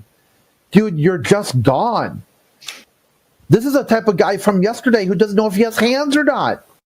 He'll say, "Oh, hey guys, I think this Mollis Tollens here isn't very good. It's not very workable." Now, after I've made that claim, I'm going to contradict myself and use it to describe superlumine. But if there was no atmosphere, if there was no atmosphere, the geometric curve would be where it is. Well, then who measured the geometric curve to begin with if there's refraction happening all the time everywhere? Exactly. That's the point. the horizon is not It's like leading. That's the point. Because how can you validate that it is? Especially if you're saying that there's refraction, then you never measured it then. And then they tried to move to Al-Biruni, the person who measured the height of the mountain using the earth is flat. How do we know that wasn't refraction? No, it's very. What do you mean? Well, I'm just saying, like, if they're measuring like dips and everything like that, how do we know that's not refraction causing that? This whole refraction thing. So everybody understands a tangent to a tangent point is a straight line. So that's like me looking at the building in front of me. I have a straight line of sight to the building in front of me, and I can't see no further than like it's obstructing my view. So everybody that I explain it to understands that that's what the horizon is claimed to be. Okay? So imagine me laying down with my baby on the beach, and I say, hey,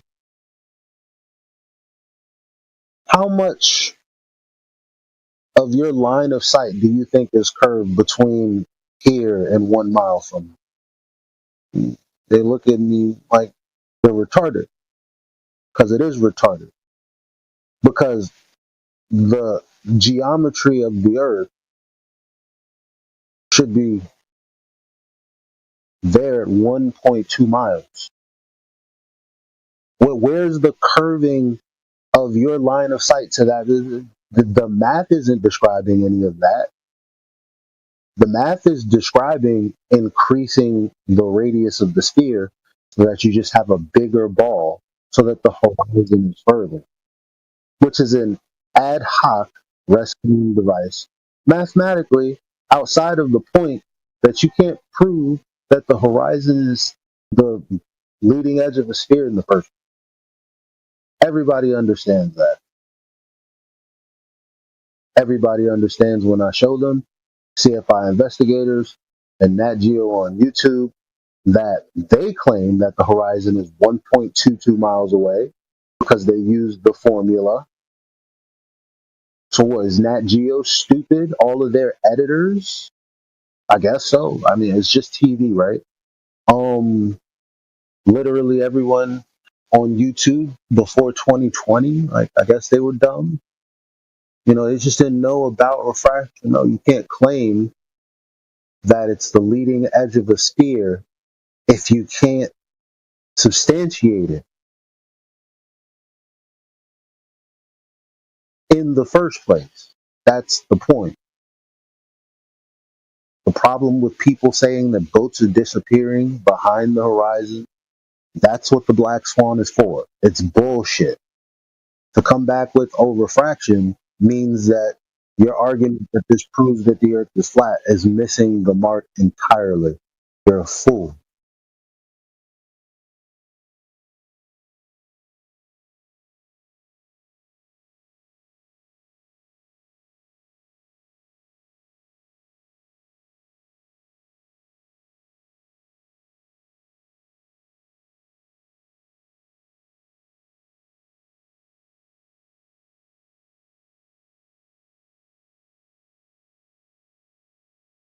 Picture me. How much refraction do you think is in that gift that DJ posted, babe? Imagine you're right there at the beach in like in person, and you're zooming in and you're looking at this, and you know the horizon is supposed to be 3 miles away, and those oil rigs are 10 miles away. What the fuck would tell your brain that somehow, even though we see with line of sight, the light is bending in a way that makes it look the way it looks right now, versus those oil rigs being in the water like it fucking looks like? Got the law of reflection working on it right there. You can see the light from the bottom of the fucking oil rig on the water. For God's sakes. What game are these people playing where they think that we should talk to them for 5 hours when this stuff is so simple?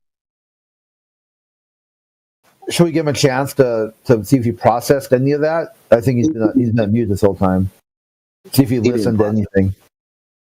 I bet you $1 million. That's a prediction. Yeah, I'm predicting also. I didn't think maybe give him a chance to see if he's able to even repeat back what was told to him. Like, does he have the memory of a goldfish? Like, can he hear what the argument is and then not steelman it? Just repeat back what he heard. Say, yep, the content presented was A, B, and C. Let's give it a shot. There it is. The very low bar here to see if you're qualified for this conversation or not is reduct to is you just got to be able to repeat back what you heard. That doesn't mean you have to agree with it or disagree with it, because you have to be able to know what the content is before you agree or disagree. Are you able to at least repeat back what was said so we know that you're on some pathway of understanding what's being presented here? I'm not able to, but could you repeat? Damn, you nailed it. I was muted, so I kind of gave up, but I need to know rules of engagement. No, Elijah nailed it, that you would not be able to repeat back what was said. I could if I was listening, but I predicted.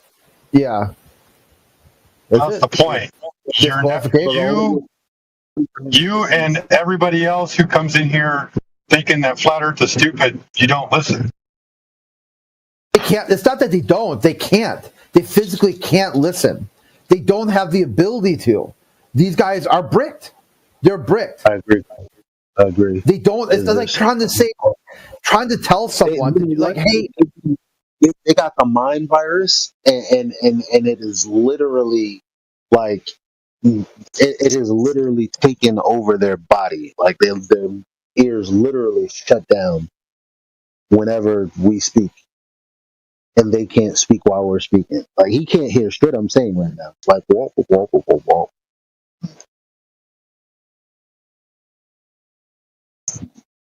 It's like, oh, why won't he unmute me? He's talking, I'm not listening, but I'm still muted, and I don't know why he won't unmute me.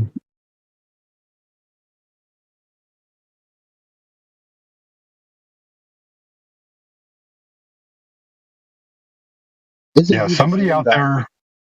Somebody asked what the argument. He said it had to do with how far away seeing the oil platforms. Isn't that him? I know he's been in here a few times. I don't know what arguments have been made by him. It was here. Wasn't he the one that when we were asking him, okay, well, what's the black swan argument? Give it to us. And he was like, well, something can't see the oil rigs.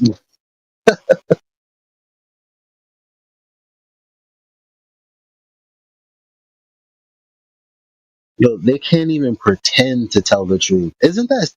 I don't know if that's scary or a design or God's design, which is actually probably a helpful thing. Like if you told me a lie, Elijah, and you gave me a paragraph story about how this lie is supposed to be true, I could literally listen to you and do a fairly good job of regurgitating about 90 to 95% of what you said. I might miss a few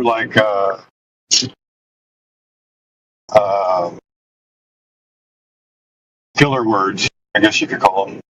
But for the most part, I'd be able to grasp the concept of what you're trying to say.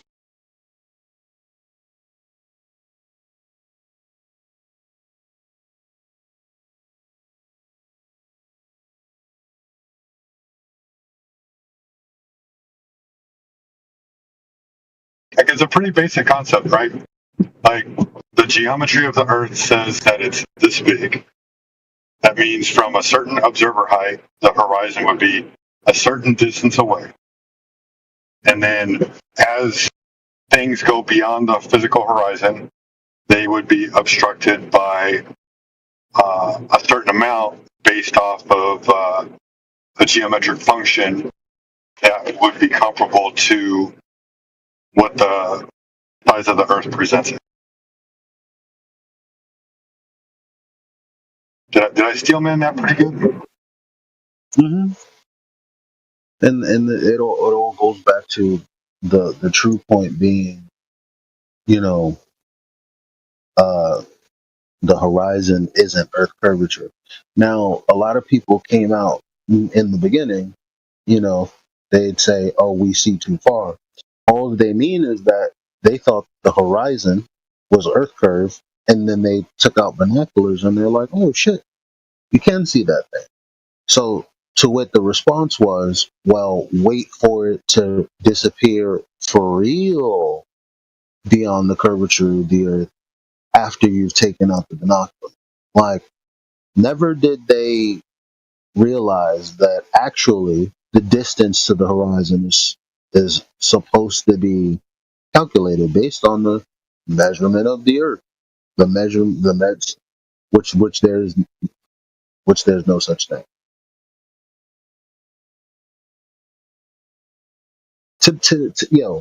How retarded do you have to be to believe somebody when they say, yeah, the air between you and a mile and everything after that severely fucks your view?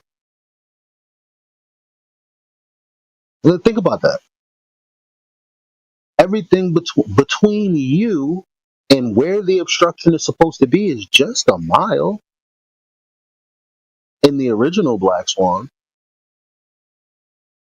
So people are supposed to believe that because there's air, if I'm looking towards an obstruction through air, let's say not the horizon in this case, but something else, I'm no longer looking at it. I'm looking at a mirage, some type of image. That's stupid as fuck. 1 mile away, like that's dumb as fuck. I don't know why anybody. I don't know why these groups. And then you play pretend and you like, okay, well, it's not 1.2 miles, it's 1.34 miles with the air. What do they do? Like what? Like, yo, you're fucking around. You're not being serious. You can't. And I don't like people playing in my face. There's no way. You look at this gift, you look at the zoom in that like clearly those oil rigs are just sitting on the water.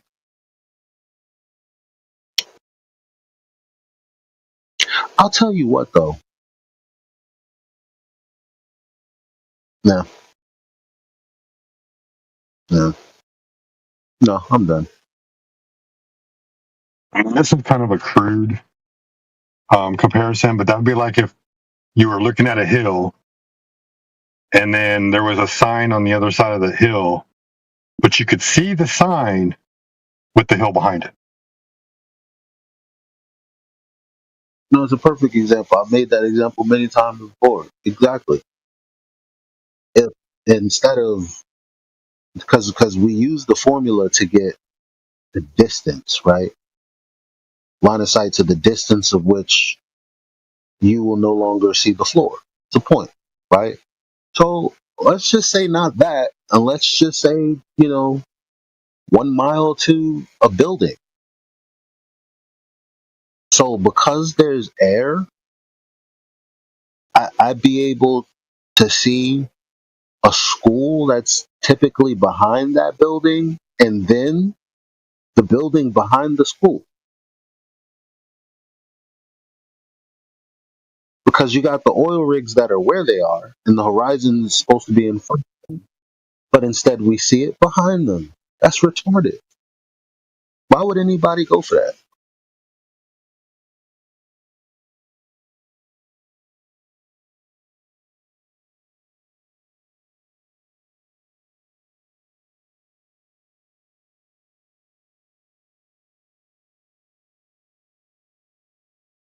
my favorite thing about these conversations that always cracks me up. I know it's frustrating for you, probably because you've been doing it longer than me. Maybe it'll be frustrating to me one day, but to me, I find it humorous. Is when you put somebody on mute and we have these conversations, and we're like trying to guide them through this logical process. We're giving them demonstration. We're breaking it down in its most basic form, giving them analogies in alternative discussion, but it's still comparable, right? Like we're just trying to give it to them in as many different ways as possible. And we could unmute them, and then we would ask them, so what do you think about that? I'm sorry, I wasn't listening. Like, no shit, bro.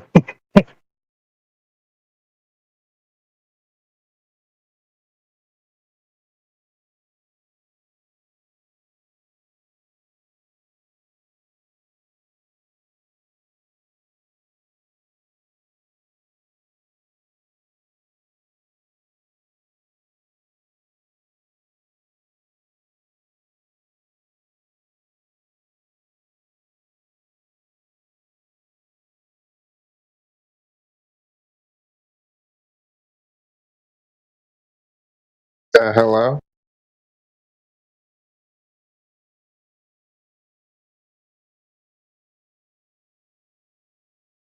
What's up, man? Hello. Go ahead, Elijah.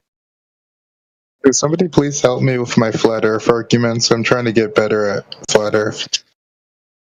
Yeah, there's no measurable curvature. When somebody says, "What are you talking about?" you say, "Well, no one's ever provided me curvature measurements. Why do you?" What if somebody asks me like, what if somebody asks me, like, what if somebody tells me that you should believe the Earth is a globe because the scientists in the field universally agree on it? Do you want to believe it? It's religion, it's faith. If you want to believe it, then that's your prerogative. If you want, no, I don't want to believe it. Trust me, like, because I believe I've been praying. I'm a Christian, right? And I've been praying for God for years, and I think God has told me the Earth is flat. I want to believe the Earth is flat. I'm just trying to know how to defend my view. I'm about to start muting you already because I already detect that you're not being genuine. Usually when somebody is interrupted by another stranger, they stop to hear why the stranger is interrupting them. And clearly you walked into a room that, well, we're here already. I'm setting the tone. Are we going to have a serious conversation, bro? Or am I going to stop it right now? What are we doing? Well, sorry, I just need help defending. I need help with some flat earth arguments, but you don't have to help me, but other people can. What was the first thing I just told you? Because that's the only answer you're going to get. Well, you just told me that there's been no proven curvature. There's no measurable curvature. So unless the scientists who believe that the Earth is a globe brings you measurable curvature that you can bring to me, because at that point it wouldn't be a belief, it'd be a knowledge, right? So unless that happens, all you need... Oh my God. What? But like, so I guess like, so by the way, I fully, because like I said, I think God told me in prayer that the Earth was flat multiple times, or at least I believe so. But my problem is like, what if they say something like, okay, but you believe there is no measurable curvature, but all the relevant experts do believe there is measurable curvature. Like, what if they say that? Based on what? Oh, based on what? Tell them to produce a measurement. Yeah, but then what if they say that even if they produce the measurement, what if they produce one? If they produce one, then your argument is over and you fucking lost, bro. That's it. But what if they say even if I produce one, you wouldn't understand it? Well, then tell them to go suck your penis. Because if they're gonna make a claim and then not give evidence for it, then they're just a dickhead. That's a dickhead. Someone who makes a claim and won't back it up. But I can't do that because there are many things I believe that I haven't, like, so for example, I believe things about my phone and my laptop and about water and gold that scientists say it. Can I please finish? I'm sorry, can I please finish? No, your monologue long enough. I don't care about what you believe in. The bottom line is if they don't have a measurement, it doesn't matter. You could believe in your phone. somebody engineered in technology the shit out of your phone. Now again, if but I don't have measurements for my phone. Yeah, but you could if you broke it open. No, I'm not. I personally am not capable of understanding anything about my phone. Does your phone have specs in the manual? You're a fucking liar. Yeah, but I'm not I'm not capable of understanding the manual of my phone. So then you shouldn't be asking these kinds of questions. And the manual doesn't reveal everything about the intricate technology of my If you phone. can't understand a phone, you need to go back to sped class. Right. So my issue, I guess the issue I'm having is I've been a flat earther for years, but I guess the issue I'm having is that it seems like my flat earth views are inconsistent with my other views, I guess, and I'm not sure how to reconcile that. Yeah, step one, stop LARPing. Step 2, be honest. Step 3, then you can open your mind. So, likely what I think happened is that he genuinely had a tactic, which probably typically works with that of like the TikTok ilk or whatever. And it's not working, but he's still trying to force it in, and it's obviously obvious. Double, whatever. And now he's gone. The moment that Dude, he left as soon as I finished that point. How interesting. I'm a flat earther, but I'm having trouble reconciling my flat earth beliefs with my other beliefs. Can you help me? Like LARP alert every single time. I don't know why these guys try it, bro. There must be an article out there somewhere that says this is a tactic to use against flat earthers. Well, actually, there is. I think it was Carl Sagan, who took up the I guess the psychological game of pretending to be interested in somebody's position to so much detail that when they're trying to detail it to you, it breaks down for them so that they are now out of their own delusion. Shut the fuck up. So they keep to do that to us, but there's nothing delusional about telling somebody it's the way it's measured. That's their problem. So they're like, no. I don't need you to tell me the measurement thing. I need you to tell me the belief thing, so I can tell you how stupid that belief is. That's what they need to do. But they need us to accept that we have a belief system, which is dumb. I don't believe I'm 6'2" and measures that way.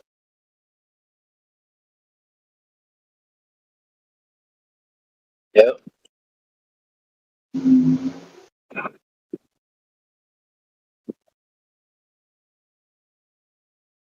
Wouldn't it be nice if somebody like that just came in and said, hey, I believe the Earth is a globe. I came upon this flat Earth idea. What's the deal here? Like, what's the difference between globe and flat? Why do you guys think the Earth is flat? What made you come to this conclusion? Like genuine questions rather than this idea where they have to come in with subterfuge to try to defeat us rather than just ask us. It's like they already have an agenda before they even inquire about the subject. Like having to pretend to be a flat earther poorly to get your point across is crazy. Second of all, I mean, you're a bigot if you're pretending. Do you think you can? That's like somebody going into a church and they obviously don't like they don't really go by the tenets of the scriptures, but they'll say certain things that on the surface might sound like they're interested, but if you really read, you're like, I know you're bullshitting, bro. Like, I know you're bullshitting. Stop playing. Well, there's whole religion cults of Christianity that have that tactic where they intentionally teach their people to use standard Christian rhetoric to engage with people to get them to ingratiate themselves with you, and so you use terms that normal people would use with Christian lingo, and then after you establish a rapport, then you start putting in your cultish doctrines to them. So yeah, it's the oldest tactic in the book,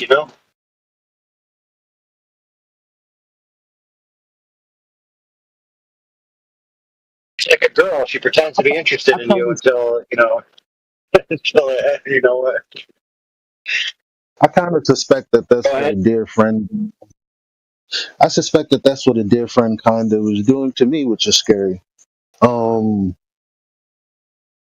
Because regardless of how smart this dude was, or regardless of how similar our research was, it always came back to knowing versus believing.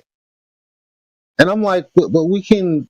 It's just like the guy who says there's no such thing as knowing something with 100%. That's how when people say, well, knowing something is still believing it. That's how that sounds to me. Because it's like, I understand that I had to believe to even care to do the steps to know something. But at that point, we can put it in a different bin, can't we? No, it's the same thing. I can't accept that because I don't understand it. Because now you're confusing my language internally. And that doesn't make sense to me. I shouldn't be confused.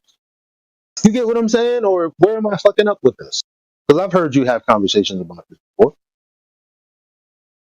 Well, I mean, there's language and philosophy about knowledge and belief. If you know something, you also believe it, because belief is acceptance of a proposition. Doesn't necessarily mean that it's without evidence. Now, the definition does say especially without evidence, right?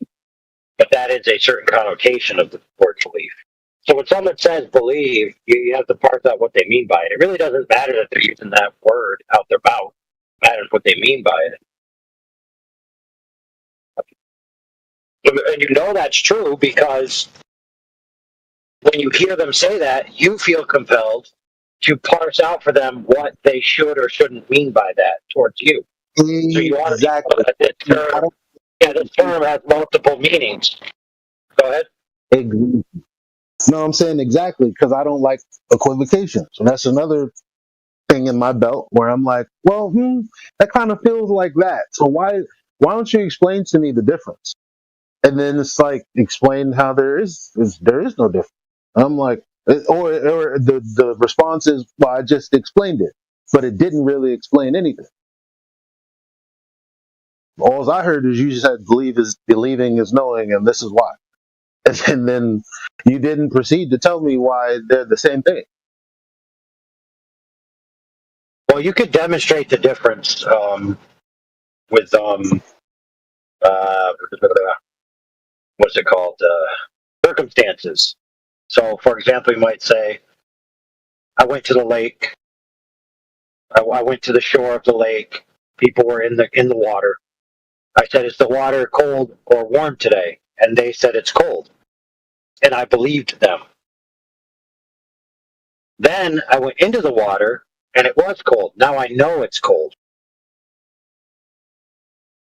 Now, there was no necessary reason to disbelieve those people when they said, hey, yeah, the water's cold or the water's warm or whatever they said, right? But you didn't know it for a certainty, or you didn't even know it in the sense that it's even in what I would call the category of knowledge until you actually went into the water, or you measured the water, right? Or you saw the effects of cold around the water. But just that person saying it's cold and you believe what they say, yeah, it's cold, and you walk away and somebody says, why didn't you go in the lake today? Oh, because it was cold today. Well, how do you know it was cold? Oh, I asked somebody. But notice you didn't actually know whether it was cold or not. You just believed, trusted in that person that they were accurately reflecting the facts.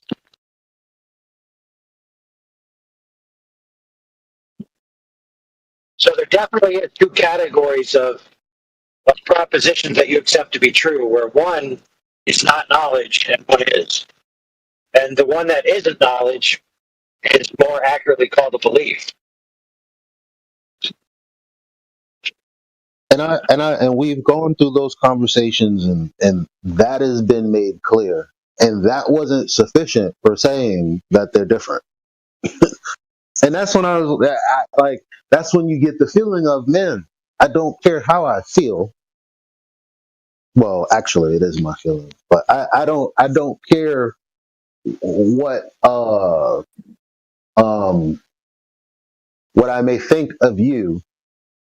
I understand that something is happening and I can't ignore it. Because it's like on deep topics, things that may sway my opinion on lots of things. It's like, oh, you don't need to. It's like, I gotta know things. This isn't a representation of a conversation, but I'm more generally for the people like the guy that Indio and AV was debating yesterday or talking to yesterday. It's like they'll say they know things, and then when you get them to explain they are saying, well, knowing isn't really knowing.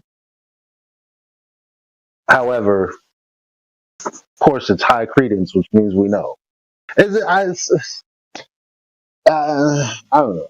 I have a problem accepting bullshit. Mm-mm. If it's not straightforward, I can't understand it. And not that I have to understand something for it to be true, because I understand that I could be fallacious in thinking that something is false because I don't understand it. However, somebody needs to be able to put it in words that I can digest in the human in the English language, where it makes some type of coherent sense.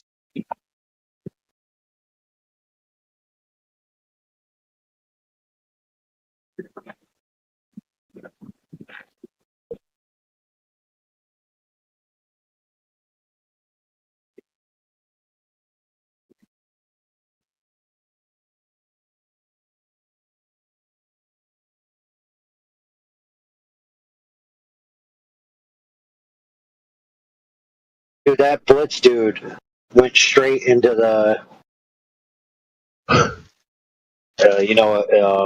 can't know anything gambit. Like, he wanted to go immediately into philosophy. That's what I can't stand about these like people. Like, my message to his audience would have been, the reason that the Earth is in a sphere is because there's no measurable curvature. That's it. Now, obviously, in that forum, I got to dress it up, do a little more dancing, and yada yada yada. I get that. We got to play the game. But like, that's where the conversation should be. Saying, before we can go to someone actually doing something, somebody actually demonstrating something, let me first get your worldview. Oh, your worldview is nonsensical, which means we don't even have to have the conversation. Good day. It's basically what they're expecting, right? The fuck? Yeah, but what was the nonsensical position that Indio held that you could actually know things? So he framed it that if you claim to be able to know things, then you're the idiot. You're the crazy one. You're the psycho. You're the immoral one. Because he kept on saying, I have epistemological humility. I'm humble. You're a prideful, arrogant flat earther. I'm just a humble scientist.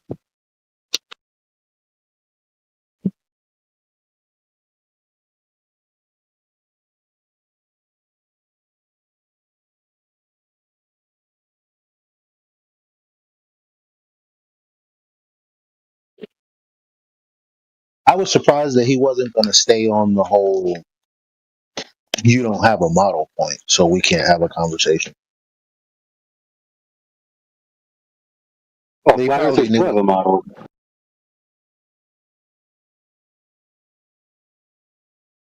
Flat earthers should stop shying away from that phrase model, because we've been hearing some people parrot, model what model? Not a scientific model.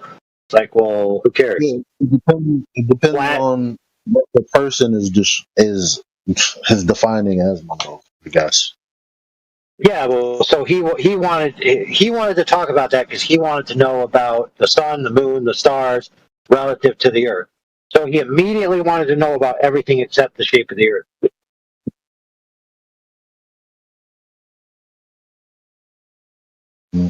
So So if you're asked about a flat Earth model, there is an answer. It's very simple. It's not hard at all. It's all the points on the surface are arranged parallel, right, with tolerance between two parallel planes to the horizon, horizontally arranged. That's the model.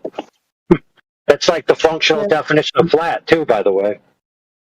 But then you have to see, because the same way, you know,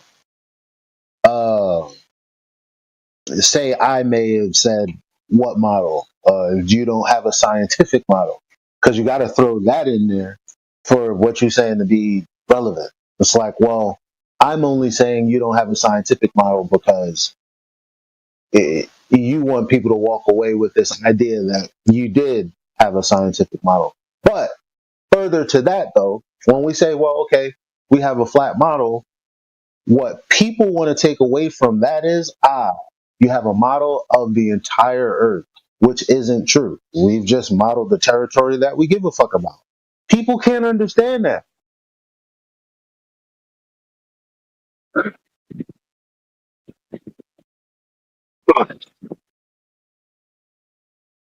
Well, it would be better to try to educate them than just to say, I don't have a model, and you don't have a model either. Because the globe Earth has a model. What's their model? Their model is the Earth is a ball. That's their model. The Earth is a ball, it has continuous curvature. It has a radius that varies within a certain tolerance. Okay? And then it's 360 degrees, and then another 360 degrees on the opposite axis. Right? That's a model. So when they ask you, how do you explain sunsets and this, that, and the third? Like, that is not, what you just said is not sufficient. So well, then they would add. Okay, fair. But what you just told me is not a model of the Earth. No, I know that. But what I'm saying is the response to that from a Glover would be, well, what about this, that, and the third? Because when they think model, they think we understand the Earth and the position of things relative to this Glover. So they include in their mind everything in the sky too, which is why they ask us that.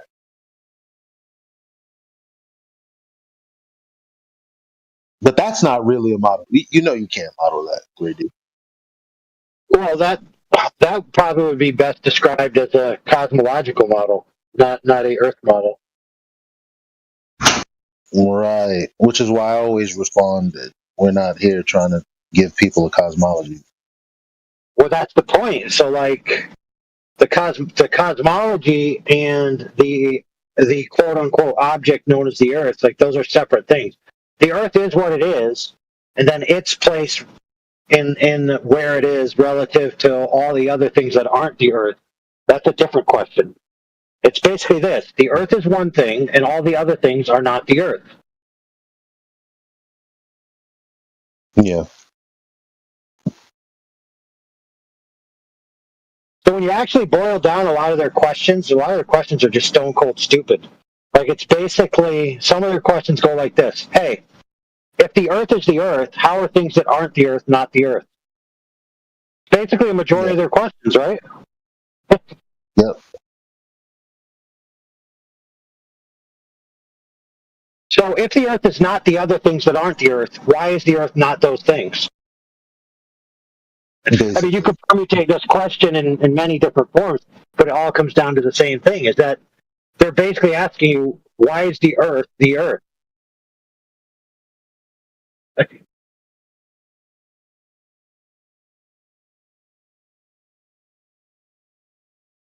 Yeah, we gotta get a follow up on that PhD discussion if we can, or drum up a lot of energy behind the fact that he fucked himself with the whatever he did to the image. Like the image, flipped image. Yep. Yeah, that was, dude. I was like, That's what all we the? need. I mean, 'cause what is the refutation for it since it's not what you thought it was? If there Dude, isn't he had none, it on his screen, dude. He had it on his screen. Did you see that? Let me show you. I couldn't. I could. I see. I heard. It sounded like he was trying to share as he was talking, but I couldn't see it. I don't. I gotta rewatch it to see if he was actually doing the live photo editing. There's what he was broadcasting, dude, right there. Hold on, let me see.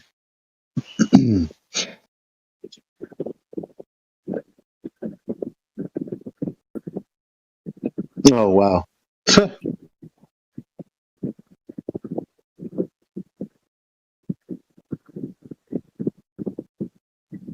Meanwhile, right? Like, who does this rock to sleep? Unfortunately, the majority. Like, they see the flat Earth is that part. Oh my god, it's fucking 5-year-old. Well, we're a human race full of mentally 5-year-olds, which is Yeah. So look probably at. been Go ahead. Go ahead. which has probably been true since the dawn of time. I I don't know why. I don't. Man, go ahead. What was you gonna say? I was gonna say.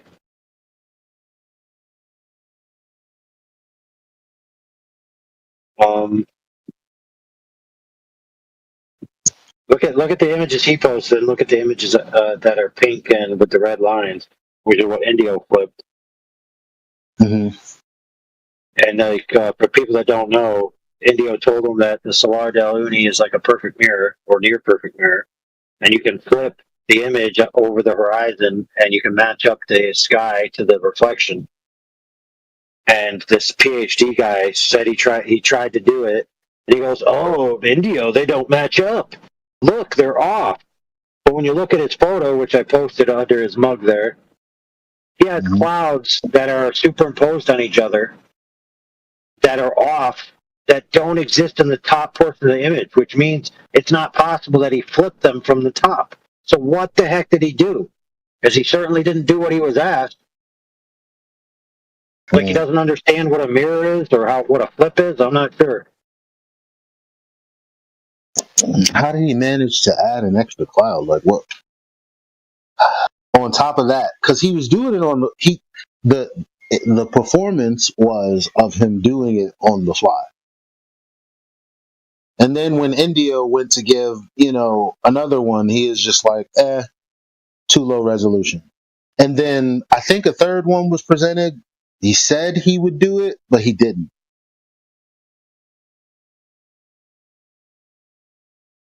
But I feel like he said that one was distorted too. Or am I misremembering that? Even though he didn't share it. I don't remember him sharing another image.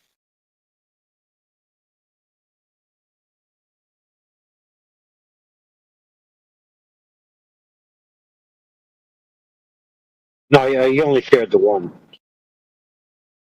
Well, he only posted one in the chat. He has 400 and something thousand subs, huh? Dude, when I first clicked his link that somebody posted, it was about him, to do a little research, all that came up was all these TikTok style debates where it was I'm an atheist, atheist this, atheist that.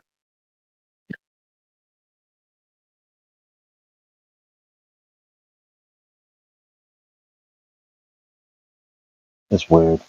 It's all weird.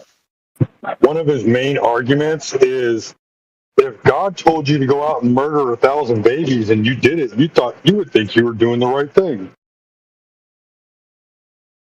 What? What's that? If God told me to murder, then it wouldn't be murder. Let's be wouldn't clear. Be murder.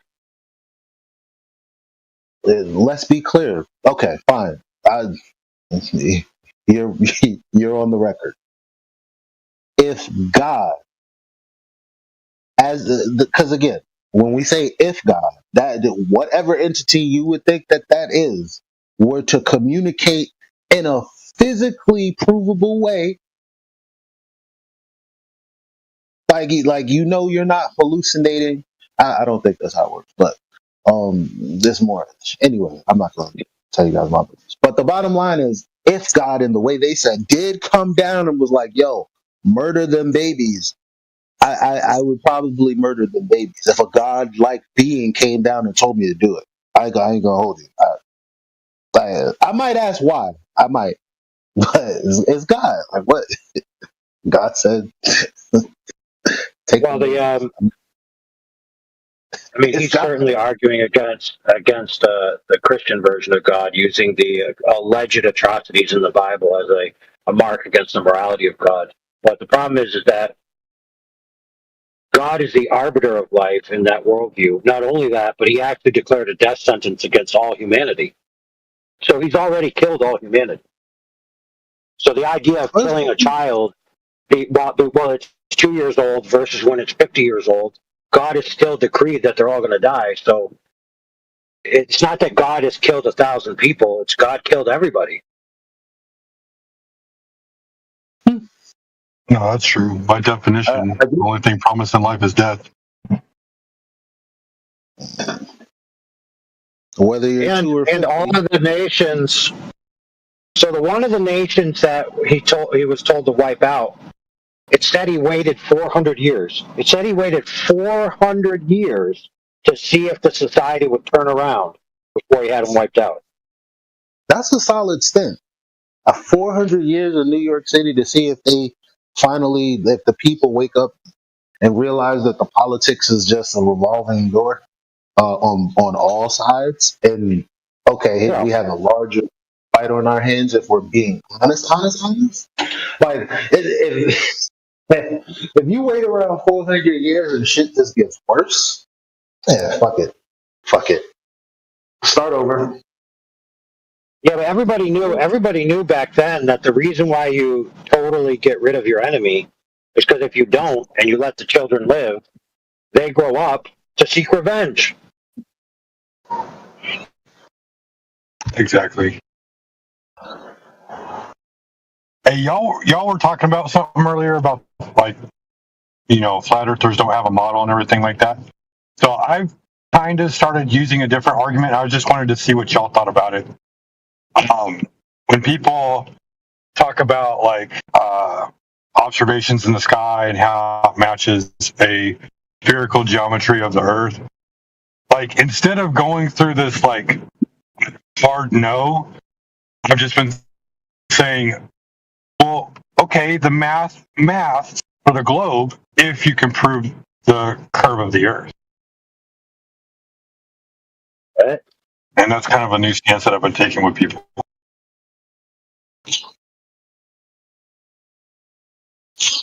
But yeah, it math. The math does math. Okay, you can talk about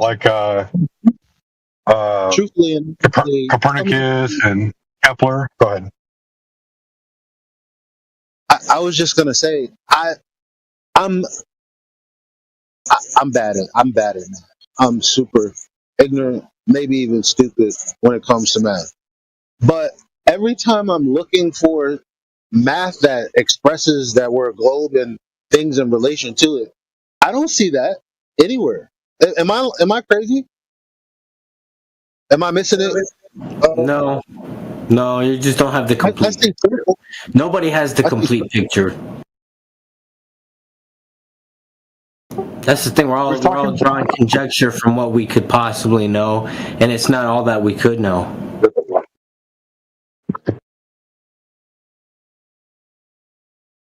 The reality of the situation, nobody knows what the real shape of the Earth is. We're just kind of guessing. We all use Christian for part. We all know. The point is, when someone is talking about, the sky matches my spherical math. What spherical math is that? What are you doing? Are you taking measurements? What are you actually doing? Where is it? Well, we've gotten to. I'm not talking about measurements. I'm talking about calculations. That's what I'm saying. I'm saying like the maths. If you assume the Earth is a globe, but now you have to prove to me that there's curvature on Earth. When you say the math, what does the math look like that expresses a globe and things happening on a globe? That's what I'm asking. There's both, though, man. That's the crazy part about all this is you can prove both. It's not both. It's either curving or flat. It's both. It's weird, man. Like once you get to a certain point, it's a globe, but it's flat until we get there. All right, AI, can you respond to what I said?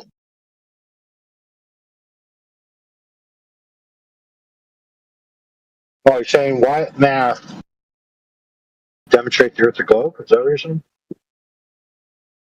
What math expresses, a spherical shape and things relative to it? Like what math is where's the math that's doing that?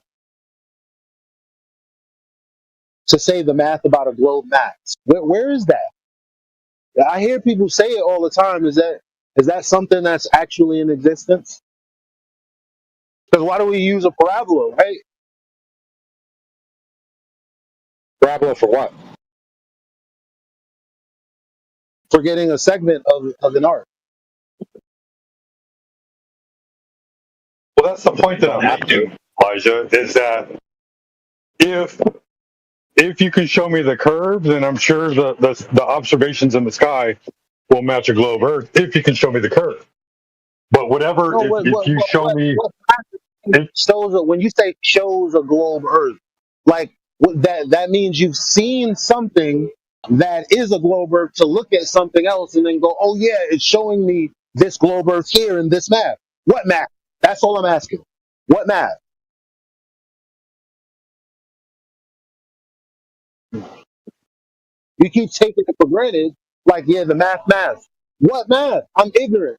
I'm dead ass. I don't. What math? So when they talk about the globe Earth going around the sun, like all of that maths out. When they talk about Kepler's laws and all, like whatever they're doing in all their math, I'm sure it all maths out if you can show me the curve of the Earth. If you cannot show me any measurable curvature, then whatever is happening in the sky only happens over a flat Earth. I don't care how ignorantly stupid it sounds to say, well, explain how it works on a flat Earth. I don't know how everything works. I just know it works because the Earth measures flat. There's no measurable curvature. And that's where my argument ultimately really goes. Like, I get the whole Terminator line. I get the whole, like, I understand the globe's argument. Go ahead. I get where we're missing each other, because the thing that I'm asking for is the piece of information that you're taking for granted to make your argument. If that's what you want to do, fine. No. Okay, if you, they always say this. That's what I'm asking for 3 times, and 3 times you reposition yourself to say that all you want, and then you told me what you wanted out of your argument, and I'm like, okay, fair enough. I see why you're not accepting, not accepting, but we're speaking across each other, not really meeting, because you're talking about one thing, and I'm asking about something that you're taking for granted anyway. It's a detail that you don't care about. Because you're making what math? You're saying the math. The math checks out. The Kepler's whatever. Where is it globular in any of that? Well, check this out. I don't want to interrupt, but I'm going to say something provocative here.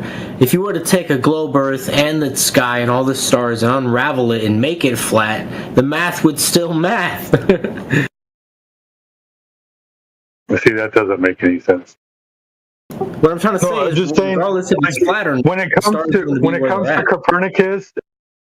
Copernicus, Elijah, and it comes to what they say about Eratosthenes, just assuming that Eratosthenes even did what he did, you have to assume a globe in the first instance to begin with. So my question is where's the measurable curvature? I'm not going to assume it. Different things. assuming as a person that the Earth is a globe and expressing it mathematically is two different things. You're saying the math checks out, like it's expressed mathematically. Then you said, well, Kepler, blah, blah, blah. And I said, but is that like some sort of global, like where is it expressed that it's a globe and things are with respect to a globe? Like that's what I'm asking you. Right. So, like, when it comes to Kepler describing about orbits and things like that, assuming that the masses are correctly and assuming that the distances are correct, I'm sure that math probably maths out. I've never done the math myself. I'm just saying, sure, the math can math under calculative results, but what we're asking for, I'm not disagreeing with you, Elijah. What we're asking for is that measurable curvature, because 24,901, even though it might seem like a very large number, it's not that fucking big.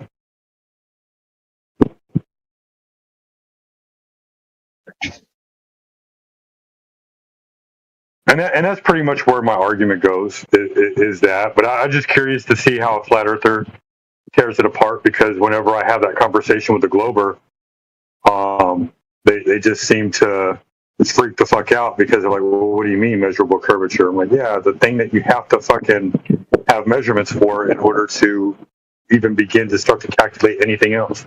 You have to have at least one measurement in the first instance. The way they do that is called gravitational vectors. So, like, you know how rockets get shot up into space, and supposedly how does gravity prove the Earth's a ball? I'm not saying gravity proves the Earth a ball. What I'm trying to say is that they shoot stuff into space, and they assume that the shape of the Earth is a globe, and it's how their math keeps their shit up there. No, it doesn't. You don't even know how they shoot things up to do the things that they do. The way they do it is by assuming the Earth is a globe. You mind stepping outside of your argument already? What? You're stepping outside of your argument already. Because we were supposed to be talking about the measurement of curvature. And he's saying, well, these vectors of rockets and how they don't come down and proceed to do whatever, blah, blah, blah, blah, blah. Well, sounds like a completely non sequitur to me. I'm just saying, there's an assumption that the Earth is a globe, and it helps for satellites to remain in orbit, but that isn't necessarily proof that the Earth is a globe. Right, so the next question I'm going to ask you is,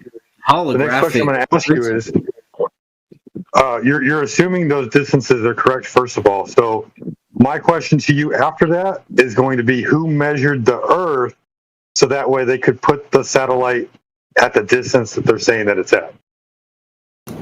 Look, man, I'm not trying to say what is really is. What I'm trying to say is they assume they think they know what it is, and it's what keeps shit in space. Again, you don't know what's going on up there. You're just assuming that's what's going on up there. What actually is. What I'm trying to say is the Earth could be flat still, and we could still have satellites orbiting some flat surface, and we can't prove that yet because the math for a flat Earth is the same math for a round Earth. It's fucking crazy. No, that's not what we're saying. Well, let's engage with this just for a moment. Are you under the assumption that there is orbiting of machinery around the Earth in some form or fashion? The orbit could just be circles, two-dimensional circles. Well, I mean, that's kind of what an orbit is. It's a circle, right? Well, I mean, in a 3D space, there could be three-dimensional orbits, but also two-dimensional orbits if the space were 2D. Well, friend, a circle is a circle, no matter which way you slice it. That's 2D. Yeah, okay, I can see that. Yeah, you're right there. You're right. I misspoke. Okay. So you're assuming that this is occurring, right? These crafts or these machines, they're being suspended in free space at a certain, I don't know, I guess, what would you call it, an altitude? Yes, an altitude at a balance between the gravitational pull of the Earth and the vacuum of space. Right, so there's two things right there that you need to have in the first instance to finish your assumption here. So we would need gravitational pull, and then we would also need the vacuum of space. We don't have to have the vacuum of space, but we would actually need that force to be in play. But that force is nothing that can. No one's detected any force that you're describing. No, they've definitely detected the vacuum of space and gravity. It's both provably existing. Okay, so how would you prove gravity? The force of gravity. How would you prove that? Well, it's not really a force as much as it is the bend of space-time that is affected by the mass of different celestial objects. Okay, so now it's not a force. Now it is the bending of a conceptual space-time medium. I never said it was a force. Well, you did say the force of gravity earlier. That's why I said it again to reiterate. So you're not using a force. You're saying, because you said pulling is a force, right? Pseudo-Riemannian force is in pull. Well, falling is not a force. Yeah, because a force would be pulling, there'd be an intention there, and if there's no intention because there's no God, it would be falling. Well, it's not about intention either. Not intention. Forces and intention don't have anything to do with this. So what we need then is some kind of way to validate this space-time fabric. It's a lattice of quantum. Wait a minute. Oh, wait just a minute. Did you just say that magnets prove God? Whoa, that'd be interesting. I'm interested in that. Well, you just said pulling implies intention. One magnet pulls another magnet, one magnet pulls a piece of metal towards it. There you go. God proven. I rest my case. I'm out. You could say that, but there'd be other people that disagree. You know, that's just the reality of nature. All right, so back to proving this lattice, this fabric that you're talking about. Can you prove that to me? The fabric of space? I mean, you have to go to lattice theory, man. You have to look that up. No, not a theory. You know, with molecules and atoms, and that the connection between atoms, like quantum entanglement, define the reality that they exist in, and the reality. Holy cow, dude! Slow down. I want you to prove to me that this lattice, this fabric, exists. Who proved that? It's what's assumed in all science. You said that they proved it. You said they proved that gravity exists. Yeah, gravity exists. You're still on the Earth, aren't you? So how do you prove it? Don't do it circularly either. Don't affirm the consequence. Observe that you're still on Earth, and then you realize, oh, it's because gravity. It's really not that complicated. That's a circular argument. You realize that? This is affirming the consequence. You are attached to the Earth because of gravity. There's nothing circular about that. Let me give you the form. Hold on. Wait a minute. You're saying gravity is not a force; it's the warping and bending of space-time. Yeah, it's really weird because the definition of force would imply there's an intention. I heard you already. How does this prove the Earth is a globe? Well, if gravity is real, and I'm not trying to prove that it's real or not, you're just going to have to look that up yourself. What I'm trying to say, if gravity is real, the most efficient shape for gravity to exist in a sphere. What's real? What's the definition of real? Oh, bro, I could tell you that only your mind is real, and there's nothing else that can be confirmed. How about this? Is the word abstract synonymous with real? I don't know. You could have abstract things in reality. No. Is the word abstract synonymous with real? No, why would it be? Good. Because Einstein's paper about relativity. They're not even synonyms, bro. They describe two completely different things. Why'd you interrupt me? Because I'm trying to explain to you that, like an anomaly. No, why did you interrupt my point that had nothing to do with what you're saying right now? So you're responding to something that I didn't say. Why are you disrupting and interrupting what I was saying? Oh, do you feel disrespected? No, Do you think I was disrupted. Why are you doing this? Do you think I should Do you care? have to be muted and controlled to the point that you leave? Now just leave. I don't really give a fuck about this room or anybody in it. I don't give a shit. So goodbye. If you're not going to have a conversation, that's what's going to happen. Bye. You get somebody to unmute you on the way out.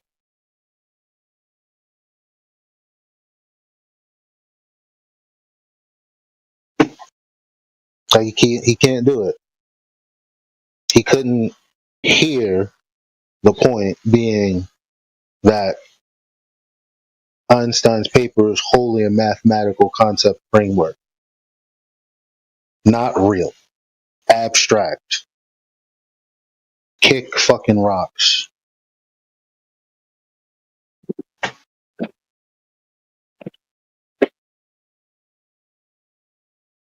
So why does it matter that gravity and efficient shapes? So for example, he said, well, of course gravity is real, and of course the most efficient shape is a sphere. Why does that matter? Well, why does gravity being efficient with a sphere have anything to do with the shape of the Earth? It doesn't. It only has to do with the creation story of the Earth, right? Because he's assuming that naturalistic forces formed the Earth, right? Because if you just had an intentionally designed Earth that resisted the forces of gravity, then it could be any shape the designer wanted it to be. So he's making metaphysical, faith-based claims about the creation event of the Earth in the past. He basically was telling us about his religion. But he also said there's no force, there's just falling. So like the Earth just fell into being a sphere, right? Yeah, that was weird. Like force he said the definition of force implies intention, and I was like, what?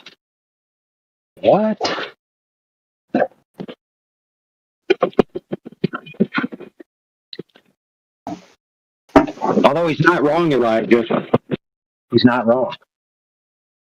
So if you have an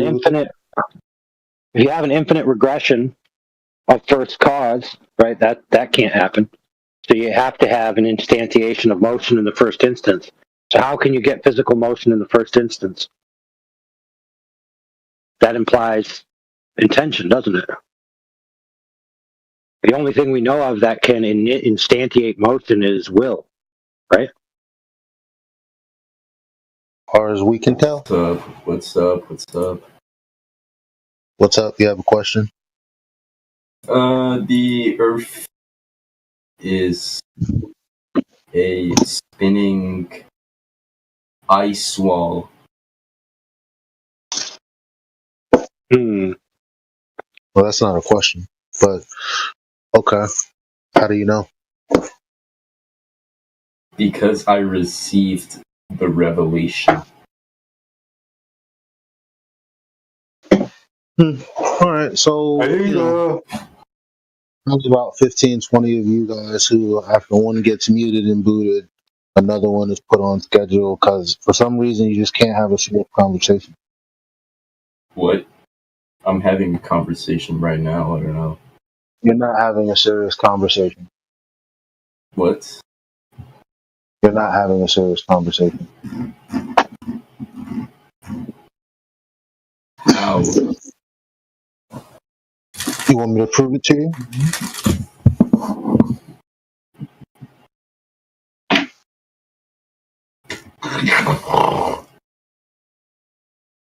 Exactly. He's afraid to know what even comes next, that he'd rather make a snorting noise. But that's my point. 3 seconds. I'm sorry, bro. I'm sorry, Big Daddy, for... I guess we just don't have anybody to talk to. It is what it is. Personally, one day I found out my balls, they were round, so I had to get a hammer.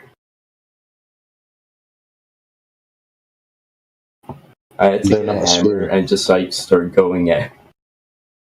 They're not spheres, though, stupid. They are. Stupid.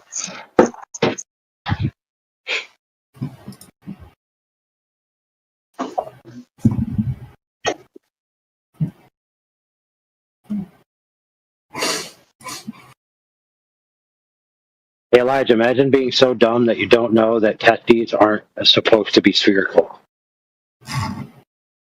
Exactly. That's what I was saying. I know you were saying they were balls, dude. Yeah, to be honest, my balls, they were round, so I had to get a hammer and just start like going at it. Yeah. You might want to go see a doctor about that. You also might want to ask a recommendation for a good therapist. Why? Well, because you're clearly coping. But we understand, bro. You're clearly coping with the trauma that people believe a different cosmology than you and a different idea about what the Earth is than you. What? I believe in the same thing. Do you not see my name?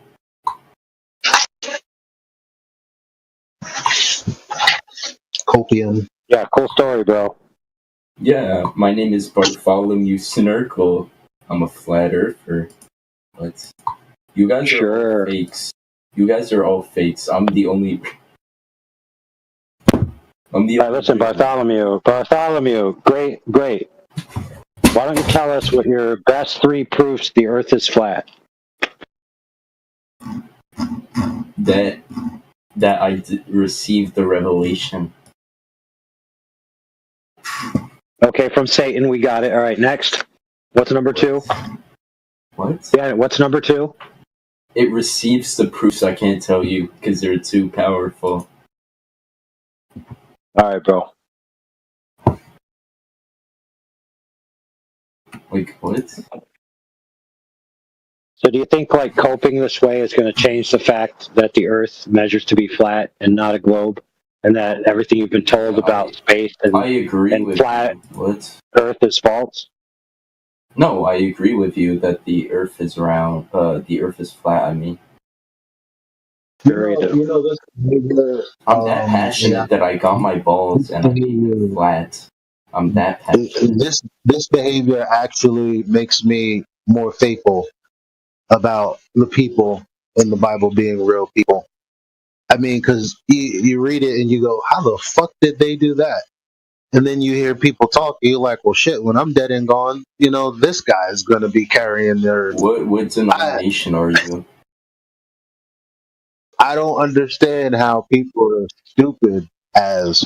I don't think it's stupid. This is something else. This feels demonic. What? His adversary is satanic. What denomination are you? They're doing this Agent Smith thing. Well,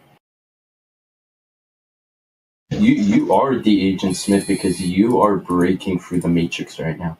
And I'm like the Neo because I'm the only flat earther in this call. Everyone else is fakes.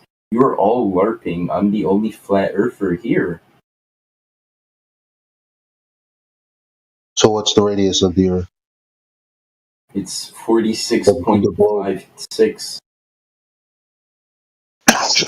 Excuse me? Stupid. Exactly. What do you mean? I mean, that revelation. First of all, these conversations are recorded. The Earth is a spinning disk ice wall throughout the confines of time. And so the stars, you believe in the stars, I can't believe. The stars, maybe on TikTok this works, but then what? Maybe it works on TikTok, but we're bored with it. NASA projects the stars. They are Satanists. Okay.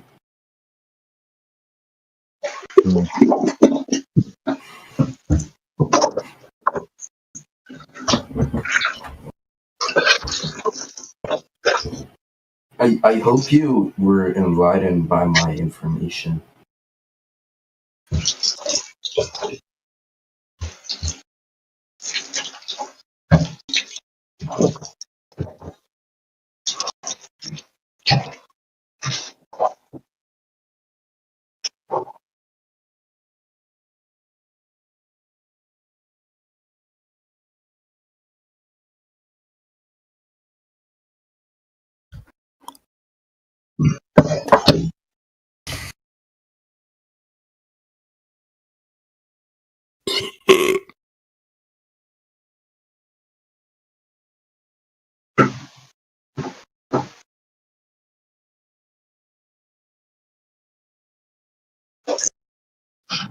So stuck.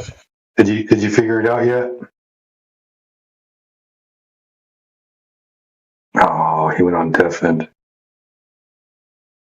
I'll never understand how people go into a room and then go on deafened.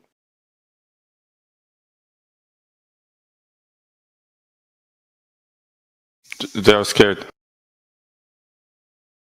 Hey, Suck, did you figure it out yet?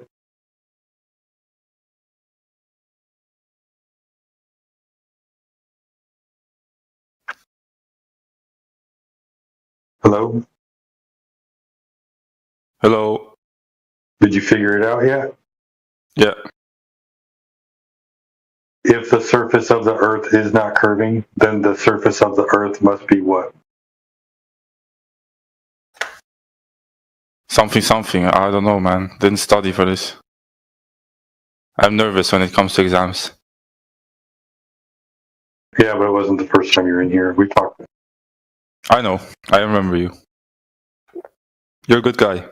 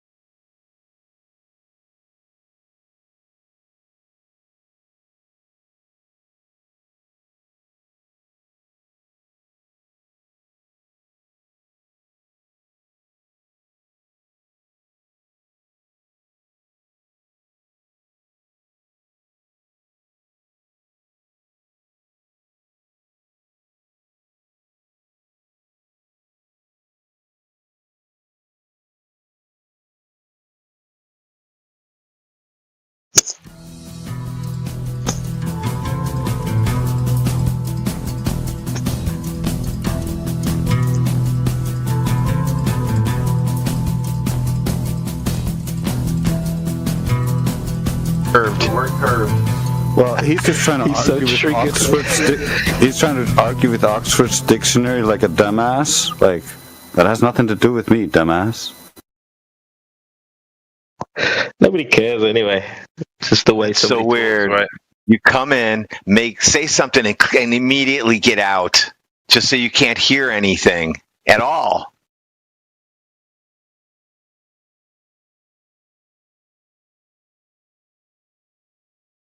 How triggered must you be to say, I need to go to bed, it's 2 o'clock, and then come back 3 times for nonsense?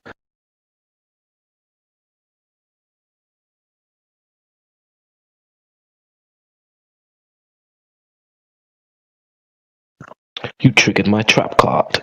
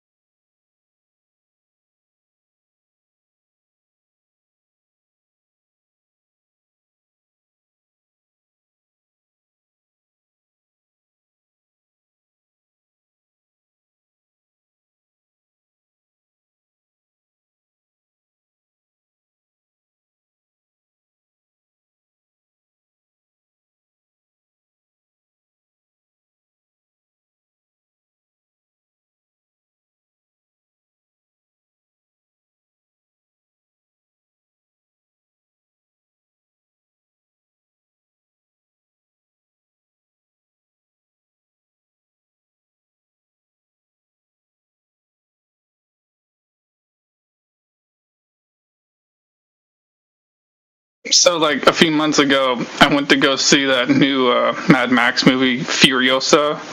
You know, and at the very beginning of the movie, before they even show any human beings on the screen, they show the Earth as a planet in space, and it's all desert. And then it zooms in on Australia, and then the scenery in Australia or whatever begins. The thing is, like, in the seconds as it's showing on screen, the Earth is a planet. My friends that are with me in the theater are, like, laughing with me, but also turning to look towards me while laughing with me at the screen. And, like, I was just thinking to myself, like, it'd be kind of funny. Like I wasn't on a romantic date when that happened. I was just going to the movies with my friends, just regular friends. But it just dawned on me, like, how funny it would be if, like, you know, a flat earther was on a date with a glober, and the flat earther starts laughing at something, and then, like, kind of from that point forward, like, has to explain why they're laughing at the thing they're laughing at. I would avoid it. Yeah, you don't. You might have to. You probably have to if you're the dude, not the chick.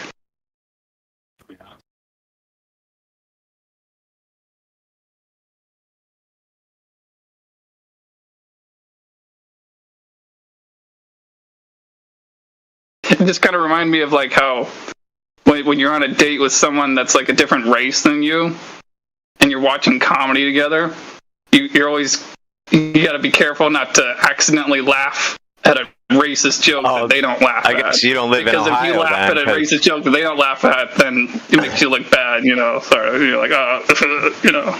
Oh, you don't live in Ohio and have people of different races as friends. I laugh right in their face, the same thing they do to me.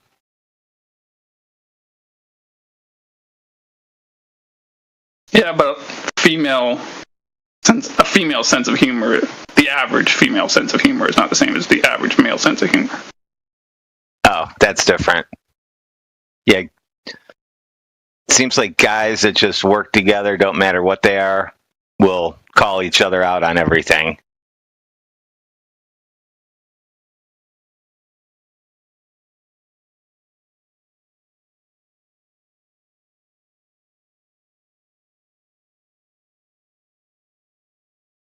So if I go on a date with a really beautiful black woman who's also a glober, I have to be very careful not to laugh at certain racist jokes.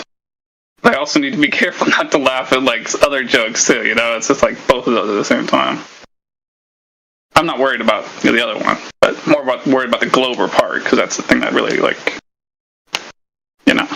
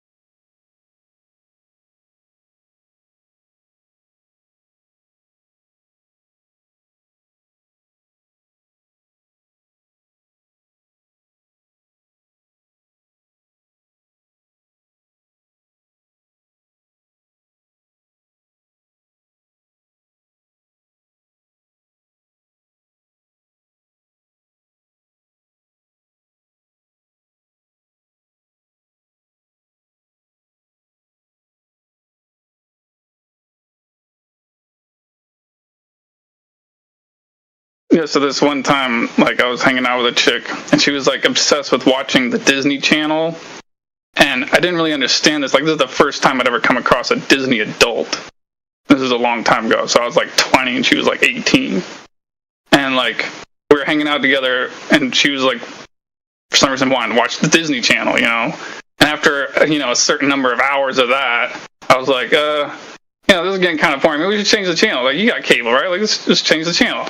So I go to Comedy Central, start watching Tosh.0, and then he says this one joke, and I start laughing, and then I kind of stop myself because I realize she's not laughing, and you know why.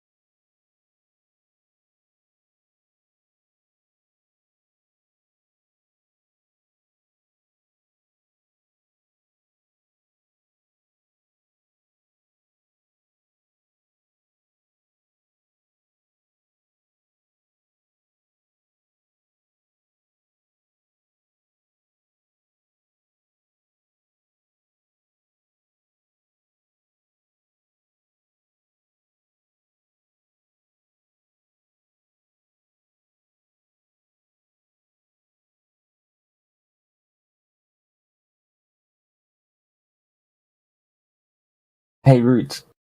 I can talk to you now because Cyclone's not here. Hopefully. Oh, you're back. How many times are you going to go and come back? Well, this is a 24/7 radio show, isn't it? Well, I'm glad you came back. What's up? Well, you just tagged me or something, right? Yeah, I said we're looking for actual evidence, direct evidence. When you say actual, do you mean like something that we can act upon, or? No, direct evidence. Do you know what that is? No. Could you explain it to me, please? So direct evidence that we can physically test, prove, something repeatable, something that can actually verify the claim that we live on a curved spinning surface in a vacuum. So you just want like a scientific method for the explanation? As you're saying? I was just going to say, we just don't want to start from the position that we are a planet in space and assuming that from the beginning the Earth is moving and curving without any actual evidence for that. I mean, that's fair, right? We're just looking for empirical evidence.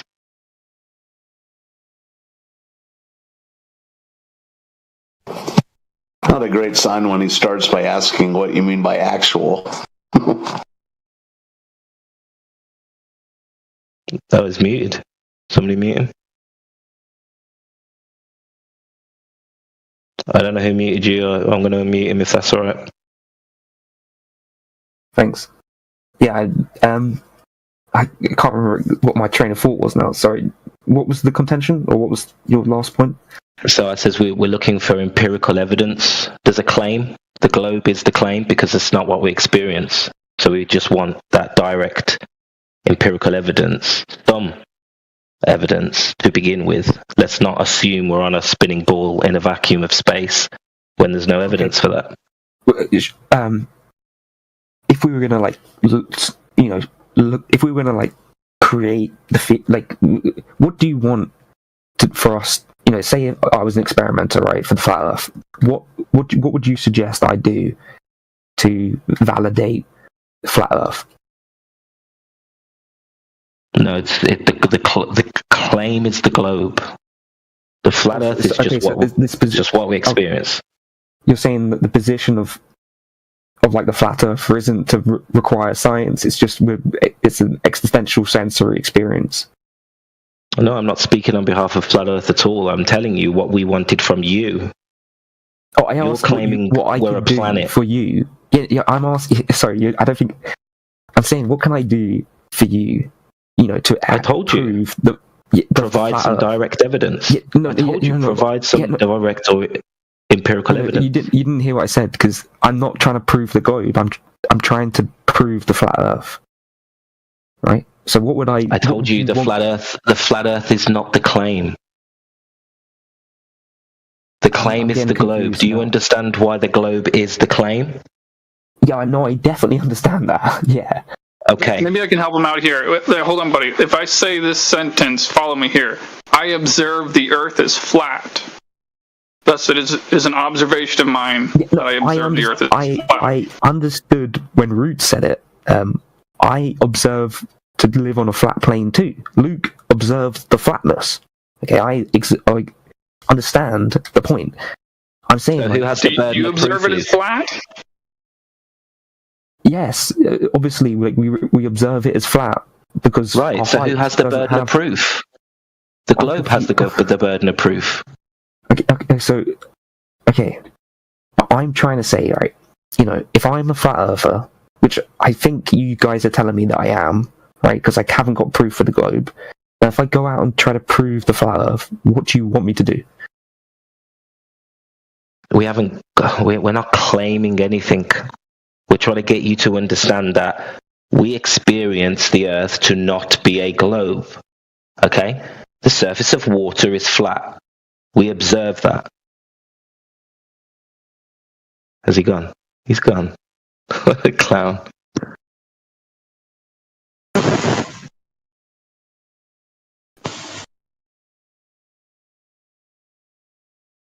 He'll be back if someone pokes him in the side chat, I guess. Probably run away from me. Have you got a history? Have you spoke to him before? Yeah, he's on the ban list. So he just ran away, stop me pressing the button. Makes sense. He was trying to wait till Wolfgang had gone, so yeah. You know me, I draw in the crazies. Oh yeah, for sure. Gotta have your fun with whoever pops in the room, dude. The only excuse I can give him is he ran away because he saw me.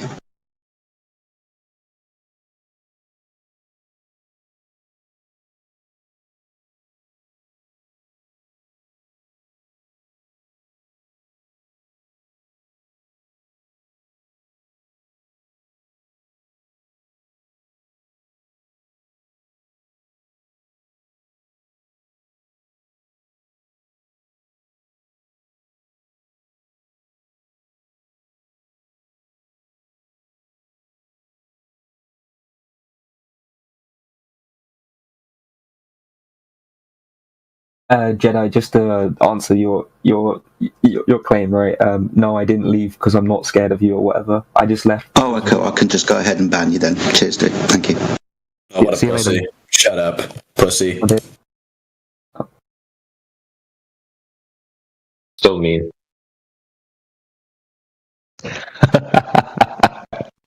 This guy. It's the first time I've met him. This is hilarious. Why is he on the ban list?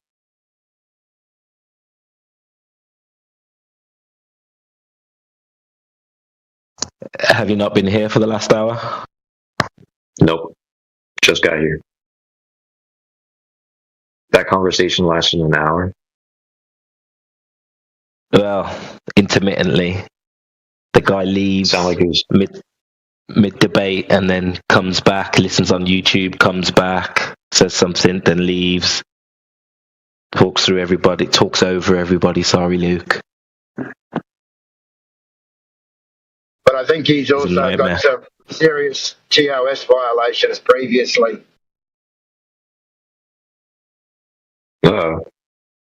Is that right? What was he sending to minors? Somebody said he was on a ban list somewhere else. Yeah. He's back. These guys like to use me as a rhetoric for their like twisted, perverted views of the world and science. Just The funny thing is, Luke appears to be like hanging out, watching our live streams, giving us views in order to listen to us in secret because he's so fuming right now. He doesn't want to be in here where we can like talk to him because he knows he's going to look like a dumbass if he actually talks to us. So he needs to try to reframe it.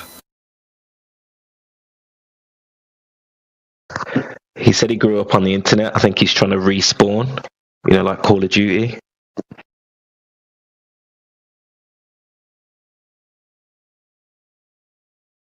I think he's sick of getting headshotted.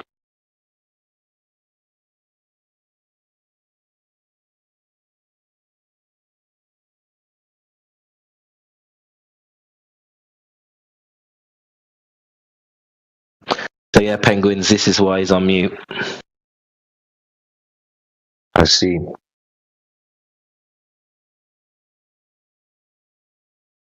Welcome to the channel, though. It's your first time. No. I come here every so often.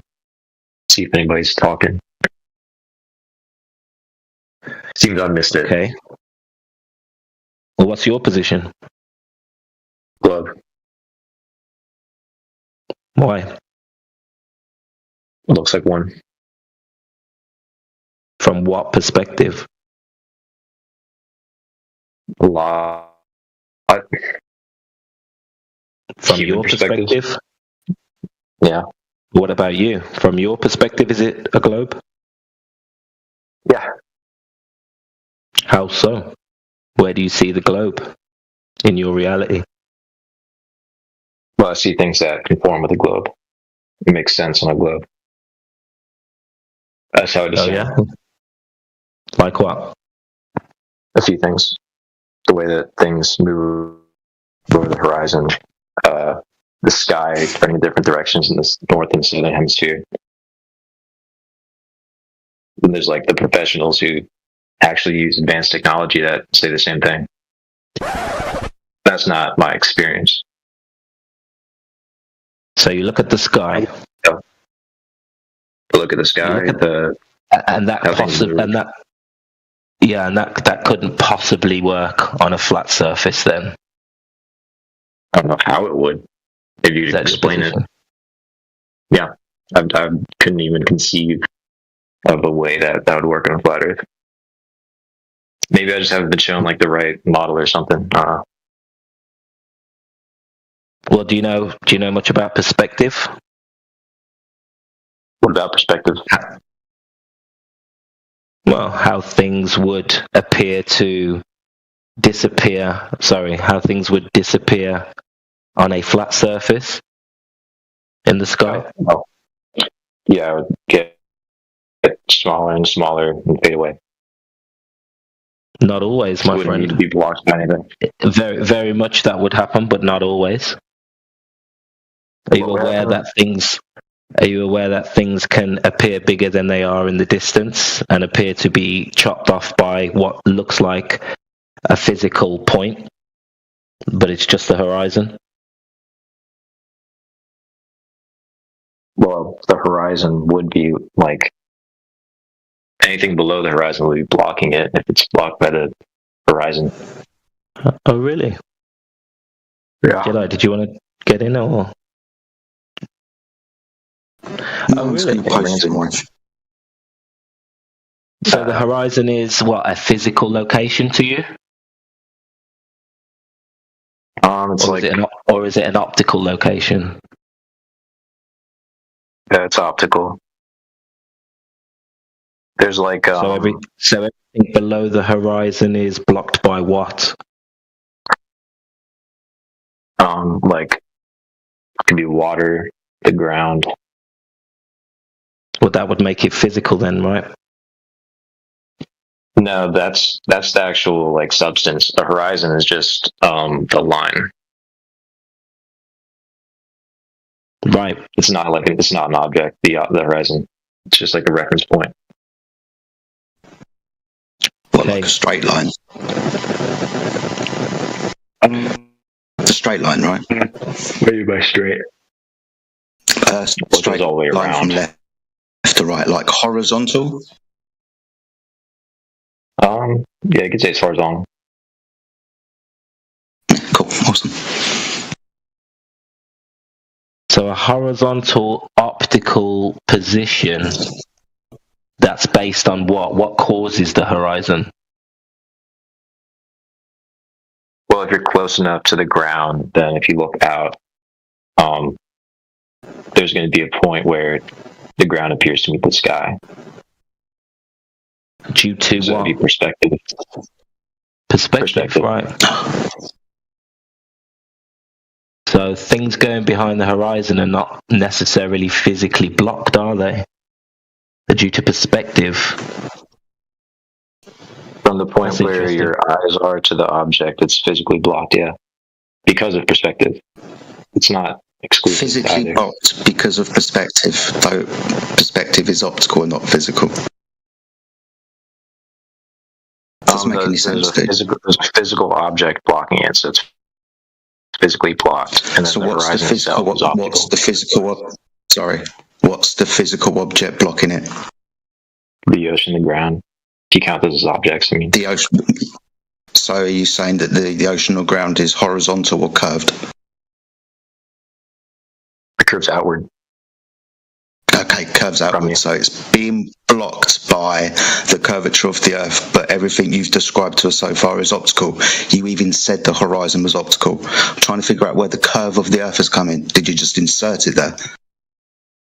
No, I'm telling you the way that things move past the horizon below it. Okay, right. What's the horizon? We'll start again. The horizon is a reference point.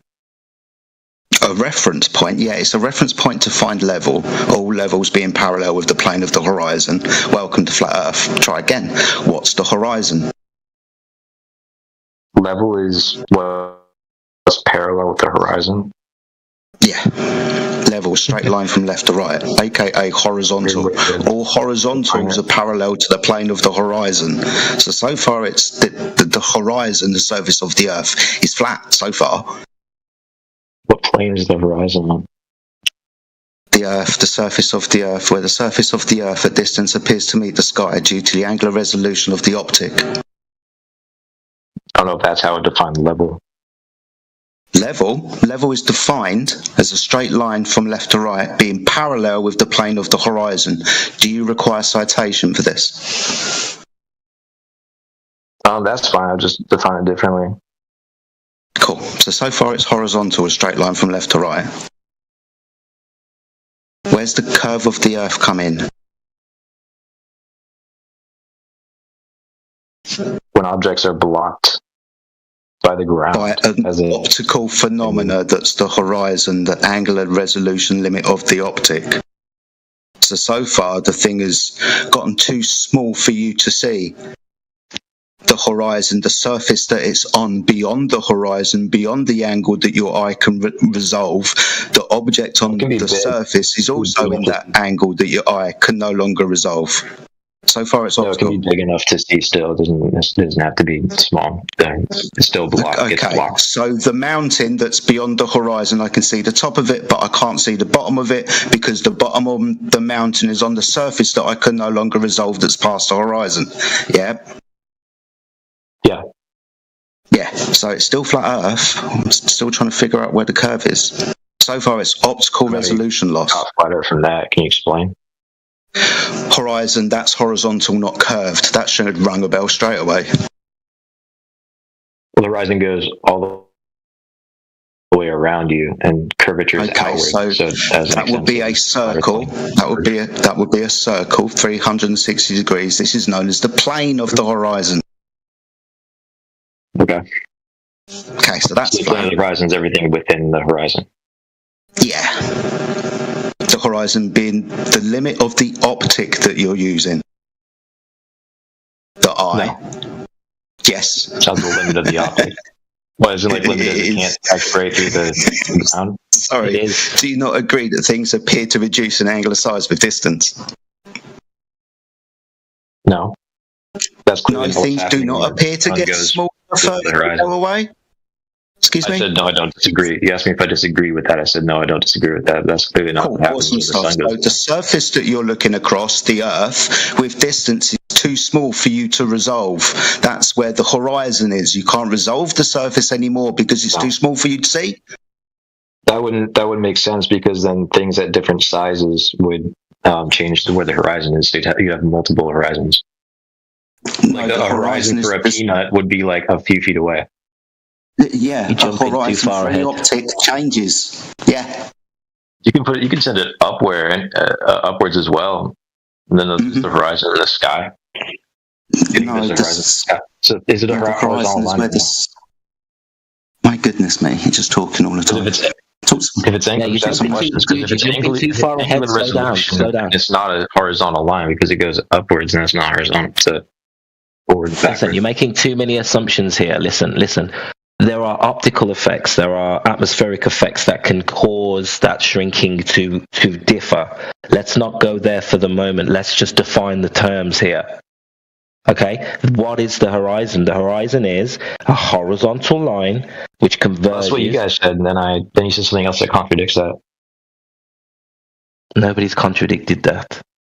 It's a horizontal line where the ground converges with the sky due to perspective, not a geometrical physical blockage. You're using circular reasoning. You've got a contradiction, and you're holding both sides here. We're trying to define terms.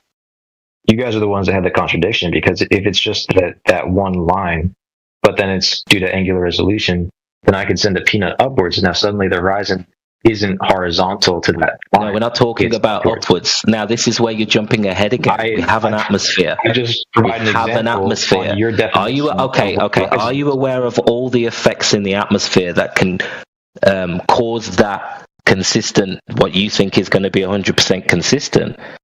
Are you aware that there are effects within the atmosphere that can change 100% consistent? It's not 100% consistent across the atmosphere, especially across water, especially across with different temperatures. It's not. Sorry, you said. And that's why we get. That's why we get effects like a supermoon. That's why we get effects where the sun will seem bigger on some days than the other when it's at the horizon. So this won't be consistent with an atmosphere, will it? Especially looking across the surface of the Earth with the temperature gradient. I'm trying to understand where you're coming from, because you said I think something. I'm just wondering it is. So this is because you're jumping too far ahead, and you're not allowing us to walk this through with you to define the terms of what the horizon actually is. Well, I'm trying to listen to you, but every time you say something I understand, you don't elaborate on it. He's talking through everything everybody says. It's really frustrating. He did it to me, now he's going to do it to you, Roots. He's just going to talk through everything you say. Well, I don't want to make you waste your breath if I already don't understand some things that you said. That's I'm just being polite here. If you want to continue talking without me understanding, then go ahead. Can you steel man what I just said? No, I didn't understand any of it. I was trying to. No, you didn't listen then, did you? I listened trying not to get you to agree that it wouldn't work on a flat Earth, okay? Because you're already not taking into account all of the variables when looking across the Earth, the surface of the Earth. We're just trying to get. You're doing it again. My bad. You're doing it again. So what I'm trying to tell you to do is slow down. Stop assuming this wouldn't work on a flat Earth. We're trying to tell you what the horizon. We're agreeing with you that the horizon is an optical position. Okay. Now, without assuming that this wouldn't work on a flat Earth because of observations in the atmosphere, can you at least agree that the horizon is not a physical or geometric location? It is an optical location. It's both. It's both. I told you, contradictory. There's a you're contradicting your points here. You can't hold both positions at the same time. It's either optical or physical. Now, you can have an optical horizon. No, you can have an optical horizon, but there would still be a physical horizon that something is physically blocked by. Now, that's the where is that? Right? Yeah, where is that? Because we've defined the horizon. You've agreed it's an optical location. So where's this geometric horizon that you're now bringing into the picture? Well, it depends how high up you are. I don't know the exact formula, though. I know there's like a couple ones more precise. So for an average person, let's say a 6-foot person looking out into the ocean, where would the horizon be for that person? Off the top of my head, I'm not sure. I could go get a formula. You can if you want. We can tell you. Roughly, it would be between 3 and 3.5 miles. So that's the physical location. Now, everything beyond 3 and 3.5 miles would be physically blocked by your claim. Correct? Yeah. Correct. Okay. Now, when do we see the horizon, or when do we see things being physically blocked at 3 miles? Can we, is there any observations of that? Because the only observations we have are way beyond that 3 and 3.5 miles. So do you have any observations where... Not in your camera roll, but online, is there something you can show us? Have you looked into this? Or is this just an assumption? I've looked into some like flat earth stuff. It's not what you guys are saying right now. So. Well, flat earth stuff online. It depends on where you look. In 2025 is pretty much anti-flat earth. Yeah, it's pretty much anti-flat earth content unless you been directed to a certain channel. But the point is, there is no geometric horizon at 3 to 3.5 miles. The only horizon that exists in all of our reality is this optical horizon, which is based on the limit of perspective and atmospheric conditions. So, depending on visibility, your horizon will shift and move. But there's no physical point at 3 to 3.5 miles where things are now physically blocked. There is only the optical horizon at 10, 20, 30, 40, depending on what the visibility is. That's the only horizon we can prove. So this geometric horizon doesn't exist in reality to be observed. Yeah, I'm looking it up like he said. Has anyone got a black swan picture? Well, if you can look in the side chat now. Drace has posted. Oh, there you go. Drace has posted it. If you go to 29 minutes past the hour, we've got an observation here of 2 oil rigs, which can be checked up on Google. The back oil rig is at 9.4 miles away, and the horizon is way beyond that. Sorry, AI, do you want to get in? Before you go on, I just want to say, you asked him for an example, and you immediately then cut to your own example.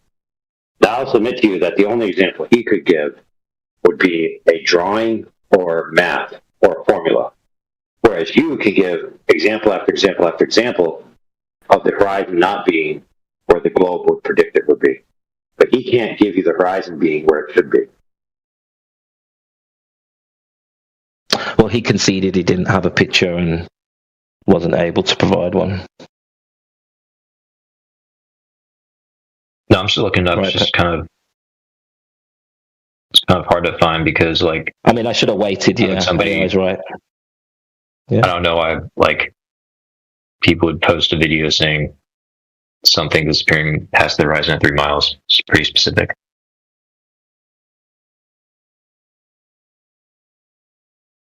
Well, yeah, this is all we can observe, depending on the visibility of the day, depending on where the horizon is, right? But your claim is that there's a physical location, there's an actual horizon. Sorry, a geometric horizon.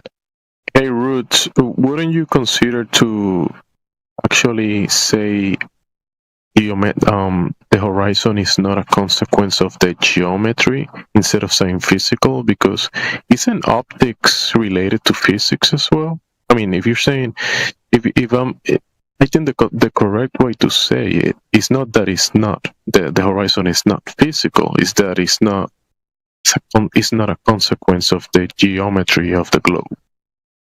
100%. Yeah, you're right. I was using his language, so I'm just mirroring him. He called it a physical location. So I'm working with him, so he understands exactly what I'm saying. It's his claim. It's a physical location. He said it. I think but when you both speak like that, it's confusing. I'm listening to both of you actually agreeing and disagreeing at the same time. It's kind of, I don't know, confusing, actually. Agreeing and disagreeing at the same time. Yeah, because he said, when you said those, the optical and the physical are opposites, and he said, no, they're the same. They have to do with each other. And he might be correct in a sense, but still incorrect on the cause of the effect of the horizon. And you might be saying that those things are opposites, the optical and the physical, but you mean the the observation of the horizon is not a consequence of the geometry, but it's still a physical thing. Yeah, you're right. Jump in, Gemsy, yeah. Go ahead, mate. I'm just saying. I'm jumping in. I'm just trying to clarify and see if it makes sense what I'm thinking. If it does, then someone can clarify. I'd try to clarify by saying the horizon is like, that's where you think the curve starts, right? That's the edge of the ball where you can't see beyond. Because the word horizon really, per se, isn't that important, right? The word isn't really what's important. It's like what they're saying is happening phenomenologically. They think that edge, that dividing line, is caused by an obstruction. But if it's an obstruction, it can't be moving around, right? If it's a static obstruction.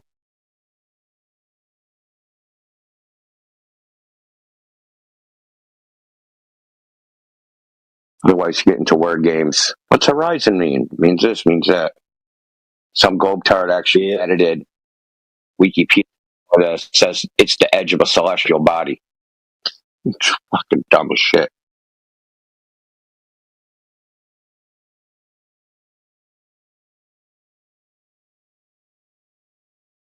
You get that point, Penguin, yeah? I like when they say there'd be no horizon if the Earth was flat.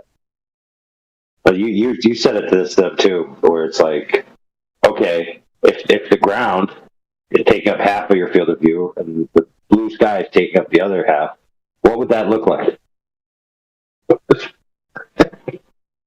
Can you draw that for me? Can you draw that?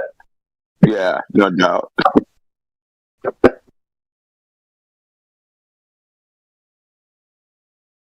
The only way to ever be no horizon is if it was pitch black.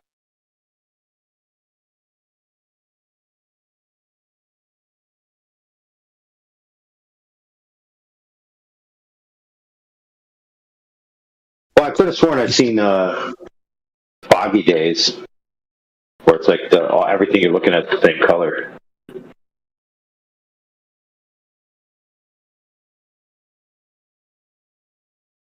But I think that is the same. It's equivalently the same. So if it's pitch black, everything has the same color value, and if everything's covered in a fog, which gives the same color value, then you have the exact same scenario where there's no demarcation point between color values. So you just have a solid color field. So then you'd have no horizon. Yeah, Yeah, that also apply to like sandstorms, dust storms, fog, all sorts of shit.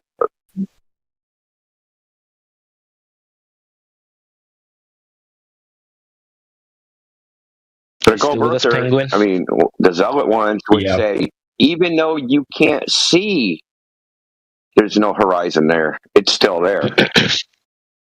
Just some geometric ball edge is still there, and the evidence for it still being there is the fact you can't see it.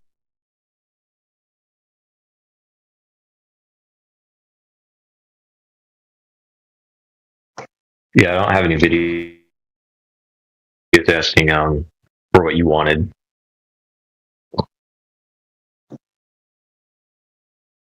But I don't find it too consequential. I guess exact distance isn't exactly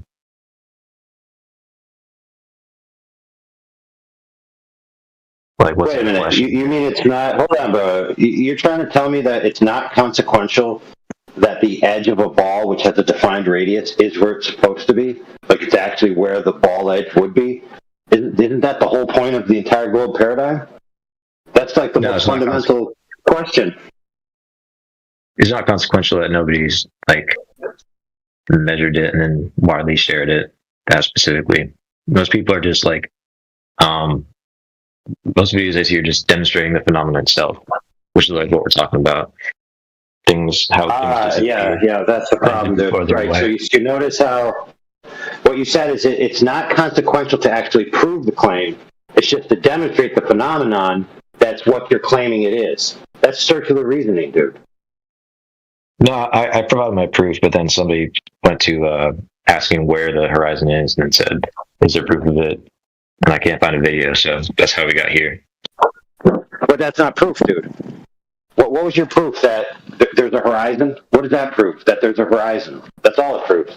If you say it proves a globe, you then have to demonstrate that horizon is the physical edge of a ball. Things disappearing over the horizon bottom up doesn't just prove that there's a horizon. It proves that there's like geometry involved. No, it doesn't. Go ahead and put that in a syllogism. Go ahead and put that in a syllogism that carries the conclusion of a necessity. Go ahead. Breaking up, buddy. Sure, I'll type one out.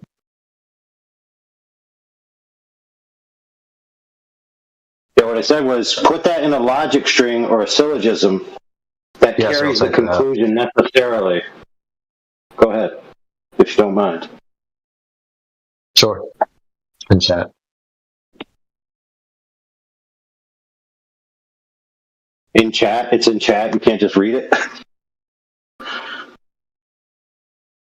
No, I'm typing it out. I don't see nothing in chat, bro. Like, huh? Just have patience. If the Earth was a globe, things would disappear from the bottom up. Therefore, the Earth is a globe. That's a logical fallacy, not a syllogism, dude. Yeah. Anyway, did that happen on a flat surface though? Objects disappearing with a sharp line bottom up. Depends. Sharp line. I don't think so. I mean, there's things disappearing bottom up, but the camera's like right on the ground, and there's like a reflective floor. What does that mean? What are you telling me? Can it happen on a flat? I think he's telling you that the narrowest angle of propagation angles, meaning the angles of perception.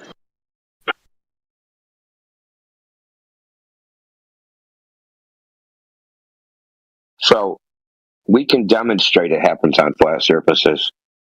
We can demonstrate that on flat surfaces that an object will disappear bottom up. Known flat surfaces. Now we know they're flat. It's not like we don't know. We know positively that they're flat. And I'll give you an example. So off the ground. So no. The camera like right on the ground. What do you mean 6? Yeah. What's wrong with that? Cool. Show it. Oh, hold on. Well, I read this. What's wrong with it being low and it happening? Well, matters of scale, right? So, say you're 1.5 inches off the ground. at the equivalent scale, like 700 feet would be equivalent to like 12 kilometers at a 6-foot scale. So, what's the beef?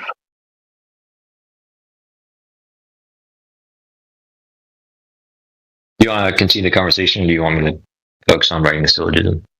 Care to do both at once?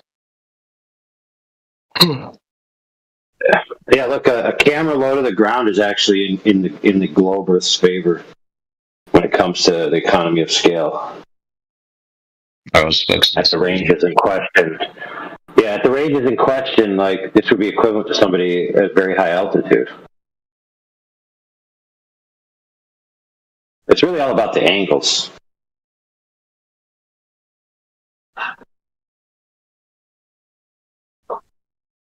I can't wait to see the syllogism, dude.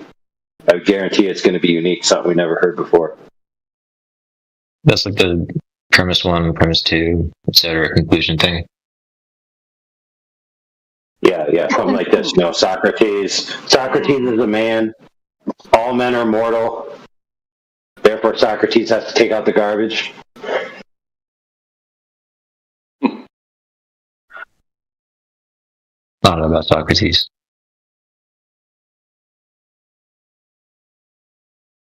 Because if he doesn't take out the garbage, his wife's going to kill him. Dude, come on, dude. That was an easy one. Oh, that's funny.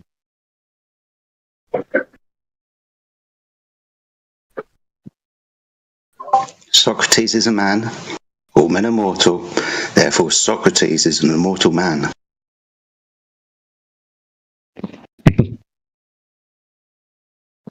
Globe logic. Oh. What were the conditions for the syllogism? You said it has to do something with the conclusion of the premises. Two true premises that, when added together, reach a logical conclusion. Okay, that was more than that.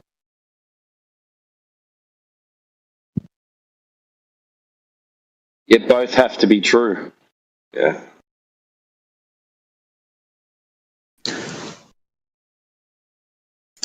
Premise 1, Socrates is a man. That's true. Premise 2, all men are mortal. Yeah, we die. So what's the conclusion about Socrates? Not that he's immortal. No, he is a mortal man. Oh, yeah. Yeah, he proves the negative, He's immortal.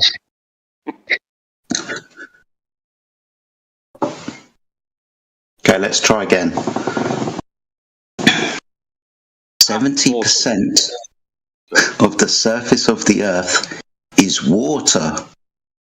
Water is observed, measured, and practically used as a horizontal reference datum. Therefore, the surface of the Earth is horizontal.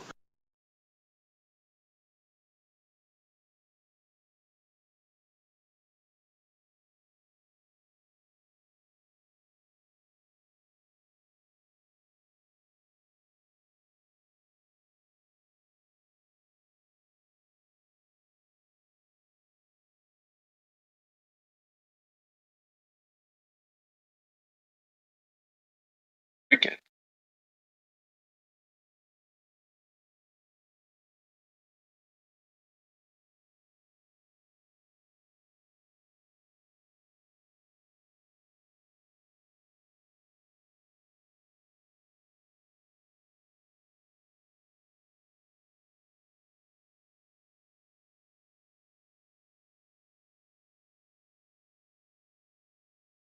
I disagree with P1. What? The surface of the Earth, 70%? Yeah. Okay. Yeah. Cool.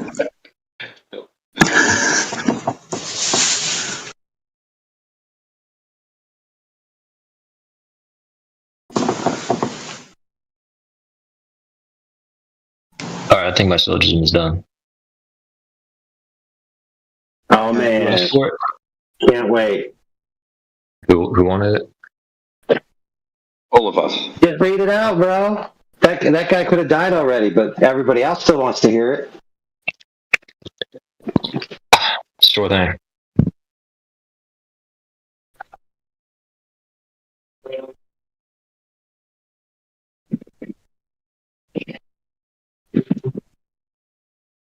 Are we going to hear it? Is he reading it? Yeah, let's go, bro. Let's go. That's what I was putting in chat.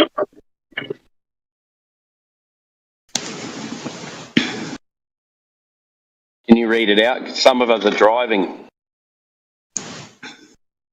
Oh, sure. Thank you. P1, on a curved surface, objects moving away from the observer will disappear bottom first because the curvature blocks the lower parts of the view. P2, on a flat surface, objects moving away from the observer would remain fully visible while shrinking and not disappear bottom first, unless obstructed by another object or unusual atmospheric distortion. I disagree with P2. On what grounds? That we can demonstrate things disappearing on the bottom up on a flat surface. Yep. Can you do that?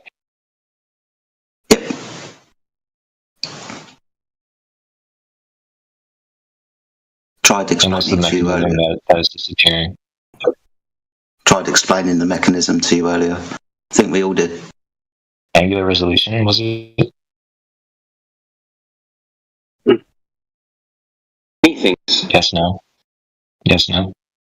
Angular resolution. Atmospheric I'm asking. conditions.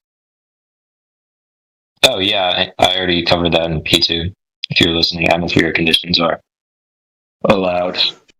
Yeah, but in your P2, you said if the Earth was flat, then things would not disappear bottom up. Apart from, can you repeat P2 again? Because you're kind of You got it so far. It finishes with unusual. By another object or unusual atmospheric conditions. Yeah, unusual atmospheric conditions. Okay. So you're kind of making a statement and then recanting on the statement you made, saying, except for in these things. It's not really a P2. It's not recanting, it's providing the exceptions. Well, we've also got a problem. Sorry, we've also got a problem with the undefined surface, because we're probably going to be talking about the surface of water. And the surface of water, for example, you can cause physical obstruction. A wave that is maybe a mile away at 6 foot can block the bottom of an object that's further than that. We can have the curving of the water displayed with things like tides coming in, tidal bores, swells, things like that. So the surface will curve, but it doesn't mean that the overall surface of the water is curving around the ball. It's just not horizontal in that place. So there's a few things. Oh yeah, that's accounted for in P2 as well. Just it's on a flat surface moving away. Yeah, it's just because the surface is undefined. You have to define it as water, and when you define it as water, you might have to take some of the premises away.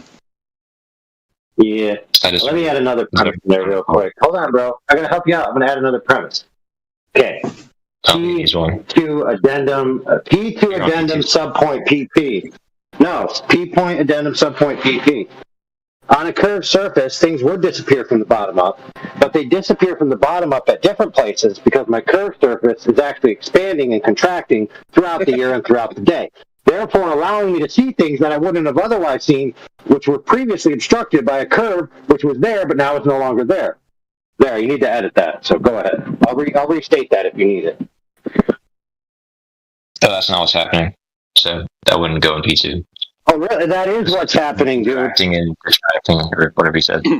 Okay, then if it's not contracting and expanding, and the quality that's causing the bottom to be cut off is the curve, then why is it happening at different places? Why do you see it at going bottom down, disappearing bottom up at different distances? It's because of the atmosphere. Okay, so there you go. So not the curve. Yeah. No. It's still disappearing bottom up. The change in distance is due to the curve. The bottom up disappearance is due to. Sorry, the bottom up disappearance is due to the curve. The difference in distance is due to atmosphere. So it's not the same phenomenon. The two cannot be equated. So atmosphere changes the curve distance? Well, again, the surface is not contracting nor expanding. Well, you said that the disappearance is caused by the curve. Then you said where that happens, the atmosphere. So that means that the atmosphere changes the curve distance. No, not where that happens. It's how far you can see. Okay, so let's say I go to the beach and I do an observation 100 days in a row. And every day, 30% of the days, I see a ship go over the horizon at 5 miles, 10%, 10 miles, and then the rest, I don't see it go over the horizon. It just fades into the distance. What conclusion can we reach from that observation? Nothing if the atmospheric conditions are stipulated. Because that's what actually happens in reality. Not everywhere. What do you mean not everywhere? What does that mean? Where on Earth do you see upwards of 50% or more of days objects disappearing? Like maybe Ireland, I guess it's really cloudy. Well, bro, I've never seen this. I live on the beach. I go to the ocean all the time. I've never seen a boat disappear over the horizon ever. Not once. And by that you mean you've never seen it disappear over the curve. That's already what you're contending. I've never seen it cut bottom off, appearing to sink behind the horizon. I've never seen that. Camera, I don't know. I've watched a boat 3 miles away. I have photographs of it.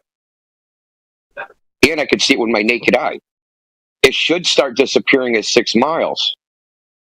And at 30 miles away, it should be 420 feet under the curve. It should be 420 feet of drop. Under what conditions should you see it disappear? What do you mean conditions? Again, we agree that atmosphere changes how far you can see. The condition is 3,959 mile radius. That's the condition. That's not a condition. That's a variable. And then the other variables are the atmosphere and how light is manipulated by it. Sure. So you need to account for atmosphere. You haven't accounted for atmosphere. So ships disappearing over the horizon. So I'm asking, what atmospheric conditions do you have on those days? The day I did it was clear. You got 100 pictures or videos? No, I'm saying what I said I personally, and I have photographs of it, in the heading of the boat and its location from marinetraffic.com, which was done with marine radar, etc. I watched the boat for 3.5 hours sail out to sea, go from 6 miles away, where it should have been starting to disappear, to 30 miles away. And it never sunk down under the horizon. How'd you measure the distance of the ship? Told you, marine radar. Marine tracker. Marine radar. There's a marine radar tower in Gloucester, Massachusetts, that sweeps Boston Harbor. Then I believe you. Huh? Oh, wow, thank you. I believe you. So you said that you see, like, how many days did you go out and capture this and record this observation? The identical boat? The identical. I already told you, I've never seen a ship disappear over the horizon, ever. Well, that's just an anecdote. So I'm asking for the actual stuff that you captured that you said you had. What have you got? Well, how about this? What have you captured? I'm not the one that's using my personal experience of how far away I see things. What did you? Isn't that a personal anecdote? That's the same. I gave a syllogism on the observations that. Yo, bro, you see things disappearing to come up. Now I'm just wondering, dude, what you saw a ship disappear over the horizon? That's what you're saying. Well, hold on, guys. Hold on. Can we just pause for a second and just take note of a historic event? We've added a new logic. It's called appeal to the impersonal anecdote.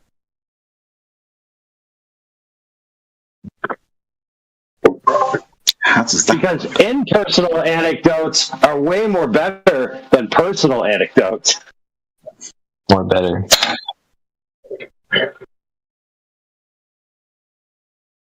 Well, being personal or not doesn't matter. He just brought it up. So how many days have you caught? How many days have you caught the boat going away at the distance that it should?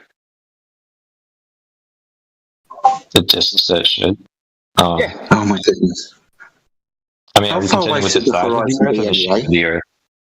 There's like two different topics right here. Sorry. We're going to have to get quite technical now. How far away should the horizon be for your observation height in the first place? Are we talking about the shape of the Earth or the size of it? We're talking about things going over the fucking horizon. That would be both. What was your eye height? And based on that eye height, what's the prediction of how far away the horizon would be? It's really not both. You can contend with the size of the Earth all you want if it's curved. No, you can't. But things disappearing over the horizon is strictly geometric. Yeah, but but hold on, everyone, hold on. But you conceded that observation is possible on a flat surface.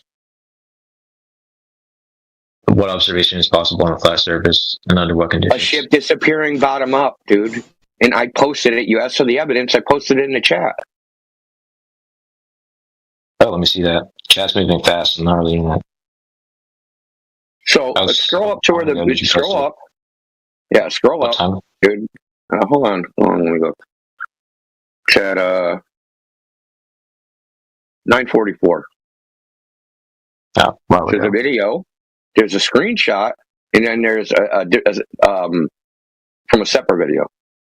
Now this lake is 1,000 feet long. There should be no horizon at all in Globetardia. You know that, right? That this horizon shouldn't exist because it's 2.5 times too close to the camera than what where the globe says it should be.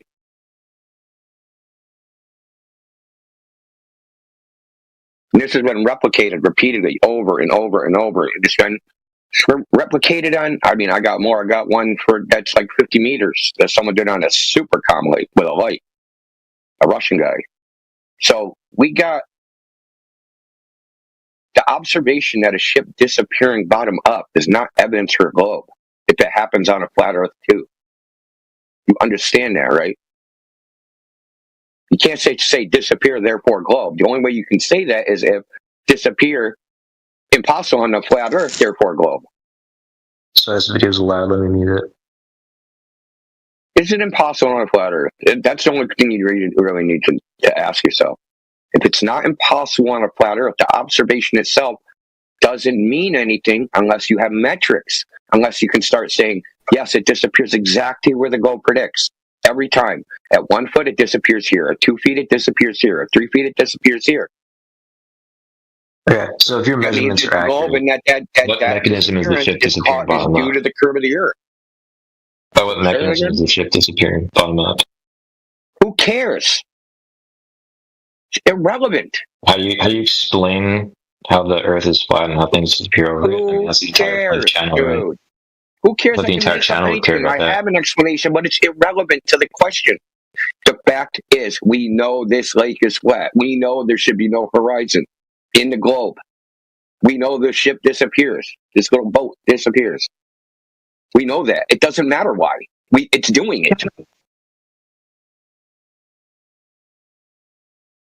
Does it not happen if you don't know why it happens? This isn't an observation if you don't know why it happens. Is that what you're saying? It's not happening until you can explain. I was just trying to grant you that it's true because I was curious, but we can go into the actual details of it. Okay, this lake is 1,000 feet long. The camera is 1.5 inches off the water. They sail it away from the camera. It disappears behind the horizon. This has been replicated probably about 20 times. What is it? Do you have a... Let me see. The fact is, we see the same visual effect happening on a flat surface. Okay? So if you see it happening, you can't say, this is evidence of a globe, because it could just as well be happening on a flat surface. Where do you see those measurements? They're in the video. They show the tape measure, they show the water temperature, they measure the temperature of the air and the water. They measure in previous videos, they measure the lake with a 100-foot rope by overlapping it. So this channel has replicated it multiple times. And other people have replicated it. Not on this lake, but on other lakes. Do a timestamp for the measurement? They're in the beginning of the video. Maybe that lake's curved. I skipped past to see the actual thing. My bad. I want to know when these guys have been so critical about globe things. You know, like flat water sitting on a table in the ISS, that kind of stuff. They're not critical of that. They're not critical of that at all. But when they think they see a curve, they don't ask for measurements of that curve, do they? No, they don't do that. Temperature of the water, temperature of the air, the refractive index that day. No, they just go curve. Nope, they don't ask for that. They don't even put those numbers in. Do you know that? They don't ever add any distances or anything. They take a picture, say curve, here you go, proof. Nothing is ever added with them. But when it looks flat, they want measurements of flat.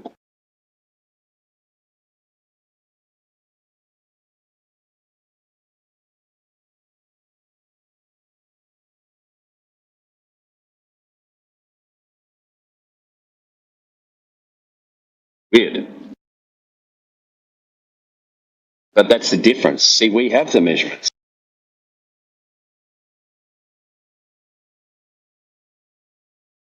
You say it was a half foot off the ground or a foot and a half? 1.5 inches, he said. 1.5 inches.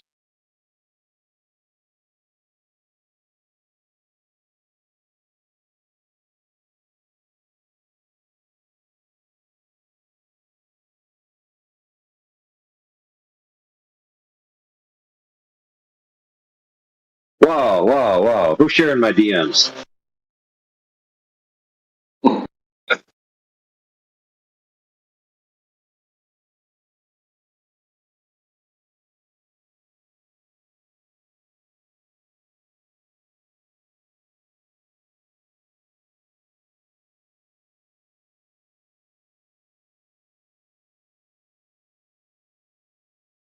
It's 0.125 feet.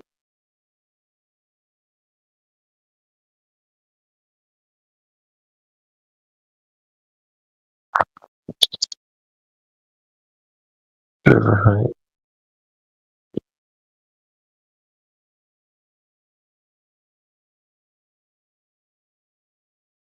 So, what are you doing? Are you typing it into a Earth curve calculator, or are you doing the math yourself? I'm reading what he put in.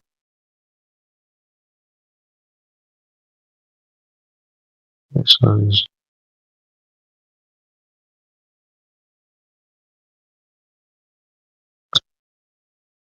what goes in the drop variable 0.02. The distance.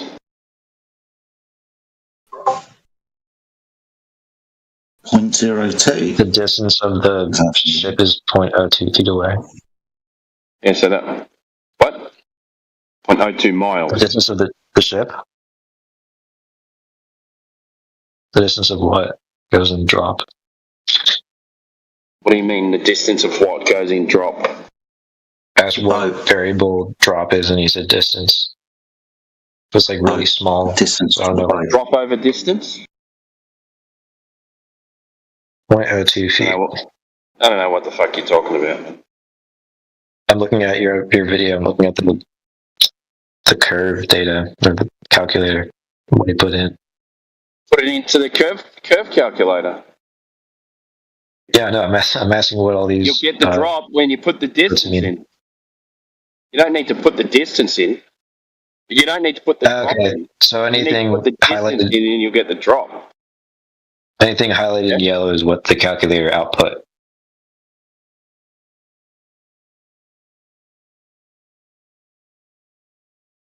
Is that right?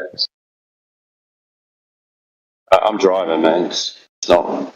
I'm just saying, if you just put the numbers into the Earth curve calculator, you'll get your Maybe drop over somebody who isn't driving can help me understand the. If you put the fucking numbers into the fucking calculator, you'll get the fucking drop over distance. Does he understand that? They've got it in the video that he's watching. I'm literally looking at the video that he's watching. I'm just making sure I understand the calculator being used and all the variables input to get Bring this up zero the calculator then. I'm literally looking at the screenshot of the video of the calculator that they Why don't used. you Google the calculator and put the numbers in yourself? Why would I do that? They have it right here. Oh my god, man. Yeah, I'll show you a screenshot from. I'll put it in the chat there. The screenshot video. I'm looking at the video. I'm asking. I'm what the just stuff doing in it. the I'm video just mean. gonna put it in. Yeah, I'll just put the screenshot in the chat so other people can see. So I'm not irritated at you. It's just hard to get it. Like, I assume you guys would be all for Globers asking questions about Yes, and verifying doing it themselves. Wouldn't doing it yourself be better? And then you don't need to rely on. Once I understand all the variables involved, I don't know why I would go in and try something that I don't know.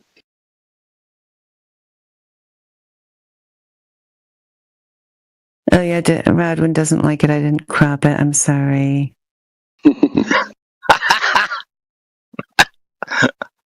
I was going for speed. I'll do it again. You never know when I'm going to save your images, like I do, and it goes into a folder. I'll fix it. I'll give you a better one. Who are you posting that for?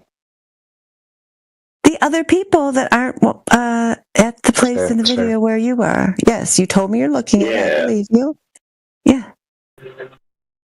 Flat earthers fancy themselves intelligentsia, cannot crop photos or do accurate timestamps.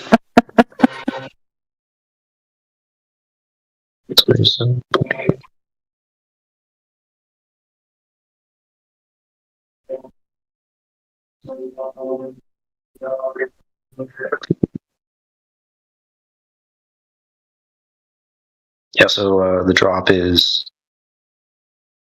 how much should be covered.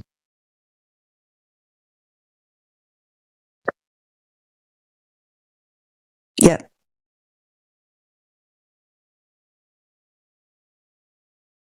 Now, the drop is the raw drop. The hidden height is how much should be hidden or covered.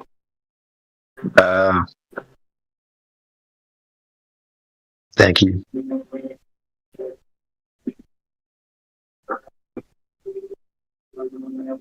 But just to be clear, is the stuff in yellow with the calculator output, is that what that means on the site?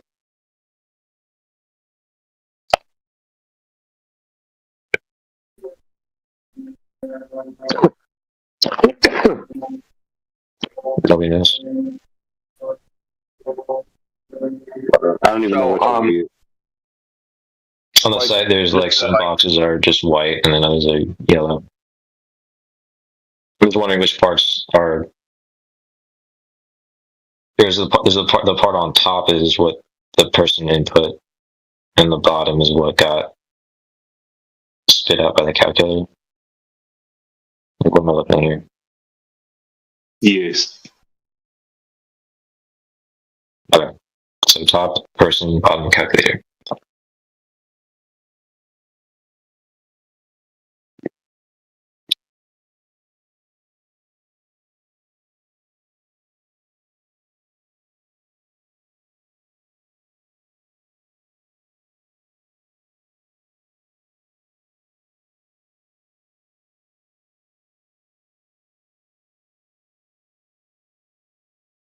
If you look at the graphic that corresponds to the calculator's values, you'll see that the little object is in front of the horizon.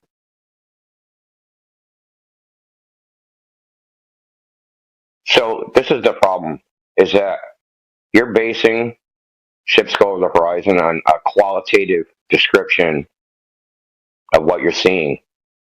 But but if it also happens on a flat surface, your qualitative description is an error.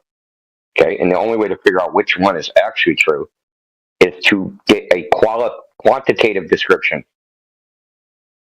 But you're like, dude, the horizon, the very thing that's in question, that moves around and we can't measure it in the first place. So you're admitting that it's not globe evidence. And that if it wasn't globe evidence, you can never definitively say it actually is because your evidence is immeasurable. Well, I'm focused on understanding the stuff in the calculator.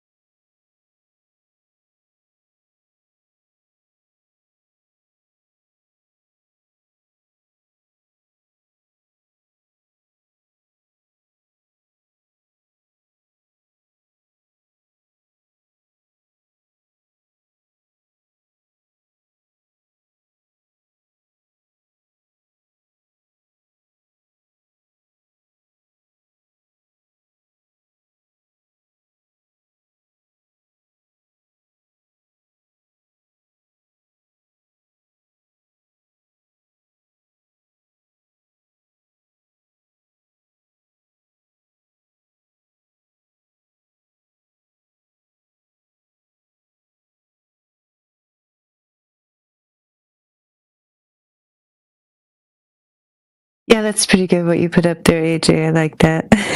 That pretty much sums it up. If you're willing to accept indirect evidence, trust scientific authorities, and allow for abstract math to override visible experience, then the globe model regains ground. Yeah, I just basically asked, or I said, with all the knowledge that you have available, what is the more logical conclusion, globe or flat? And that was the response. Yeah, the more logical conclusion is a flat, stationary Earth.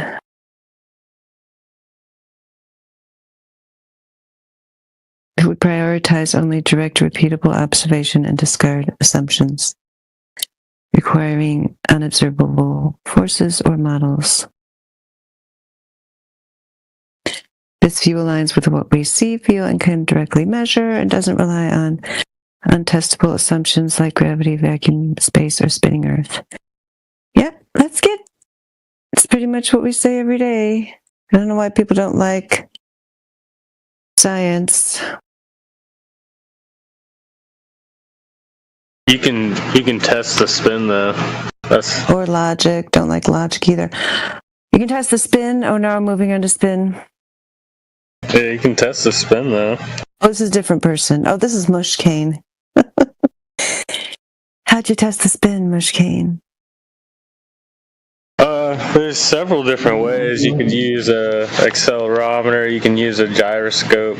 They use gyroscopes to test the spin. You can measure the drift 15 degrees per hour. They use like fancy ones. They call them ring laser gyroscopes for like precise measurements.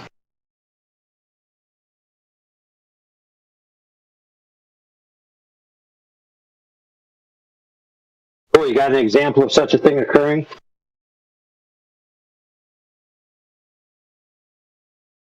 Yeah, we need to see the data.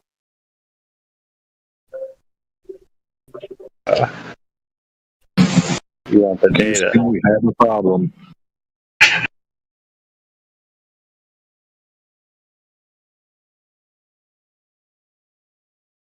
Did he just say the data, like in a sighing pejorative sense? Like, the data? What do you want? Well, hey, isn't there? No, there was that one guy. He spent like $20,000 on a ring laser gyroscope, and he got some data, and it was the 15 degrees. He got the 15 degrees per hour. Oh wow, dude! So the only example you could come up with is a supposed flat earther. Only flat earthers can. Yeah, it's only flat earthers that can prove the globe. No globers have ever been able to do it. So I don't know how that works. Okay, so here's the real problem. The real problem is Mushkane should be banned because he's brought this up before, that it wasn't a $20,000 ring laser gyro, that they didn't measure 15 degrees per hour. He's been told this. So why are you still saying it, dude? Oh, I didn't know that he already knows the truth. Yeah, he knows that they measured more than just a 15-degree drift. They measured different degrees of drift at different places. Yeah, That's 22 degrees or something like that, and there was a 7 in there. Up to a 23, 17. It was all over the damn place. So that makes it inconclusive. So we're saying he didn't spend $20,000 because in the little documentary, that's how much they claimed it was worth. Completely irrelevant. Who cares? He didn't Probably rented it. He spent $20,000 when it wasn't even his gyro. Yeah. Whose gyro was it, dude?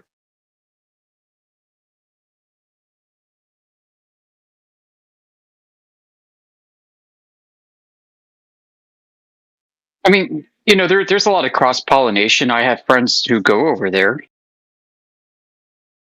But, just as a whole, like,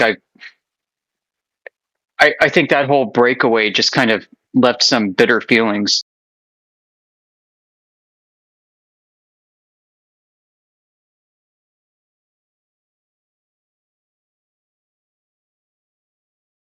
And not that you should have any loyalty to any online groups in the first place. That's just kind of silly, but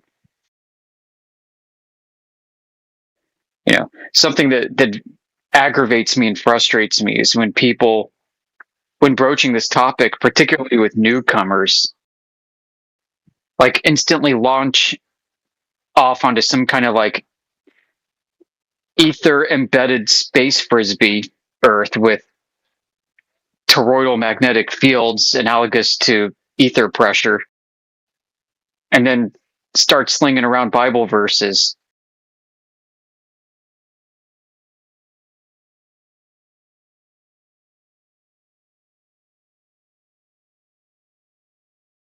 So the whole replacement cosmology, dog chasing its tail and endeavor is a little aggravating.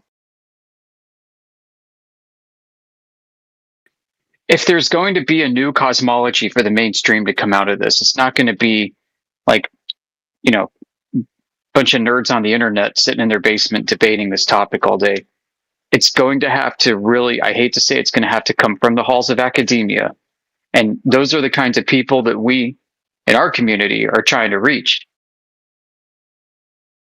We're not trying to replace the cosmology. We're just trying to explain how their thinking has been circular and fallacious.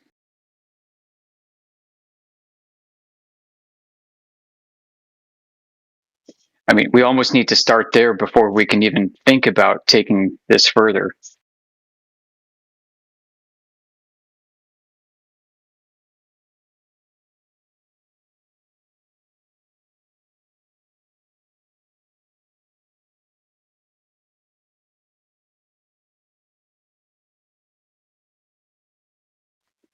Like, somebody who may study physics seriously, somebody who's an engineer, somebody who's a research scientist or something at some university program or working on a grant for something, they're not going to be convinced with tales of a new cosmology.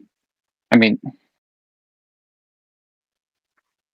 there is still some semblance, some sense of being grounded in empirical facts and data, and they need to see that.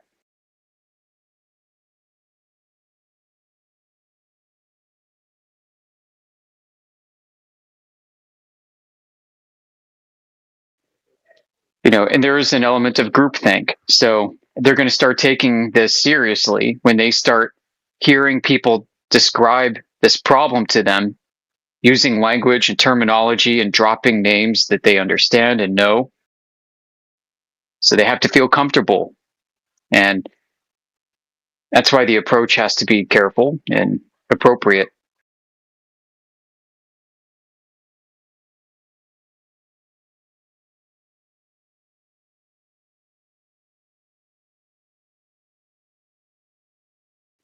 But yeah, maybe it's a philosophical difference, but I just don't see broad sweeping change in how society perceives its world being a bottom up thing. It's probably gonna be driven from the top down, which is unfortunate, but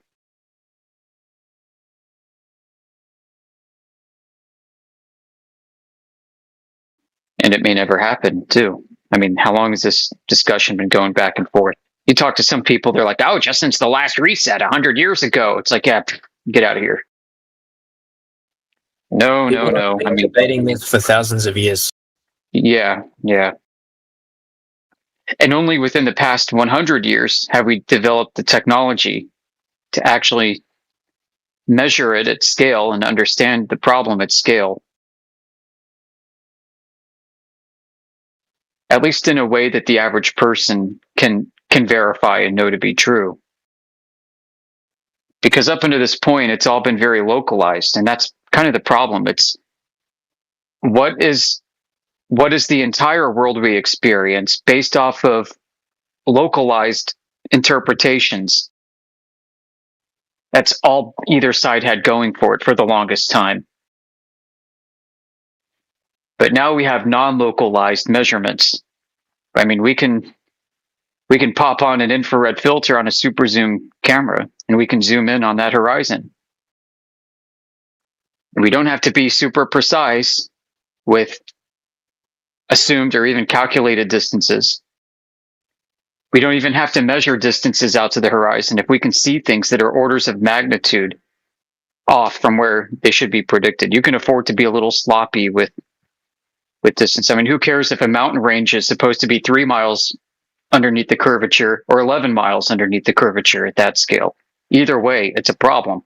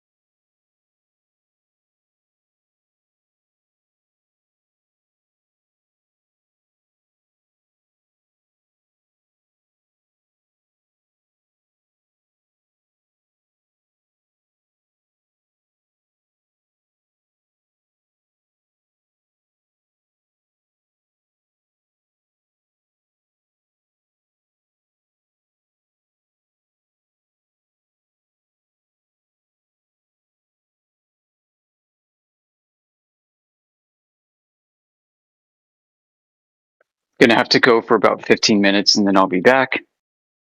I can come up with something to monologue about.